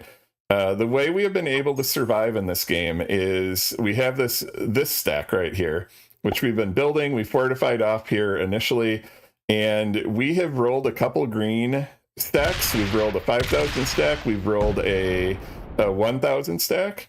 And Green has learned that when Mage puts a stack in your face, he intends to do something with it. And so despite the fact that we have two players who are very decidedly trying to work against us, we have been able to continue getting cards. And although we are not catching up in the raw troop count, in the percentage troop count, we are at this point unkillable unless somebody is going to absolutely suicide into us. Whoever would kill us for third would end up taking second. Although honestly, if Yellow were to kill us right now, I don't know if Green could kill them even with all the troops they have, to be honest. But anyway, so that is where we're at. The reason we're playing this game is that on this particular account, which I mentioned is an alt account, we are 120 points away from Grandmaster, and this game started in the last season. I've been told that if we finish the game and end up at Grandmaster, that this account will get to GM. So I probably would have saved everybody, including myself, the hassle, and probably left this game or slammed out or something after about the 4-hour mark. I would have implemented the Pete rule, and if it goes an hour or more, I win. Look at this.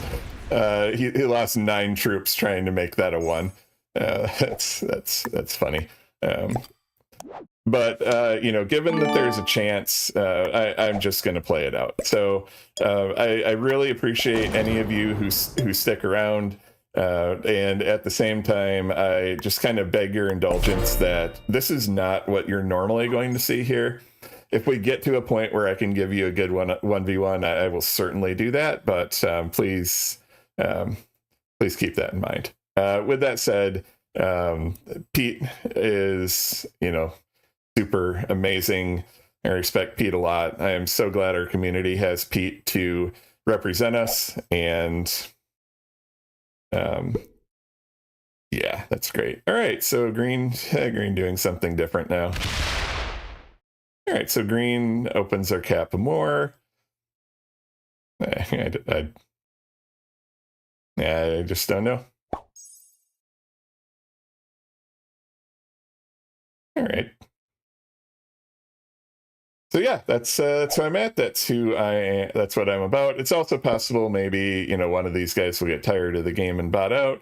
Maybe yellow will determine that this game will never end, and this annoying pink player who's like sticking around like a gnat, a cucaracha, is not going to go away from this game, and the only way to progress this game is to start like blocking the green player, and they want to work together or something.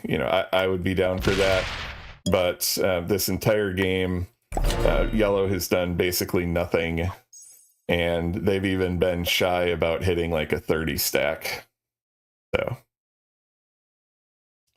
that's the dynamic. That is how we got to be where we are right now.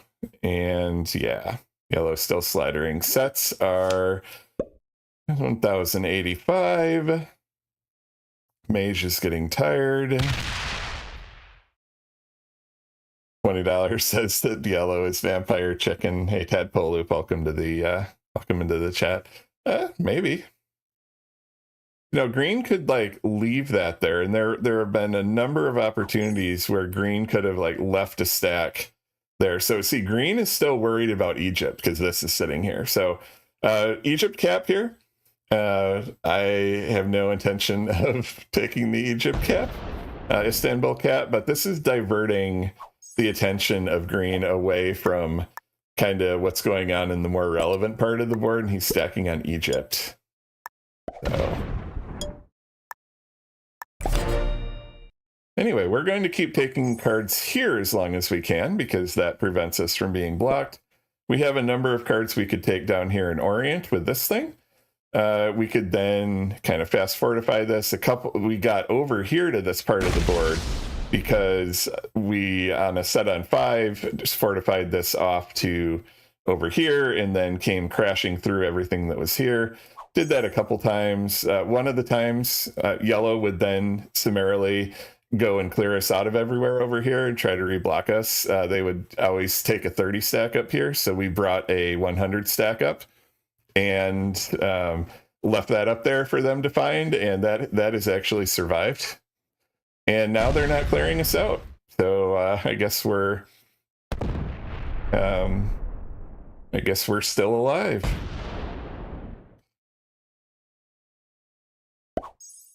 Yellow is still so worried about maybe the 2 that they need to fortify back that they are constantly slidering and losing like 5 troops just because they want to save their 2. That really doesn't matter.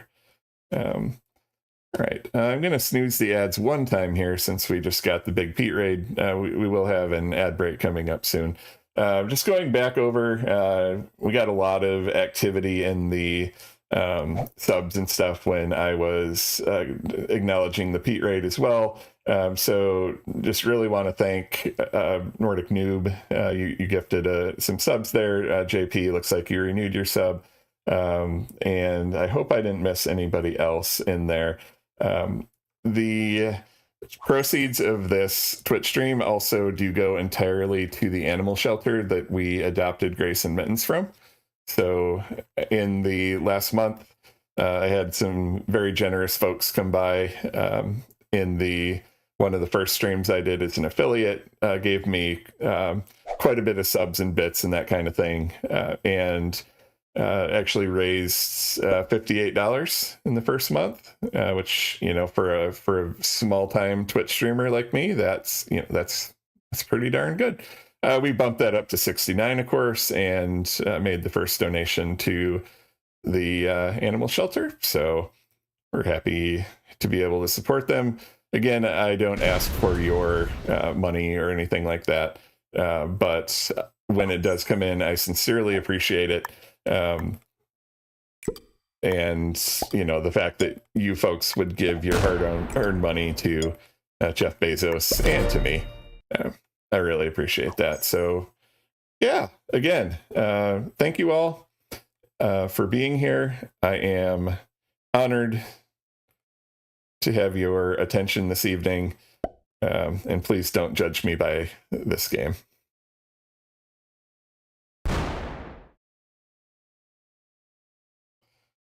JP spends money on Bezos and cat shelters. Indeed.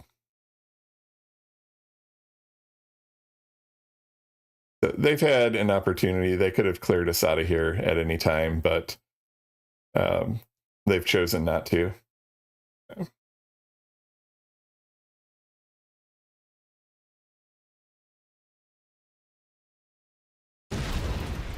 By the way, I'm not bothering to, make this a 500 stack or something, because it's sitting next to a 2,000 stack and an 18,000 stack. That would just be silly. If they want to clear this out, they can. All right, one of the redeems that I have made for the stream is now showing. It's called the Witness Protection Redeem. And what that does is puts me into a virtual witness protection program for 30 seconds. I don't know if this is the Static Mage or somebody else talking to you right now, because I just don't know why. We also have what is known as the Australia Redeem, which you are currently seeing. That flips me upside down for about 60 seconds. I'm really into like OBS and plugins and scripting and stuff, so set this kind of stuff up because it was fun, and people seem to enjoy using it. So appreciate that. Y'all are taking advantage of those. I made all the redeems basically as cheap as I possibly could, so that you could, so that people could actually use them. All right, and this game is just card pass. So if you came here expecting to see good risk, you're seeing this instead.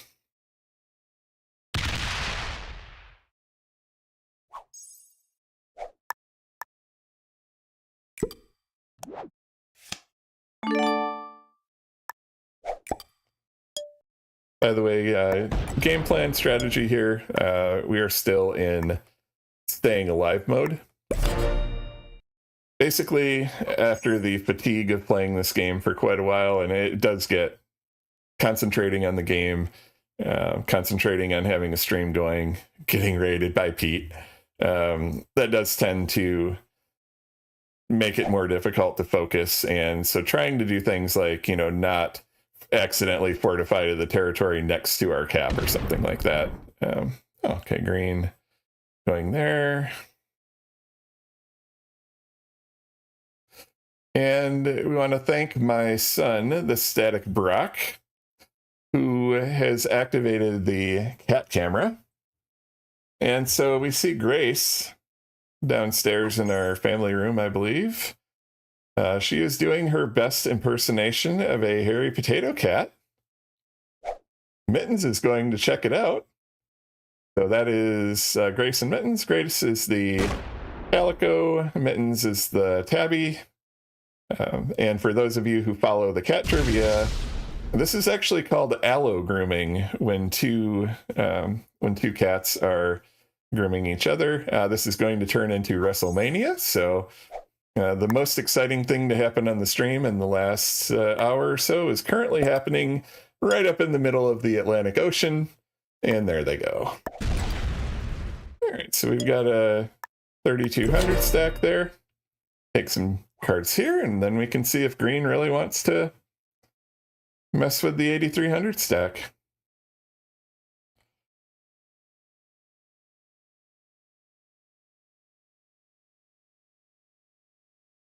What's the cooldown on witness protection? I think it's like 3 to 5 minutes. I don't want them to get too annoying, especially the one that has the voice changer effect, just because don't want it to, just don't want it to get too old. All right, green opens our cap. Ad break, folks. Sorry about that.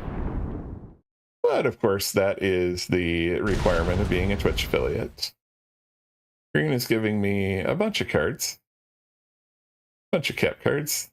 It's always appreciated.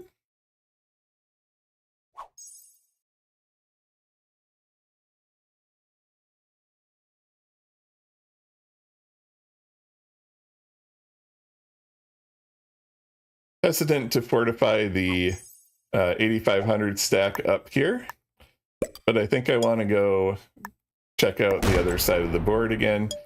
In the meantime, though, we're going to take advantage of having this stack down here.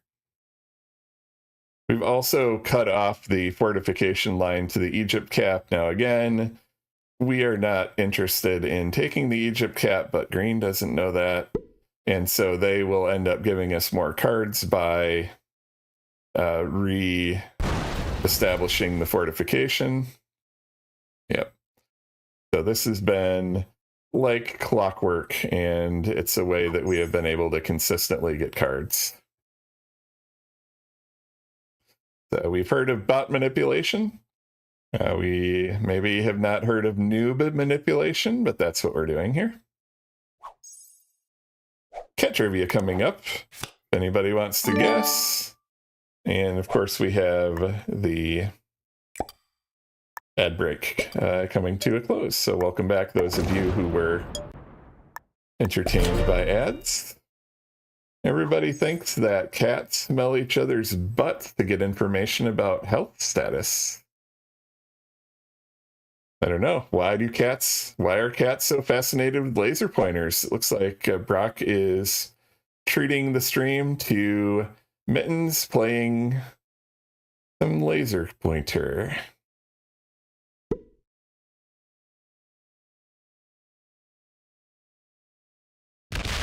New beat Brock to an answer once in a lifetime.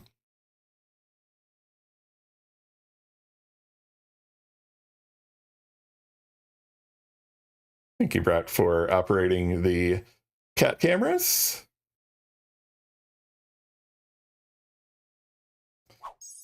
Yeah, so folks, game is something else, I tell you. Right, so green not interested in taking that back this time.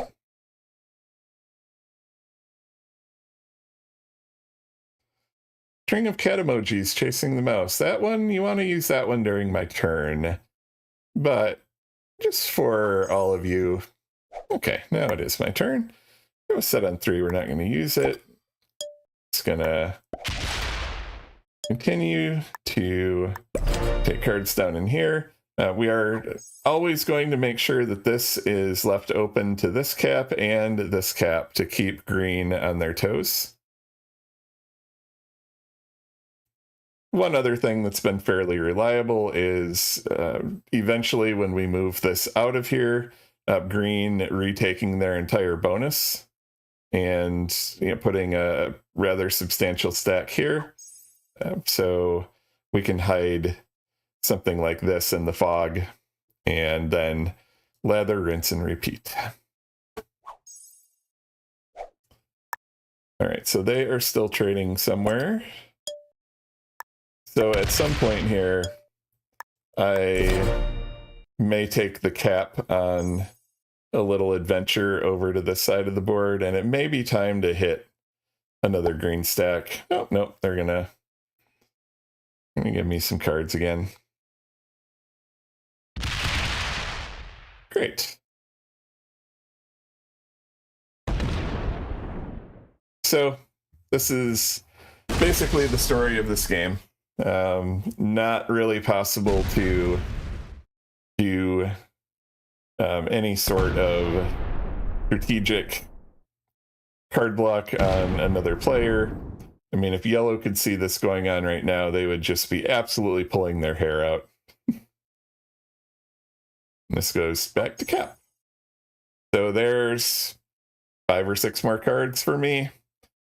So, you know, I'm surviving this game by keeping pace with the cards. I honestly don't know how this game ends. We do have neutral bots on, by the way, so if one of the players does end up botting out, this will not become a 1v1 v giant super giant bot, probably bigger than even the bots that PJ ends up having to fight. Instead, we will have the 10-minute turn timer. We were optimistic a while back that it looked like green had botted out, but they came back after a couple turns.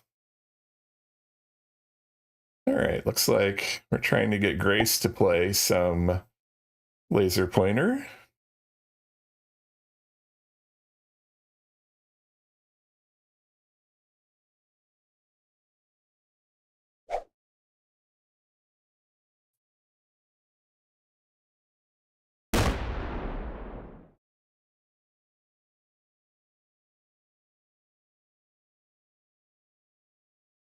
So at least now green is trading with me.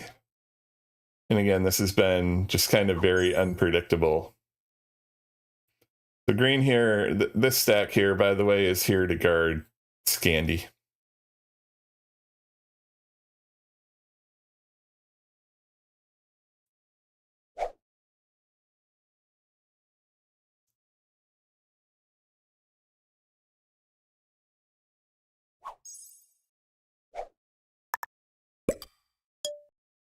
My pattern is to continue to take the most readily available card that I have.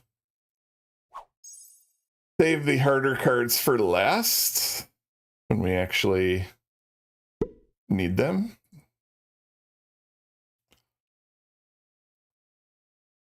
Oh, he sets early.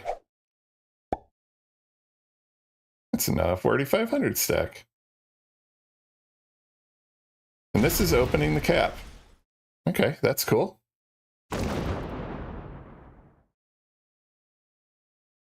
So, folks, this is... Oh, we got some cats playing. This is Grandmaster level play here by Green. Green... Oh, is this J Pizzle? No, it's not J Pizzle.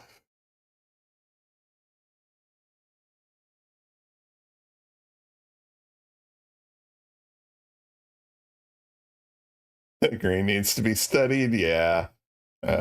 Absolutely. Could be JP's alt. The Legatholist, I don't know if I pronounced that right, but appreciate you coming into the chat. Thank you, and good to see you. Thanks for hanging out tonight.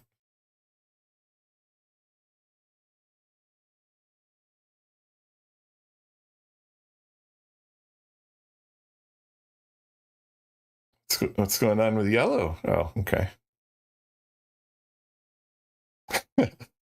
Yeah, JP for a while. I'm sure that most of the folks here are followers of, possibly even subscribers to JP. Who number 5?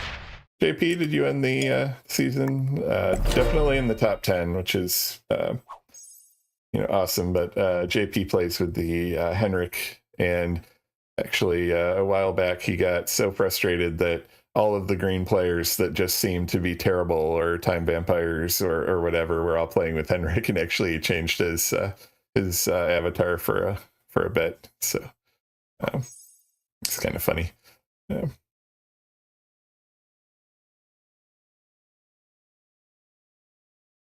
Oh, ladies, gentlemen, 9 hours and 15 minutes.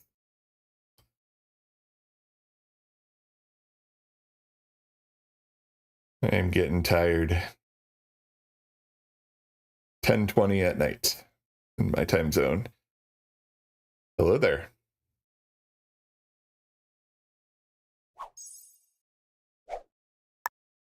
All right, I don't want to close my cap to either of these directions. So we're just gonna take down here the possible to maybe go do some meandering over in that direction. But we'll just card and pass down here for now.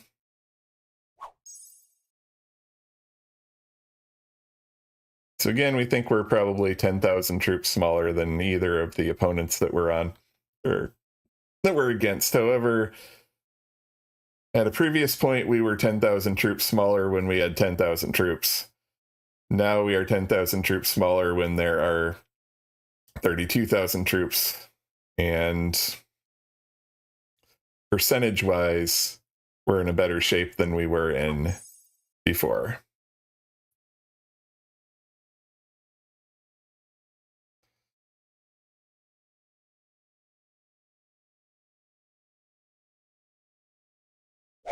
So things we could do here, we could take another walk over here, see what's going on. We could take our cap up here and hit this, big stack. For now, I think we'll just continue doing this.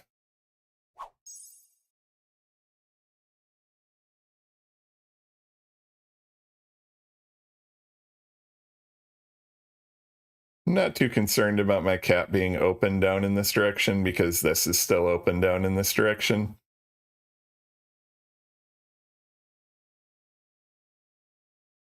Okay, there 3 attacks. It's probably just like retaking a bonus.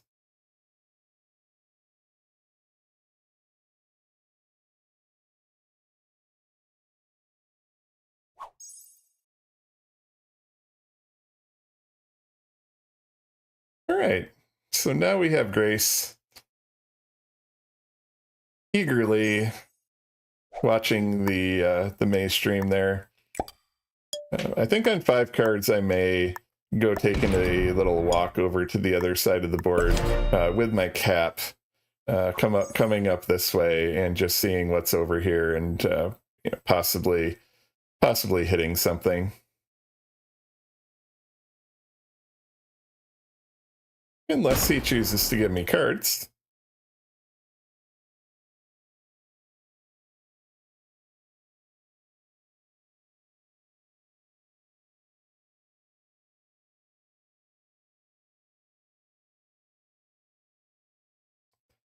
So I'm specifically leaving this stack here by way of explanation, because if he wants to fortify more troops down to Egypt, he has to come through and take all of these.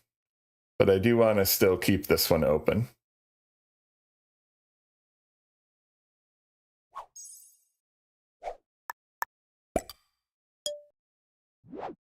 So I'm going to not take the cap on a walk for one more time because we got this additional card from green.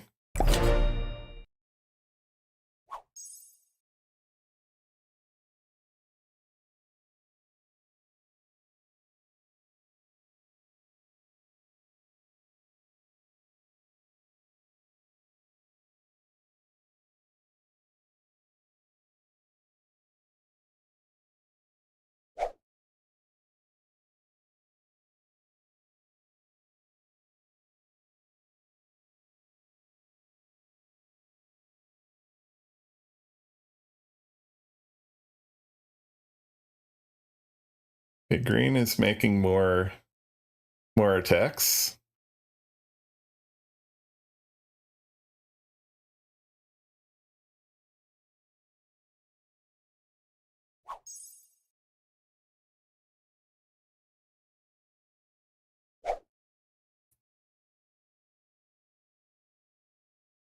Definitely not going to open Egypt. We've seen green fortifying a lot, or fortifying troops down here. So in this case, we're going to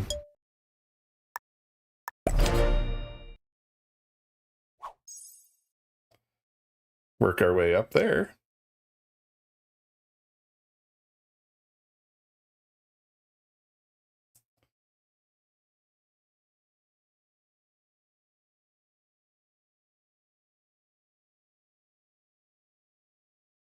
See if Bo Skidley's in the chat. He'll skip this song. All right, so 3 attacks from green. And Olive with the raid. Thank you, Olive Raiders. And again, oh, you have joined. If there was like one risk game in the world that I wouldn't want you to see as a representative of how I play, you found it here. This game has been going on for about 5 hours now. And we are in this game where yellow is a good player who basically never does anything. Green is a complete noob who is completely unpredictable. And as a result of green not being particularly good at this game, the yellow player's card block attempt on me failed. My card block attempt on the yellow player failed. But these people just seem to be content to just sit in this game for hours and hours and hours. And that's kind of where we are. We have the least amount of troops in this, believe it or not.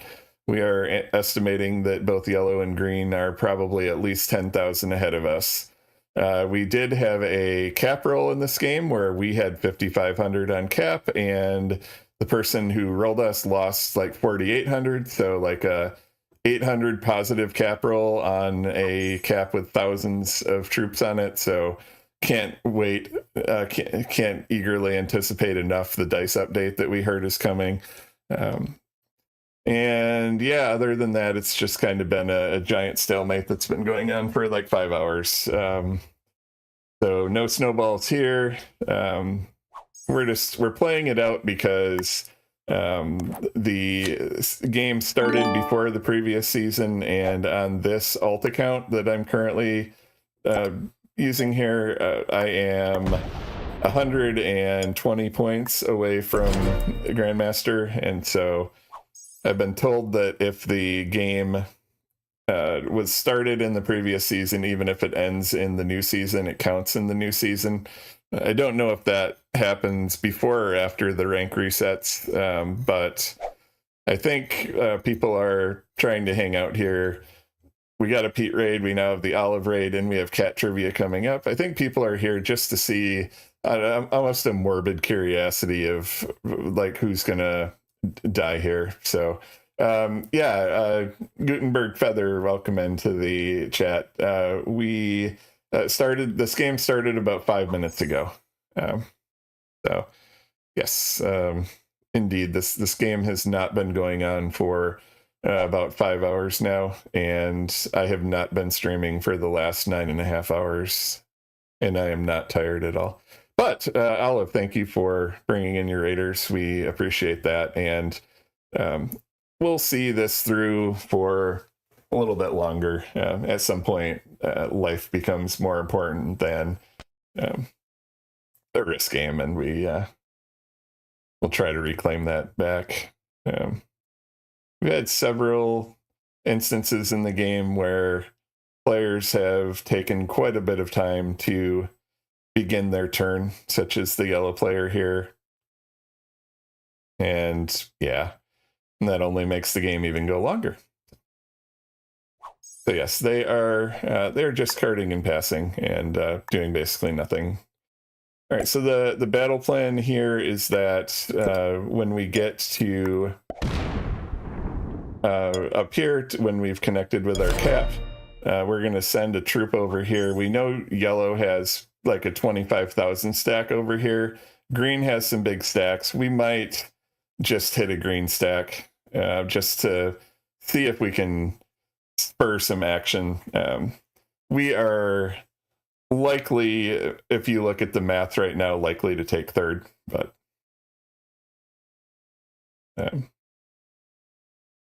Can't fight the dice 2 players, one of whom is good, one of whom is a total noob who doesn't like you make any. So I could hit the yellow stack, and then yellow would just come with probably the 20,000 that they have on cap, kill me, and I think easily block green. Even if green had like a 2-to-1 troop lead on yellow, that green would be blocked. All right, so we're gonna move this one up here. We're not opening Egypt, and we're not threatening it either.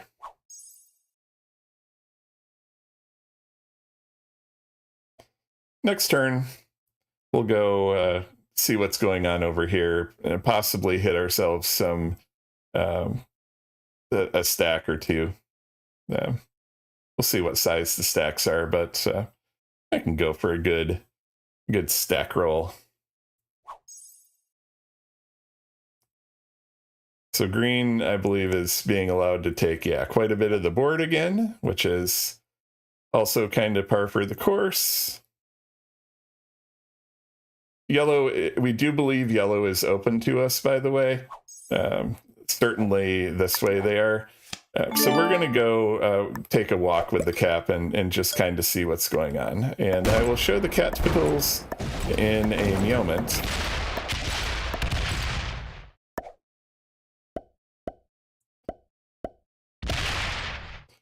Yeah, look at that. Look at that roll. 13% is still...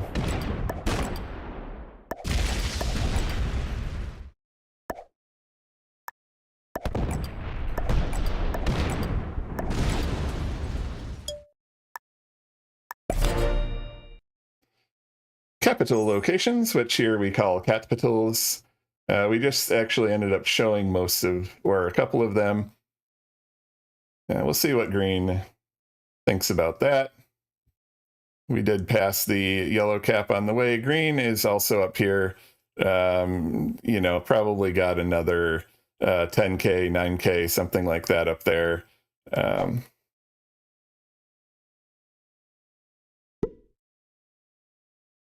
Maybe we can bait green into like a 0% cap slam or something. Green is pretty slow also. So even if they do decide to like hit back against what we did there, that will take them quite a while to do.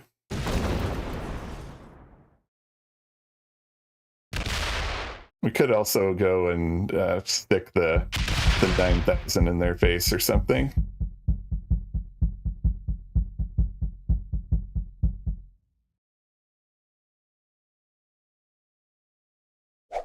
Yellow with the 1200 trade.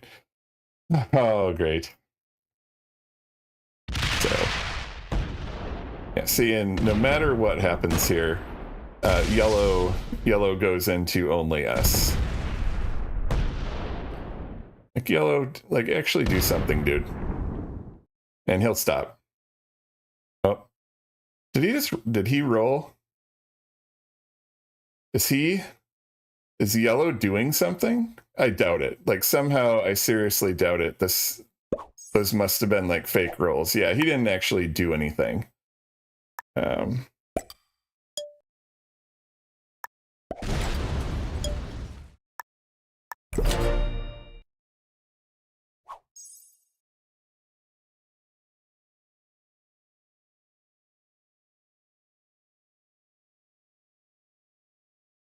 So green's going to probably come up here.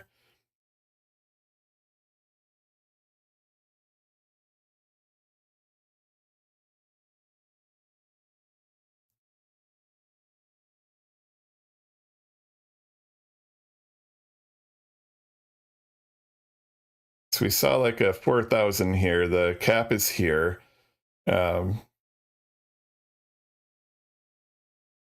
Yeah, so green attacks when his bonuses are broken.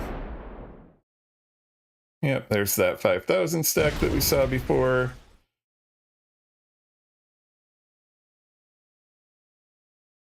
And does it go back here to guard against yellow? Let's remember, yellow doesn't hit anything. Oh, he actually keeps it there. Okay. That's different. All right, so we're going to have to take a card up here. And... Or is yellow... So does he... See, this is what is so confusing and befuddling about this game, because yellow was like our sworn death enemy, and now he gives us a card, which I'm happy to take. If he hit green, you know, I'd be happy, you know, boop, boop, boop, boop. You know, here, you know, we can have green on like a you know, 7 point card block between the two of us. You know, we can totally do it. Green would probably get blocked and give up when he got blocked.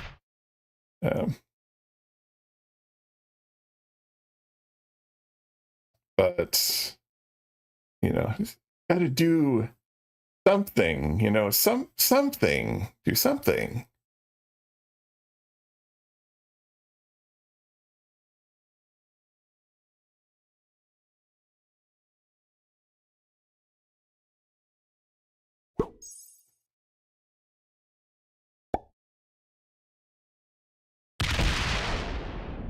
Thinking about putting a stack here.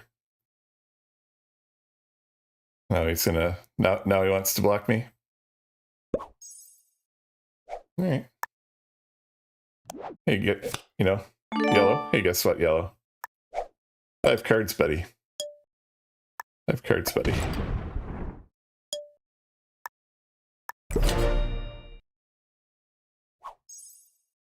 I'm willing to hit green. I'll hit green all day.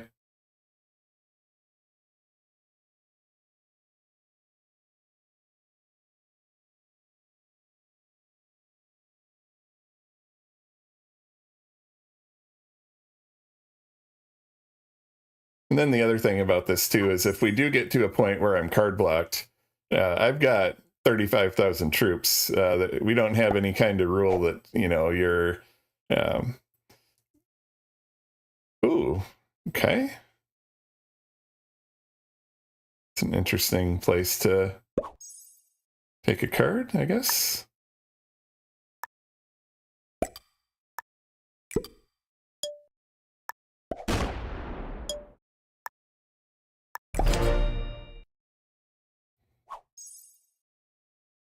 We'll see if we run into like a 10,000 stack up here.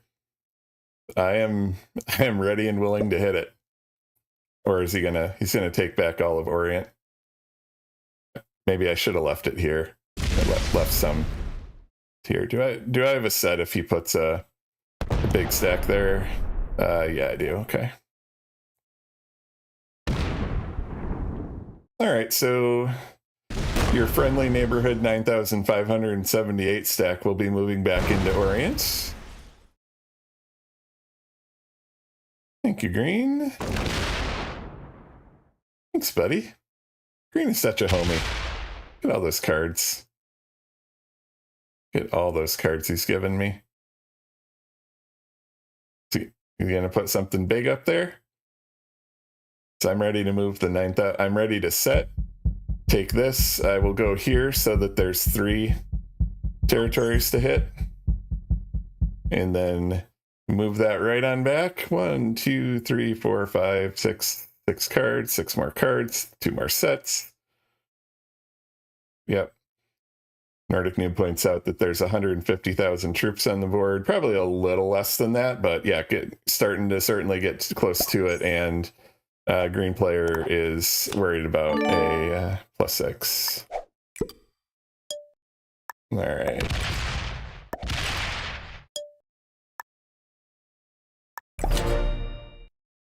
Say hello to the 9,000 stack, which is now a 10,000 stack.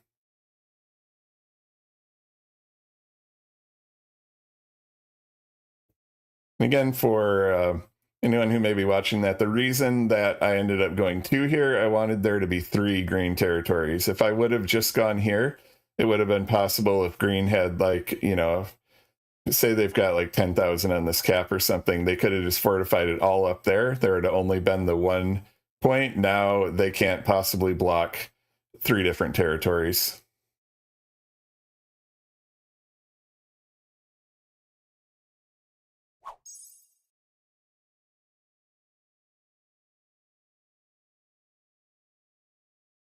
I do still have this route if I want to get my capital over here for some reason and hit this 5,000.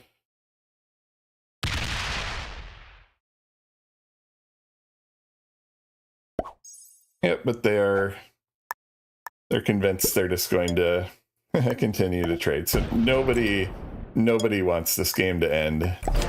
This is everyone is having so much fun that nobody wants to end the game. Yeah. I was looking at my heart rate, wondering if the monitor is accurate or if I'm really as kind of upset and perturbed as I feel. I think it is probably the latter.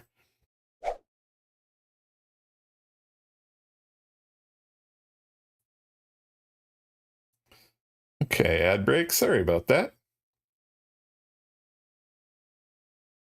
The zombie apocalypse has come. The mage is a zombie. Please, green, become a zombie. And of course, green is not going to become a zombie.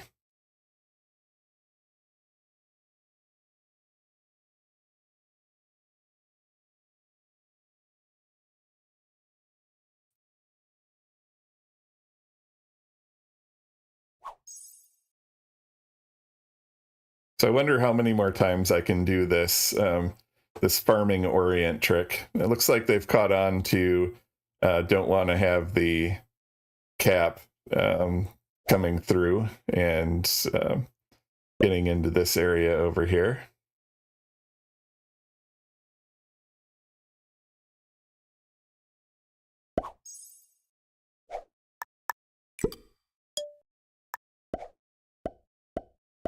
I can't even slide her to like a number that I would want to here.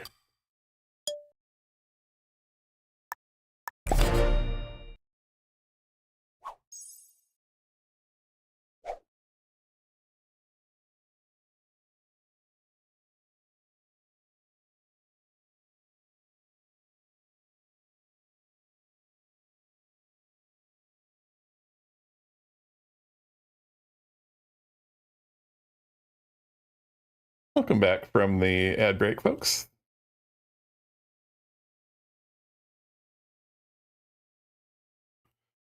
It's actually even looking at how much space I have remaining on my disk, given that this stream has been going on for so long.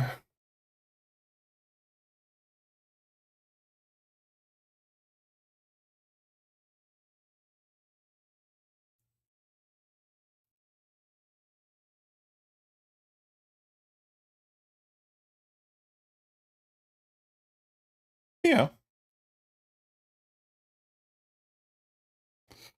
Don't worry, folks. He's not going to bot out. They just tend to wait till there's like 40 seconds left or 40 seconds gone in the turn timer to actually do their turn. Yeah, because we want this game to go even longer. Even longer.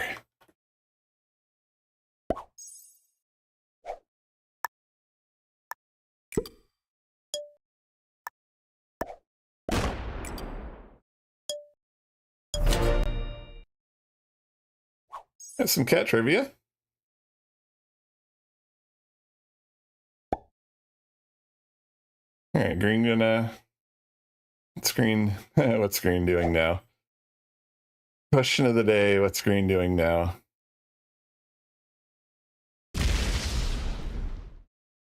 Hit Bavaria. Hit Bavaria. Please hit Bavaria. Please hit Bavaria. Thank you. All right, now this cap is open over to this direction. Hey, that's a follow. Appreciate it. Super tricky. Thank you very much. Welcome to the stream. All right, so we are open now to get over here if we decide that we want to go over there. For now, again, we are just kind of taking cards, and I should have slidered at this point. Doesn't even really matter anymore.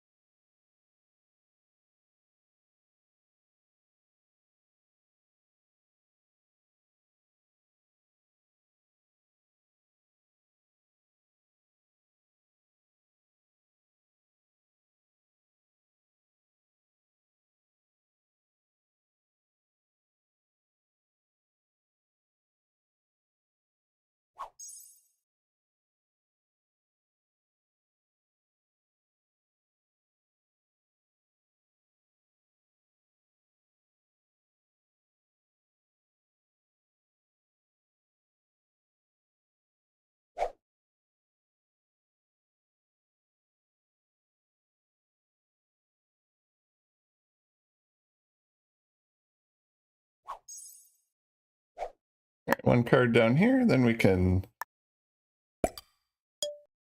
run on up there.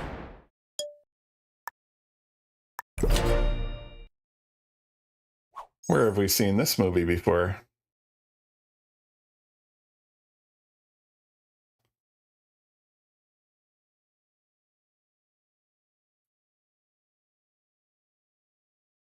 Will Green retake Orient? No, it doesn't look like it this time.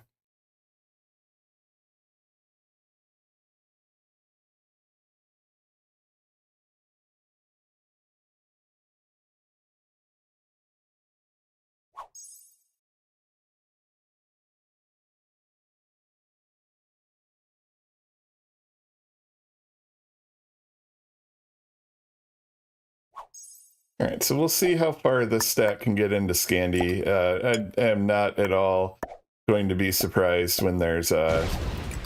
Oh, I am actually surprised that there's not like a humongous stack sitting there.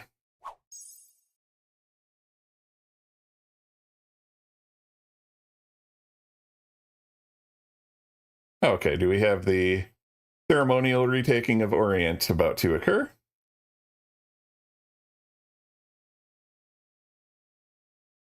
No, it's too bad.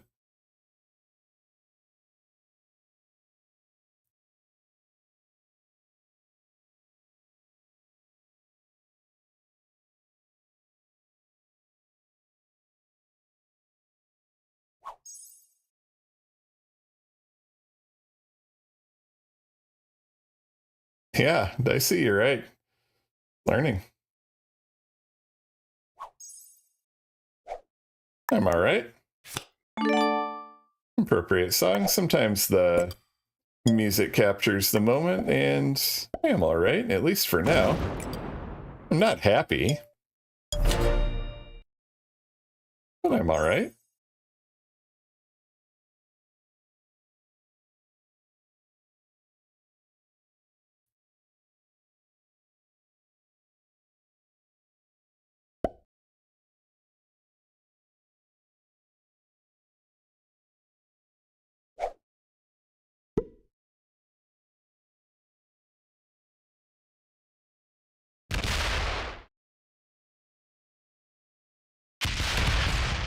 All right, we have the ceremonial retaking of Orient. I just busted. Welcome to the stream. I'm trying to figure out what you just walked into, to be honest.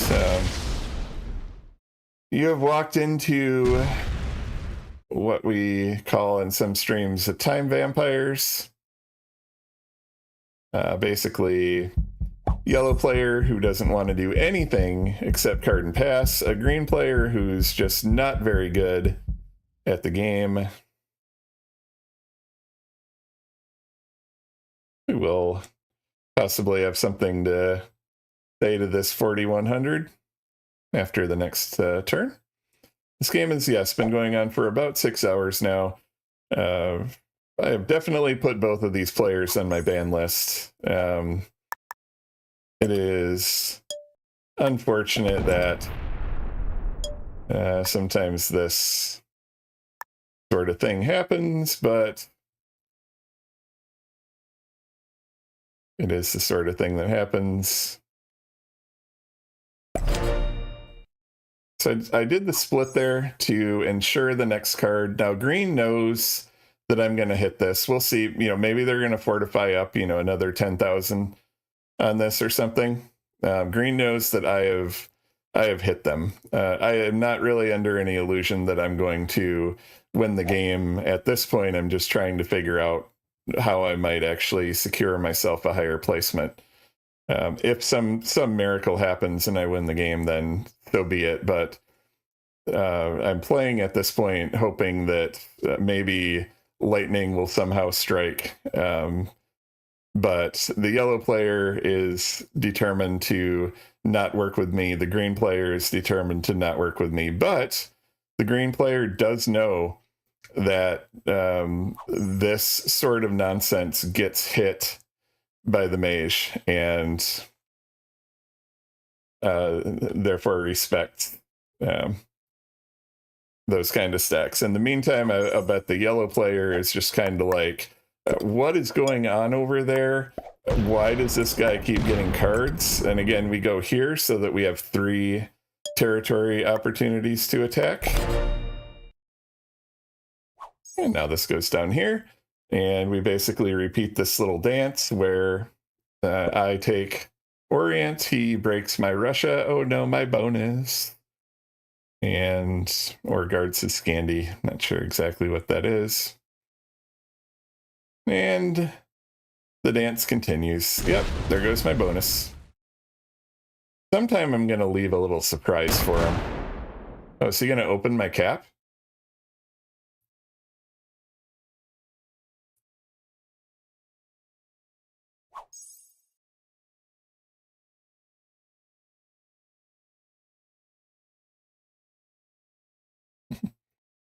Game is a rare opportunity to get 42,069 and 69,420 caps. It could be. I would not be, what do I have 38K. I would not be surprised. Somebody has the number of troops necessary to do that at this point in the game. I mean, the sets are 1270.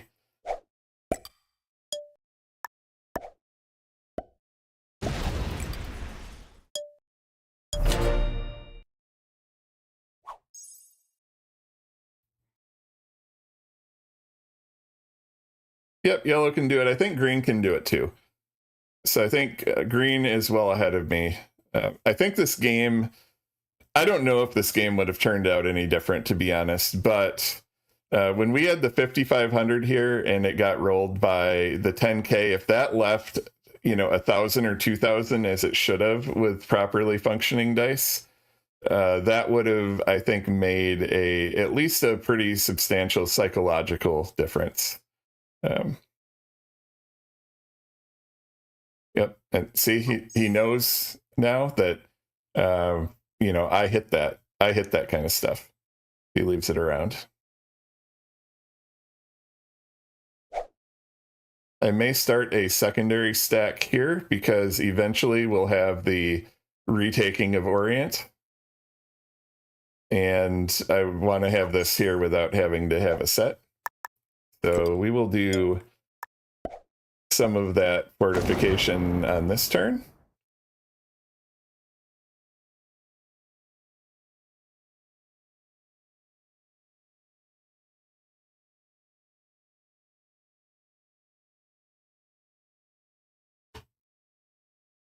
We need to try to make this bigger than a set.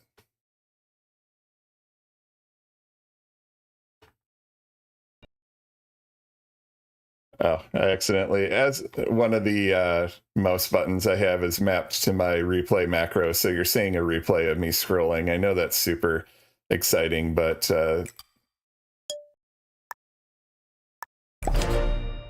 that gets hidden there.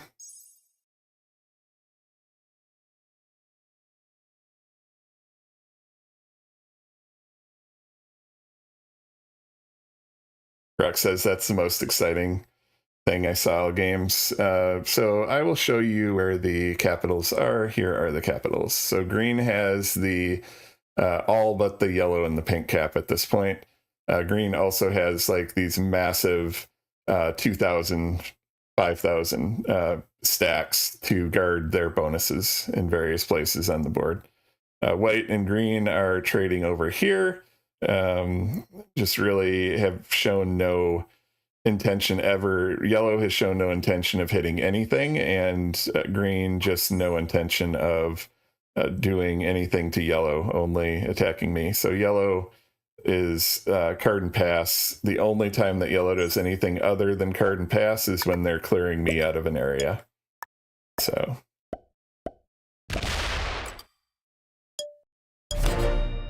we've got a few more cards up here in Orient, then we'll look up here. We can always, green did us the favor of opening this up. There's like a 20,000, possibly more stack here. This was like a 5,000 last time we looked at it. But we can get up through here. We can possibly get through here. Maybe we just start coming across now and look at like breaking stacks of green. At some point, yellow just I don't know if yellow actually goes and like tries to take our capital, to be honest. Trying to determine, I mean, at some point it's worthwhile for yellow to kill us, but I just don't think yellow sacrifices the troops. I mean, they're unwilling to hit like a 30. I don't know that they would hit a 27,360. We're gonna take a few more over here. Let's maybe actually maybe this set we'll go take another look with our cap.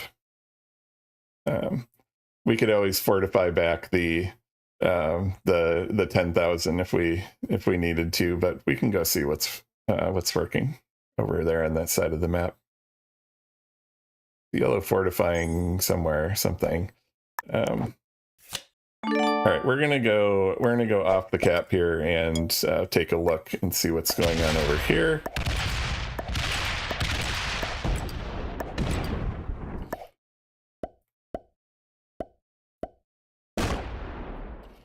Okay, we go plus quite a bit.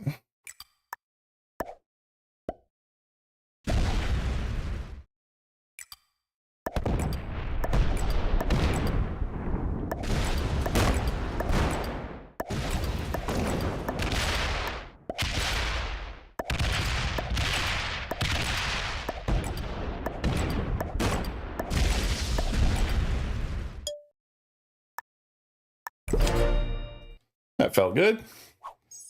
That may have just contributed to us eventually being card blocked, but if I know anything about the green player, they're going to go and try to retake all that soon. Yeah. So gamble, this is an indication that draw, agree on a draw feature that I've been suggesting for quite a while. I think this would be kind of an ideal case for that. But as it is, this game is going to go on until somebody bots out or gets bored or something like that. And I don't know. I'm trying my best to make it not be me who ends up quitting, but I can't. I can no longer make a promise to that effect because at some point this is just not worth it. And if it's clear when I'm not having fun, you're not having fun. So I don't know, y'all. Yeah, JP, you're right. And that's why if they did add a draw feature, it would have to be like, anonymous who offered the draw and anonymous who accepted or declined, sort of thing. But you can see what's going on here. Like, these two are just determined that everything they do is going to work together. Like green really doesn't seem like they care about winning anymore. And yellow just isn't doing anything.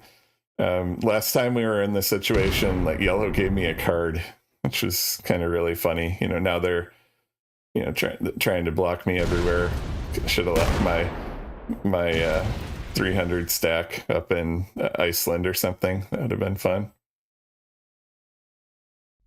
Yeah, so they're just, you can see, they're just like absolutely determined that no matter what happens in this game, they are just going to block me. So we may be into a situation where I just choose to like sit on cap and zero card, something like that. See what they would do then. They probably just keep trading with each other. Green, I'll tell you what would happen then if I did that. They would just keep trading with each other until green had 50k, and then green would roll my cap and take second. That's what would happen. So that strat doesn't work.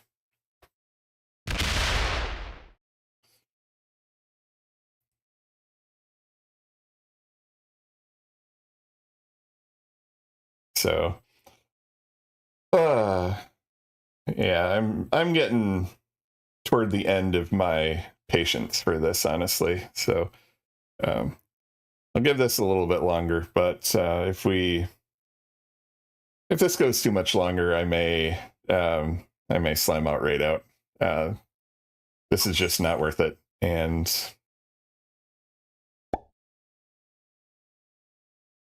But we'll see. Green would go plus 5,000 on my cap. Yep. Without question, Brock.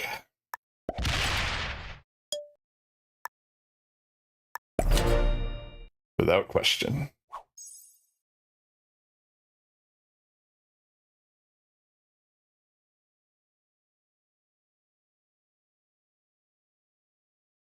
So I guess my question too is at what point does yellow realize the game is never going to end if we continue to go this way? At what point does green want to play for something other than second?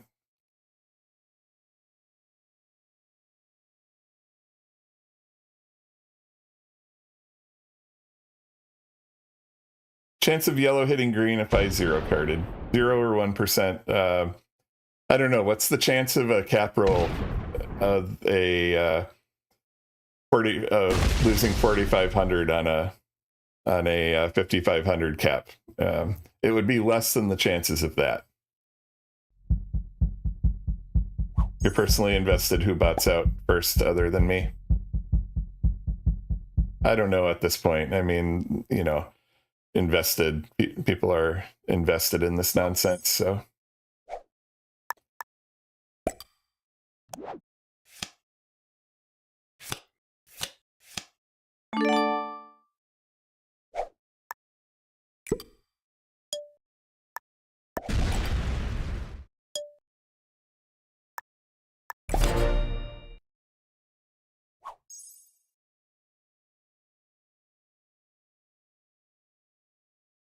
So I essentially have 2 more opportunities to take my cap over here, given this situation, assuming that green is going to do what I'm expecting them to do and reopen me. So there is this path through Belarus, Poland, Germany, etc. And then there's the path that would go down here through yellow's bonus and into here. I haven't really achieved much by taking my cap over there other than killing a bunch of green troops. Gamble says he could watch it all night. I don't know if I can, my friend. I've been on now for 10 seconds from now. We're going to hit 10 hours. I had no intention of playing 10 hours. It was just one more game. If I win this game, I would get Grandmaster. Should I do classic prod caps? No, I want to do Europe because this was my Europe account. I could do the prod caps game, see if, see if I get it. But no, this is my Europe account. Let me see if I get if I can do it. And then we ended up in this. All right, taking a bunch of cards down here, hopefully. Rumple went to work for 8 hours, came back, and I'm still going, yeah. I guarantee your hourly rate, Rumple, was far higher than mine. All right, he's going to see my 2026 stack. Hello.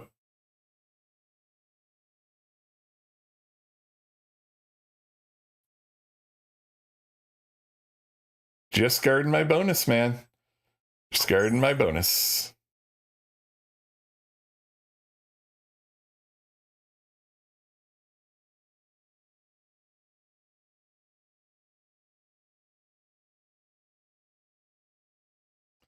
So next turn, I am going to get this 1308 back to here because green could be setting and the sets are now 100% roll on that. Also, we have no set on 4. Not that it matters. So for all of you who keep ban lists, I just want to give you the names of the players in this game if you are interested in making sure that you never play with them. Of course, that would be your decision. I'm not telling you what to do, but the yellow player in this game is General Duong 24810.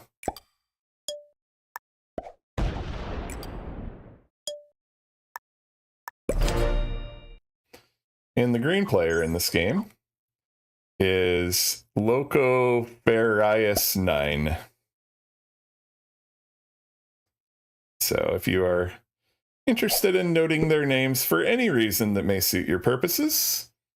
Those are the names, and you now have access to them.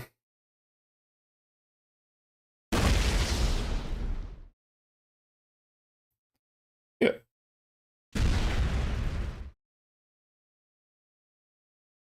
I wish I was in Australia right now. I'd almost rather be on like a 25-hour flight right now. Yeah, fortify the 3. It's cute.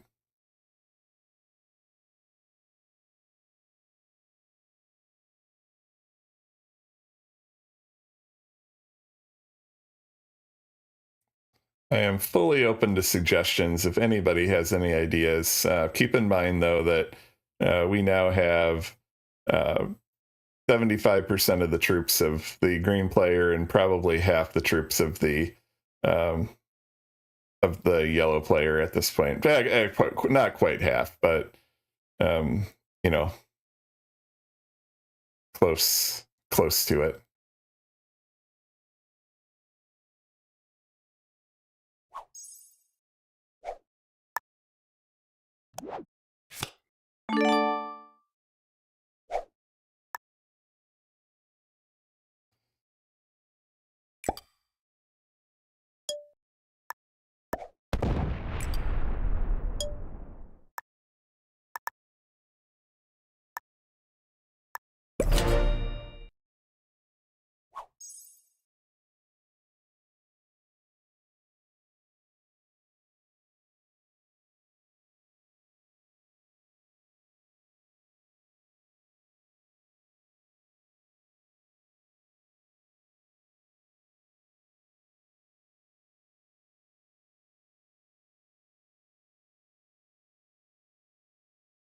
Green is actually attacking. Did yellow like break a bonus or something over there, and green is taking it back?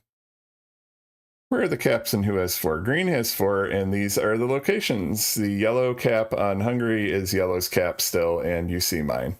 All of the other ones are currently held by green.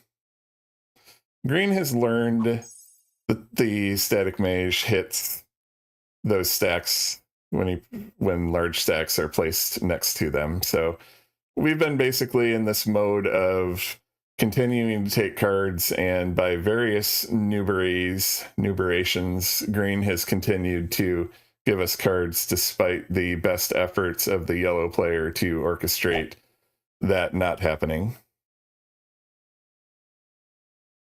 Yep, Gamble. So you're absolutely right about the percent, and we pointed that out earlier when we had our cap rolled and then had to go through a 5,000 stack. We had 10,000 troops, and they all probably had 10,000 more than us. So we were at half the number of troops, sort of disadvantage. Now the percentages are looking a lot better, even though the raw differences are approximately the same or possibly even more. So we have been also the only one hitting the green player, so it's quite possible that yellow, just because yellow does absolutely nothing, it's possible that yellow has more, way more troops than either green or myself.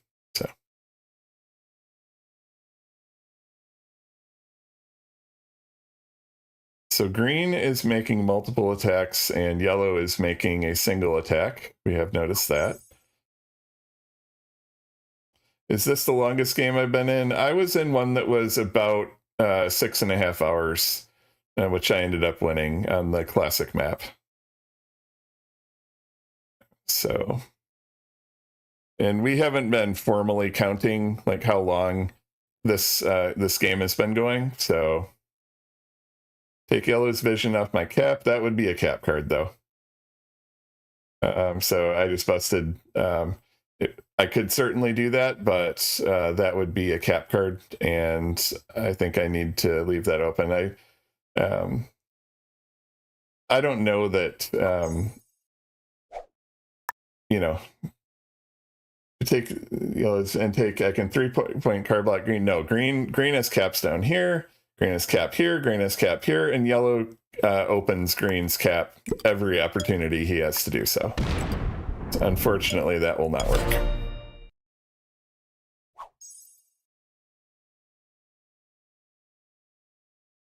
Yep, I'm sorry, folks. Can't believe that it still says there's 60 people here. Thank you all for being in here. I mean, as long as you're here, I'll do my best and try to, try to keep it up. But yeah, this is peak risk. So we've talked about the dice roll thing from SMG. I'm actually concerned, and by the way, I mentioned my Tuesday night thing. I'll mention it again a little bit, but one of the things I'll talk about on Tuesday night is I'm actually concerned that the new dice improvements are actually going to lead to more games like this, because in these kinds of games, it's possible to take caps with, like, getting a positive cap roll sort of thing, like we saw in this game. And as infuriating as it is, that actually can help to progress the game. Whereas if the cap rolls are always going to lose 1.5% to 2%, people are just going to stack and cap the entire game, and the math will never get to the point where it makes sense to do a cap roll, and we would have games like this. If you're interested in how I came to that concern and some of the other analysis that I have about risk dice, I do invite you on Tuesday evening, next week Tuesday, start out in the Puddle Jam stream, and then after the PJ stream, he is planning to raid out to me, and we have to talk and still figure out exactly what we're going to do. PJ may be like guest star. We may talk about this. We're not sure, but we're going to do something. And we're going to review a simulation that I did of cap dice. And actually from this game, we have the example of the 800 positive roll on the 5,500 cap. We're going to look at what the probability of that would be with real actual dice. And so we'll try to get a number on that for you. And so if you're interested in that, and also then discussing and looking over the SMG post from this morning about the changes coming to risk dice and what we think about those and some of their mathematics, if those sorts of things interest you, then Tuesday night you want to be here after you were in the PJ stream. So watch PJ next Tuesday, 5:30 or so Central Time in the US is when PJ goes live. And then stick around for the PJ raid, which will come here, assuming that this game is not still going at that time. And yeah.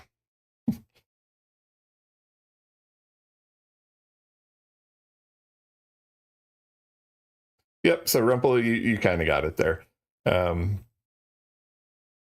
If we get into a game like this where there's card blocking has not been effective, and so everybody every 3 turns is going up by 1340, and you need 2x to roll a cap, it's just going to take forever.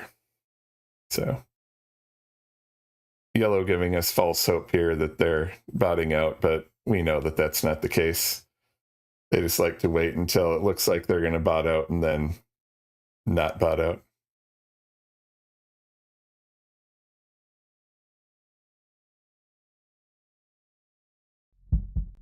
Maybe they are. Cat trivia?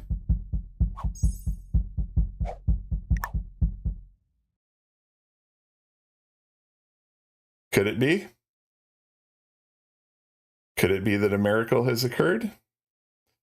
So what I'm doing now, folks, is I'm trying to reduce the amount of time, amount of turns that yellow has. We have to wait 10 minutes for somebody to bot out.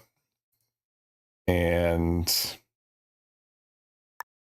that's just kind of the mechanic of the game. I am starting to think about what the card block on green could look like. They have cap. I doubt this is actually a bot out, but again, these are the cap locations. Green has all but the yellow cap.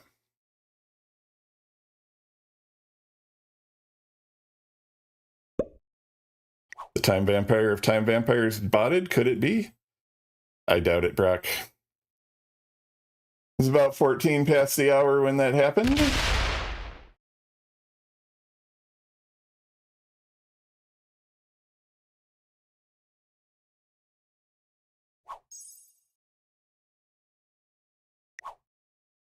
Nope.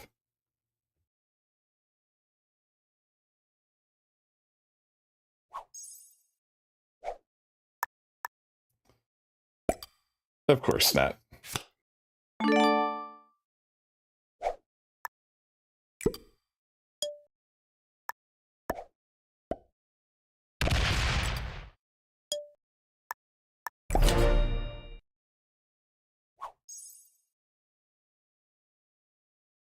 How big is green? We believe that green is probably 10,000 more than us, and yellow is probably about 15 to 20,000 more than us.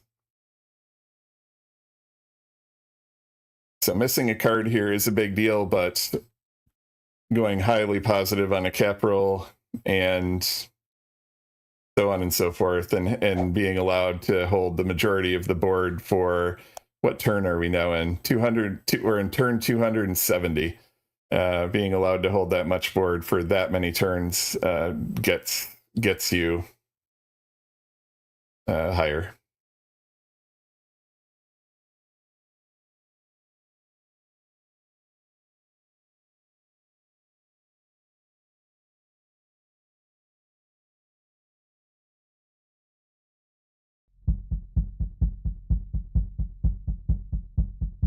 The only situation where active bot would be preferable. I disagree with that, honestly, because if this was an active bot, that bot would just be so huge. I would not. I mean, there would just be 400 stacks, 800 stacks, 10,000 stacks on every cap, with the bot holding the entire board eventually, and the bot would also get second in that sort of a scenario. Almost certainly, the players would not be working together to kill the bot, that's for sure. So keep remaining so hopeful that the player is going to bot out, but alas, that will not be happening.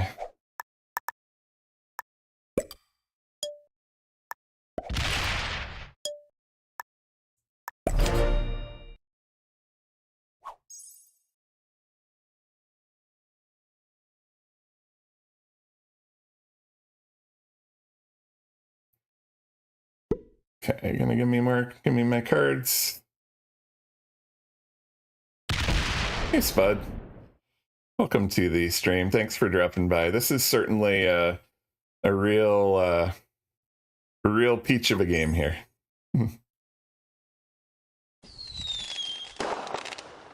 And thank you for the follow. I just busted. Appreciate it.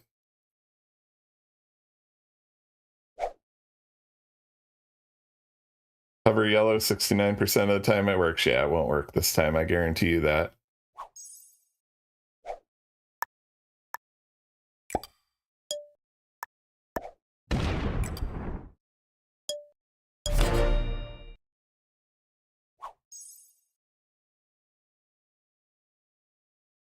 Oh, folks, I am tired.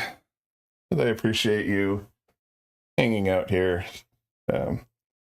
I'm gonna just turn off the heart rate monitor, though. I've had this thing on my arm for literally 10 hours now, and it's time to take a little break from that.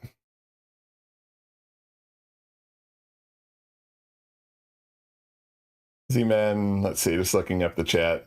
Z-Man was asking, is it against the rules if Brock took over while I slept?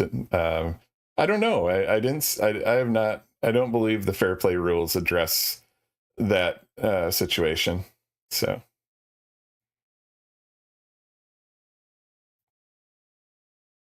I'm not sure if green is going to do the retaking of Orient that they usually take here. It could be that we end up card blocked.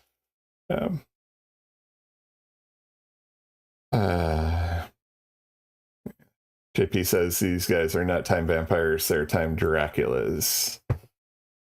Indeed. So let's see. Have another get your hope up bought out by yellow, which didn't happen. Yeah, so yellow is also taking like 30 seconds of their turn timer. That's making this go even longer.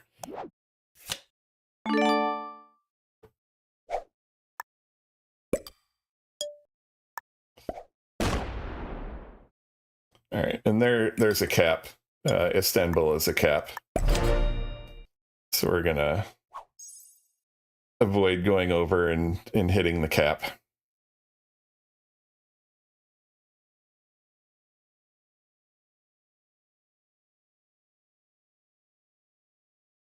Hypothetically, if I were to slam, who would get it? If I slammed, yellow would win.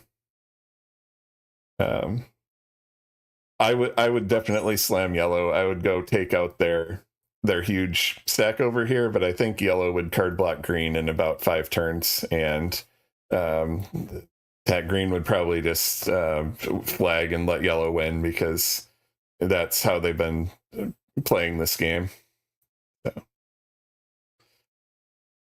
I don't want to. I know that many of you have been here for like a couple hours, and I really don't just want to slam out.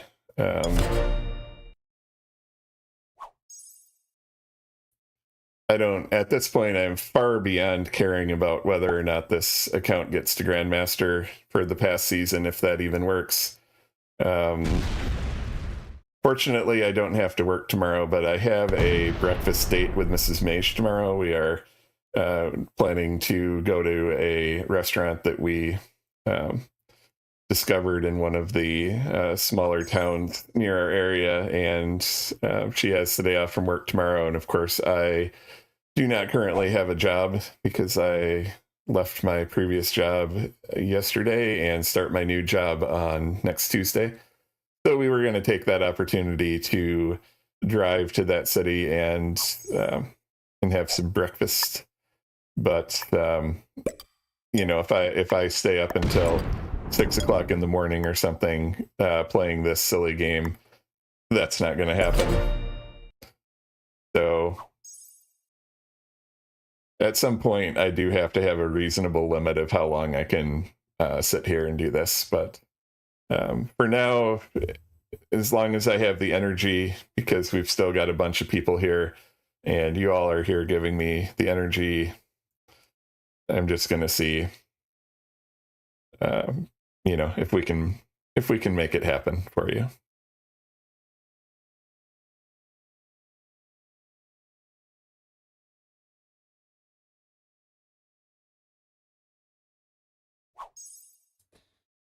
Got the witness protection redeem.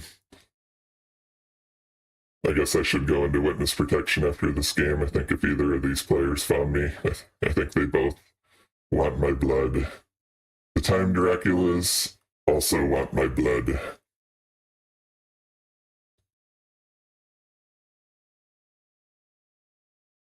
Yeah, so this is really annoying too, with the yellow player's been doing this every turn. Not that they're stalling, but they're clearly doing something else, and don't have their attention on the game, because, I mean, heck, a monkey could be programmed to discard and pass, which is all they've done all game. I've really got to check this playlist. I think this is about the 4th time this stream that we've heard this song. It's all right.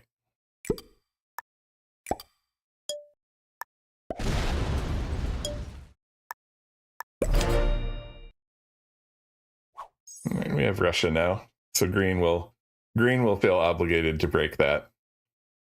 You think Mittens could take a card and pass with the right input device? I think so. I think Mittens, without my help, is probably better at the game of Risk than the screen player. To be honest with you.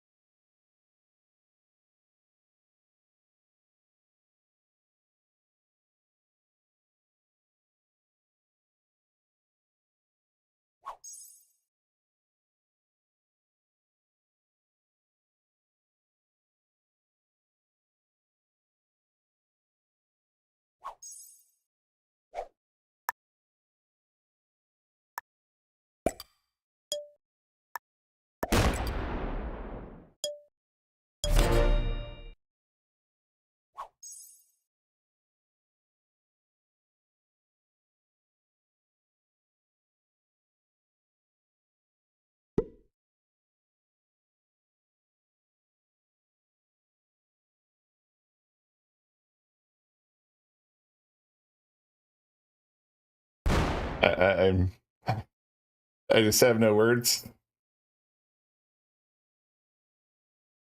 I don't know if green knows what green is doing.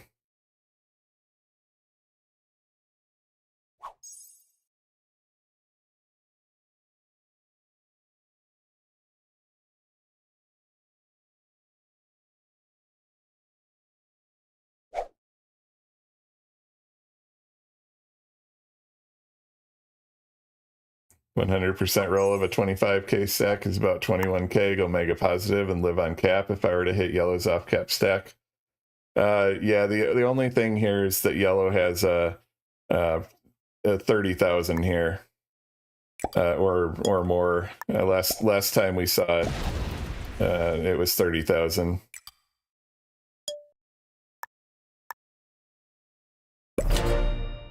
Ensure that we get that card next time.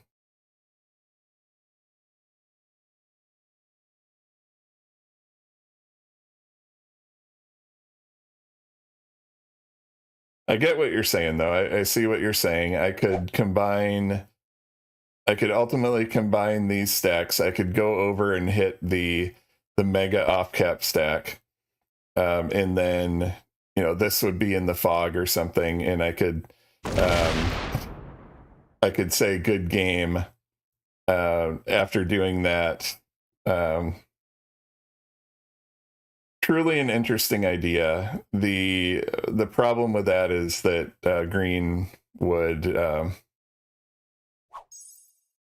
actually a really good idea.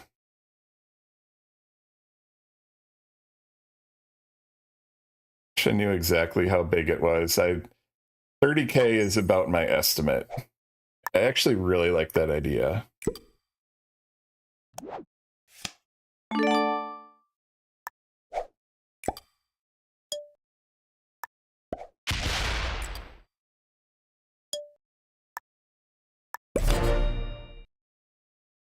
Pete says we're halfway to fix cap. So Pete, I just got an interesting idea from my chat that we might look at trying here. We believe yellow has like a 30k stack over here and probably about 30k on cap. Getting this over there to hit the yellow, hit that yellow stack, because we really are not fans of yellow.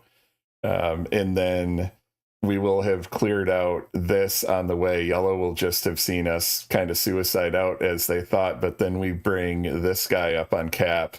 They try to roll us and potentially fail, and maybe feed this to green. The other possibility is that we just continue. I mean, green is an endless source of cards here. What if they don't roll me? That's also very possible. I really like that idea, though.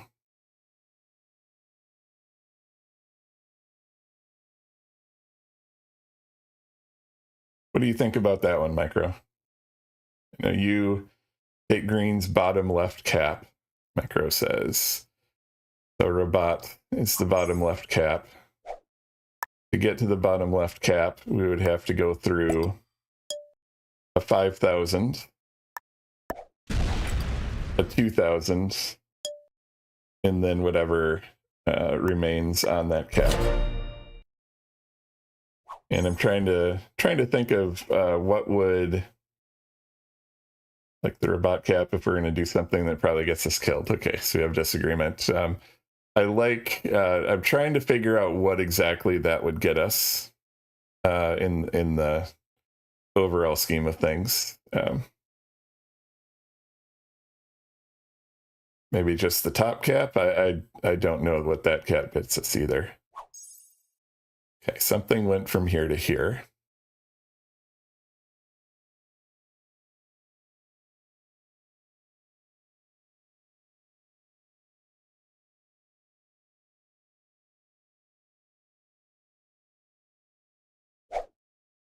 Hey Pete, you are actually the subject of one of my cat trivia questions. Believe it or not. Well, actually, it's not you. It's Reginald. So I don't know if that one has come up, but you're in here. Reggie's in here for us. Uh-oh. No, it's not about tummy smacks. We are asking that Reggie is the finest source of what in all of, what is it, Ontario and something like that. I don't know that it's come up yet, but I'm sure your viewers would know. Yep, absolutely. I mean, I wrote 277 of these cat trivia questions. I can't do all, how many, what is the angle of a cat's whisker when, whatever scientific facts and stuff. We had to have some fun. We actually do have a question in there for which the answer is Sevastopol. And that's pretty funny.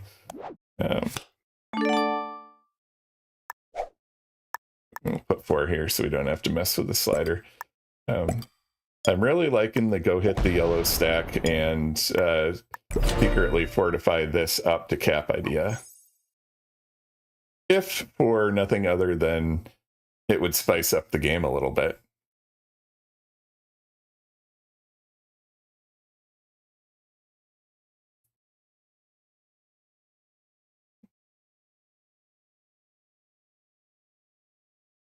We'll get a couple more sets. Obviously, we need to get this thing within bitten distance of the cap.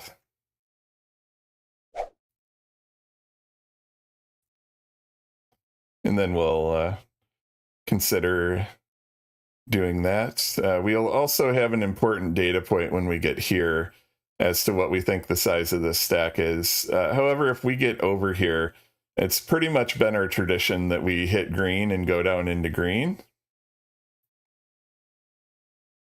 So it will be a difference. So I guess 3 more cards here. So one more set. If we're assuming that yellow is splitting equally between caps, and that we would even have a better chance of rolling that.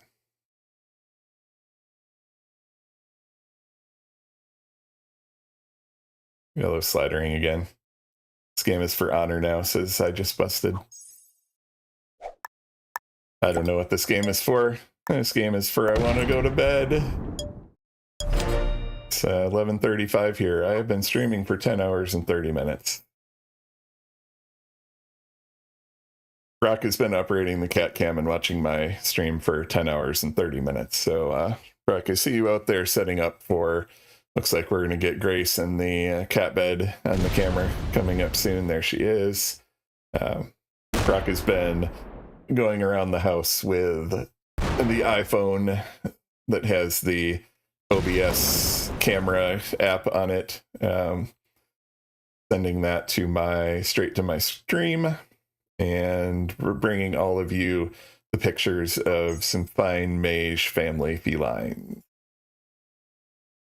Like if you smack yellow, green is too dumb to do anything about it and it just keeps stalemating. It's possible, but I don't know that, I think green probably has their cap stacked. They have their large off cap stacks, but I think that since we took that Scotland cap from them, because they had a large stack here and a 5 on the cap, I think they've actually been stacking their caps. We saw them stack Egypt a whole lot down here when I was pretending with this stack that we were going to take that. So I guess they're going to clear out Orient now. Taking a green cap is the best progression, Micro, thanks. I don't know at this point that I need another cap. I'm not at the point of being blocked. I just want to do something, because green will just eventually come and slam it back. So when I roll caps, I lose 2x, and I'm already the troop deficit. So I don't think that any of the green caps get me anything when all yellow does is card and pass over here.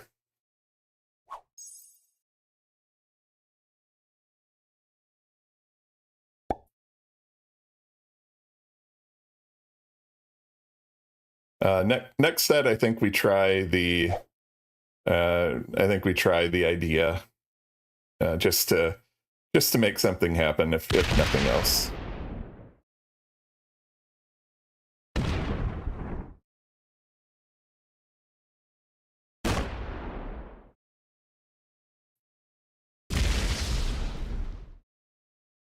Green just keeps giving us cards. I think the other beauty of the green or the slam yellow idea is that I think it is that green isn't smart enough to do anything about it. I think that's part of why this works, or could potentially work. We're going to take that easy card there. So the next card we take is here because we need to have this connected, and then we set from here and we go. I'm going to try it. So it may not work, but the alternative is that we're going to sit here for another 10 hours and hope that somebody bots out. And that doesn't appeal to me. So I'm going to give you a show one way or the other. And actually, because we're coming up to the ad break, I'm going to run the ads now so that y'all don't miss that. So I'll be back with you who are not subbed. I'll see you in 90 seconds.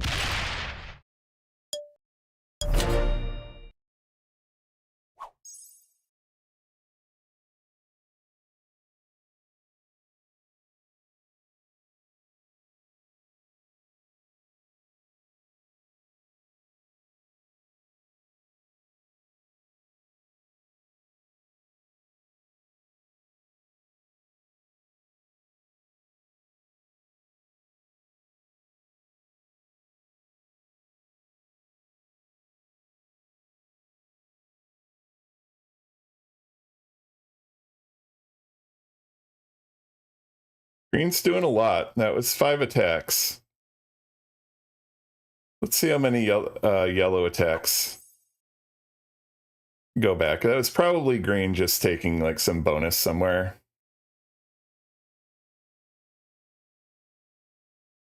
Yeah, just 1 attack. All right, we are back from ads. I timed that very well. And we're going to do the idea and see what happens. There it is.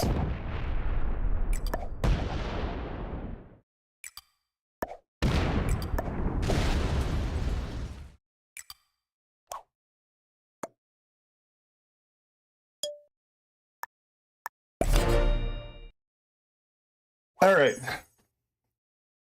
Let's see what happens there. We did not get a fabulistic roll on there, but we just tried to feed the green. So we'll see what happens. Green saw that, by the way. And they're probably going to hit this.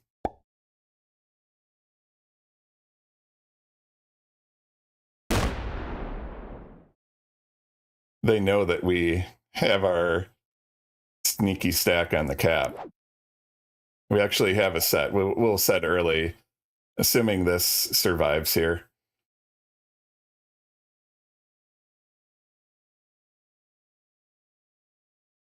All right, let's see what yellow decides to do about that. So we expect now yellow is probably about it's probably twice our size ish. 1.5 times our size. This is all of yellow.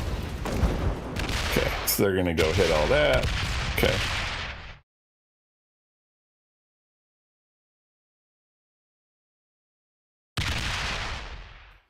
So they get even a better roll than we do.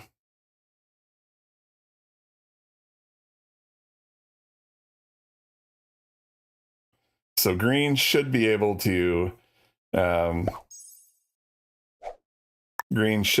kill or take out yellow at this point. So it's funny, yellow didn't even come from our kill. I'm kind of wondering if yellow is in here. But we'll see. I guess, you know, they didn't hear us plotting that plan to delete half of their troops, so maybe they didn't. Yeah, they didn't even go for my kill. They are so super passive. But it was worth it. We went and we did something. And it was fun. We had fun doing it. Now they're just going to card and pass again, all game.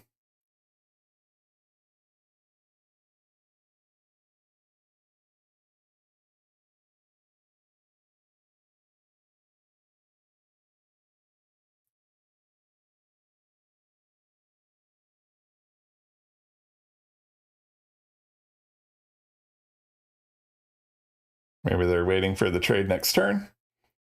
Could be. I mean, I fully suspect that, you know, they'll hit this cap and go positive. They're probably just going to take the trade. I should have probably set on the previous turn. Actually, I don't know, because, you know, if they lose 1,500 on, or 15,000 on my cap, they're going to still be so much smaller than green. And they've been so passive. I was surprised they hit the 1480 here, but maybe maybe we just made them mad. That's the hope. Yeah, see, they do nothing. Card and pass, card and pass, card and pass. So we're going to go hit that stack. For sure.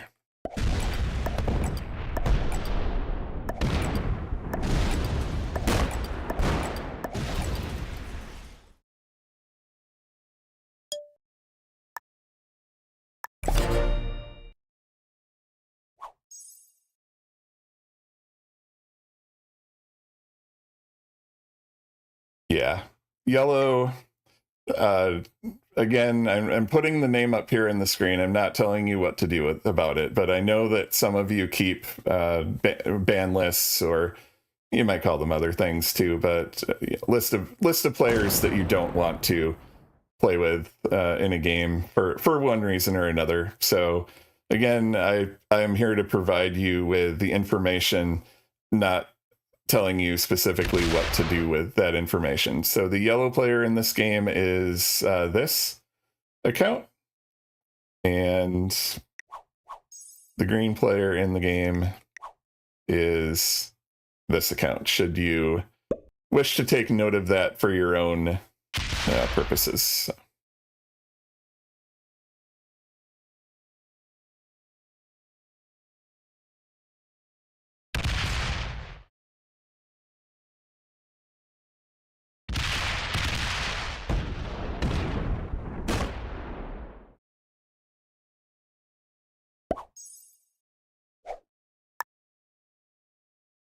I would consider like going completely off cap at some point.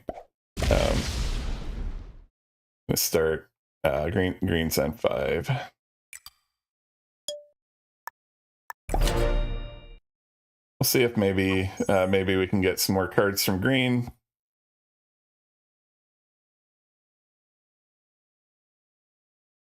So green will just not go into yellow no matter what. So I honestly don't know what to do, folks. We've tried everything I can think of. We tried everything the chat can think of. You know, green is now twice the size of yellow, is probably 3 times our size, just with the troop counts. Yeah. These two players are really not contributing to an enjoyable gaming experience.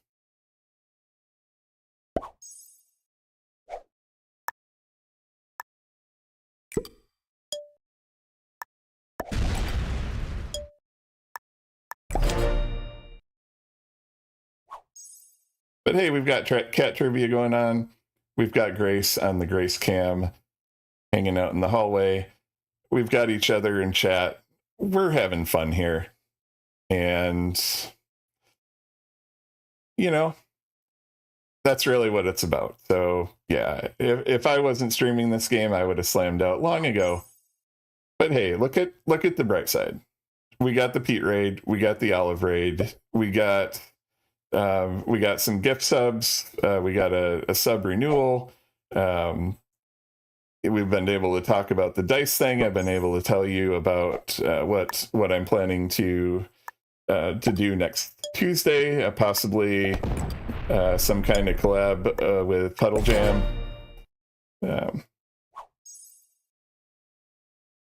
So all of those things are just very good things. And yeah, good thanks. Thanks for the props for sticking to the game. You feel exhausted, you're not playing. I really regret that viewers are feeling exhausted from this. Honestly, it's that is unfortunate.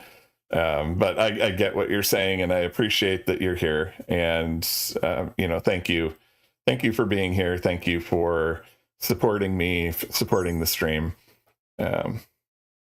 And sincerely appreciate all of you. Yeah, yellow, almost certainly. Well, the question is, do we get to a point where, yes, yellow can probably win. Fine, okay. Granted, yellow's way better than green. But at what cost?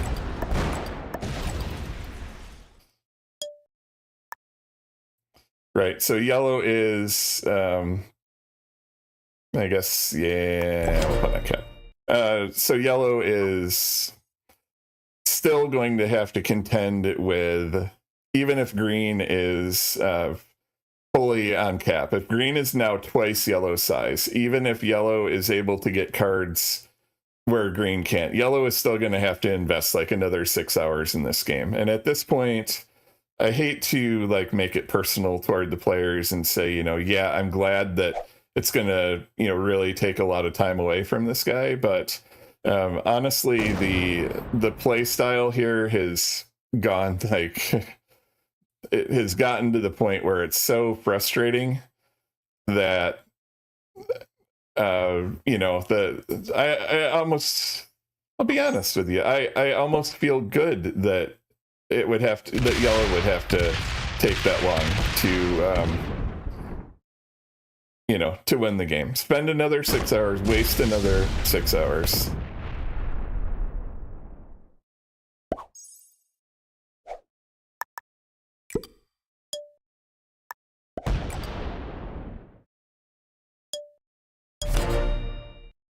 And I hate to do that because I don't want to blur the line between the player and the human. And, so I'm not, I hope the yellow player, gets sick and dies of cancer or, nothing, certainly nothing like that. We don't do that here. We don't do that in real life. That's not the right thing to do anyway. But, to get a bit of satisfaction over the fact that this guy, to get his precious win over the time vampire, would have to spend another 6 hours. I don't know how badly I feel about that. I'll just be honest with you. Keep it real. Family-friendly stream, of course, we don't say what we... sometimes in these games it gets tough to keep the stream family-friendly. Nordic Noob says, that's into his cat, make him mad and slam you. Nope, he will not slam anything. We just slammed a 30,000 stack and it did nothing. I just busted. Loves it how yellow hasn't even checked my cap again. Yep. He's a wimp. That went to Sevastopol, I think. I think there's a 62 in Sevastopol right now. Always good. You always want the sneaky stack in Sevastopol.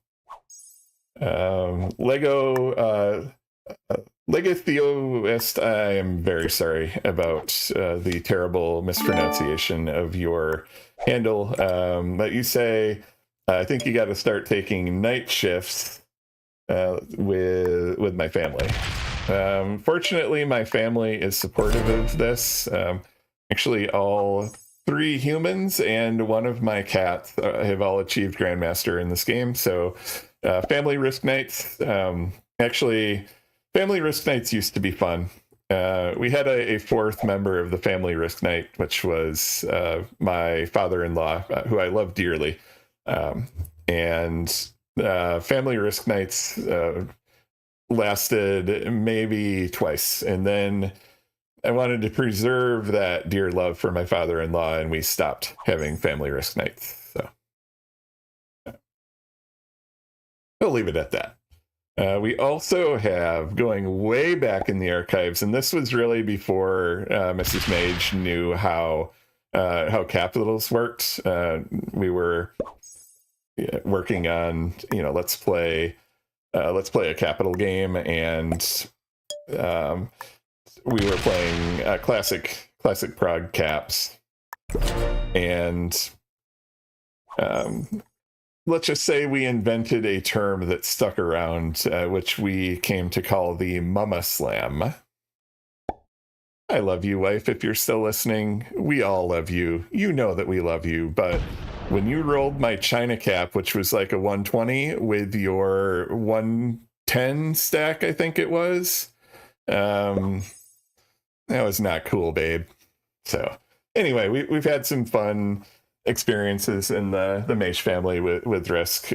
Brock has done some streaming, and I'm hopeful that Brock will get on and do some more streaming, because Brock is very good at this game mode, and I think engaging with the community is very good, if for nothing other than helping your speaking skills, public communication, all those kinds of things. It's great. And if you are considering it, put yourself out there. You may have 3 viewers at first, or 1, or maybe 0. It doesn't really matter. Just get a setup. You don't need all the cool gizmos that I've got on my stream or anything. Just download OBS Studio. It's free.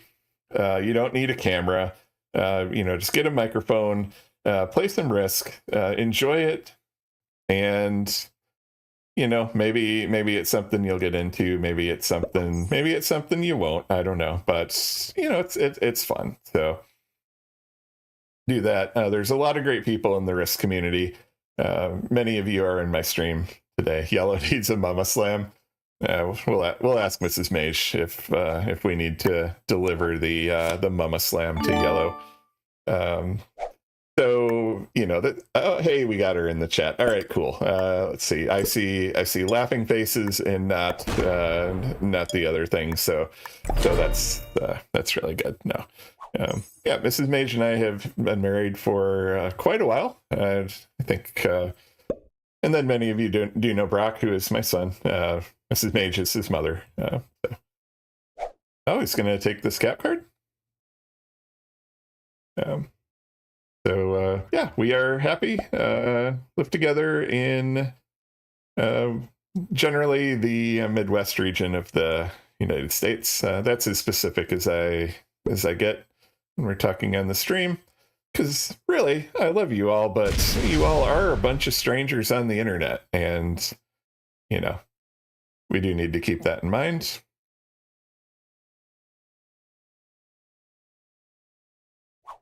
At least the bot is trying.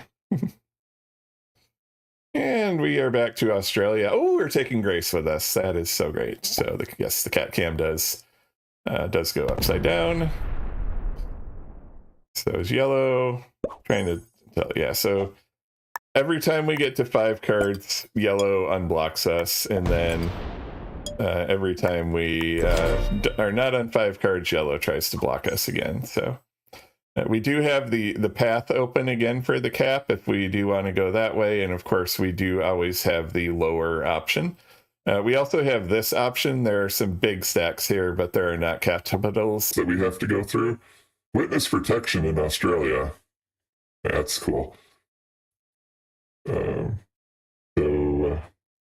Pete says one time accidentally doxed yourself on YouTube. Yeah, it's gonna happen.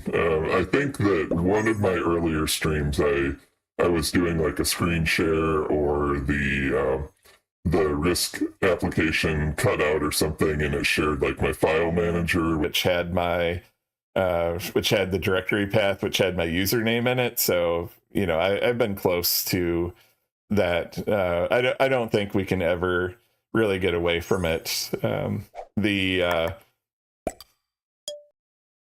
It's just always going to be one of the risks. I know that we have family members come in. I know that, I have to be very careful about, saying, hi, Mrs. Mage, or hi, wife, or something like that, instead of actually using her name. So all of that stuff, definitely stuff you need to consider.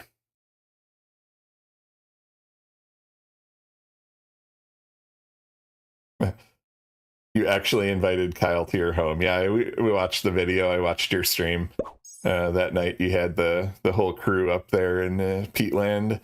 I think the video of yours, Pete, though, that I was most surprised by was your celebration. Yes, Dr. Mrs. Mage, your celebration of your I think 100,000th sub. I don't remember the number. I think that was the number. Hey, look at all these horses.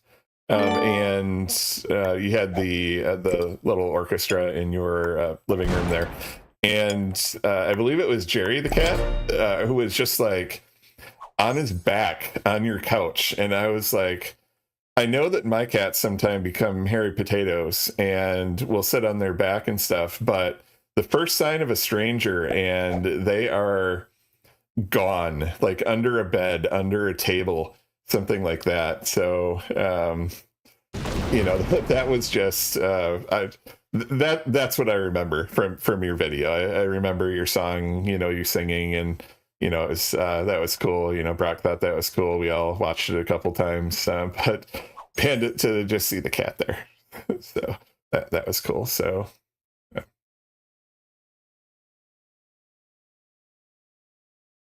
yeah.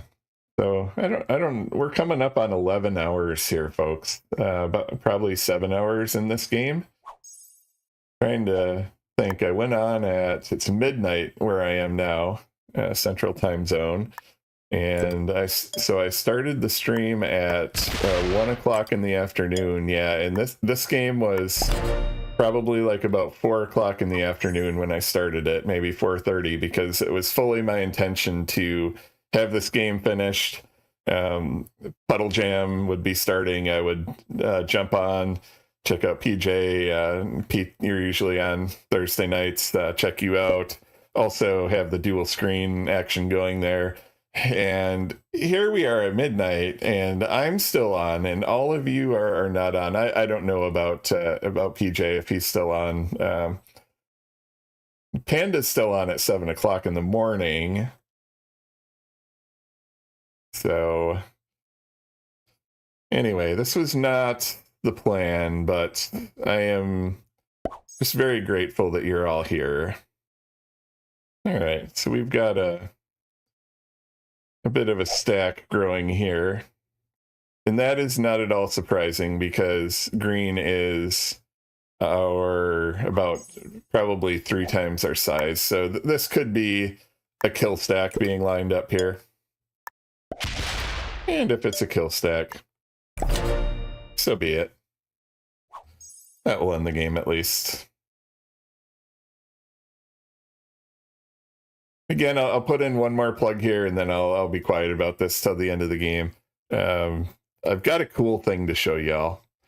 And I'm going to give you, since we're just kind of hanging out here, waiting for either our death or card and pass or whatever, let me see if I can get this up in my browser and show this. Will be a good warm up in front of 50 people for the next next stream. So yeah, just clicking a few things here. Bear with me. Can I open? Oh, that's right. Google Drive, I cannot open my presentation. I have to open a preview, and that is what shares it. All right, so yellow comes off. They're going to block me on 5? Okay.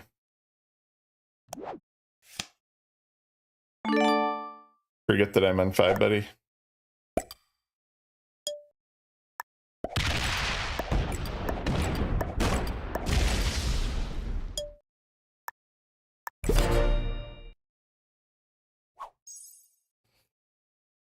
All right. See if I can do this without pizzling. I'm going to show you. I'm not going to give the whole... Ooh, that was...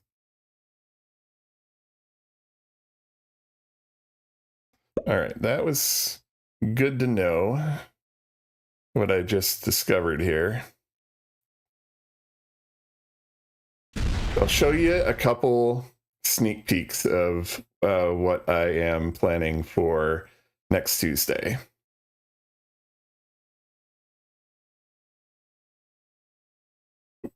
Did we just...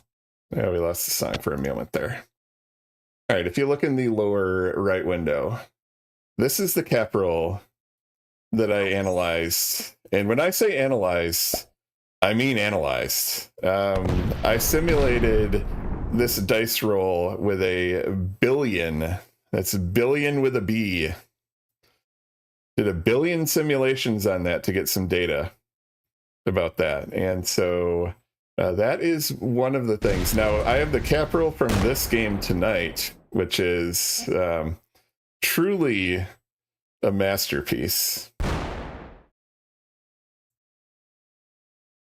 So we simulated that dice roll a billion times with of course, with a computer. And I'm going to explain to all of you after this next turn, of course.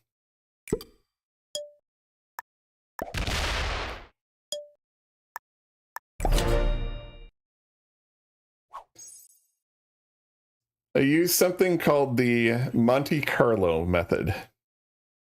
So that is a mathematical term that I'm sure very few of you have ever heard of. So I'm just going to give a quick explanation of where that was. This is actually something that was developed as part of the Manhattan Project and helped create the first atomic bomb.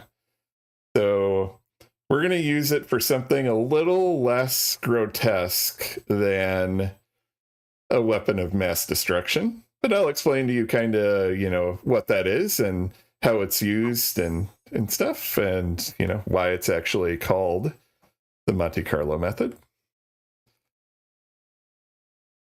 And we're going to go through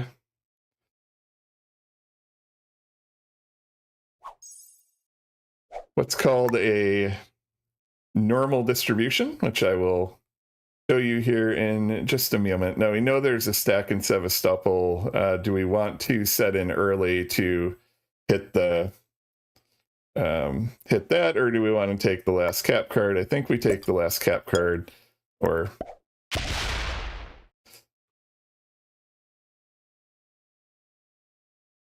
we know that green. That's of course I meant to zoom in SMG. This peak user interface design here.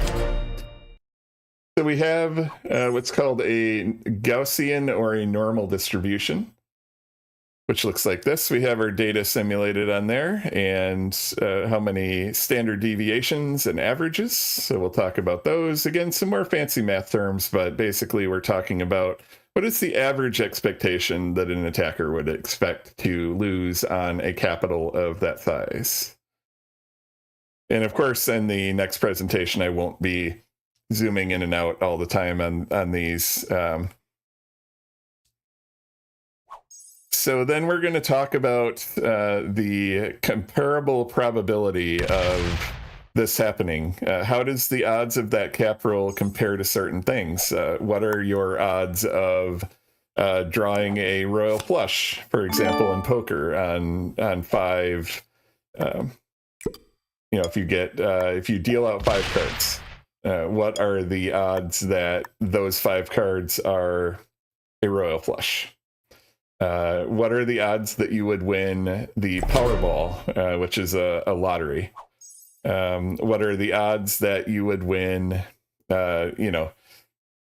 all those sorts of things? We'll give you comparisons. What are the odds of getting hit twice by lightning in a year? We actually have the odds of getting hit once by lightning in a year. So if you were to get hit twice by lightning, you would just multiply those together. And then that would, of course, be assuming that you don't make any adjustments to the lifestyle. I would hope that after you get hit by lightning, that you would make some lifestyle adjustments such that you don't get hit by lightning again.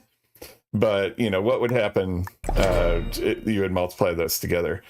So we're going to go into those. I can't show you any of those slides right now because it would give away the answer. But then we're going to go into this. And I think that most of you saw this today. It was posted in Steam. And the developers at SMG have announced that coming soon, they're going to fix the dice. And Green's giving us cat cards galore. This is fun. We did our thing.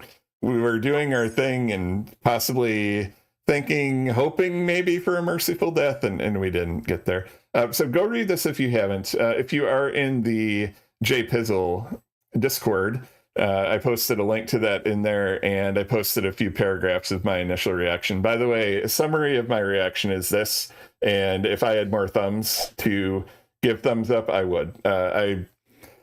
I think you all know, you have heard me be very critical of SMG, and as a software developer, I care deeply about my craft, and that's one of the reasons why it's almost personal to me when I see poor design, poor software, anything like that. But that was a heck of a post by those 2 engineers who put that together. Very impressed. There's a couple little things about the math that I have a couple of quibbles about, but by and large, that was an amazing piece of work, and I really encourage all of you to go read it. So I call them like I see them with regard to pretty much everything, and puddle jam with the raid. So PJ, this was not supposed to happen this way. This is the game. Remember about 4:30 our time, I DM'd you and said, hey, PJ, I'm just starting one last game to see if I can get to GM, but, don't feel like you're under any obligation to, not stream or anything like that just because I'm on, because, I hope you wouldn't feel like that. But this is that same game. This is that same game. This game has been going longer than your entire stream, PJ. We have the biggest time vampires in here that we have ever experienced. We have half the troops of yellow. We have a quarter of the troops probably of green at this point.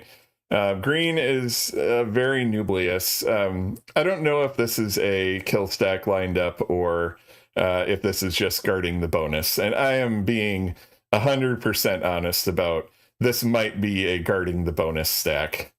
Yellow has done absolutely nothing in the game. I guess they did hit like an 1800 stack of ours. This has been such a terrible, draining game. And I am tired. The stream has been on for 11 hours. But thank you, PJ, for the raid.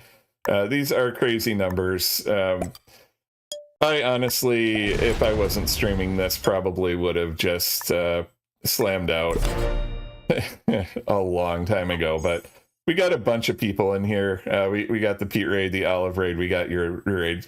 For some reason, people are actually watching this, and I'm going to try not to disappoint the people. I love the people. Thank you for the follow. Fantastic Sherlock Fox. I appreciate that. Pete is here until we reach 2545, which is the maximum number that a set can go. It tops out at that number. Puddle Jam believes. I appreciate that, my bud. So PJ, we were you and I can talk sometime, over the weekend, plan out what we might be able to do on Tuesday. But I've been showing some snippets from the slides that I have ready to go for the presentation about the cap dice, and we're just going through some of those. So just looking real quick at the SMG thing, I said this is the Mage's hot take on the SMG announcement this morning. I'll put that up, and when I get done with my turn here, I will swap the windows and so that you can actually read that. So this is my TLDR, too long didn't read.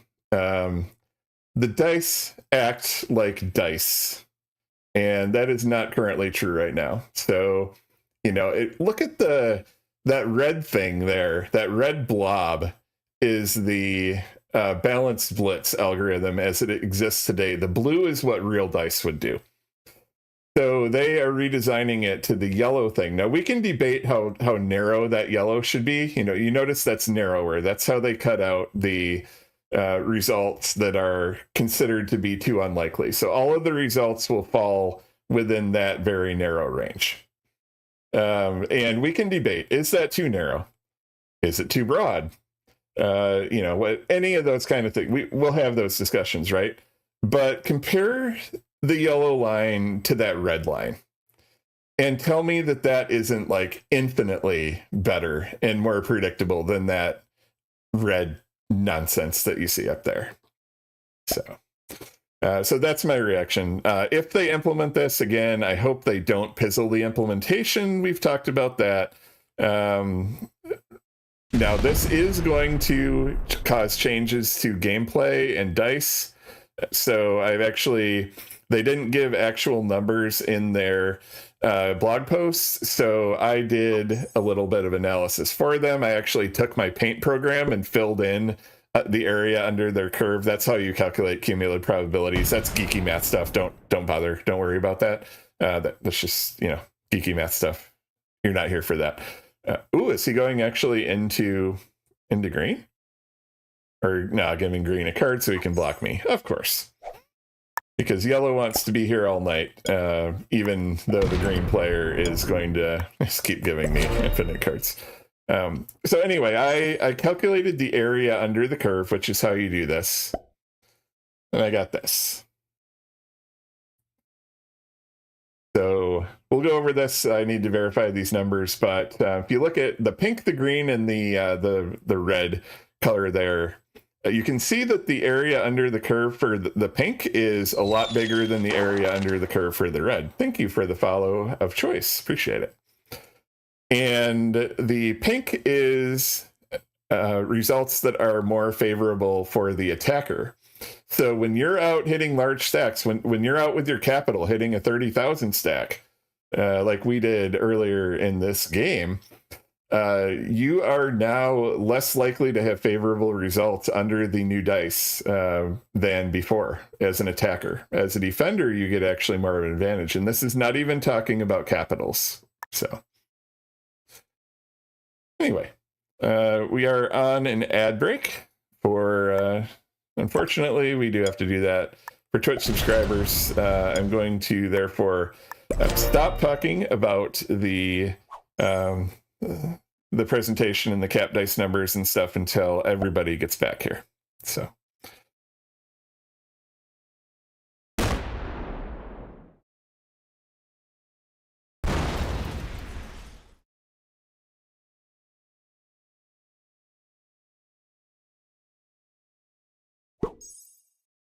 Yeah, of choice. We're not in this game really by our choice. Yellow player here has done basically absolutely nothing all game. Except stack their cap. They formed a large off cap stack over here, like 30k off stack. We went and hit that a while back. And now they're just 49k on stack. So that's their size. Green is even bigger than that. So, but yellow gives green cards all the time. They've decided to trade and work exclusively with green. Green is guarding their bonuses here. So, welcome back from the ads. Those of you who were watching ads, and apologize for that. I do, by the way, really appreciate these follows and stuff, and I'll get to that just here in a moment. I'm just trying to keep you entertained. I know this game is, you know, a thing.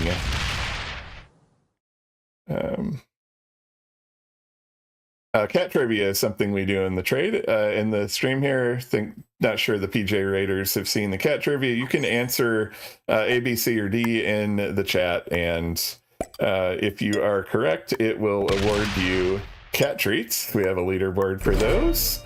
If you are not correct, it will deduct a small penalty. You get an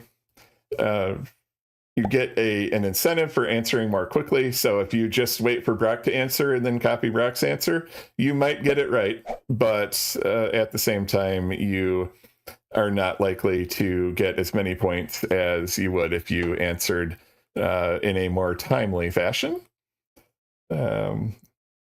Everybody got it wrong. A bunch of people answered and everybody got it wrong. You all got it wrong. Lots of new viewers from a Minecraft raid. Excellent. So if you are still here from the aforementioned Minecraft raid, Risk is usually not like this, number one. So please don't judge the game by what you see here. Also, please don't judge my stream by what you see here. This is highly unusual, and it's being brought about by an extremely passive yellow player who doesn't do anything basically except you know, when we hit a territory, you're awarded a card for that. These are the cards. You trade in the cards to get troops. We have a huge number of things. Next turn we'll have to trade in our wild card, but we'll get 1,600 troops. You get a card. So when we take a territory in Risk, we call that taking a card, because as a result you get a card, and the cards are really important, as you can see. So the strategy being employed by the yellow player is just having a huge capital here. He has like 50,000 on his cap, and every turn he's just kind of hitting one territory and then going back to his cap. So we call that card and pass, because you're basically doing nothing. So on a number of occasions in this game, I've gone into the green player, and then the yellow player has kind of still done absolutely nothing. So on certain occasions we've chosen 50,000 on the cap. So on certain occasions we've chosen to get you know, more aggressive. So that particular turn I went harder into the green player and cleared out yellow out of that bonus. The way that this kind of game should be won is via what we call card blocking, and that is, we talked about the importance of taking cards. Can you as a player make it so that your opponent cannot get a card on their turn? And if you have succeeded in doing that, you have then card blocked your opponent. And so you see yellow every turn is trying to when I have only 3 cards, they're putting like 18 troops there, 20 troops. They're trying to block me from being able to get a card, because yellow this whole game has just been very hostile to me. So that's what yellow is trying to do here. Now, yellow is just working with green. Now, if people know each other outside of the game or something like that, that is strictly prohibited behavior. I don't know that these players, sometimes people in this game are able to, like, they'll have their laptop, their desktop, and their phone, and they will have like multiple accounts, and they'll all join the same game and play and collaborate, and that is cheating. I don't believe here that yellow and green are cheating. So they're working together, but that is something that you do in this game. However, what's going on here is that the green player doesn't understand any of the strategy. They're all the green player understands is have huge stacks, take lots of bonuses, hold the board, and they could have card blocked me long ago if they wanted to. But the green player keeps giving me cards, which means around my capital. I can't attack off my capital through this one. I have to hit one of these. I could go, pop over here if I wanted to, but I can't go pop down there because I have this territory, so I am not open to get down here and hit this stack if I wanted to. Not that I want to, but that's kind of what's going on here. So the way to win this game would be to institute a successful card block on one of the players, possibly get that player to fortify troops off of their capital, and I am currently fortifying troops off of my capital, but I'm doing that to keep a large stack so that it's more difficult to card block me. So that's why I'm doing what I'm doing right now. And so the way yellow, if yellow is playing this properly, they would be trying to work with green to card block me. Because otherwise, I keep getting 1,600 troops every 3 turns on my set, and yellow, nobody has enough troops to go hit my capital. Now, I think what might happen is if green gets bored, they probably just feed the game to yellow by hitting my capital, getting me down low enough, and then yellow comes in and cleans me up and gives me third. Like, I fully expect that is a likely result of what's going on here. However, when we're dealing with the capitals, capitals are supposed to have better defenses. And the whole thing we were talking about with the dice earlier is that the defenses of the capitals are badly broken in the game right now. The code is broken. So earlier in the game, I had about 5,500 on cap, and the opposing player rolled it and only lost like 4,000 troops on my capital. So that's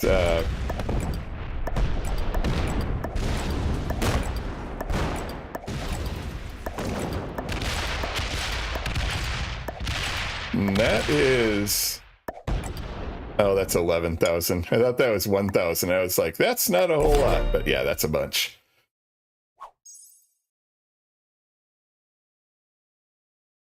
So the gist of what's going on is if the capital dice are working as they should, the attacker should lose anywhere between like 1.5 and 2 times the number. So if somebody were to roll this, yellow could roll this, but if the dice were properly implemented in the game, yellow would probably lose like 45,000 troops rolling this cap.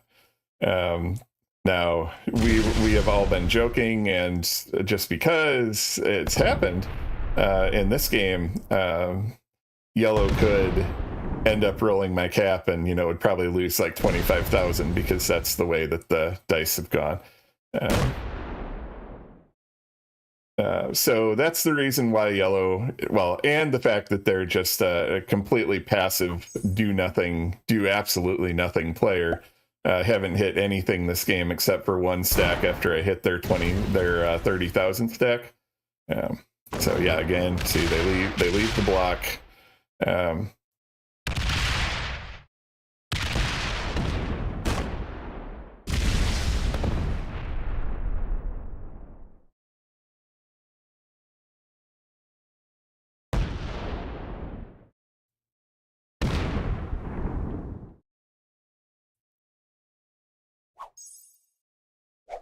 So they do all that, and then they pop back to their capital and see we don't have a set. Now we could come off our capital and go over there, but there's really not a point to doing that because we can just use this stack. Now green has learned that I hit, if I'm lined up next to something, I hit that. I've gone through a 5,000 of theirs. I've gone through like a 2,500 of theirs.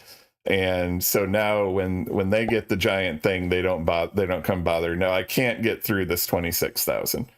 Realistically, I would be just giving up my cap. So what I'm suspecting here, like I said, is green is probably just stacking here and going to just slam out into my cap, and we'll see what ultimately happens when that happens.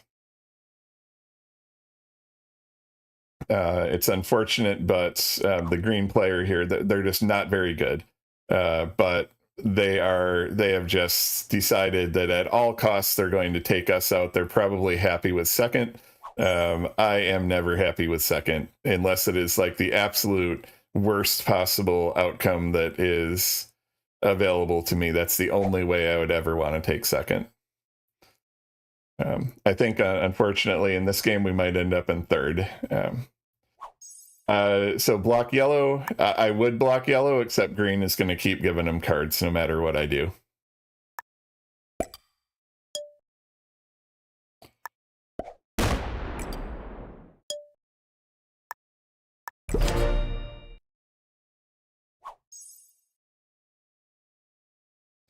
So they, yellow's cap is here, green's cap is here. They continually open each other's cap. So that's one thing, you know, in the game, you try to keep your opponent's capital closed. Like my capital is closed this way because I have my own territories there. So green and yellow, you know, green will go take the territory next to the yellow capital so that the yellow capital can then go plowing through. And likewise, yellow will go down and open green's capital. They're trying to force me to close my capital here.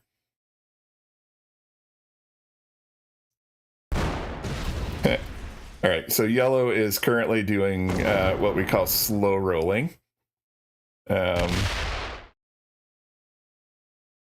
He's using the dice. I'll show you the dice on the next turn. I'll do a slow roll just to show you what that is and why this is going so slow.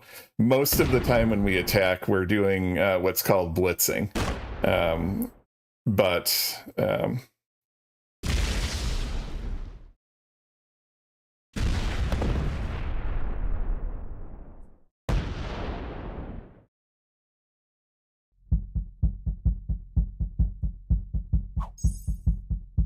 All right, so I'm a little befuddled here as to what to do.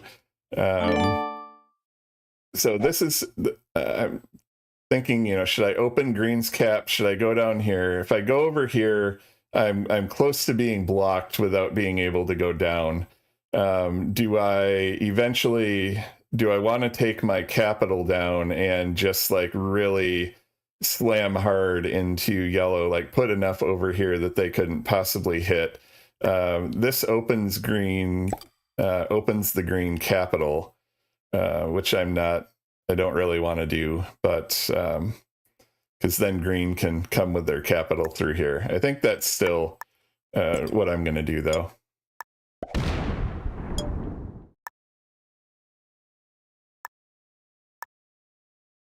And the reason that I can put a lot off cap like this there with yellow's capital is close to me. They can't get up to hit this unless they come all the way around like that, and that would open my cap, and they don't really want to do that.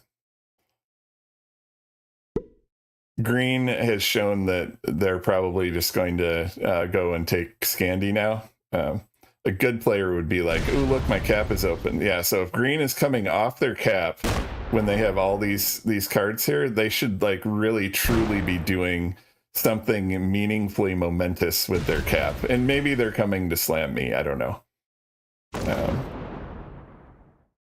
They could slam my 8,000 here.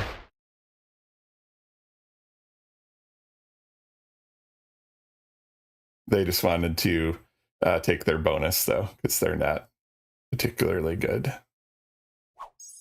And see, they fortify everything. Everything went back to cap because they brought their entire cap out with the intention of doing all that. So now I have boom, boom, boom, boom, boom, boom. I have 6 more cards available to me because green did that. So I don't even need this 8,000 stack to go through here because I can just put it up here. Cap is still open to go this way, so it's still a threat.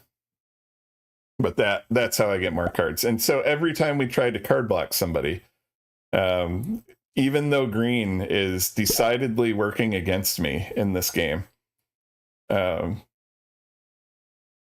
know, that they just gave me 6 more cards. And so that is why this game has stalemated. Nobody has been able to wrangle the green player. So let's see. If he blocks yellow, then yellow slams him with a cap stack, yeah. Or green slams with a set, yeah.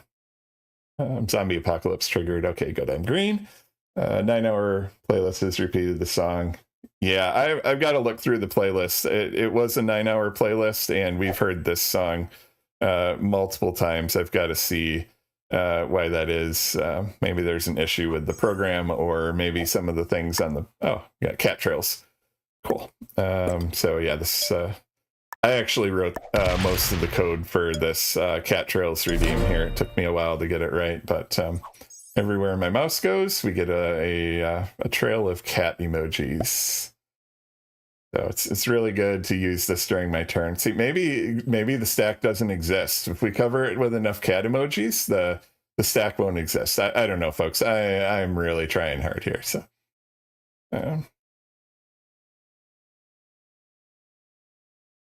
So yeah, they have about as much off cap here as I have on my capital. So are they just accumulating up to, you know, twice my cap? It's going to take a very long time for them to get up to twice my cap.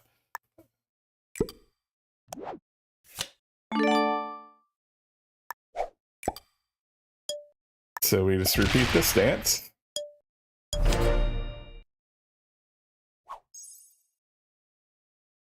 Expressing anger that their bonus is broken. Yeah. All right, folks.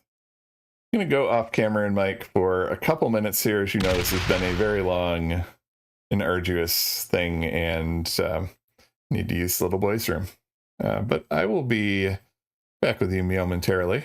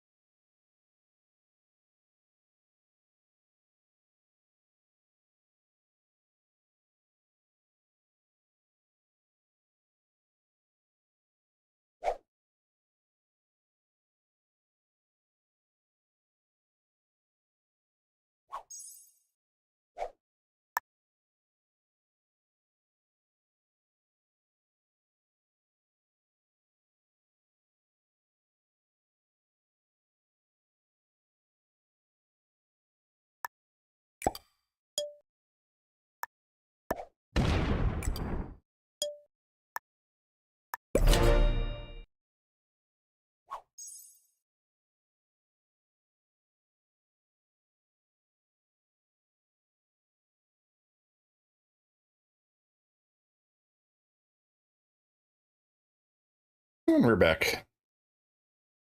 What'd I miss? Nothing? What I thought.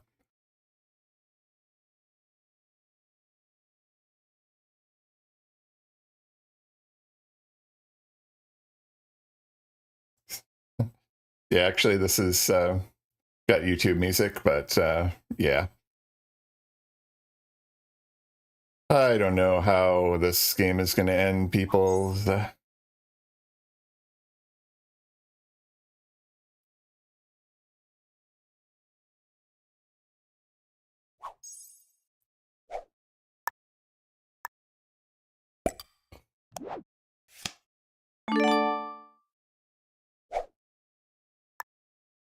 We'll open Green's cap again. Maybe they'll come across and give us a bunch of cards.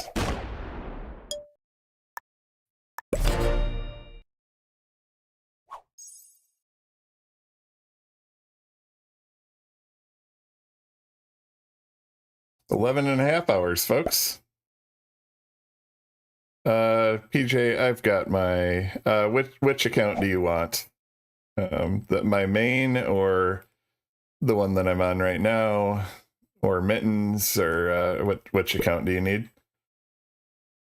This account? Okay.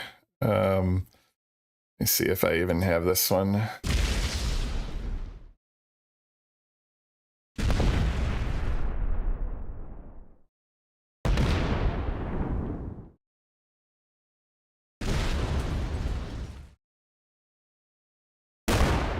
Okay, I think I hear the sound of more cards being given to me.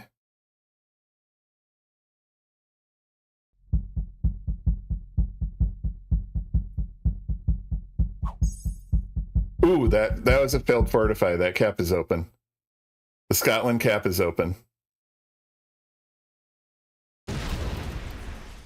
Scotland is open.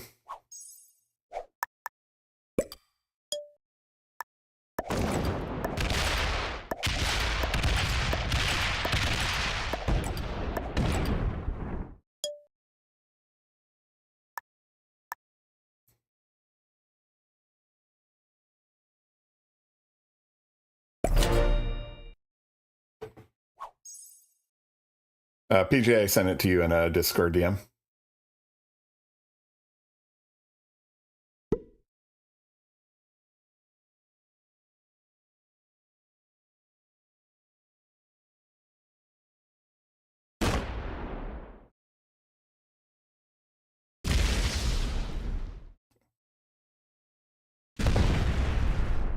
All right, did they just slammy slam?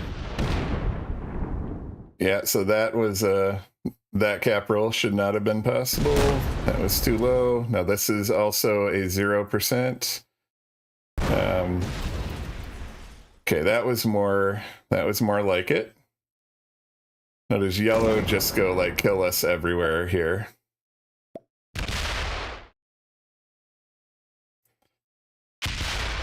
So yellow is going to have to split. They know how much is over here.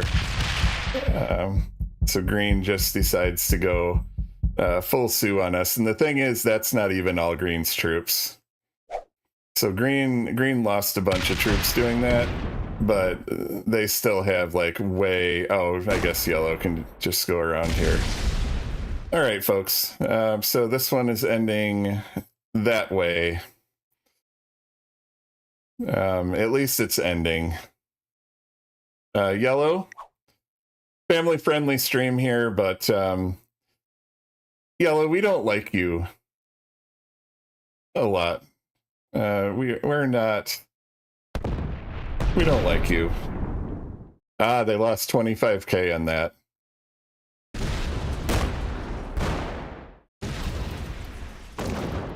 Yellow. Yeah. All right, so at least it's over. Let's see. Do we want to play one more to see if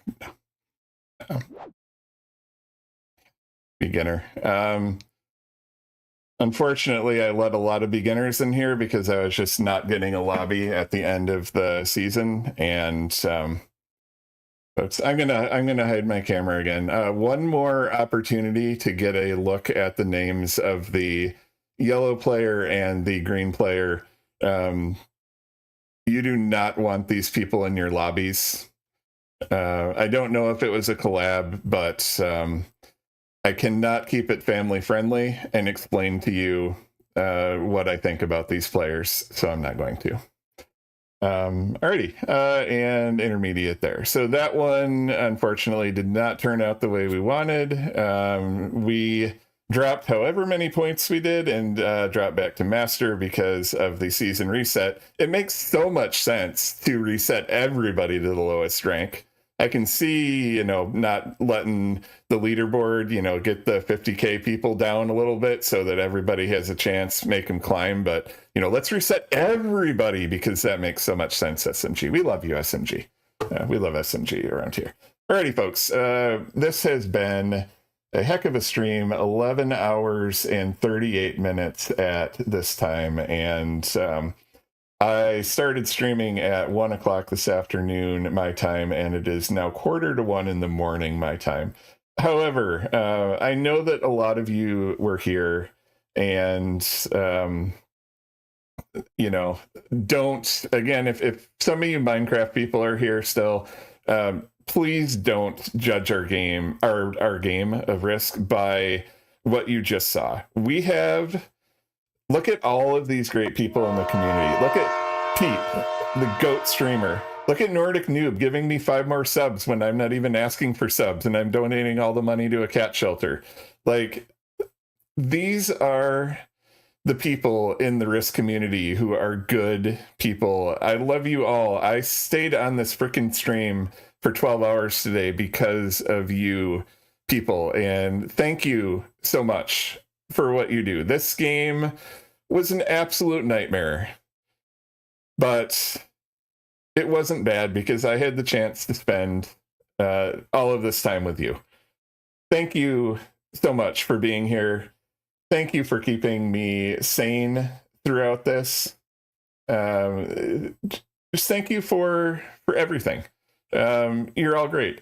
Let's see. I'm going to Twitch is going to be so mad, but I'm going to raid out before the ad starts, so I'm going to take full advantage of my snoozes.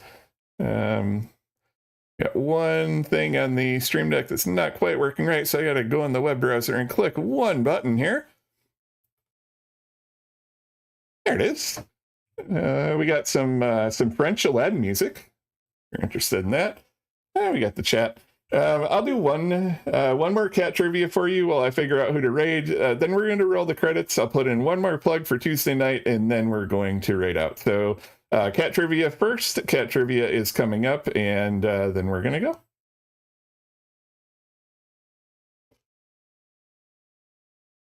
go. Oops. Okay. It doesn't show on the screen when I'm on the chatting screen, but cat trivia is running in chat. Cats spend how much of their waking hours grooming? A, 33%, B, 20%, C, 50%, D, 75%. Go ahead and guess that. Panda, Selena, who is Selena? Is that unimpressible? Or who is that that you're referring me to that's family friendly? I do want to raid somebody who's family friendly if at all possible. So Rico, okay. Actually, I get may contain inappropriate themes when I click that. Yeah, I recognize a couple of these. All right, Panda, I'm gonna trust you on that, even though the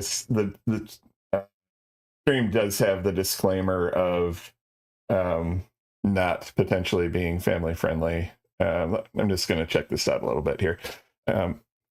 While I'm doing that, thank you folks for joining in. Just a quick reminder that next Tuesday, Puddle Jam will stream at his normal time, which is about 5:30 Central Time in the US, 6:30 Eastern, what is that, 3:30 on the West Coast. you all know where Puddle Jam is and when he streams. You should absolutely watch Puddle Jam. PJ, I am so bummed that I didn't get to catch your stream tonight. I heard you Captain Sevastopol and that it worked. You know I love you, man. Thank you again for the raid. It was great. So anyway, PJ's going to stream, do his thing. And then after that, I'm going to do that presentation on the dice that I was giving you little previews of. And it's going to be good. You should come for that. Please come and see what we've got going on.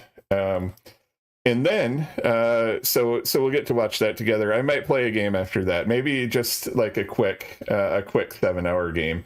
Yeah, we'll see how that works out. So that is next Tuesday night.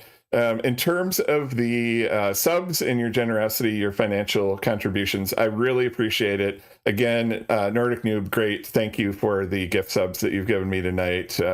And we're going to roll the credits and get all the other ones. I'm sorry, over the course of 12 hours, I've lost track of who all gave financial contributions. But fortunately, Firebot doesn't forget those sorts of things, and we're going to be rolling the credits soon. But I do thank you. I'm not streaming for the money. I appreciate your follows. If you're in here and you want to say, Mage, good job sticking with the 7-hour game only to get third because you played against two fools. If you drop a follow, I'm just honored by that. The subs and financial contributions, I'm not looking for that, but I am sincerely appreciative when it comes. Those are going to support the shelter from which we adopted Grace and Mittens. So that is how that works. And finally, I am going to go ahead here and hit the, let me see if I can hit the credits button has disappeared from my Stream Deck. Something is up with my Stream Deck tonight. I unfortunately don't know what it is. Let me see if I can flip back and get to the credits. Here are the credits for the stream tonight.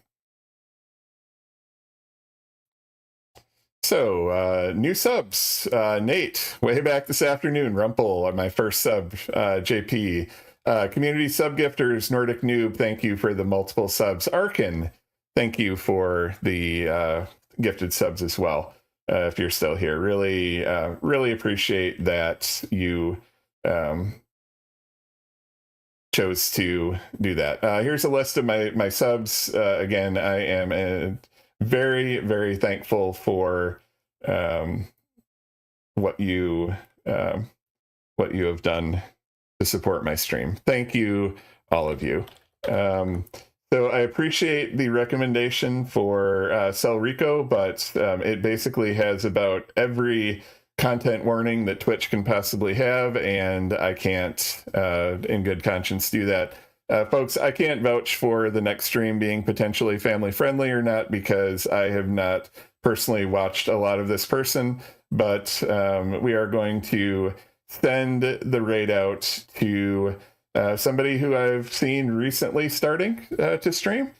And please check out, looks like she's playing some Alcatraz caps. We're going to get you over there with the remnants of all the raids I got. Thank you all. I sincerely love you. I sincerely appreciate you being here. And we're going to turn off Kenny Chesney and at least play a little bit of the Mage song before we raid out here. So thank you all. We'll be back. I will play Risk again, despite tonight's debacle. Thank you all. I love you. Thank you for your generosity. Thank you for being here.